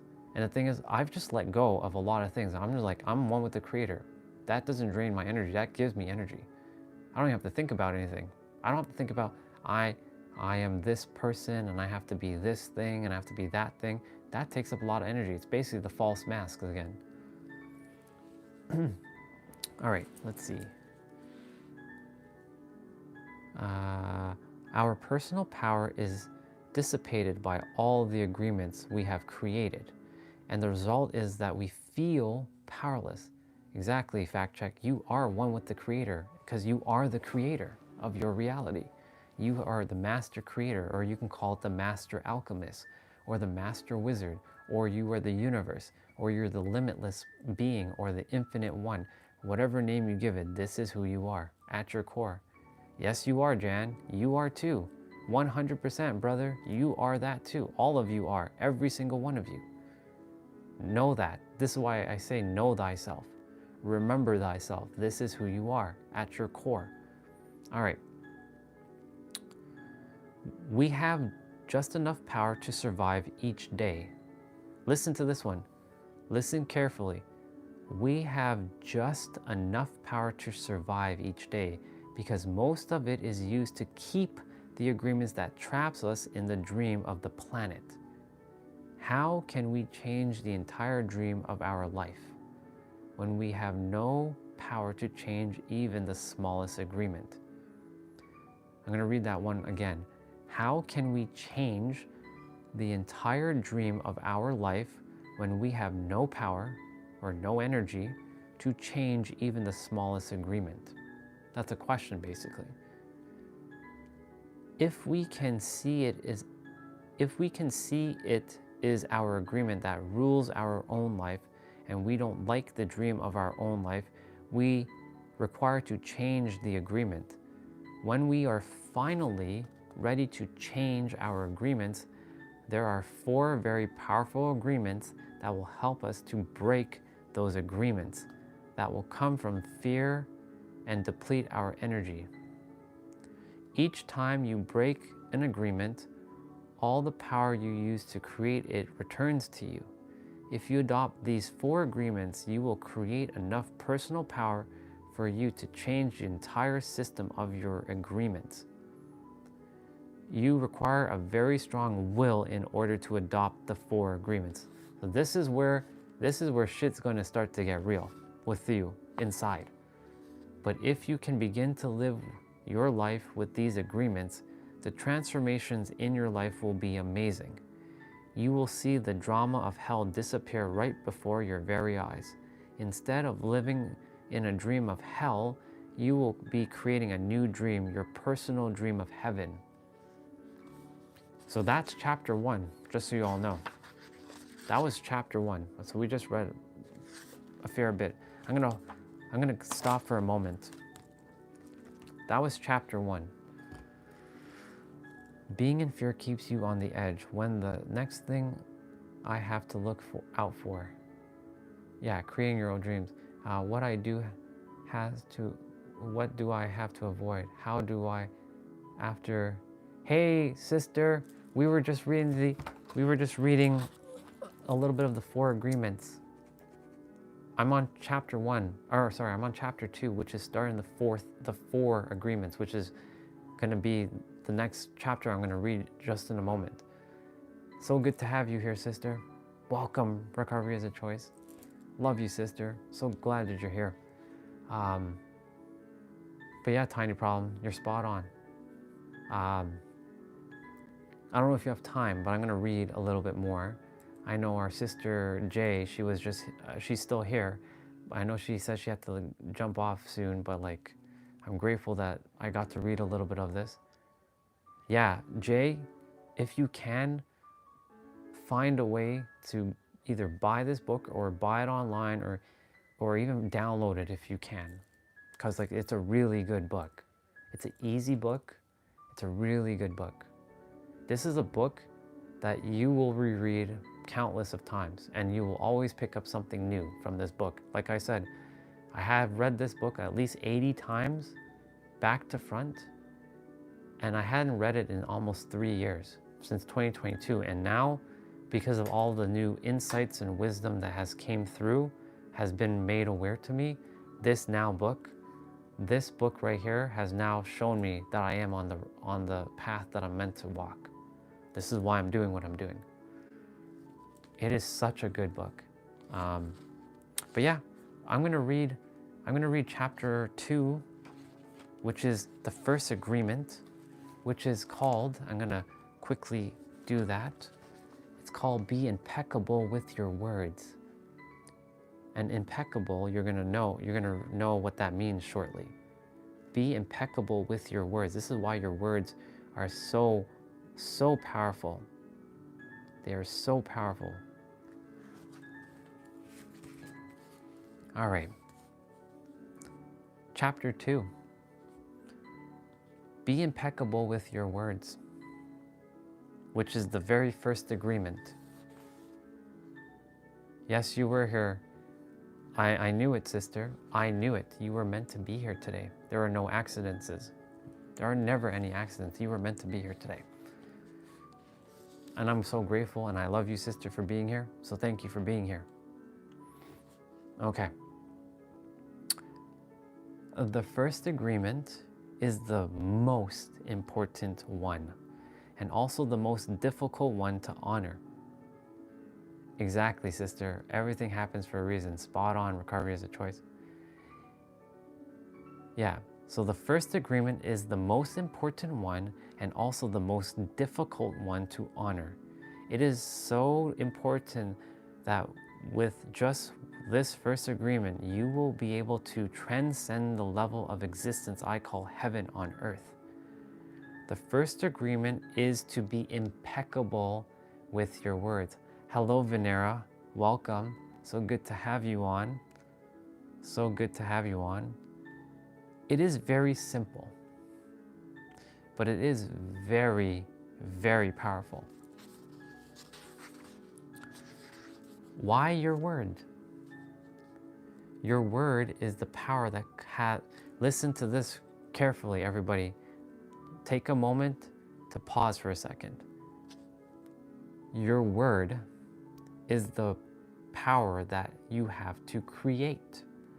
Your word is the gift that comes directly from God. The Gospel of John in the Bible, speaking of the creation of the universe, says, "In the beginning was the Word, and the Word was God, and the Word is God." Some can argue and say that the beginning was in the Word, in the beginning was the Word, and the Word was sound. That also is another way of saying this. But yes, through the word you express, you create power. Through the word you express your creative power. It is through the word that you manifest everything.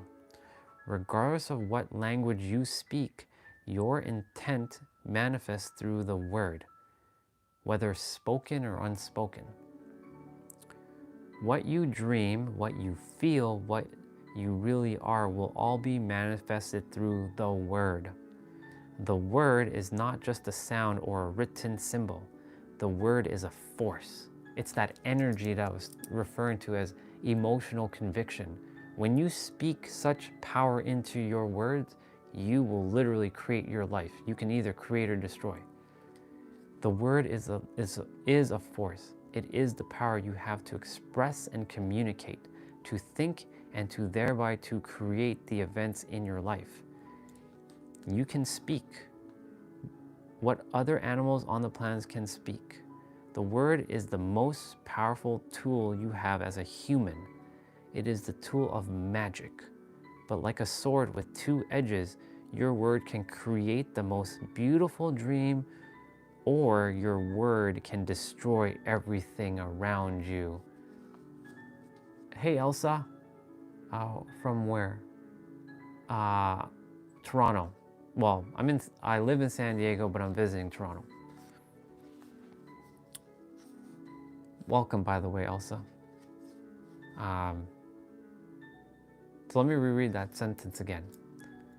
But like a sword with two edges, your word can create the most beautiful dream, or your word can destroy everything around you. The word is the most powerful. It can create the world or cause wars. Exactly, fact check. You're spot on, dude. So spot on. So good. Thank you for sharing that. Yes, exactly. One edge is the misuse of the word, which creates a living hell. The other edge is the impeccabilities of the word, which will only create beauty, love, and heaven on earth. Depending upon how it is used, the word can set you free or it can enslave you even more than you know. Your words can either hold you hostage or you can literally liberate yourself. All the magic you possess is based on the word. Your word is pure magic, and misuse of your word is black magic. The word is so powerful. I'm glad you're taking this in, sister. The word is so powerful that one word can change a life or destroy the lives of millions of people. Some years ago, one man in Germany, we already know who this is, by the use of the word manipulated a whole country of the most intelligent people. Listen to that carefully. That one person, we know who that person is. Don't have to mention his name. He probably will, he's going to mention his name. We already know who that is. So some years ago, one man in Germany, by the use of the word, manipulated a whole country of the most intelligent people. He led them into a world war with just the power of his word. He convinced others to commit the most atrocious acts of violence. He activated people's fears with the word. And like a big explosion, there was killing and war all around the world. All over the world, humans destroyed other humans because they were afraid of each other. Hitler's words, based on fear-generated beliefs and agreements, will be remembered for centuries.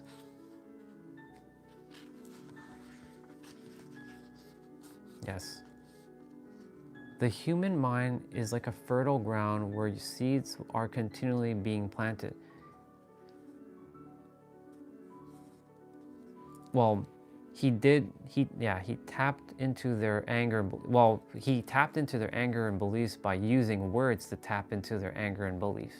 That's basically what it is. He didn't just cast a spell of energy. He literally, it's kind of like Bible study, but it's not Bible study, Crystal. Welcome. We're doing the 4 agreements today. We're just reading. But yeah, we are we're going deep right now with this. And yes, so we're going to continue. So remember I mentioned yesterday about the garden or the tree or the sunflower? So this is this part coming up now. The human mind is like a fertile ground where seeds are continually being planted. The seeds are opinions, ideas, and concepts. You plant a seed, a thought, and it grows. The word is like a seed, and the human mind is the fertile. The only problem is that too often it is fertile for seeds of fear. Every human mind is fertile, but only for those kinds of seeds it is prepared for. What is important is to see which kind of seeds our mind is fertile for and to prepare it to receive the seeds of love. Exactly, spiritual study. Exactly. Thank you, sister. So we're going to use so he's bringing up Hitler again. Take the example. Exactly. Well, it's all one, sister. Crystal, it's all one. Religion, spirituality, it's all one. So I just call it the study of life, the study of our vibrations and frequency. Take example of Hitler. He sent out all those seeds of fear, and they grew very strong and beautifully achieved massive destruction. Seeing the awesome power of the word, we must understand what power comes out of our mouth. One fear or doubt planted in our mind can create an endless drama of events. One word is like a spell, and humans use the word like black magicians, thoughtlessly putting spells on each other. This is what we do.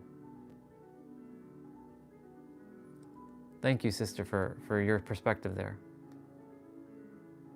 No, you're good. You're good, sister. You can share anything you'd like, Crystal. You're good. All of you are perfect, as you are. Nobody's wrong. Everybody is just spot on. So, appreciate all of you. All right, this part. Remember how I mentioned how you are the creator or you can be the magician? Here's this magician part for you. Every human is a magician, and we can either put a spell on someone with our word, or we can release a spell from someone from a spell. We cast spells all the time with our opinions. As an example, I see a friend and I give him an opinion that just popped into my mind. I say, I see that kind of color in your face in people who are going to get cancer. If he listens to the word, if he agrees, he will have cancer in less than 1 year. That is the power of the word. During our domestication, our parents and siblings gave their opinions about us without even thinking. We believed these opinions and we lived in fear over these opinions, like not being good at swimming or sports or writing. Someone gives you an opinion and says, "Look, this girl is ugly." The girl listens, believes she is ugly, and grows up with the idea that she is ugly. It doesn't matter how beautiful she is, as long as she has the agreement, she will believe she is ugly. That is the spell she is under. By hooking our attentions, the word can enter our mind and change a whole belief for better or for worse. Another example, and this is one that I took on for many, many years. You may believe you are stupid, and you may have believed this for a very long time, for as long as you can remember. This agreement can be very tricky, causing you to do a lot of things just to ensure that you are stupid. You may do something and think to yourself, I wish I were smart, but I must be stupid, or I wouldn't have done that. The mind goes into hundreds of different directions, and we could spend days getting hooked by just that one belief in our own stupidity. Then one day someone hooks your attention, and using the word lets you know that you are not stupid. You believe that what that person says and makes a new agreement. As a result, you no longer feel or act stupid.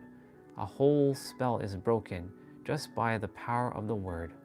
Conversely, if you believe you are stupid and someone hooks your attention and says, yes, you really are the most stupid person I have ever met, the agreement will be reinforced and become even stronger. Thank you, sister. I appreciate you, love you, and I'll see you again. Yeah. Yeah. Get them younger and they will be yours forever. So watch your youngers. Don't let people tell them what. Yeah, exactly.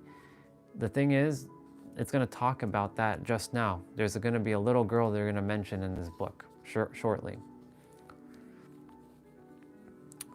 Let us see what the word impeccability means. Impeccability means without sin. Listen carefully to that word. Impeccability means without sin. Impeccable comes from the word from the Latin precutus, which means sin. The im in impossible means without. Good night, sister. Love you and so grateful for you to be here with us again. Thank you for just being here and proud of you. I'll be here tomorrow. I'll see you tomorrow. Whenever I'll be here. But love you, sister, and have a good night. So let me reread that part again for all of you. Now I'm going to start from the beginning of this page. Now let us see what the word impeccability means. Impeccability means without sin. Impeccable comes from the Latin precutus, which means sin, and the im in impeccable means without. So impeccable means without sin.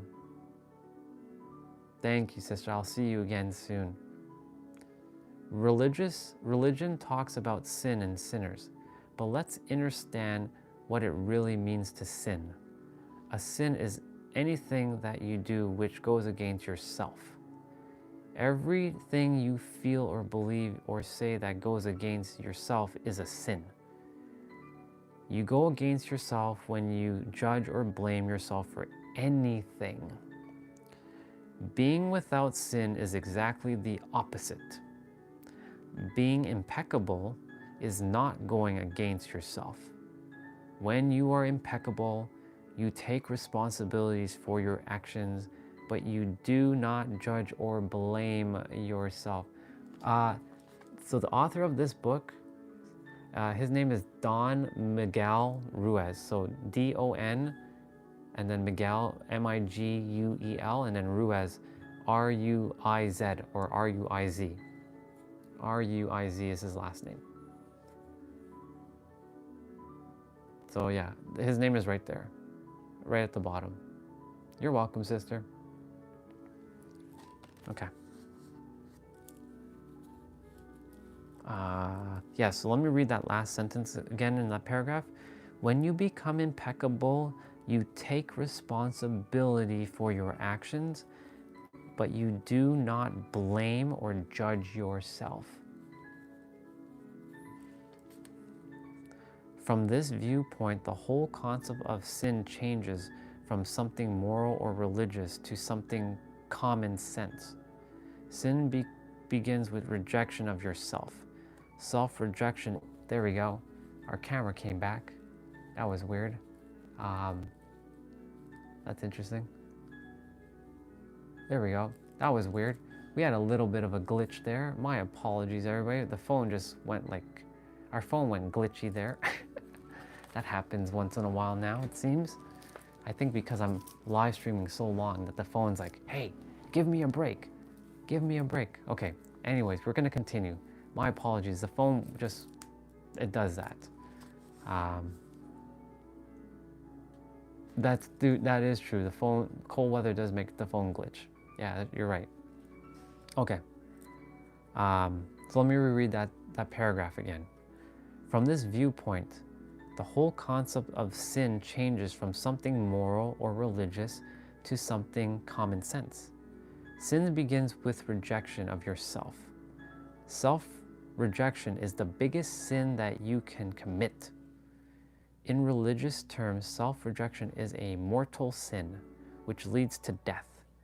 Impeccability, on the other hand, leads to life. Notice that word, impeccability, on the other hand, leads to life. This is why your words are so important, and whatever you speak to yourself or to others is very important. This is why I call myself, you can say the word police or the wordsmith, because words hold the power, and I choose to be impeccable with my words because I choose to create peace, love, harmony, and whenever anybody comes on, this is what I desire to do and be with everybody. Otherwise, why am I doing these live streams? I'm not here to prove anything to anybody. It is up to you to choose that you are the creator. That's it. There's gonna be people who have their own book of law, and then they will, they're living from that book of law. But anyways, we're continuing. I'm gonna read a couple more pages. Such a good book. Being impeccable with your words is not using the words against yourself. If I see you in the street and I call you stupid, it appears that I'm using the word against you. But really, I'm using my words against myself. Listen to this piece carefully. Do humans glitch that you know of? And what would be the reason if they do? What would that look like? Good question. I think they would be just tripping out on figuring out what is the reality of life for them. That would be the glitch. I feel like if they saw something and it's like, wait a minute, and then they're like, they don't know what to believe. Like they're in this constant back and forth of like what is true for them and what isn't, and then the thing that they lived prior, and then now they're seeing this new perspective, and then they go back and forth and they still haven't figured out. That's where I call the glitch. Yeah, exactly.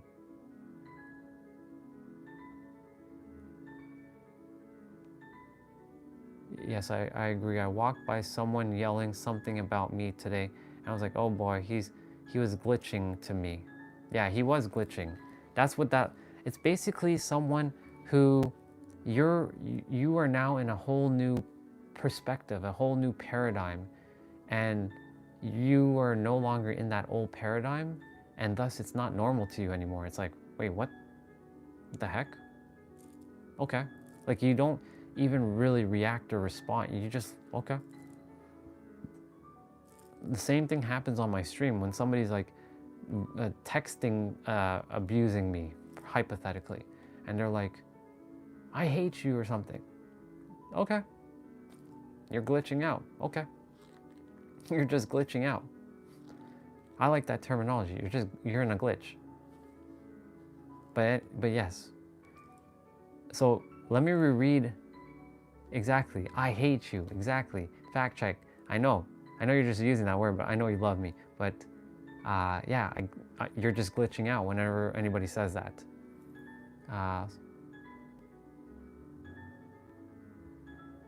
So why the label glitching rather than he used a behavior not acceptable? Good question. That's a very good question. Thing is, I just like that word glitching because in video games, you can say tweaking. The thing is, if I could never use a word again, I would never use a word again. I would only speak in frequency. this is what I'm reminding you of. Your frequency matters. And I would prefer if I could never speak again. Now, I'm not telling the universe to take away my voice. What I'm sharing is if I can speak in a way where people understand my words based on frequency. It's like I'm always attempting to channel myself in a frequency where the words don't even matter now. Like you know the intention of what I'm attempting to get at with frequency. Imagine we all get to that point where we're able to understand each other based on just frequency, not even words that we share. But unfortunately, currently in our current reality, we're not quite there yet. We have to use words to help understand what is going on in this world. So back to your question there, Crystal, so why label glitching rather than he used the behavior not acceptable? I mean, I would just say the same thing. I can choose anything at will, and I like I said, I used the word glitching because it sounded interesting, but you were the one that brought up the word glitching in the first place. So I'm like, okay, I'll use the word glitching, but I can use any word as long. Remember, the meaning we give to a word is the meaning that we place upon that word. So words in itself, for exactly the thing, somebody can say the word love. Somebody can say the word love, but that can mean like 10 million different things to other people. Like Tiny Prawn could say love, and her version of love is so-and-so. You, Crystal, can say love, and you'll say so-and-so. I can say love, and I'll say so-and-so. Fact Check will say love, and he'll say so-and-so. So like, words really, they do hold the power, but it's also the meaning that you give to those words. That's why when Nero is saying the N-word, because he says the N-word a lot on his videos, people are focusing on that word, and he's saying, oh my God, you're such a bad person for saying that word. But he's not saying it in a bad way. He's just saying it because he's relating it to his brothers. That's how he just connects with his people, with his audience.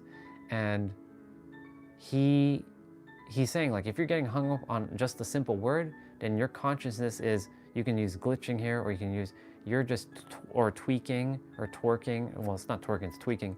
You're just tweaking out on some other thing. You're not focusing on what the real message is of what I'm attempting to share with you. So yeah, let's see.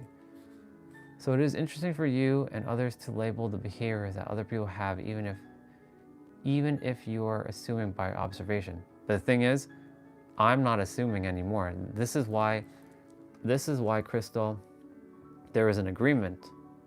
It's the third agreement. It's called don't make assumptions. And we all make assumptions. You make assumptions, I make assumptions, we all make assumptions in some degree. And I'm doing my best to not make assumptions of anybody. I'm literally just, allow me to be one with the Creator and just be. That's it. That's all I care for right now, is just be. And if those who are around me would like to be in the same vibrational frequency, awesome. If they don't, awesome. I just desire to live the life I choose to live. And I choose to live one with the Creator and be one with everything and everyone. Whether you're homeless, whether you're not homeless, whether you're a billionaire or not a billionaire. Well, in a person, I never labeled the person I came across in the first place. You wanted to hear about something that they could have been so glitching. Yeah, exactly. We're not labeling. I don't label anybody. I don't say, oh, that person, he's a psychopath.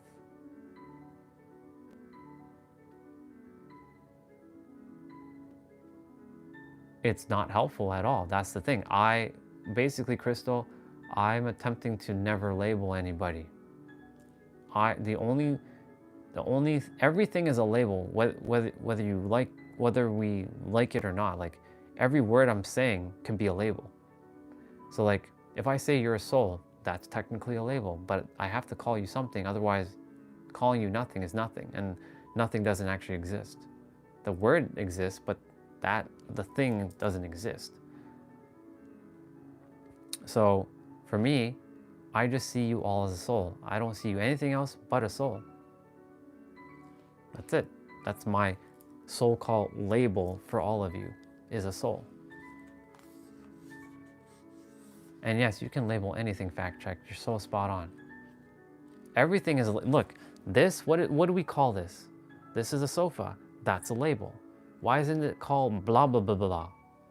This thing, this is called tapestry.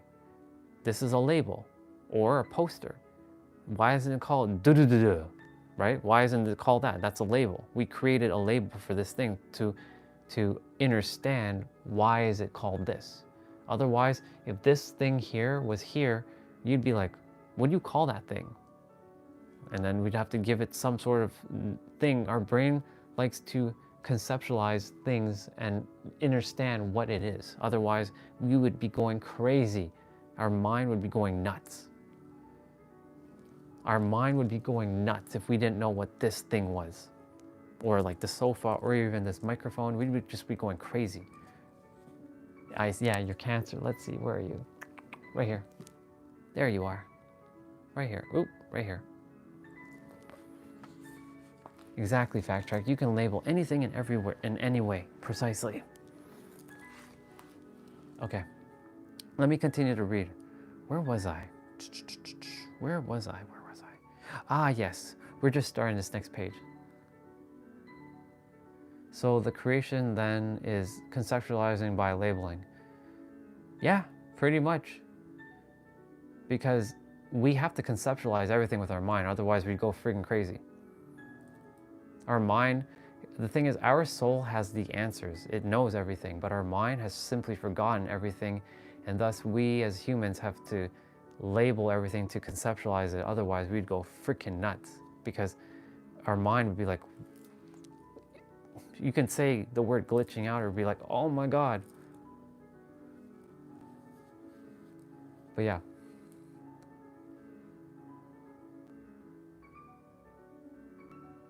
Exactly. It was like ooh, ah, ah, wah, I'm attempting to do the grunting and pointing.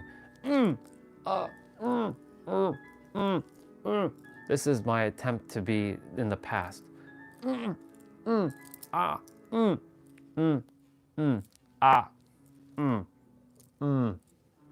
Imagine all of us did that right now. That's why we created sounds. Exactly. Yeah, exactly.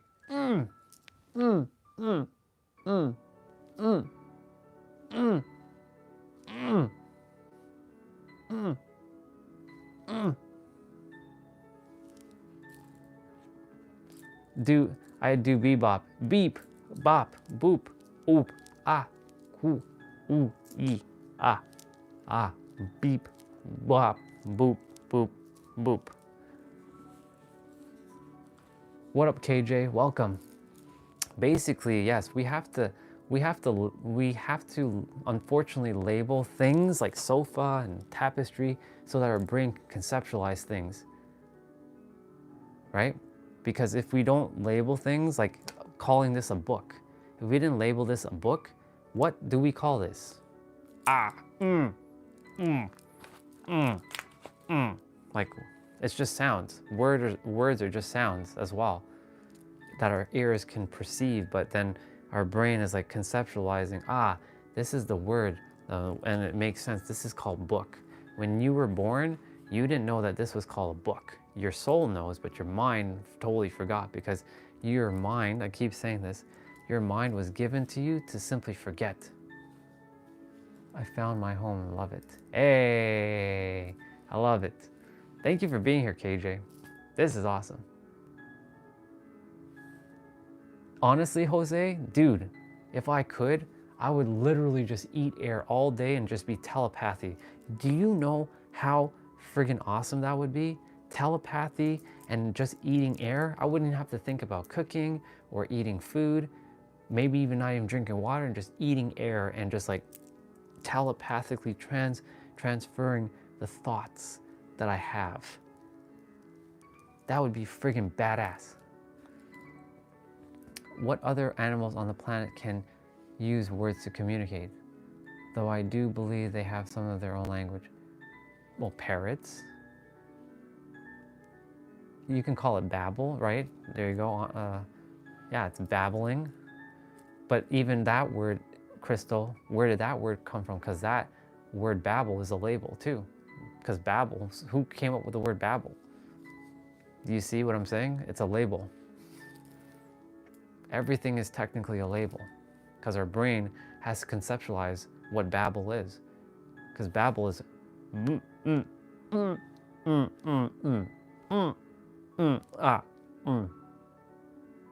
a gift of the tongues, exactly. This is a great conversation. This is awesome. This is awesome. All right, let me continue to read it. I'm gonna turn on the light now, I think. No, it's not quite dark yet. I can still see. All right. So we're gonna continue. We're on page 32 of the 4 agreements for all of you who are tuning in. Yes, there is nonverbal communication. That's body language. And that's all kinds of other things besides speaking of the word. But again, those words is still a label. Every word is technically a label if you think about it. Even the word you just said, there, that's a label. Is, that's a label. Such is a label. Thing as a label. As a label. Non is a label. Verbal is a label. Communication is a label. Yes, we humans have labeled humans, and we humans have labeled things. Animals don't label anything. Animals just, they see, they do what they're meant to do. Why do those who can't hear have a sign language? And that's the thing. They're finding a way to communicate, so that's why they do their thing. Without meaning to the words, they wouldn't have a language. Exactly. Everything, again, comes down, yeah, get lost in it and you will come out with a new perspective. Bang on, facts. So true. Dude, I went to San Diego. I lived in a car. I literally took you can call it a vacation, and I lived in a car for almost a month to give me new perspectives, and I understand, oh shit, this is how people do it. I had to get humbled quite a few times to go brush my teeth in a public bathroom in front of other people, like in a mall. I had to change in my car, or I had to change outside. I had to go use the bathroom outside sometimes. I was getting humbled really quickly, and I chose it for a new perspective. It was a beautiful, beautiful experience. So yeah, dude, same concept. Get lost in the woods and you will come out with a whole new perspective. So true. Okay, I'm gonna read now. We shared quite a fair bit. I'm gonna read now. All right, so we're continuing being impeccable with your words. And thank you everybody for sharing everything you shared. It's beautiful, beautiful conversations. Being impeccable with your word is not using the word against yourself. So we read this piece, but I'm gonna reread it again. If I see you in the street and I call you stupid, it appears that I'm using the word against you, but really I'm using my word against myself, because you're going to hate me for this, and your hating me is not good for me. Therefore, if I get angry with my word and send all the emotional poison, this is why I say every time you throw hate at somebody, you're poisoning actually yourself. He's about to say it. If I get angry with my word and send all the emotional poison to you, I'm using the word against myself, so thus you're poisoning yourself. If I love myself, I will express that love in many interactions with you. And then I am being impeccable with my word, because that action will produce a reaction, a cause and effect, cause and effect. The law of correspondence, cause and effects, cause and effect. Every cause creates an effect, every effect creates a cause. And a lot of us are creating an effect by an effect, and that doesn't work. Every cause creates an effect, and every effect is created by a cause. All right, let's go. If I love you, which I love all of you, then you will love me. Doesn't matter if you do or you don't. I love you. Period. The end. If I insult you, and yes, every action creates a reaction. Exactly, sister. If I insult you, you will insult me. If I have gratitude for you, you will have gratitude for me. If I'm selfish with you, you will be selfish with me. If I use the word to put a spell on you, you're going to put a spell on me. Basically, we're a mirror. Yeah, no love all here. That's all good. You're good, sister. It's all good. I'm just a mirror. Being impeccable with your word is the correct use of your energy. It means to use your energy in the direction of truth and love for yourself. If you make an agreement with yourself to be impeccable with your word, just with that intention, the truth will manifest through you and clean all the emotional poison that exists within you. So good. So good. I'm going to read that back one more time. If you make an agreement with yourself to be impeccable with your word,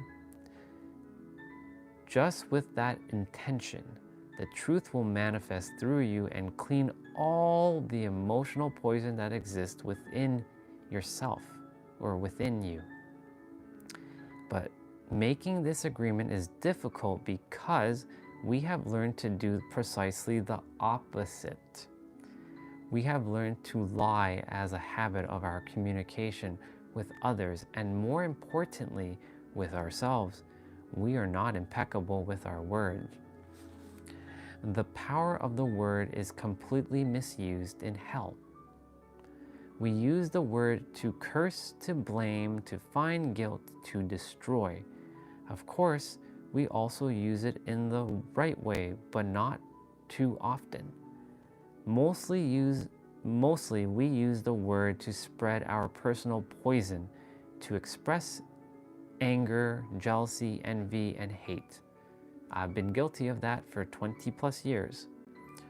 The word is pure magic, the most powerful gift we have as humans, and we use it against ourselves. We plan revenge. We create chaos with the word. We use the word to create hate between races, between different people, between families, between nations. We misuse the word so often, and this misuse is how we create and perpetuate the dream of hell. Misuse of the word is how we pull each other down and keep each other in a state of fear and doubt. Because the word is the magic that humans possess, and misuse of the word is the black magic. We are using black magic all the time without knowing that our word is magic at all. That was a bar right there. Here's the woman and the little girl, I believe. Yes. This part, listen to this part carefully. Okay, Google, turn on light. You're going to listen to this part. This part's awesome. There was a woman, for example, who was intelligent and had a very good heart. She had a daughter who she adored and loved very much. One night she came home from a very bad day at work, tired, full of emotional tension, and with a terrible headache. She desired peace and quiet. However, her daughter was singing and jumping happily. The daughter was unaware of how her mother was feeling. She was in her own world, in her own dream.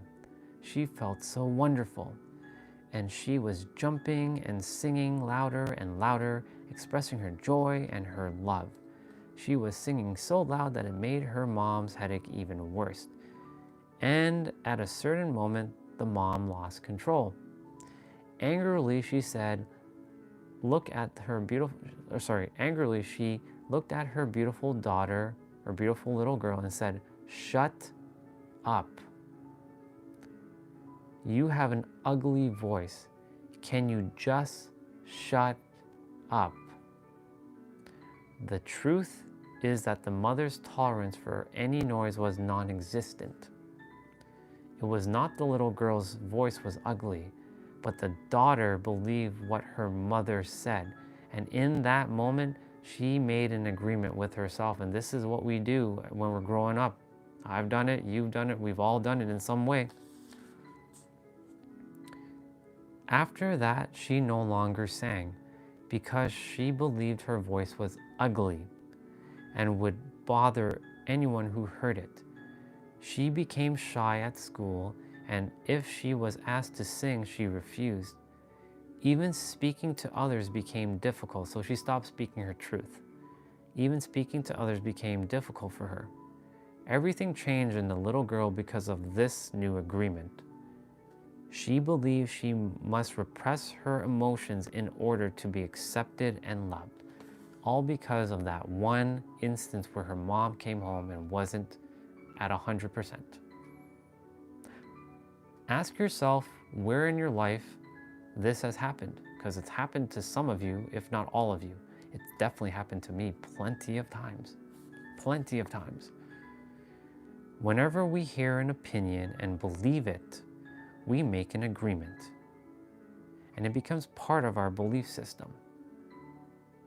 This little girl grew up and even thought she had and even though she had a beautiful voice, she never sang again. She developed a whole complex from one spell. This spell was cast upon her by the one who loved her the most. Exactly. This spell was cast upon her by the one who loved her the most, her own mother. Her mother, and I've done it too, sister. I've done it too. This is why you have to forgive what has happened and undo the spell. But we'll get there. Didn't notice what she did with her word. Her mom did not realize what she did with her word. She didn't notice that she used black magic and put a spell on her own daughter. She didn't know the power of her word, and therefore she isn't to blame.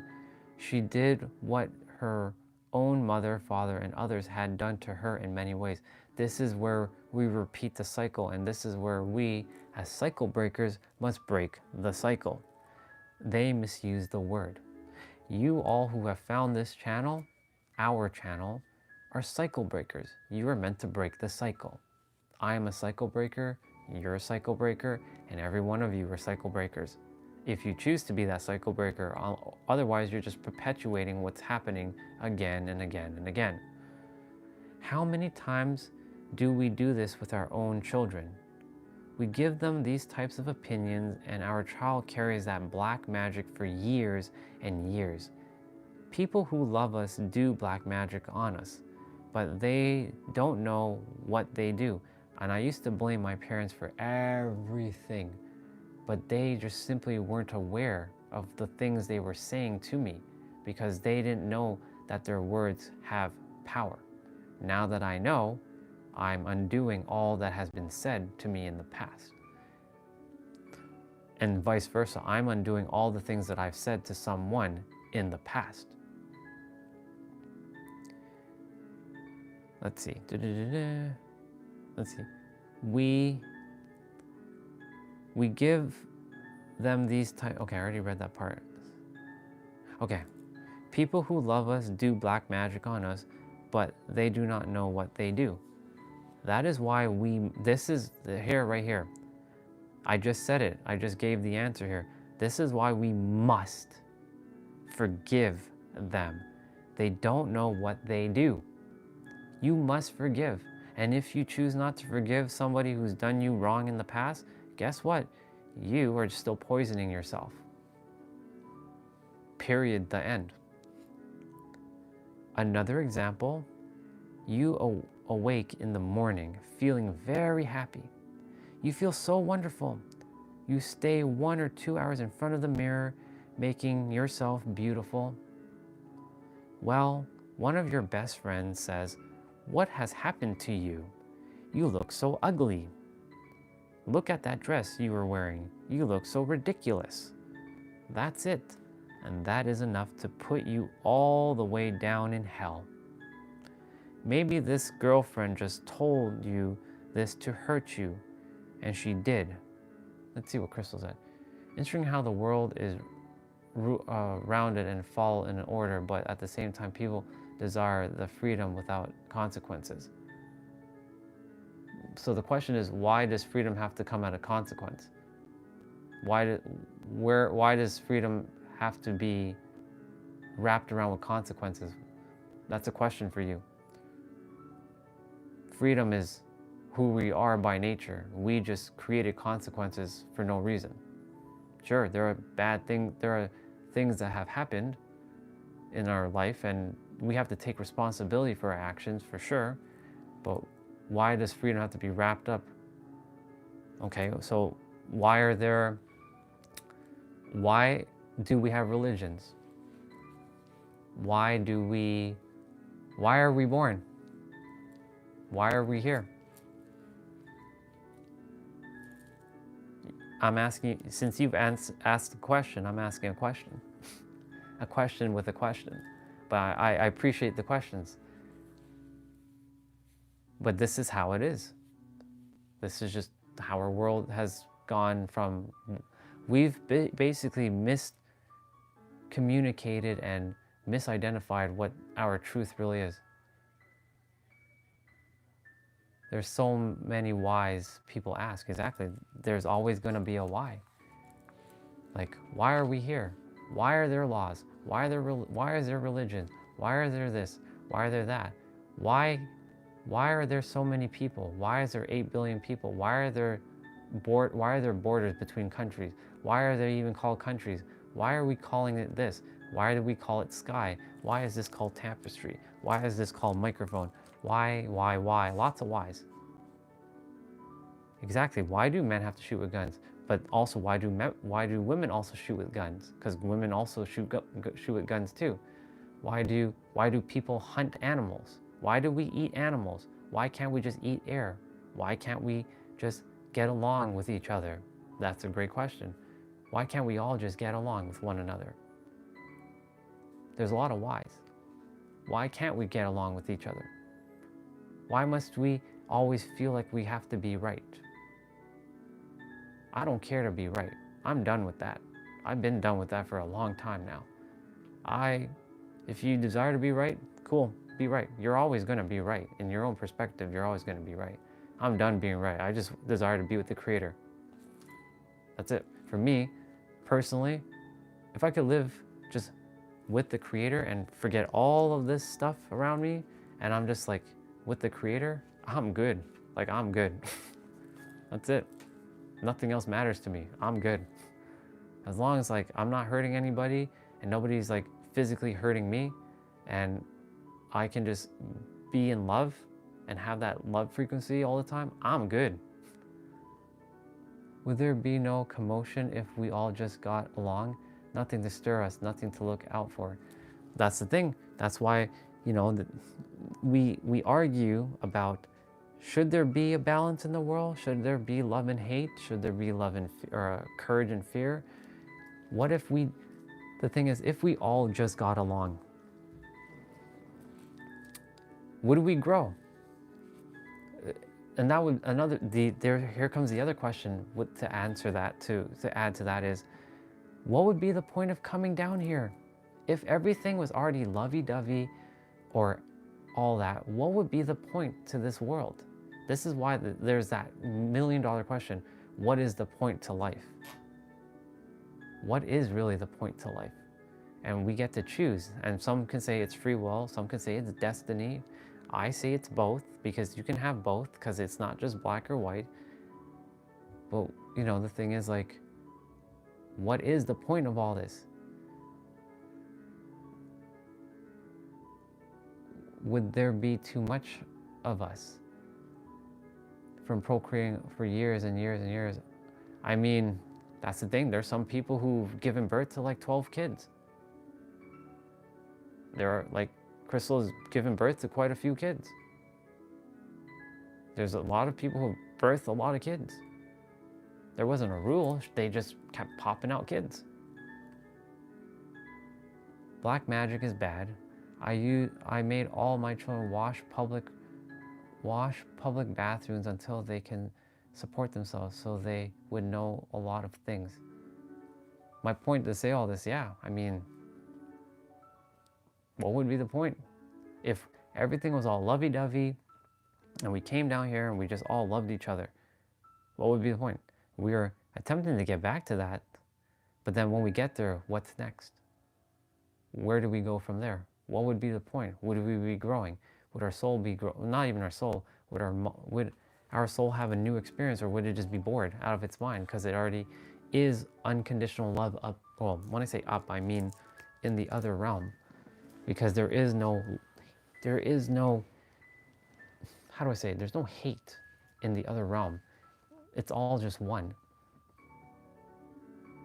The point is to know what humility is. Yeah, but also, who's to say it's not even just humility, but like being authentic, or being real, even though authentic is being real, or knowing what unconditional love is, like getting to that, even though it's not really even getting, it's to realize that you already are it, to live from the state of the now. No rules would party lead to no change involving no revolution.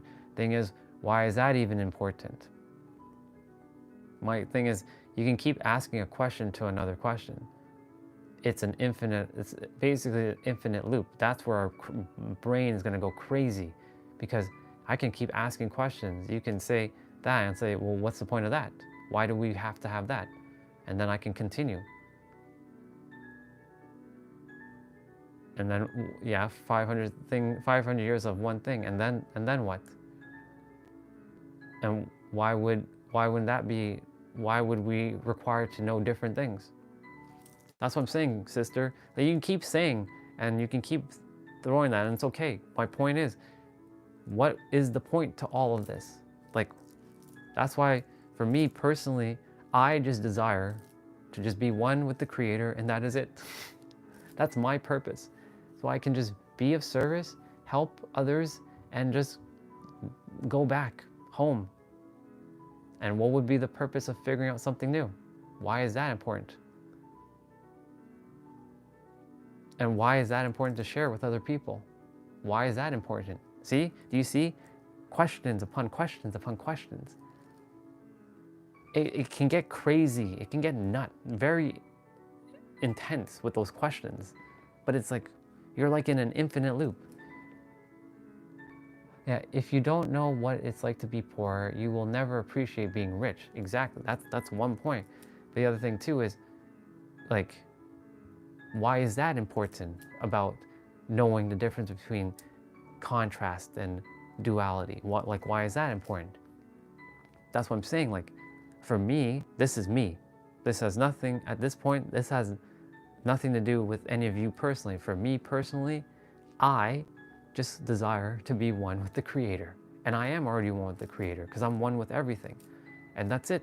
I'm just living my life until my final breath, to walk my purpose. And whatever that is, and why am I doing that? I'm still figuring that out. And why am I figuring it out? Because I'm figuring it out. I don't know. It's interesting how our life is just quite, it could be anything. That's why I think, when it comes to life really has no inherent meaning unless it's the meaning you give it. And why is that important? That's true. Exactly. I know where you're going with this, Fax. I know where you're going with this. It's all that's valid. Everything all of you said, it's valid. It's so spot on. But again, it comes down to, like, what would be the point of all this? Why is that important? Like, everything comes down to, why is that important? What is the purpose of that? If you weren't given a body, okay? If do one for that, Do one for that. Yeah, I'm curious to see that. I'm curious to see if one wasn't given a body. I'm curious to see that. Let me just make sure I remember where we are. Oh, I'm gonna change my mic quickly. I see it's dying at the moment, so it gives me a moment to switch out the mic. So while you guys are sharing, let me just switch out the microphone. Grab this guy or a girl, because the microphone could be feminine, but it's really just a thing. I'm gonna take that one out, plug that one in, and we switch. This is why I love this microphone so much. You have no idea how much this microphone has like changed my perspective on like audio. Crazy. It is important because you are God. I like that. I like that a lot, in fact. That's a great response. And anything can be important to the Creator. That's true. It's so true, Fax. It's so true. It is important because it is you are the Creator, and whatever the Creator, he's not even having to prove, because he is already worthy just because. He doesn't have to, he's not having to prove anything. That's the thing. The very fact that you were born, I know you say that in a comedic way, but I'm saying it from the logical way. I'm saying that none of you have to prove anything. You don't have to prove anything because you are already worthy just because. Yeah, you, as the Creator, as you you require to know the life of anything from any perspective. This is why perspective is key. Without perspective, you simply are just unaware of the other perspective. So like, for example, I wasn't aware of spirituality. I didn't realize love. So I required the perspective of love to see what love really is from my perspective, from the Creator perspective. But now that I know that there's all kinds of love, there's platonic, romantic, friendship, brotherly, sisterly, one, like the oneness kind of love, that's perspective. Now I have perspective on all types of love. Unconditional, I know what it is to even have conditional love, and conditional love is not real love. That's basically, you do something for me and I'll love you, and that's transactional love. And I know that perspective too. Spot on, dude. Great conversation. This is great. This is how we keep expanding our minds, and our soul our mind is starting to remember things. Our soul, remember, has all the answers. Our soul has every single answer. It is our mind that has simply forgotten, and that we are simply remembering. And how do we remember? By sharing with each other and as mirrors. Each of us are mirrors for one another. There is no one person on this earth right now that has every single answer. There isn't. That's impossible. That is not possible. That's why we are required each other to share perspectives, to share information. This is why I keep saying that we are all information exchangers. You exchange information with me to make me aware, to make it visible that was currently invisible at one point, and now it's visible. And now I'm sharing something with you that might be currently invisible. Now I've made it visible in your conscious awareness. This is how it works. This is why this is also another perspective. It's beautiful, absolutely beautiful. You have no idea. This stuff lights my soul on fire. I love speaking and sharing like this. I love conversations like this. What I don't really enjoy are these kinds of conversations. Hi, Andre. Hi. How are you? I'm okay. Well, I don't say I'm okay. I'm like, I'm stellar. How is your heart, mind, and soul doing and feeling? And they won't give me the, my heart is okay, my soul is all right, and my mind is stellar. Okay, they'll just say, I'm all right. Then they'll ask me, what are you up to? I'm live streaming right now. And then it's the what are you up to? I'm like, I wouldn't even ask that because I simply just, it's not important to me. My point is, I don't like those kind of conversations. They're called the superficial, surface level conversations. I like exactly, what about you? Yeah, that kind of conversation. Yeah.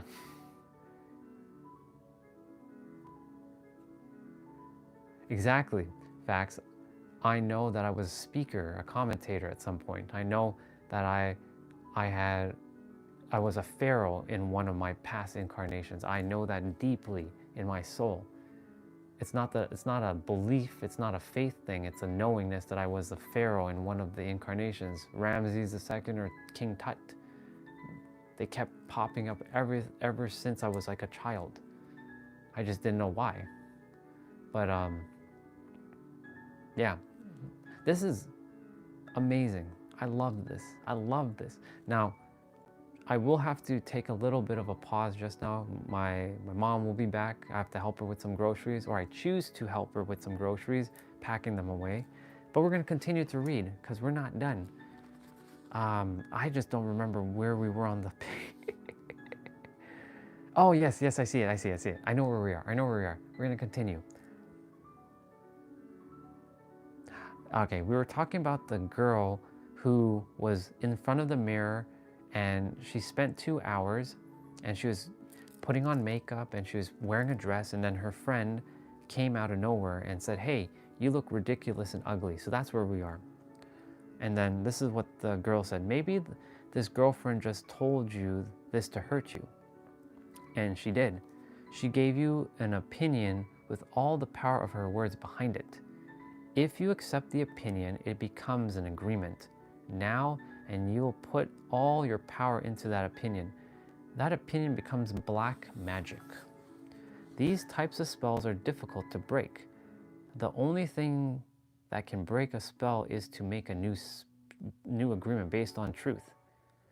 The truth is that most important part of being impeccable with your word, the truth is the most important part of being impeccable with your word. On one side of the sword are the lies which creates black magic. And on the other side of the sword is the truth which has the power to break the spell of black magic. So this is where I think the cliche saying is going to come. Only the truth will set us free. So meaning, like, if somebody said, Andre, you're a piece of shit. I'm like, if I buy into that I'm a piece of shit, then guess what? That becomes my new agreement. But I can overwrite that agreement with a new agreement. Like, nope, I'm a lovable guy. I love me. I'm awesome. That's my agreement. That's my new agreement. I overwritten. You could tell me that I'm a piece of shit, but if I don't buy into that someone else's agreement, or buy into their poison or the magic, and I create my own magic with my own words saying, no, I'm a lovable dude. I'm a great guy. That's my agreement. I'm taking in my own agreement. I basically smashed your agreement. Yeah, I am whatever you say I am, only from your own perspective. Exactly. Spot on, sister. Looking at everyday human interactions, imagine how many times we cast spells on each other with our word. Over time, this interaction has become, oh, here we go. You're gonna like this one. Over time, this interaction has become the worst form of black magic, and we call it gossip. And guess what? I used to fucking gossip all the time. I used to talk mad shit about people behind their back. I would never tell them to their face, and then there came a point where I started telling people to their face and they didn't like it. And the thing is, like, yeah, black magic is gossip is black magic. Gossip is black magic at its very worst because it is pure poison. God is belief. God is also knowingness. Belief, faith, knowingness. Knowingness goes beyond belief.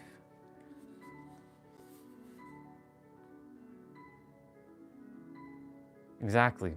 You were simply shifting vibration, sister, and you were like, I'm done with this shit. Like, I'm done. I'm fucking done. Same with me. I'm done. Like, whenever I hear like, mom and dad are gods wearing masks, but when they're in their little hell that they create, like, I'm done listening to it. Like, whatever. Like, they're having their own experience. It has nothing to do with me. There was every time I thought they fight was because of me. Because when I was younger, they always fought, and it was because I either did something wrong or I something, and then they would get into problems, and I thought every time they fight it was based on me. But I'm like, fuck that. That has nothing to do with me anymore. I'm not their problem. I'm not their cause. If they want to continue to create their unnecessary chaos within themselves, that's on them. It has nothing to do with me. I'm not causing them any strife. Maybe they're like, oh, he's wasting his life away. He's not helping, and blah, blah, blah, blah, blah. They're living from the physical realm. I'm living in the mental, spiritual realm. I'm working on that. That's more important than the physical. Yes, the physical is important, but the mental and the spiritual are more important, in my opinion. But all in all, they're all equal, because you have to have all three balanced. But my point to say is, like, anytime they get into little squabbles about like money and stuff, I stopped thinking it was me. I started like, nope, has nothing to do with me. It's all on them. God is, the funny thing is, God can handle all of this stuff. That's the beautiful thing. But the thing is, God shouldn't, creators like us are just draining our energies for no damn reason. That's what we do. People desire to feel that you're the one affecting them, and they make you out to believe you're affecting them. Yeah, it's true. It's true, sister. But I'm done with that shit. If I'm the one affecting them, I'm not the one really affecting them, because I am living by me. And if I'm affecting them, that has nothing to do with me. It's all on them. It's a mere reflection of them. Something inside of them. Exactly, projection. We're reading the 4 agreements. Welcome back, sister. I love you so much, Olga. Thank you for sharing that. It's all about it's all projection. Exactly.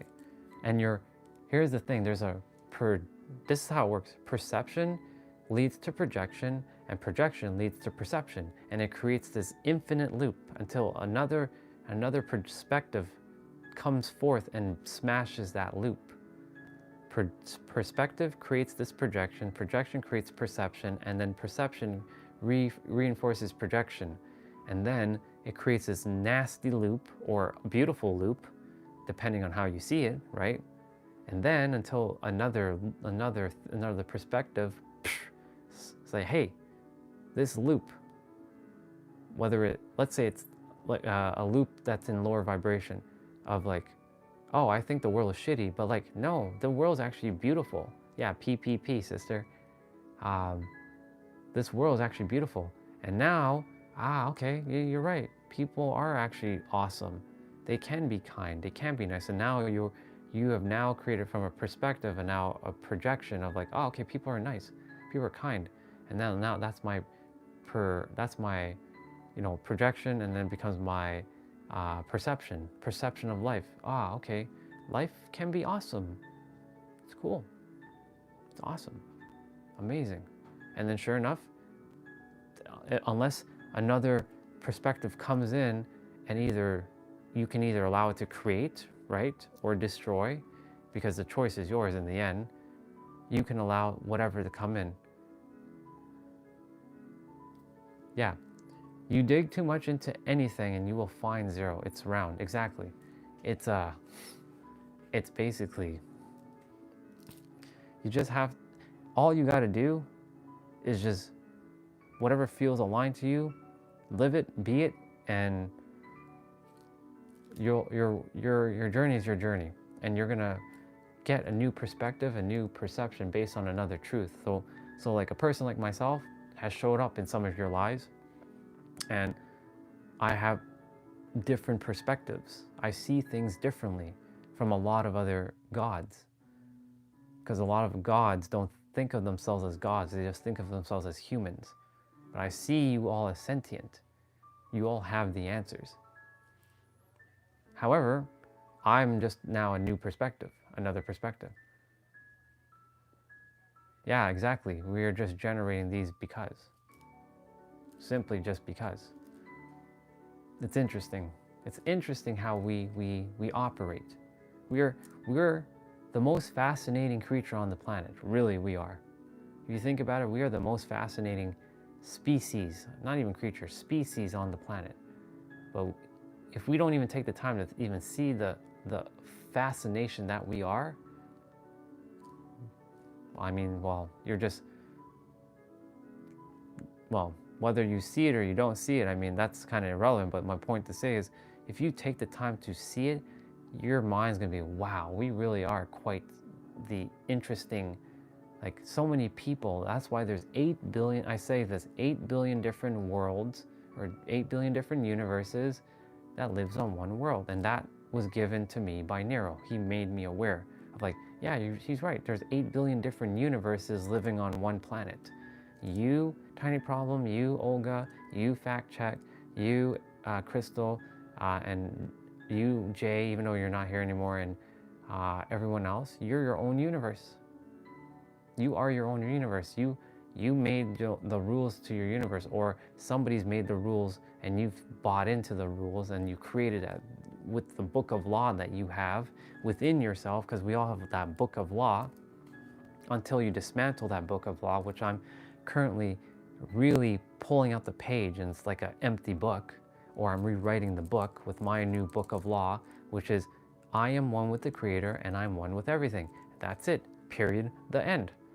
That's how I see it. And living in the state of now and being in the now and doing my best and not throwing poison and always being impeccable with my words and living in the state of I have everything now and I am not in lack. These are the things I'm writing in my book of law now. I'm rewriting my book. I'm pulling out the pages that I wrote and I'm inserting new pages, or I'm basically scribbling the pages and rewriting in my book of law. This is what's in my book of law now. And I don't even want to call my book of law. I don't even like the word law. The book of knowingness. This is my book of knowingness now. This is my book of knowingness. Why do I have to wash public bathrooms? My young children ask. It's because there is nothing. When you join with nothing, you join the Creator. True, I agree with that. But also, nothing is just the opposite of everything. So it could be everything. So it's because there is everything. And when you join with everything, you are the Creator, because Creator is everything. Creator is both nothing and everything at the same time. It's both. It's everything. There's the everythingness, there's the nothingness, there's the allness, there's the oneness. There is, basically that's it. It's both. I desire that my mind sees both perspectives and accepts both as true, not just it's black and it's white, or it's black or it's white, or it can't be both. Why can't it be both? That's a perspective. I choose to see both.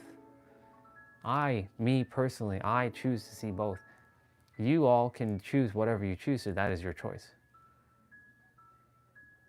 Yeah, everything, you're right, everything comes from nothing, exactly. The mind, something, all these things that we see on the planet once did not exist. So where did that come from? The mind, and the mind, or the imagination, is from the Creator, and the Creator has everything.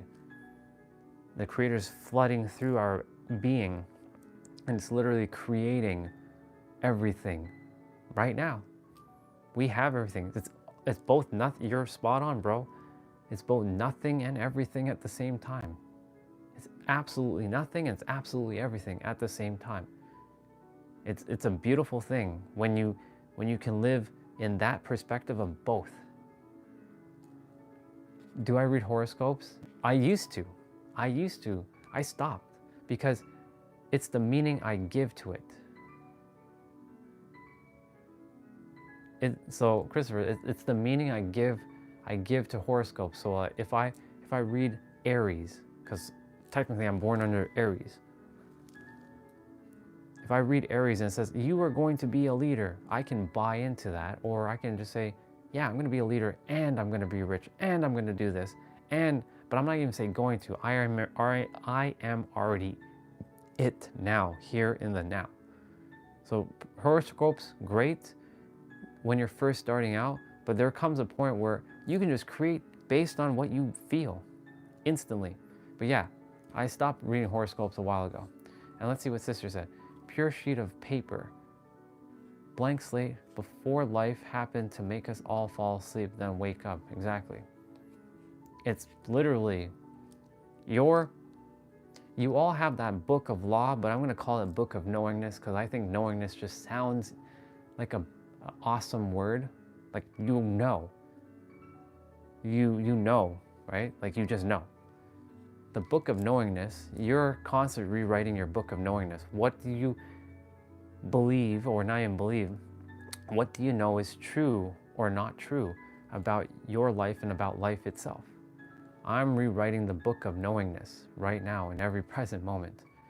That the things that I thought were what life was, no, because I've seen the other side. That's why when you were saying, you know, you have to be the waitress to know how to own a restaurant. You're so spot on.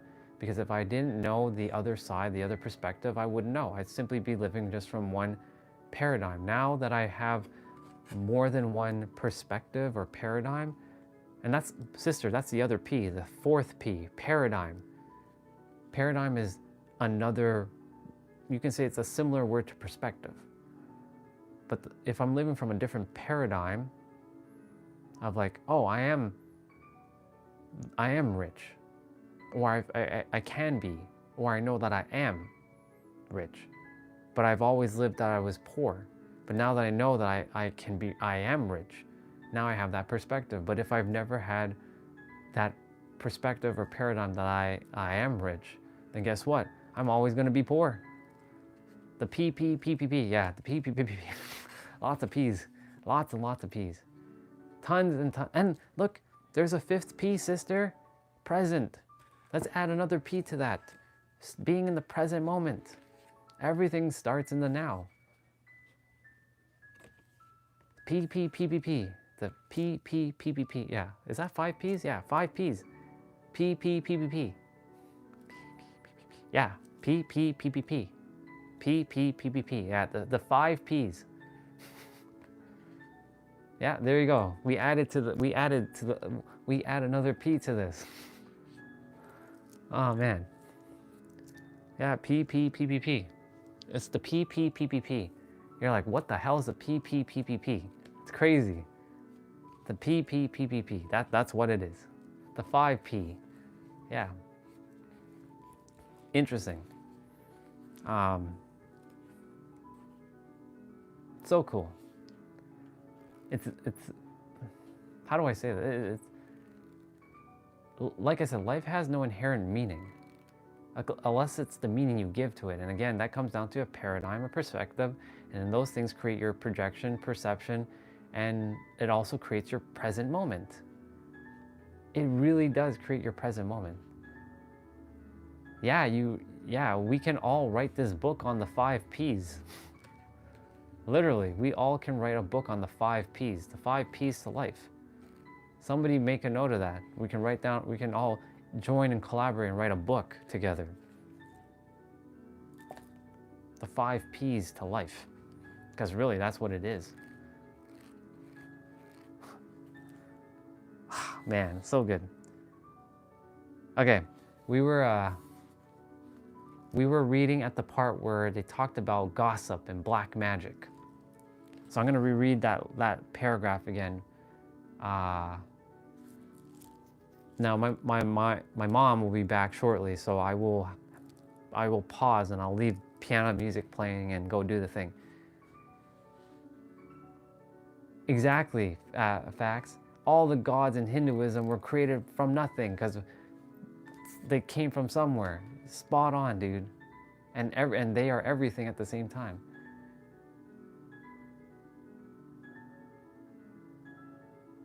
Wait, let's see. I will read. Make sure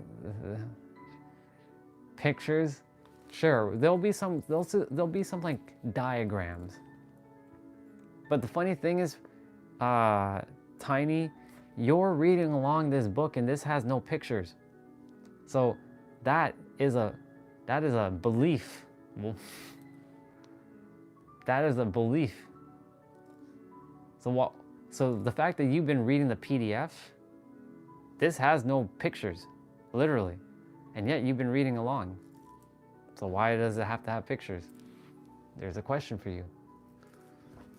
You clearly have been following along, so thus why does it require a picture? But anyways, I know you're just playing around, but my point to say all this is this book.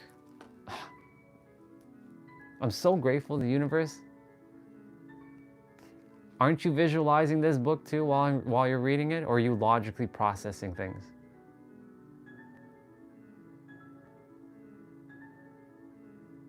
Anyways, my point to say all this is, yes, let's read. Okay. Like I said, I have to, like, when I hear the door open, I will go and help my mom. So I'll have to, like, pause for a moment. We're going to reread this part. Looking at everyday human interactions, imagine how many times we cast spells on each other with our word. Over time, this interaction has become the worst form of black magic. We call it gossip. Gossip is black magic at its very worst because it is pure poison. We learned how to gossip by agreement. When we were children, we heard adults around us gossiping all the time, openly, giving their opinions about other people. Welcome back, FaZe. Welcome back, Ernesto. See, I'm remembering names. They even had opinions about people they didn't know. Emotional poison was transferred along with the opinions, and we learned this as the normal way to communicate. I'm going to reread that back. They even had opinions about people they didn't even know. Emotional poison was transferred along with the opinions, and we learned this as the normal way to communicate. Gossiping has become the main form of communication in human society. That is a bar, write that down. It has become the way we feel close to each other because it makes us feel, notice the word I'm saying here, feel, not think, feel. That's why feeling goes beyond thinking. We do things based on how we feel because it makes us feel better to see someone else feel as badly as we do. There is an old expression that says, misery likes company. And people who are suffering in hell don't desire to be all alone. And I know when those souls comes on to do their black magic, because that's what it is, what they're doing when they come on the stream with the black magic, they're basically attempting to get me to feel their way to bring me down so that they aren't alone in their little bit of hell. That is basically what they are doing. I've shared this a couple times now. I know what they're doing. This is why I don't entertain such things. You come on, you don't like me, awesome. It's awesome. So true about gossiping, but then it makes you feel ugly inside heavy because you do it against yourself. Facts, sister. And yes, misery loves company. I see that so many times. And FaZe, we're all good people. And thank you for sharing that. I fully receive, but you too are a good person. We all are. Some of you just forgotten that you are a good person. So I'm reminding you as a master creator that you are an amazing person because you are God. You are the creator. And God isn't evil and mad or bad. God is awesome. All right. Let's see. Yeah, there we go. Fear and suffering an important part of the dream of the planet. They are how the dream of the planet keeps us down. Using the analogy of the human mind as a computer, ooh, this is good. Gossip can be compared to the computer virus. So for those of you who are techie, misery makes you seek new places. True, but misery does like company. And you're right, you're spot on, bro. Misery desires to seek out new things, but also to bring shit down too. But you're spot on, you're right. That's another perspective. That's a great perspective you have there. But you have to, so when you said nope, that was closing off the perspective of like misery likes company. And I caught myself saying no, but like, actually you're spot on, but also that's spot on too, so it's both. Remember what I said, if you can see both and hold both as true, you liberate yourself. Because at that point, you are right and they are right and everybody's right. And there is no like, I am wrong, you are right. Because when you say nope, that literally says to me that what you just said to Don Miguel was, that's not true. Thing is, Don Miguel, from his perspective, is spot on. From your perspective, you're spot on. And we attempt to see who is right. And I caught myself just now, thank God. I caught myself on camera right away, like it's almost instantaneously. I don't care to be right. I just care to share a perspective. Yes. What if that was them talking about us? How would that make us feel? Exactly. How would that make us feel? When you are with someone who looks at strangers and gossips, like what's for? Imagine when, why is it necessary? Like, I used to, that's why I'm saying, like, what is the purpose of talking shit about somebody?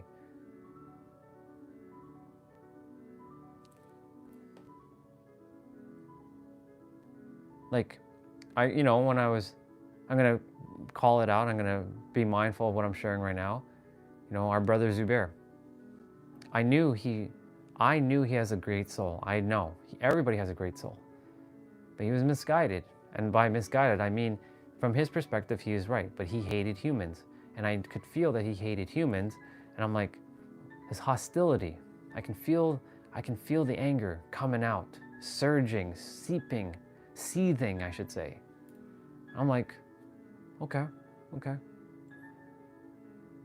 And then sure enough, we had this thing, but I'm not gossiping about him, I'm only sharing love. Exactly, thank you. Facts, we are all God, and we're not here to talk shit about anybody. The thing is, a lot of people, a lot of gods currently are talking shit about each other. And I was guilty of it. Once upon a time, I was fucking guilty of it. I was the worst culprit of them all. I shared with all of you that I wore this as a badge of honor, that you could never out-hate me. I could out-hate everybody. I was that hateful. And I was the dude who would talk shit about everybody, all humans. I fucking hated all humans. But I don't live in that paradigm anymore. I shifted. Let's see. When it requires to be let go of, it really is main communication amongst humans, because that's how stories go around. Yeah, nobody is talking shit about anybody. Exactly. We're not doing that here. Not on this channel. There are other channels that can go do that. That does not concern me. You got to read from top to bottom. Are you asking me to read everything that you shared? Or are you telling me to read everything that you shared from top to bottom? Tiny problem. This is why, be mindful of like how you share things. So I don't know what you mean when you say you got to read. I don't got to do anything. I don't got to do anything. I choose to. But I don't know what you mean by that. Exactly. No chow or nobody is talking shit about anyone. Exactly.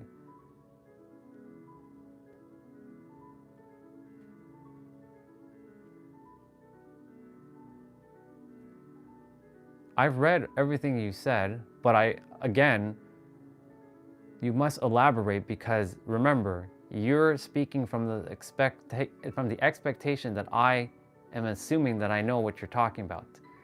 But I simply am reading text. If this was verbal, it would be a different story. You're not wrong. I'm just sharing that, like, currently my brain's like, what is she attempting to get at? If you would like, I will read everything from the top. I will do that. I'll do that right now. I will read everything that you just shared. All right. Let's go. I imagine when you're with someone who looks at the strangers and gossips. Like for what? And then you said, what if that was them? Talking about us. How would that make you feel? Well, of course, I feel like shit. Imagine somebody talking, well, I mean, that doesn't bother me now, but I mean, back then, if somebody was talking mad shit about me, you better believe I'd be triggered. I'd be like doing my best to people please and find ways to like, I'm so sorry. I didn't mean to do like that or blah, blah, blah, blah, blah. Like, I don't give a fucking shit now. Plain as, like, I'm not here to hurt anybody, but if you don't like me, you don't like me. That has nothing to do with me. Like I shared, there's a woman who I absolutely loved. I absolutely love her. And she never reciprocated back the way I felt for her. And sure enough, she started talking mad shit about me. And I'm like, that's on you. It has nothing to do with me. I'm not gonna talk shit about you. Like, because I had read this book at the time, and I'm like, I will not cast poison. Nope, I ain't doing it. Nope, there's no way. You can cast poison on me, but that's not, it's gonna be reflected back to you. You're poisoning yourself. It has nothing to do with me. I refuse to take that on. All right, I'm gonna continue to read what you just said there. Why is it necessary? Yes, when you're younger, of course, we all take humor from it, but that comes, there comes a time when it requires to let go.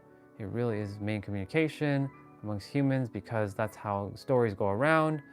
And I read everything that you shared.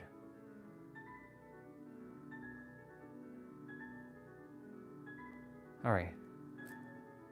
Exactly. I forgive her. Exactly. I already forgiven that person. She's living her life. I've forgiven her. You're welcome, Crystal. I'm not done, but like I have to take a pause because I'm expecting Mom to be back shortly, and if I'm in the middle of reading and she's home, I desire to help. I choose to help my mom pack away groceries because that's what I choose to do. But yeah, the thing is, it's a great point you brought up, Facts. You must forgive. We even just read it. Forgive people for what they say. Like I said, she said she didn't reciprocate the love. She started talking mad shit. And I said I refuse to take in the poison. That's all on her. But I forgive her because she didn't know any better. Exactly. She is happy. I'm happy as hell. Not hell, I'm happy as heaven. I'm happy as the seventh plane of existence. I'm happy as happy can be. And you know why? Because I get to live stream and be with souls like yourself every single day. And it's a beautiful thing that I feel like I found my calling in life because it took me almost 40 years to figure out what in the blue hell was I here to do.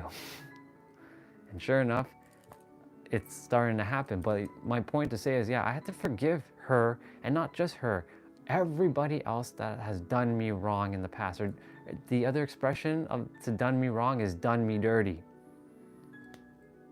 Because there are people who have done me dirty, but the thing is, I've let go of that because if I continue to hold on to that, I'm literally poisoning myself.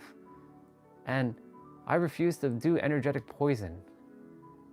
Energetic poison. Yeah, forgiveness is a hard one for souls to work on because many do not know what it is, like the word love. Exactly. Forgiveness is another word that a lot of people get tripped up on because they're like, but how can I forgive? So a good example is, how can I forgive somebody who raped me? I'm going to use the word rape because this one is very graphic. And the thing is, our mind has to use this, has to get into graphical things for us to really understand.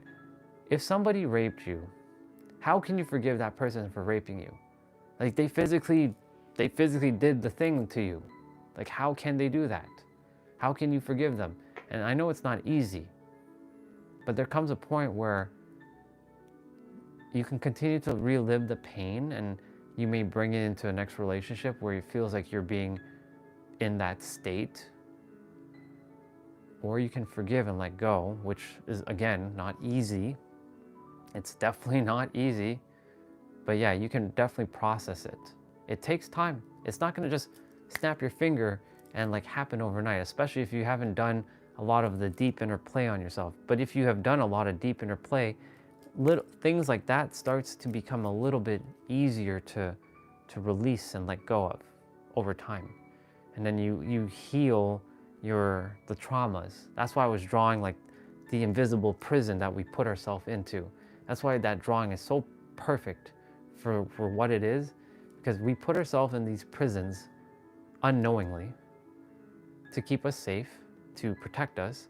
And that protection is like, I'm never going to let another woman or another man hurt me ever again. Guilty. I've been guilty of that. I put myself into an invisible prison where I said, I will never let another woman ever get into my life. And I said, to hell with all women. I said, to hell with all women. All women are pieces of shit. Now, of course, that is not fair to all the other women who have never did anything to me. And of course, I had to learn at some point to let go and forgive the ones who have done me wrong, even though from their perspective, they are right. And just let it be, let it go and just move forward. Because if I keep holding on to that past, then I'm just bringing that past into the present and I'm robbing myself of the gift of the present moment. Yeah, all souls are the inner child too. They currently are the inner child. Every adult right now is still that child. They're just in an adult form. I'm still that tiny little Bubba of like, there's a photo of me upstairs and you guys, some of you've seen it, of me in my dad's arms. I'm still that little baby. I'm still that tiny little Bubba. I'm just in an adult body. Let's see, I'm going to read everything you said there. So Fact says, forgive them, you are God. There is no God who wasn't used or abused. Exactly. You can process. It's hard to heal that inner child as an adult. All souls have the inner child. They do not know how to parent that inner child in many ways. Exactly. It's a lack of awareness.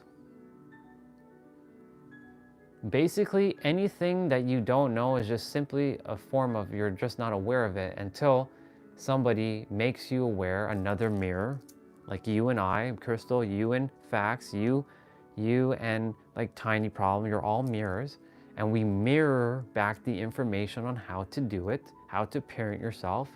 You're not really learning, you're mirroring back the information, because that's what information is, data, and that's what knowledge and wisdom is. It's data and information that we're mirroring back to one another to make us aware of how to parent our inner child. Once upon a time, I didn't even know what an inner child was until somebody made me aware of, first of all, the word, and secondly, what that is. What is an inner child? And then, from that point on, I went and sought other mirrors who were talking about the inner child, and they shared their information, and it's not their information, it's the universal information. They shared the information of the inner child, and I simply picked it up and became aware, so this is how you parent your inner child. Okay, go in and close your eyes and just imagine yourself at like whatever age, like 5 years old or 3 years old, and you're holding them and you're hugging them. You guys have not actually heard of my story of the inner child. This is beautiful that we're getting here, but it requires that all of you just take a moment and pause and let me explain, because it is quite powerful. But I desire to share this after my mother gets back, because she's supposed to be back by now. So she hasn't returned yet. So if I go into this state of sharing now, it may take a little bit of time. And I don't desire to cut my story short, because this is very powerful. But let's just say I went to see my inner child. I'll give you the short story, short form. I saw my inner child. He was crying, and I picked him up. He's like, never leave me again. I'm like, I won't. He had this pink balloon in his hand. He was sucking his thumb. There was a door. I had to walk through the door with him. And he asked me, do you want to walk through the door with me? I'm like, well, of course, obviously I do. And then the door closed, it disappeared. I saw a castle, and that was that. But it goes much more in depth than just that. I had to just share the cliff notes of that. I saw it in, you can say, spiritual material, like mental form. But he was there, and he was speaking to me. It was me, but in the smaller version of myself. This is why the inner child is by far the most important thing I can ever talk about. My inner child and I became one, aka the Baba. Me and my inner child literally became one. Even though we were never separate, I put him as separate. I took him and I loved him as if he was my own child, because he is me. And I loved him unconditionally to a point where he is now one with me. So anytime like I'm hurting, I go within, I'm like, what's going on? Like, it's not just him, it's me and it's us, it's both. We're one, but we're also kind of like our own little entity inside. And we're like having this conversation. And there's not just one, there's not just the Baba. There's a 13-year-old. He's the super villain of hate.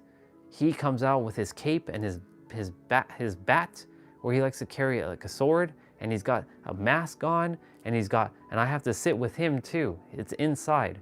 He's inside of me, and I have to remind him, like, I love you, all is okay, you don't have to come out. I know you desire to come out.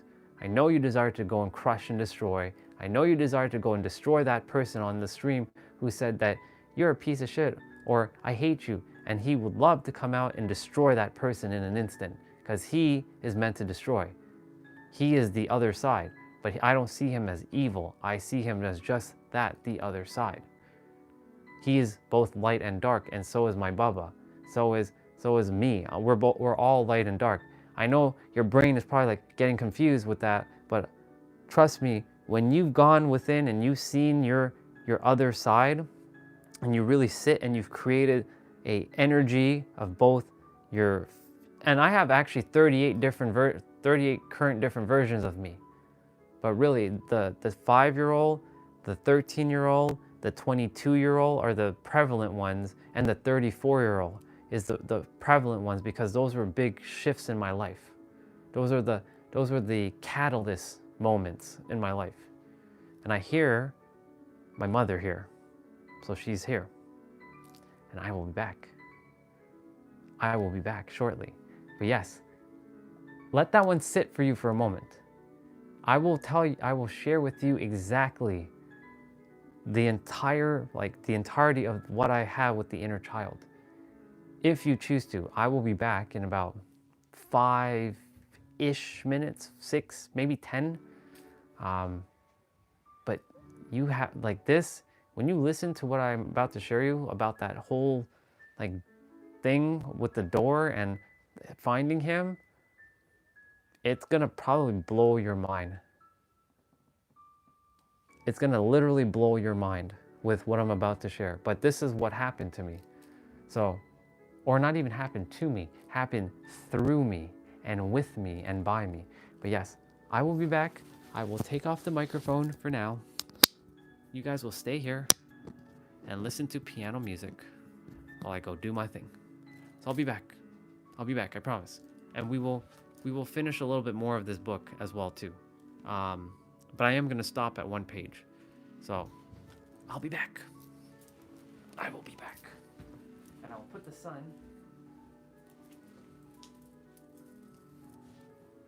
here. Here. There you go. Here's the sun.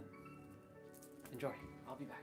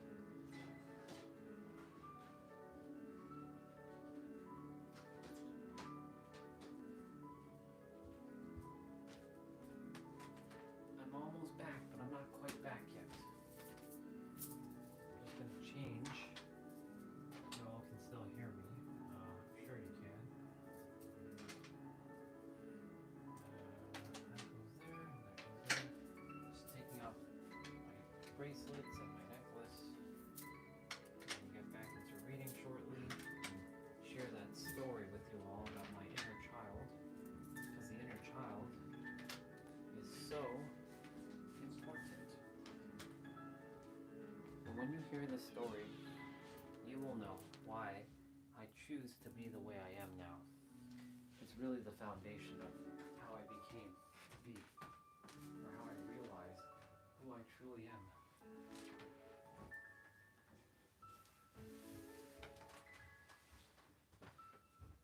But yeah, like I said, it's gonna take some time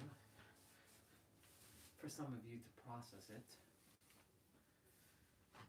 It took me a while to get to understand it fully.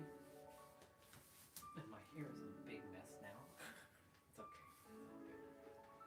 And yeah. Also, in about an hour or so, I'll be restarting the stream because the stream will be hitting 12 hours, and I'll just restart the stream. We'll play a video game, or we'll just continue to chat for a bit. It's a beautiful. The story is going to be very beautiful, I promise you.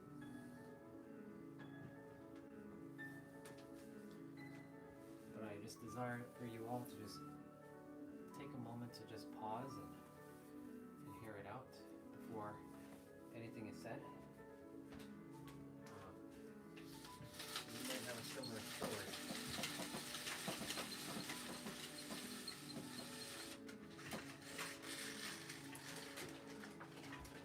The thing is, the story, this happened in 2021, in fact, but I remember clear as day. It's a beautiful, it's a very beautiful story. And yes, I am here. What up, Brody? I see you. I'm gonna be back shortly. I'm not quite back yet. I'm just grabbing my dinner, and I'll share my story with you. This. That's awesome. I like that. Do I have water? I do, but it's no, I have half a bottle of water. That's okay. This should last.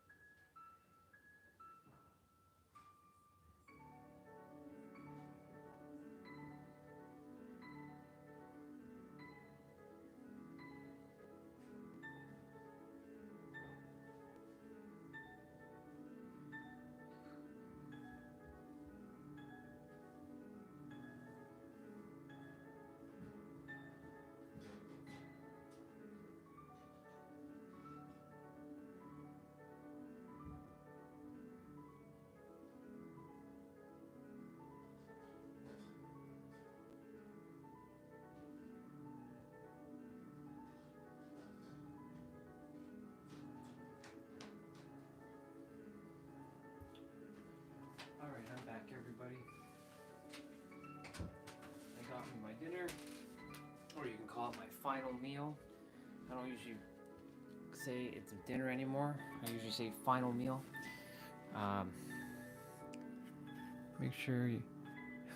Yes, Brody, I understand, but make sure you remember that if you tell me what to do, I won't listen. So just be polite when you ask that. Because like if you say it like that, that means you're demanding me, and I don't take orders from any other person. So I do what I choose to, but at the same time I'm here to be very respectful for everybody else. All right. Now, where was I?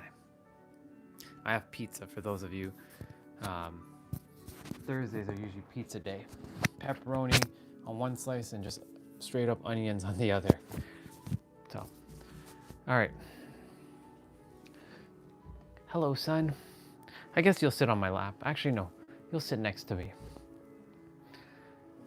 Just to make sure, before I start sharing who is there, so that I make sure that I'm not just saying this and nobody's actually here listening. Because there's no point me sharing the story if nobody's here. So just say yes in the chat. Okay. So tiny problem, Tara. Cool. Anybody else? Jose? Perfect. So you can you can do your laundry while I'm sharing. All right, this story was back in 2021, as I shared. I met a guy, his name was Royce. Very beautiful soul. Hypnotherapist, in fact. How that came to be was because of Angel. Remember I mentioned to you all, yeah, you don't have to listen. Exactly. Well, facts, I get where you're coming from, but let's not cause any trouble now, please. It's your choice if you choose to listen. If you don't, then don't. Plain and simple. This may help you, this may not. That's your choice. Plain and simple. Some people like to just be difficult, and I'm like, okay, then don't listen. That's your choice. What am I to do? All right. That's a little bit of ego talking there, of course, as you can hear. That was ego. You do whatever you feel called to in the end. So yeah, that story, remember the story, how I lost $1 million, and then these are the sins they speak about. Facts, exactly. These are the sins they speak about. Casting, don't go against your word, exactly. This is the things that we do. When you type in a chat, like if that wasn't typed, I'm like, okay, well, whatever, it's all good. As I shared, like the only reason why I met Royce was because of Angel. And because I met Royce in that group, that coaching group, where I had to spend that $1,000 US that I currently, at the time, didn't really have, but I found a way, because the universe is like, you must invest. You must invest. And I'll share the story about the Rubik's Cube. I'm sure some of you heard the story about the Rubik's Cube, but I'll share that as well, if anything. We got to preface all of this stuff because it makes sense how all this came to pass. So a week before, so after I lost all that money, or when I say lost, deposited it to the universe, because that's a perspective. You didn't lose anything. You actually don't lose anything. You're just simply, it's a transference of energy across time and space. Even though time does actually not exist. All right, I'm going into more woo-woo esoteric. We're not doing that right now. Before all that, a week before,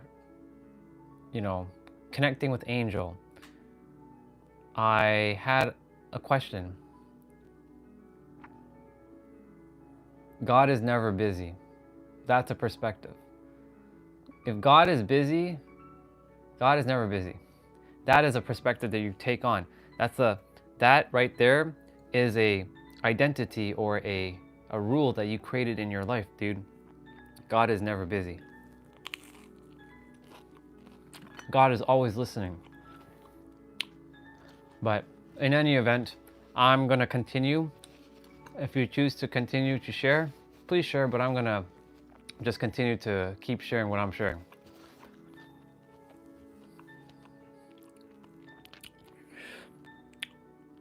I asked the universe a week before I was to meet Angel. Universe, I just lost all this money. I said lost, but really I deposited it to the universe. Show me a random Rubik's Cube. I was sitting over there where the green screen was.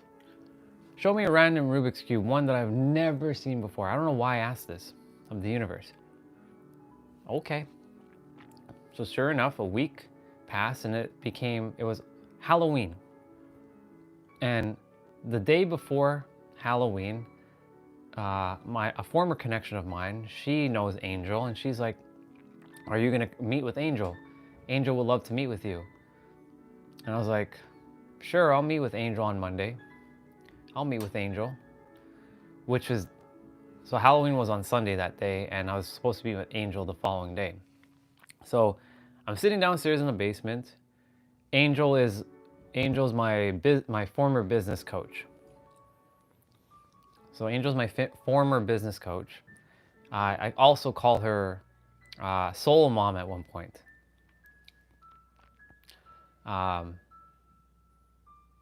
And again, facts, it's not sometimes, he will always listen. It's just if you choose to take on the perspective, if he's sometimes not going to listen, then he simply won't listen. And God is not a he, it's an impersonal energy. I'm coming from it from the esoteric energy perspective. All right, enough of being distracted, because I'm getting a little sidetracked with the comments there. You'll all have to just piece this in now, if you choose to. So I was downstairs and there was a YouTube video I was watching, and then a random YouTube like thumbnail was on the side, says, click this if you desire to be happy. I'm like, okay, and something was magnetically having me click that video.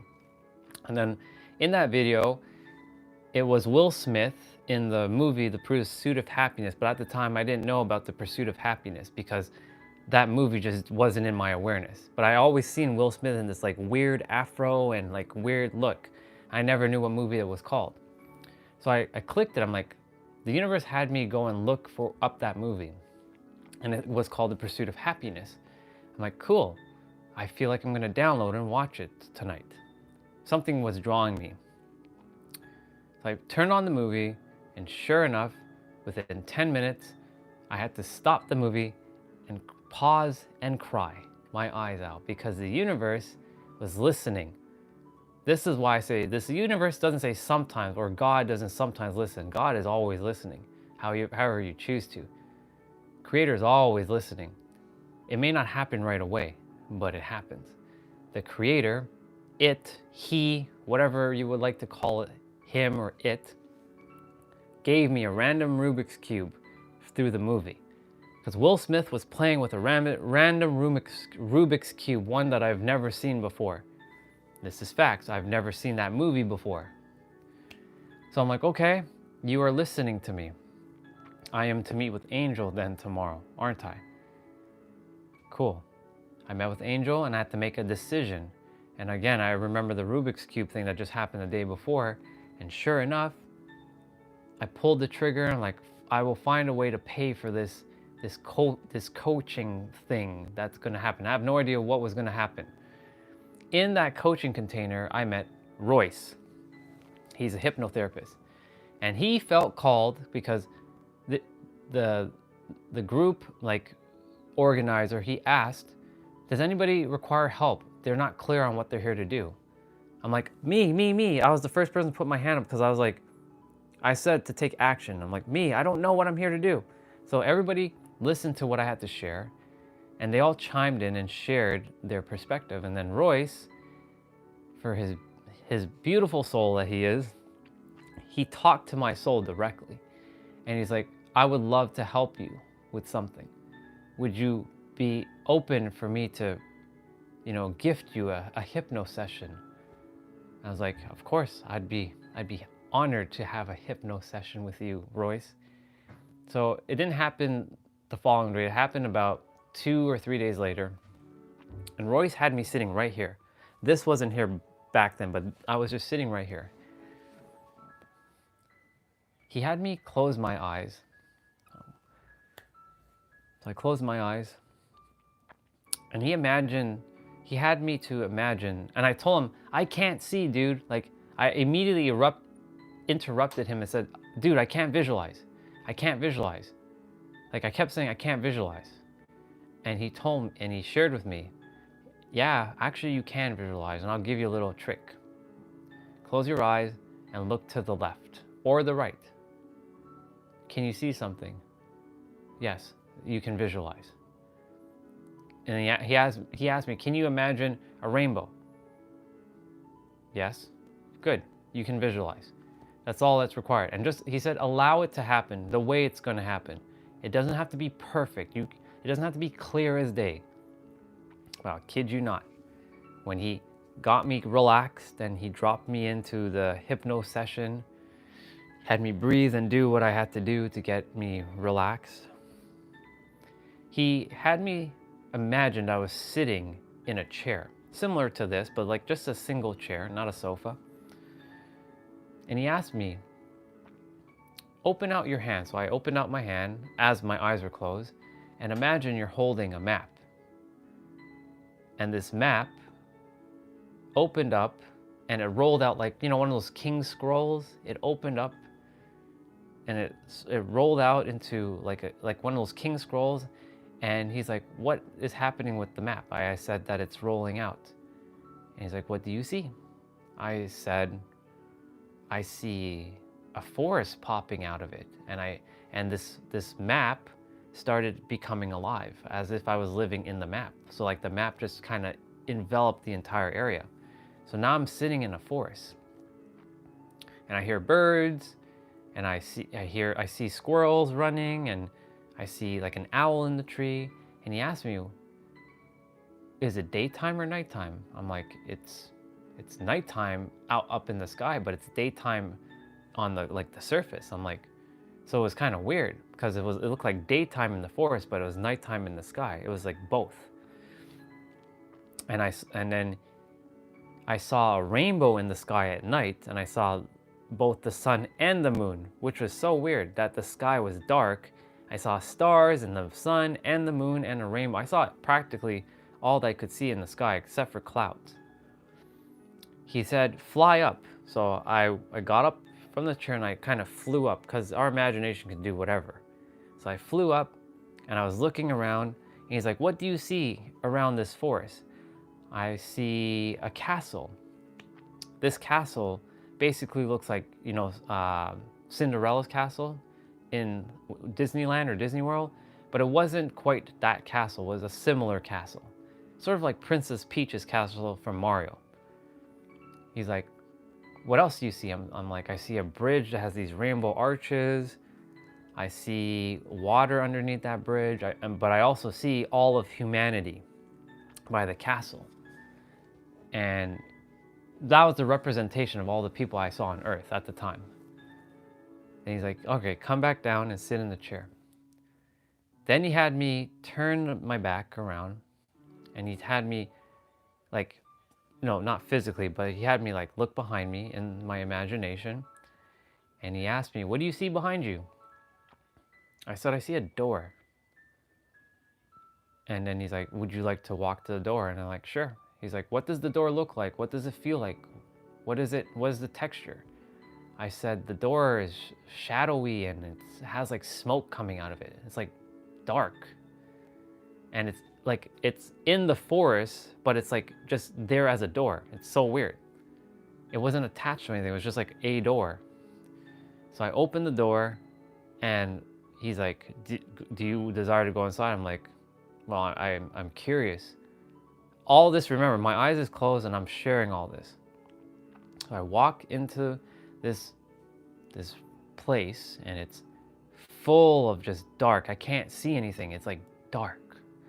but I could hear something.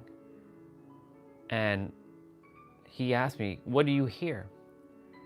I said, I hear a child crying. I'm like, do you desire to go find that child? I'm like, of course. And remember, my imagination is creating all this in real time. And I looked for him for a little bit, and sure enough, all of a sudden I see some of the dark smoke or whatever it was dissipating around this child. And I see this child like crying, he's sucking his thumb at the same time, and he's holding a pink balloon, because, you know, pink is my color, in his hand. And it was like a 5-year-old. And he asked me, do you want to talk to him? I'm like, of course I do. I desire to help him. I went in, I sat down, I'm like, hi, why are you crying? And you know what the child looked, it was me, right? The child looked at me and said, what took you so long to find me? I'm like, what do you mean? I've never seen you before. He's like, yes, you have. I'm you. I'm the you that you rejected all of your life. Since you were 13, you rejected us. And I've been sitting here alone for so long.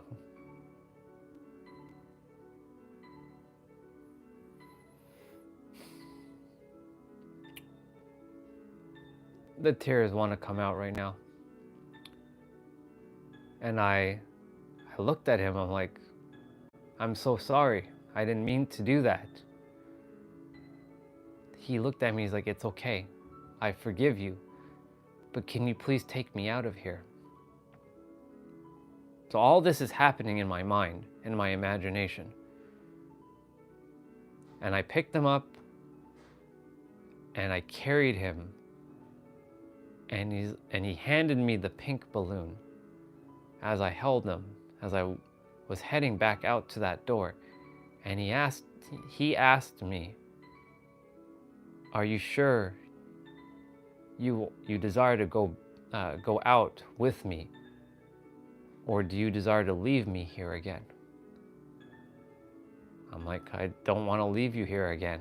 I don't desire to.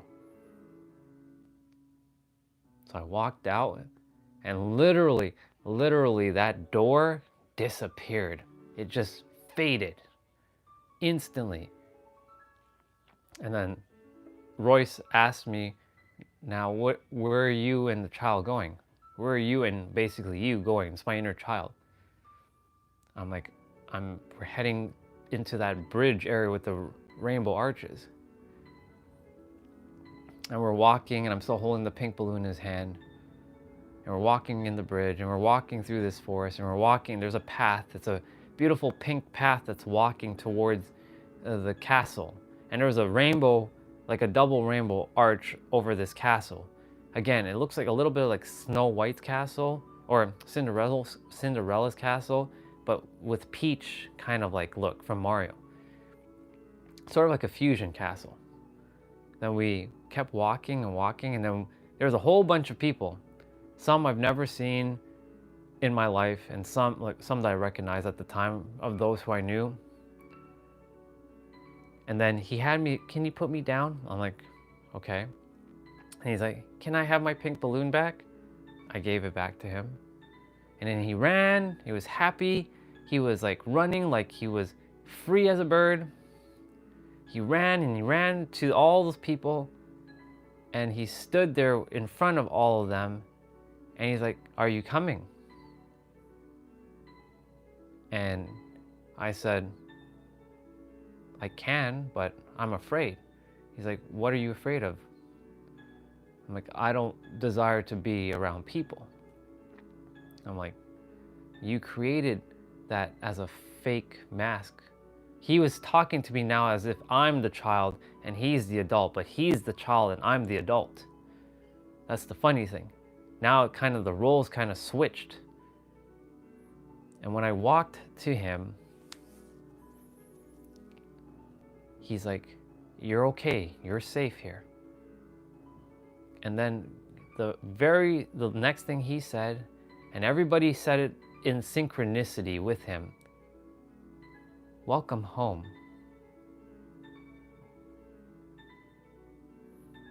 And they all kind of like circled me and embraced me and welcomed me back as if I was one with everybody again.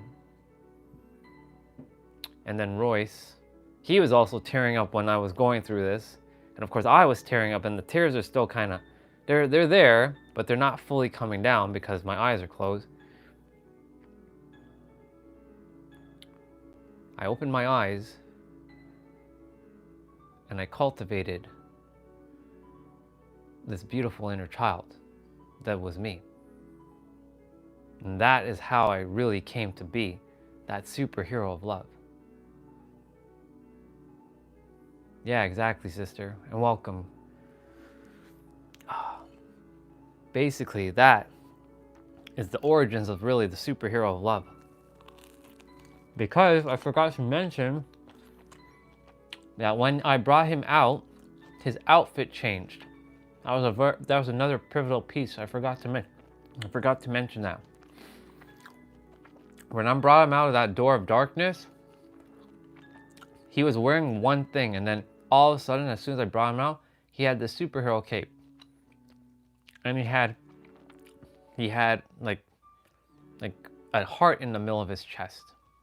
Well, I mean, we all have a heart in the middle of our chest, but he had, like, you know how Superman has his little S? I had a pink like heart and a cape, and he just looked cool.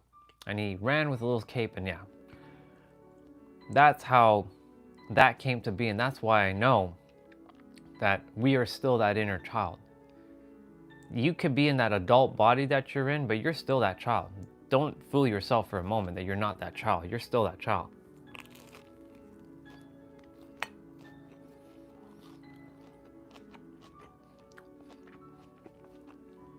And thank you, sister, for sharing that. It's so good. He was waiting for you. Yeah, really good sign. Yes, you have to take them to safe places. They have memories and desires. Exactly. See how sister said desires and not wants? Desires. You all have to, you don't have to do anything. Find a way to start switching your words want and need to desires and requires. Want and need come from a place of lack, and desire is your replacement word for want, and need is your replacement word for need is require. They have different, they don't have lackey energy.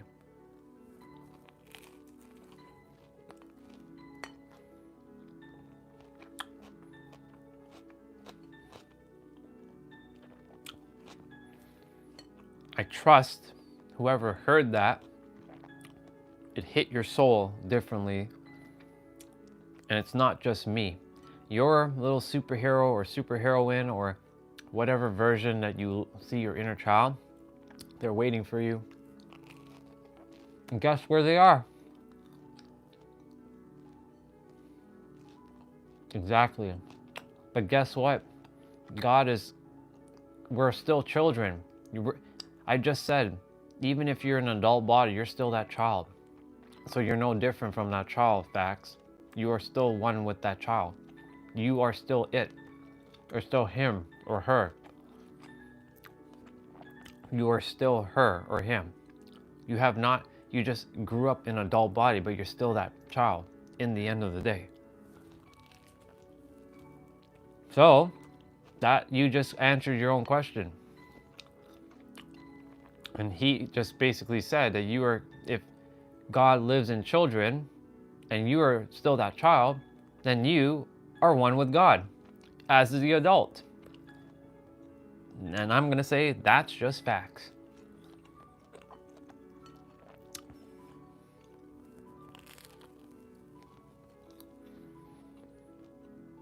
Let that one simmer for a moment while I enjoy my pizza.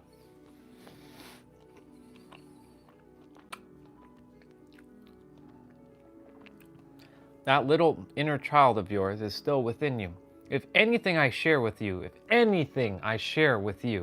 Even if this master creator thing doesn't resonate with you, let this piece find a way to permeate some way your inner child. And I know that you may have had a rough childhood and it's painful and you're hurting, but you must find a way, and I don't want to say must, find a way to nurture that inner child, because it's that child that is hurting, is waiting for you to heal, to liberate yourself, and to be free. That child that's inside of you, that is still you, is waiting for you.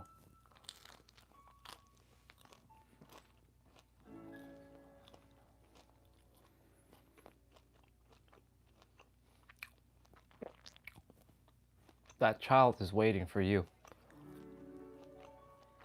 They deserve the best, because that is you. You deserve the best. But somewhere down the line, you made agreements with yourself that you said, I don't deserve the best. We just read some of that stuff in the book.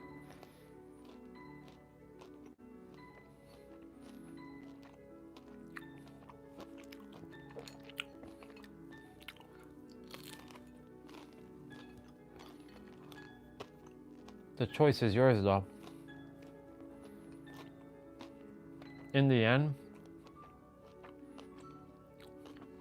the choice will always be yours and yours alone.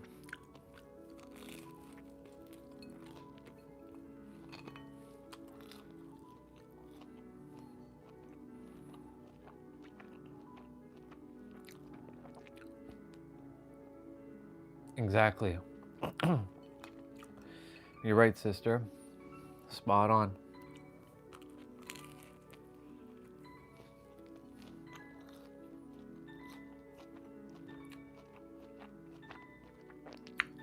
Some of it, a lot of children went through traumatic shit. I've been through my own traumatic shit. We attempt to compare each other's stories with each other's stories, but that's not what we're here to do. We're here to find the root and help that child to liberate and be free. This guy again with his zip hoodies. I'm not answering that one again. You can come on and ask, do I wear zip hoodies, dude?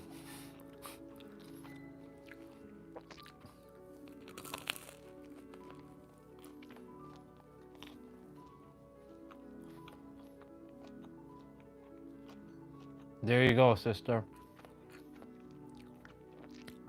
I'm proud of you for doing that. You went and you got vocal lessons and you shifted.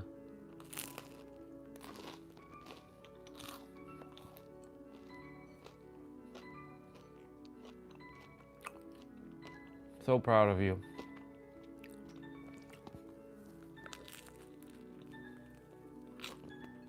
I'm proud of all of you, no matter where you are in your journey.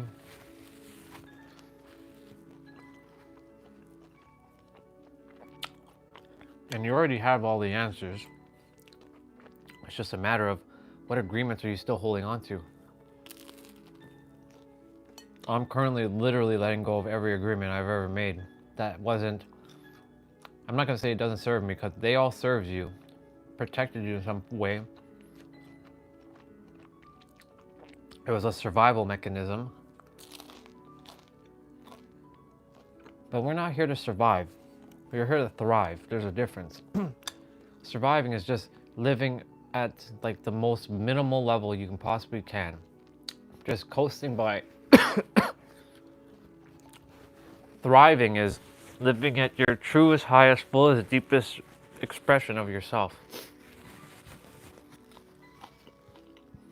But, like, or however, a lot of people are not.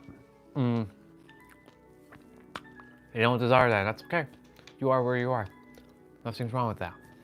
If you don't desire to live your highest, fullest, deepest, truest version of yourself, it's okay.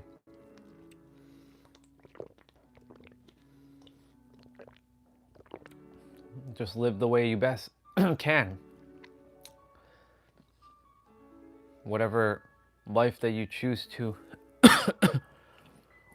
whatever life that you choose to live, make it a damn awesome one. That's it.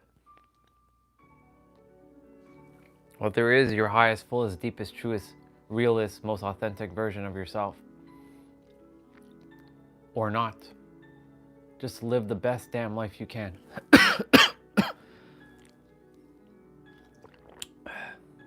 You came down here to live like a god, not a human. Even though you're in a human meat suit that we've labeled as a human, you're actually, your meat suit is wrapping your soul. And one can say that you are a soul living a human experience, or you are a human living a soul experience. That's also perspective. You choose which paradigm you choose to live.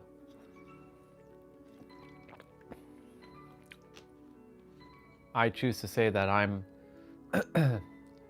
both, but I choose to use and have things that was that serves me in higher perspective. I was told it works. You should do with a professional. I just follow spirit, but some can be slippery if the child doesn't trust adults or nonverbal. It's true.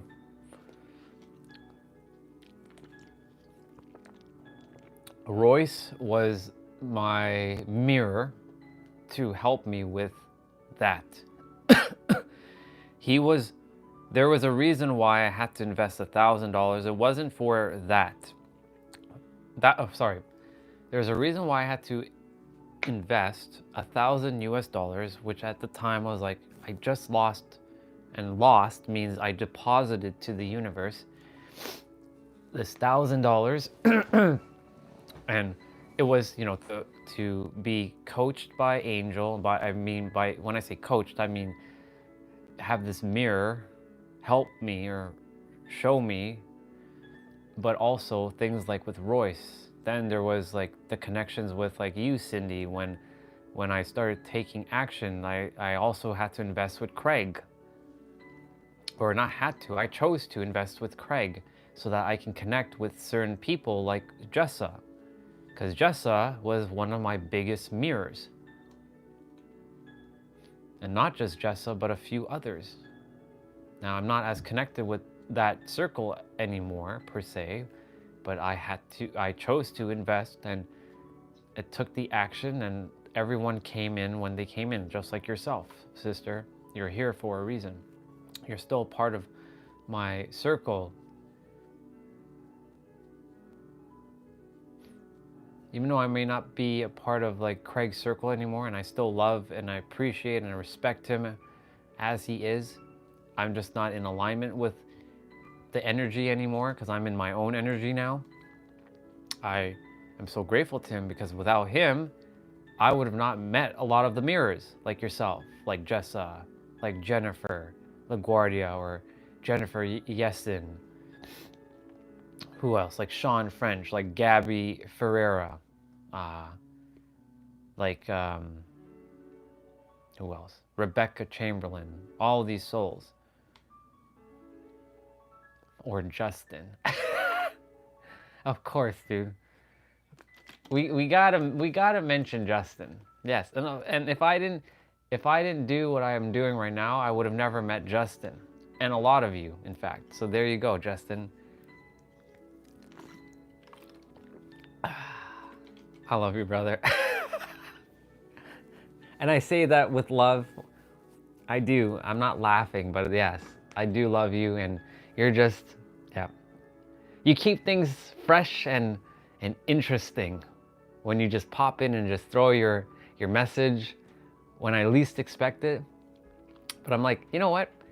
Just like let go of expectation. Know that Justin's around. His energy's around somehow, some way, somewhere. He's around. He's paying attention somewhere.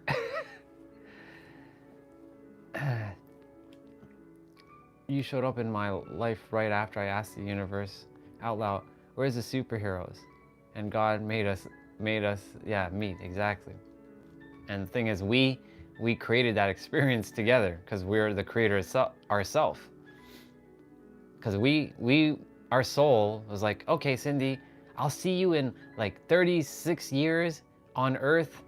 You'll be like here and I'll be like there, and then we'll meet in this like group called the CLS group, and we'll have like this person named Craig who's kind of running the group, and I'll see you when I see you. It's kind of how it works in a way. Who knows? Who really knows? But there are no accidents, because the way when you meet the aligned souls you're meant to meet, there are no accidents. So that's why, like, I feel like before we came down here, and when I say came down here, when we came to Earth from wherever we call the other dimension, you can call it the fifth plane, you can call it the seventh plane, you can call it heaven, you can call it afterlife, you can call it the great beyond, you can call it whatever you like. I feel, this is just my feeling and my knowingness. Now, of course, it could be completely wrong, but this is just what I feel.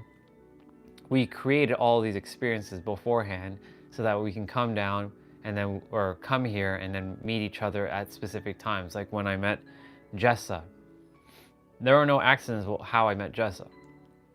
When I first saw her in Craig's group, the CLS group, I was like, who is this beautiful girl with these big old like butterfly type glasses? She's hot, she's gorgeous, and she looks smart as shit. Like, I was like, who is this? Like, who is this person? And then sure enough, she said the same thing. Like, who is this like loving dude in the chat? And we connected like that. Same with you and me, Cindy. Same thing. It's the same thing.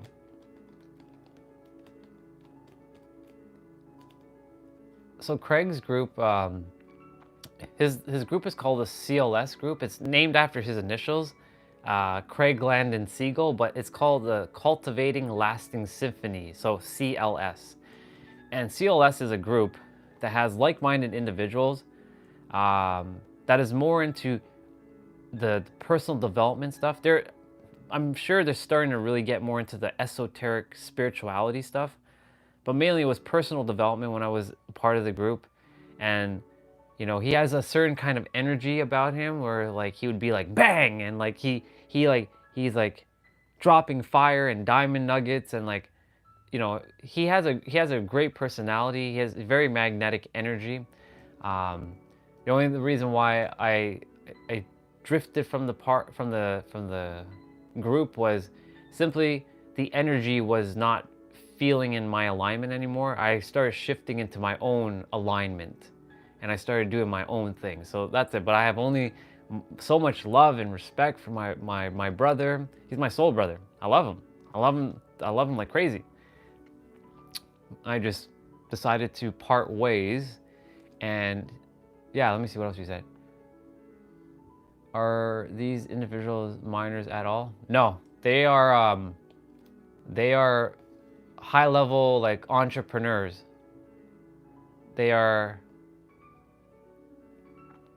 high level entrepreneurs that are just connecting, and through his like, you can call him like an influencer. And I desire to walk down that path as an influencer. Now I don't. I just desire to be a soul sharing the wisdom that the universe has to offer, so that, you know, you can live the life that you choose to. How did they become high level? Well, that's a question for them, because like they all went down their own path.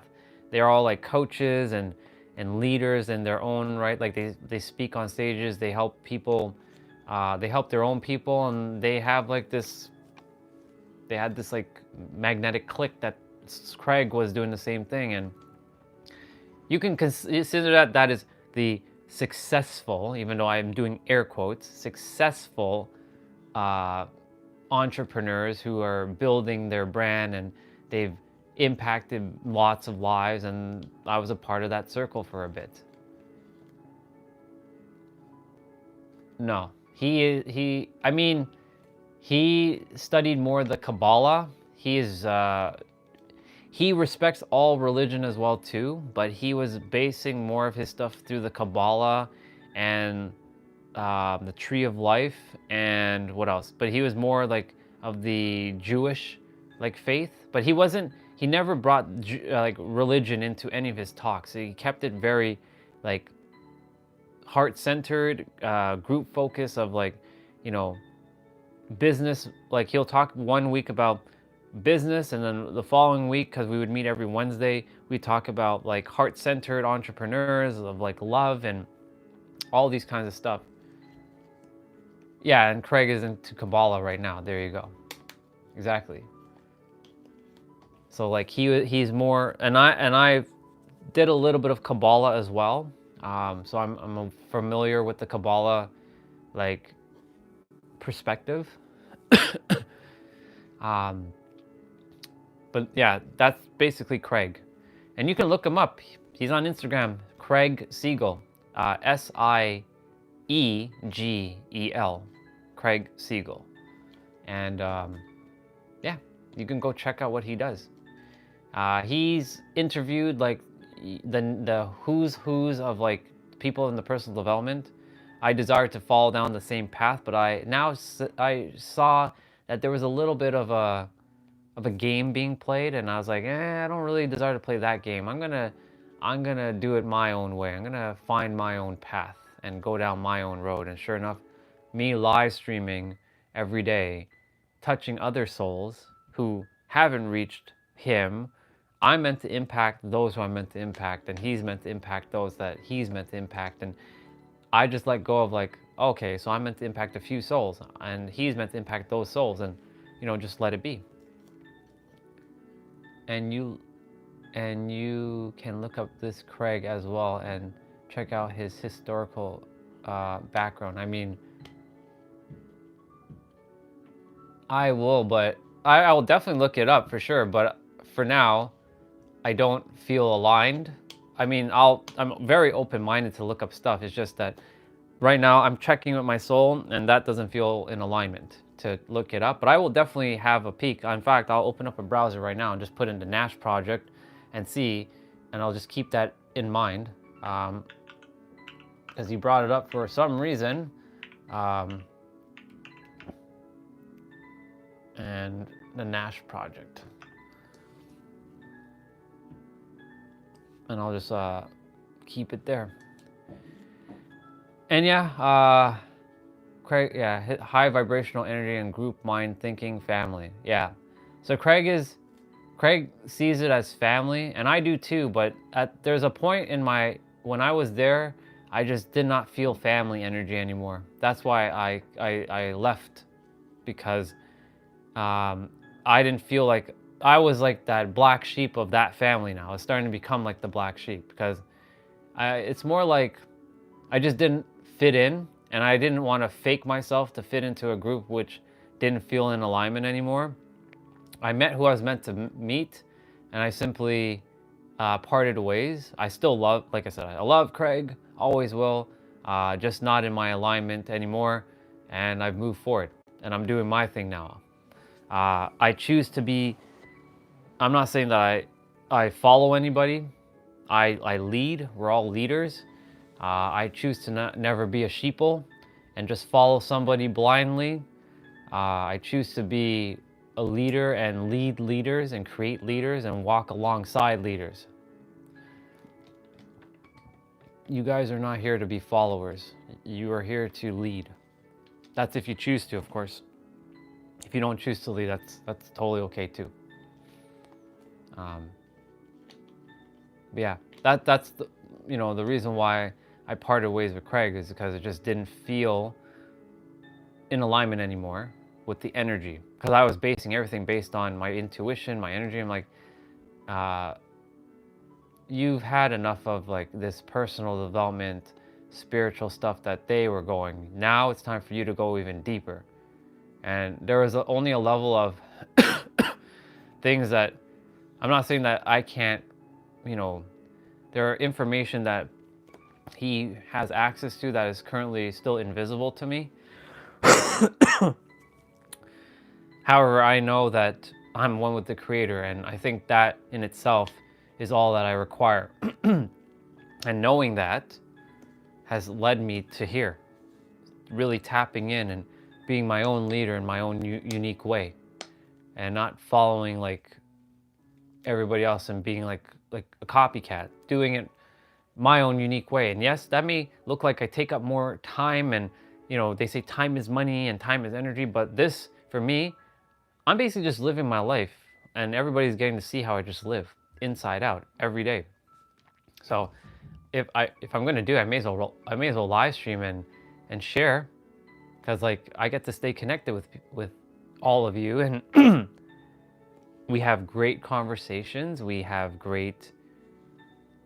I feel like we have great conversations in the chat, and you all drop your diamond nuggets. And thank you, Crystal, for talking about the Nash project. Again, I will definitely look into that. There is a tab open now when I do feel more aligned, because I base everything on how I feel and what feels in alignment to go and look at.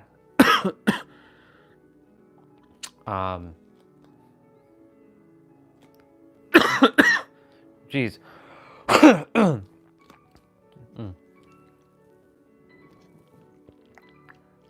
It's like something got stuck in the throat for a while. All good though. All good.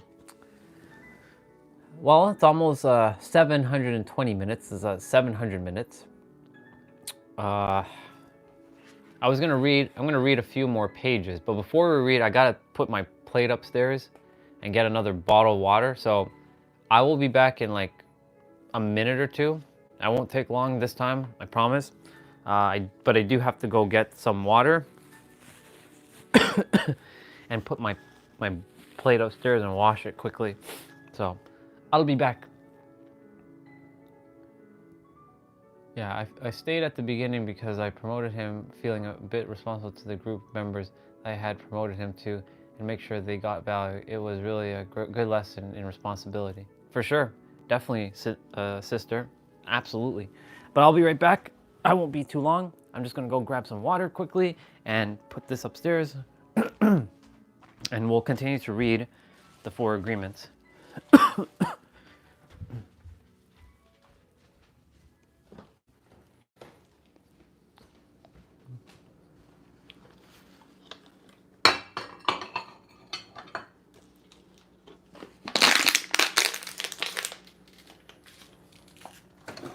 And while I'm upstairs, there's a tangerine that I desire to eat, so I'm gonna eat that quickly too, because I love me some tangerine.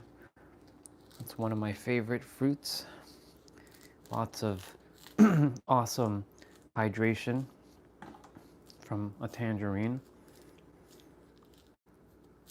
I also do have to brush my teeth very soon, but I'll do that after the stream is over, and I'll start another live stream.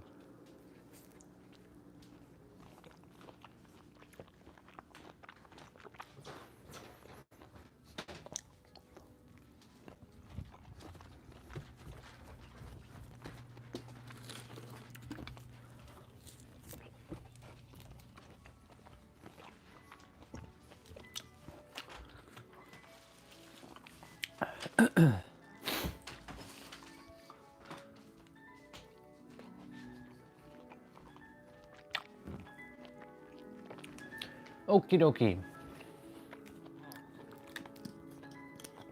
Okay, we're gonna finish a little bit of the 4 agreements here.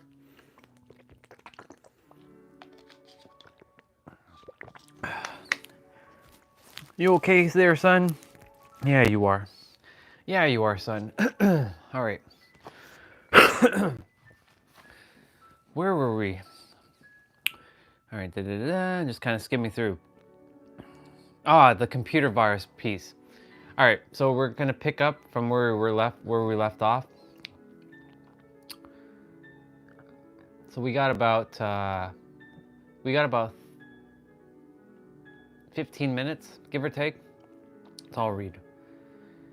Using the analogy of the human mind as a computer, gossip can be compared to a computer virus. A computer virus is a piece of computer language written in the same language all the other codes are written in, but with a harmful intent. This code is inserted into the program of your computer when you least expect it, and most of the time without your awareness. After this code has been introduced, your computer doesn't work quite right, or it doesn't function at all because the code got so mixed up with so many conflicting messages that it stops producing good results. Basically, your brain is a computer, and if a piece of code gets into your brain and it's like matches it, but like it's like ooh, and it starts doing all kinds of zeros and ones and all kinds of stuff, that's where your brain's gonna be like, oh my god, that's what it's doing. To make the simplified version of what a computer virus does. Human gossip works exactly the same. For example, you are beginning a new class with a new teacher and you have looked forward to it for a very long time. On the first day of class, you run into someone who took the class before, who tells you, oh, that instructor was such a pompous jerk. He didn't know what he was talking about, and he was a pervert too, so watch out. You are immediately imprinted with the words and the emotional codes that the person had when saying this, but what you are not aware of is his or own emotional or his motivational, but what you are not aware of is his or her motivation in telling you. This person could be angry for failing the class or simply making an assumption based on fears and prejudices. But because you have learned to ingest information like a child, some parts of you believes this gossip and you go to the class.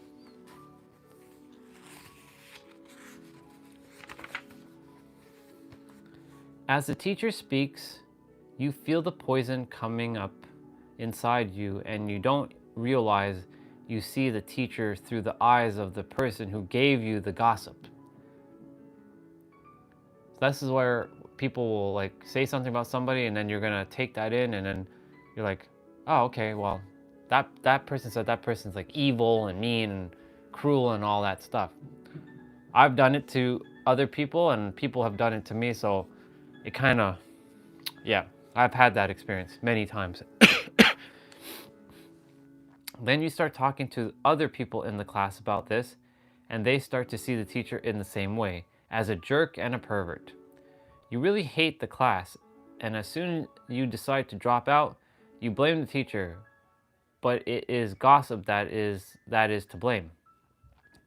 All of this mess can be caused by one little computer virus. One little piece of misinformation can break down communication between people, causing every person it touches to become infected and contagious to others.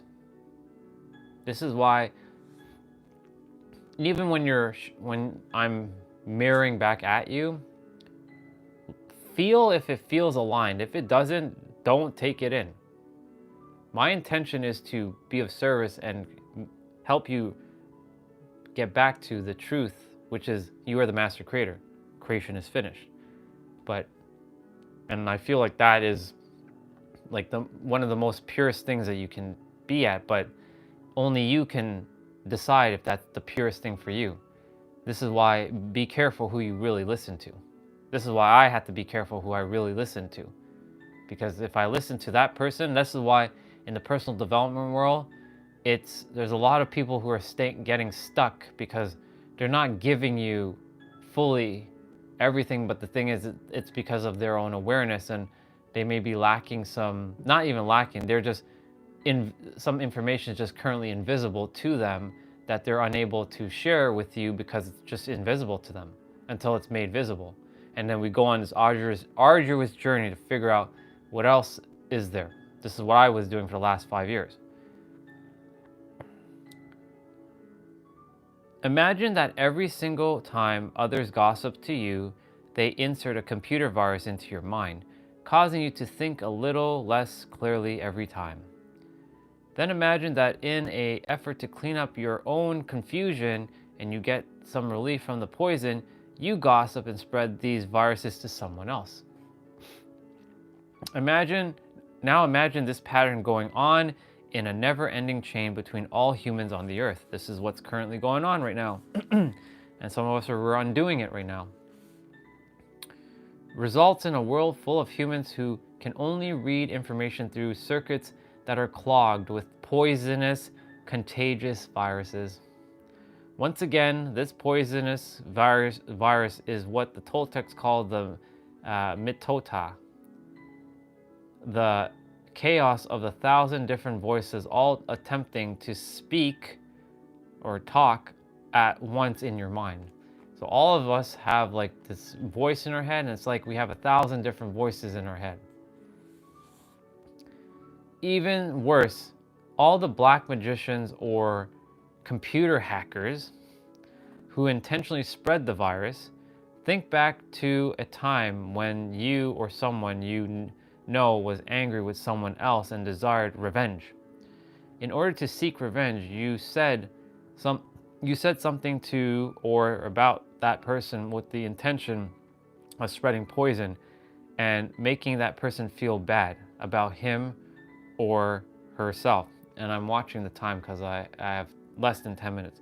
As a result, we do this quite thoughtlessly. But as we grow older, we become much more calculated in our efforts to bring people down. Then we lie to ourselves and say that person received just punishment for their wrongdoing. Taking a moment to like monitor, like the words are slightly coming out not exactly the way I desire, but it is coming out the way it's supposed to. So I'm paying attention to how I'm reading right now. When we see the world through a computer virus, it is easy to justify the cruelest behavior. We don't see is that misuse of our word is putting us deeper into hell. Ooh, there's a line that I actually underlined here. So I'm going to get to that line in a moment. For years, we have received the gossip and spells from the words of others, but also from the way we use our words with ourselves. We talk to ourselves constantly, and most of the time we say things like, "Oh, I look fat. I look ugly. I'm getting old. I'm losing my hair. I'm stupid.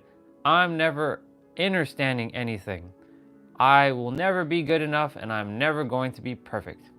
Do you see how we use the words against ourselves?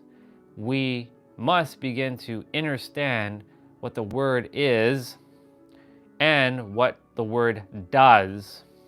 If you understand the first agreement, be impeccable with your word, you begin to see all the changes that you begin to see all the changes that can happen in your life. Change, this is the piece I underlined, so let's see why I underlined it. Changes first in the way you deal with yourself and later in the way you deal with others, especially those you love the most. Okay, I see why I underlined that. Consider how many times you have gossiped about the person you love the most to gain the support of others for your point of view. How many times have you hooked other people's attentions and spread poison about your loved ones in order to make your opinion right? Your opinion is nothing but your point of view. It is not necessarily true. Your opinion comes from your beliefs, your own ego, and your own dream. We create all this poison and spread it to others just so that we can feel right about our own view or point of view. If we adopt the first agreement and become impeccable with our words, any emotional poison will eventually be cleaned from our mind and from our communication. In our personal relationship, including with our pets, dog, or cat. This will be the last page I'm going to read. I'm almost there. I'm just going to have to flip the page and see how far it goes. Yeah, okay. Impeccability of the word will also give you immunity from anyone putting a negative spell on you. You will only receive a negative idea if your mind is fertile ground for that idea. When you become impeccable with your word, your mind is no longer fertile grounds for words that come from black magic. Instead, it is fertile for the word that comes from love. And I'll stop there. I will stop there for now. This is why I was sharing with all of you. I don't desire to be a word police or anything like that. But I am a wordsmith. I choose to be a wordsmith because I choose to create words with power. And when I say power, I don't mean control. I mean powerful things that helps elevate and empower and inspire you, not to bring you down. This is why when I say, please attempt to use words like desire and require instead of want and need and try. Try has a weird feeling when it comes to like, I'm trying so hard to change, versus I'm trying that slice of pizza, or I'm having that slice of pizza.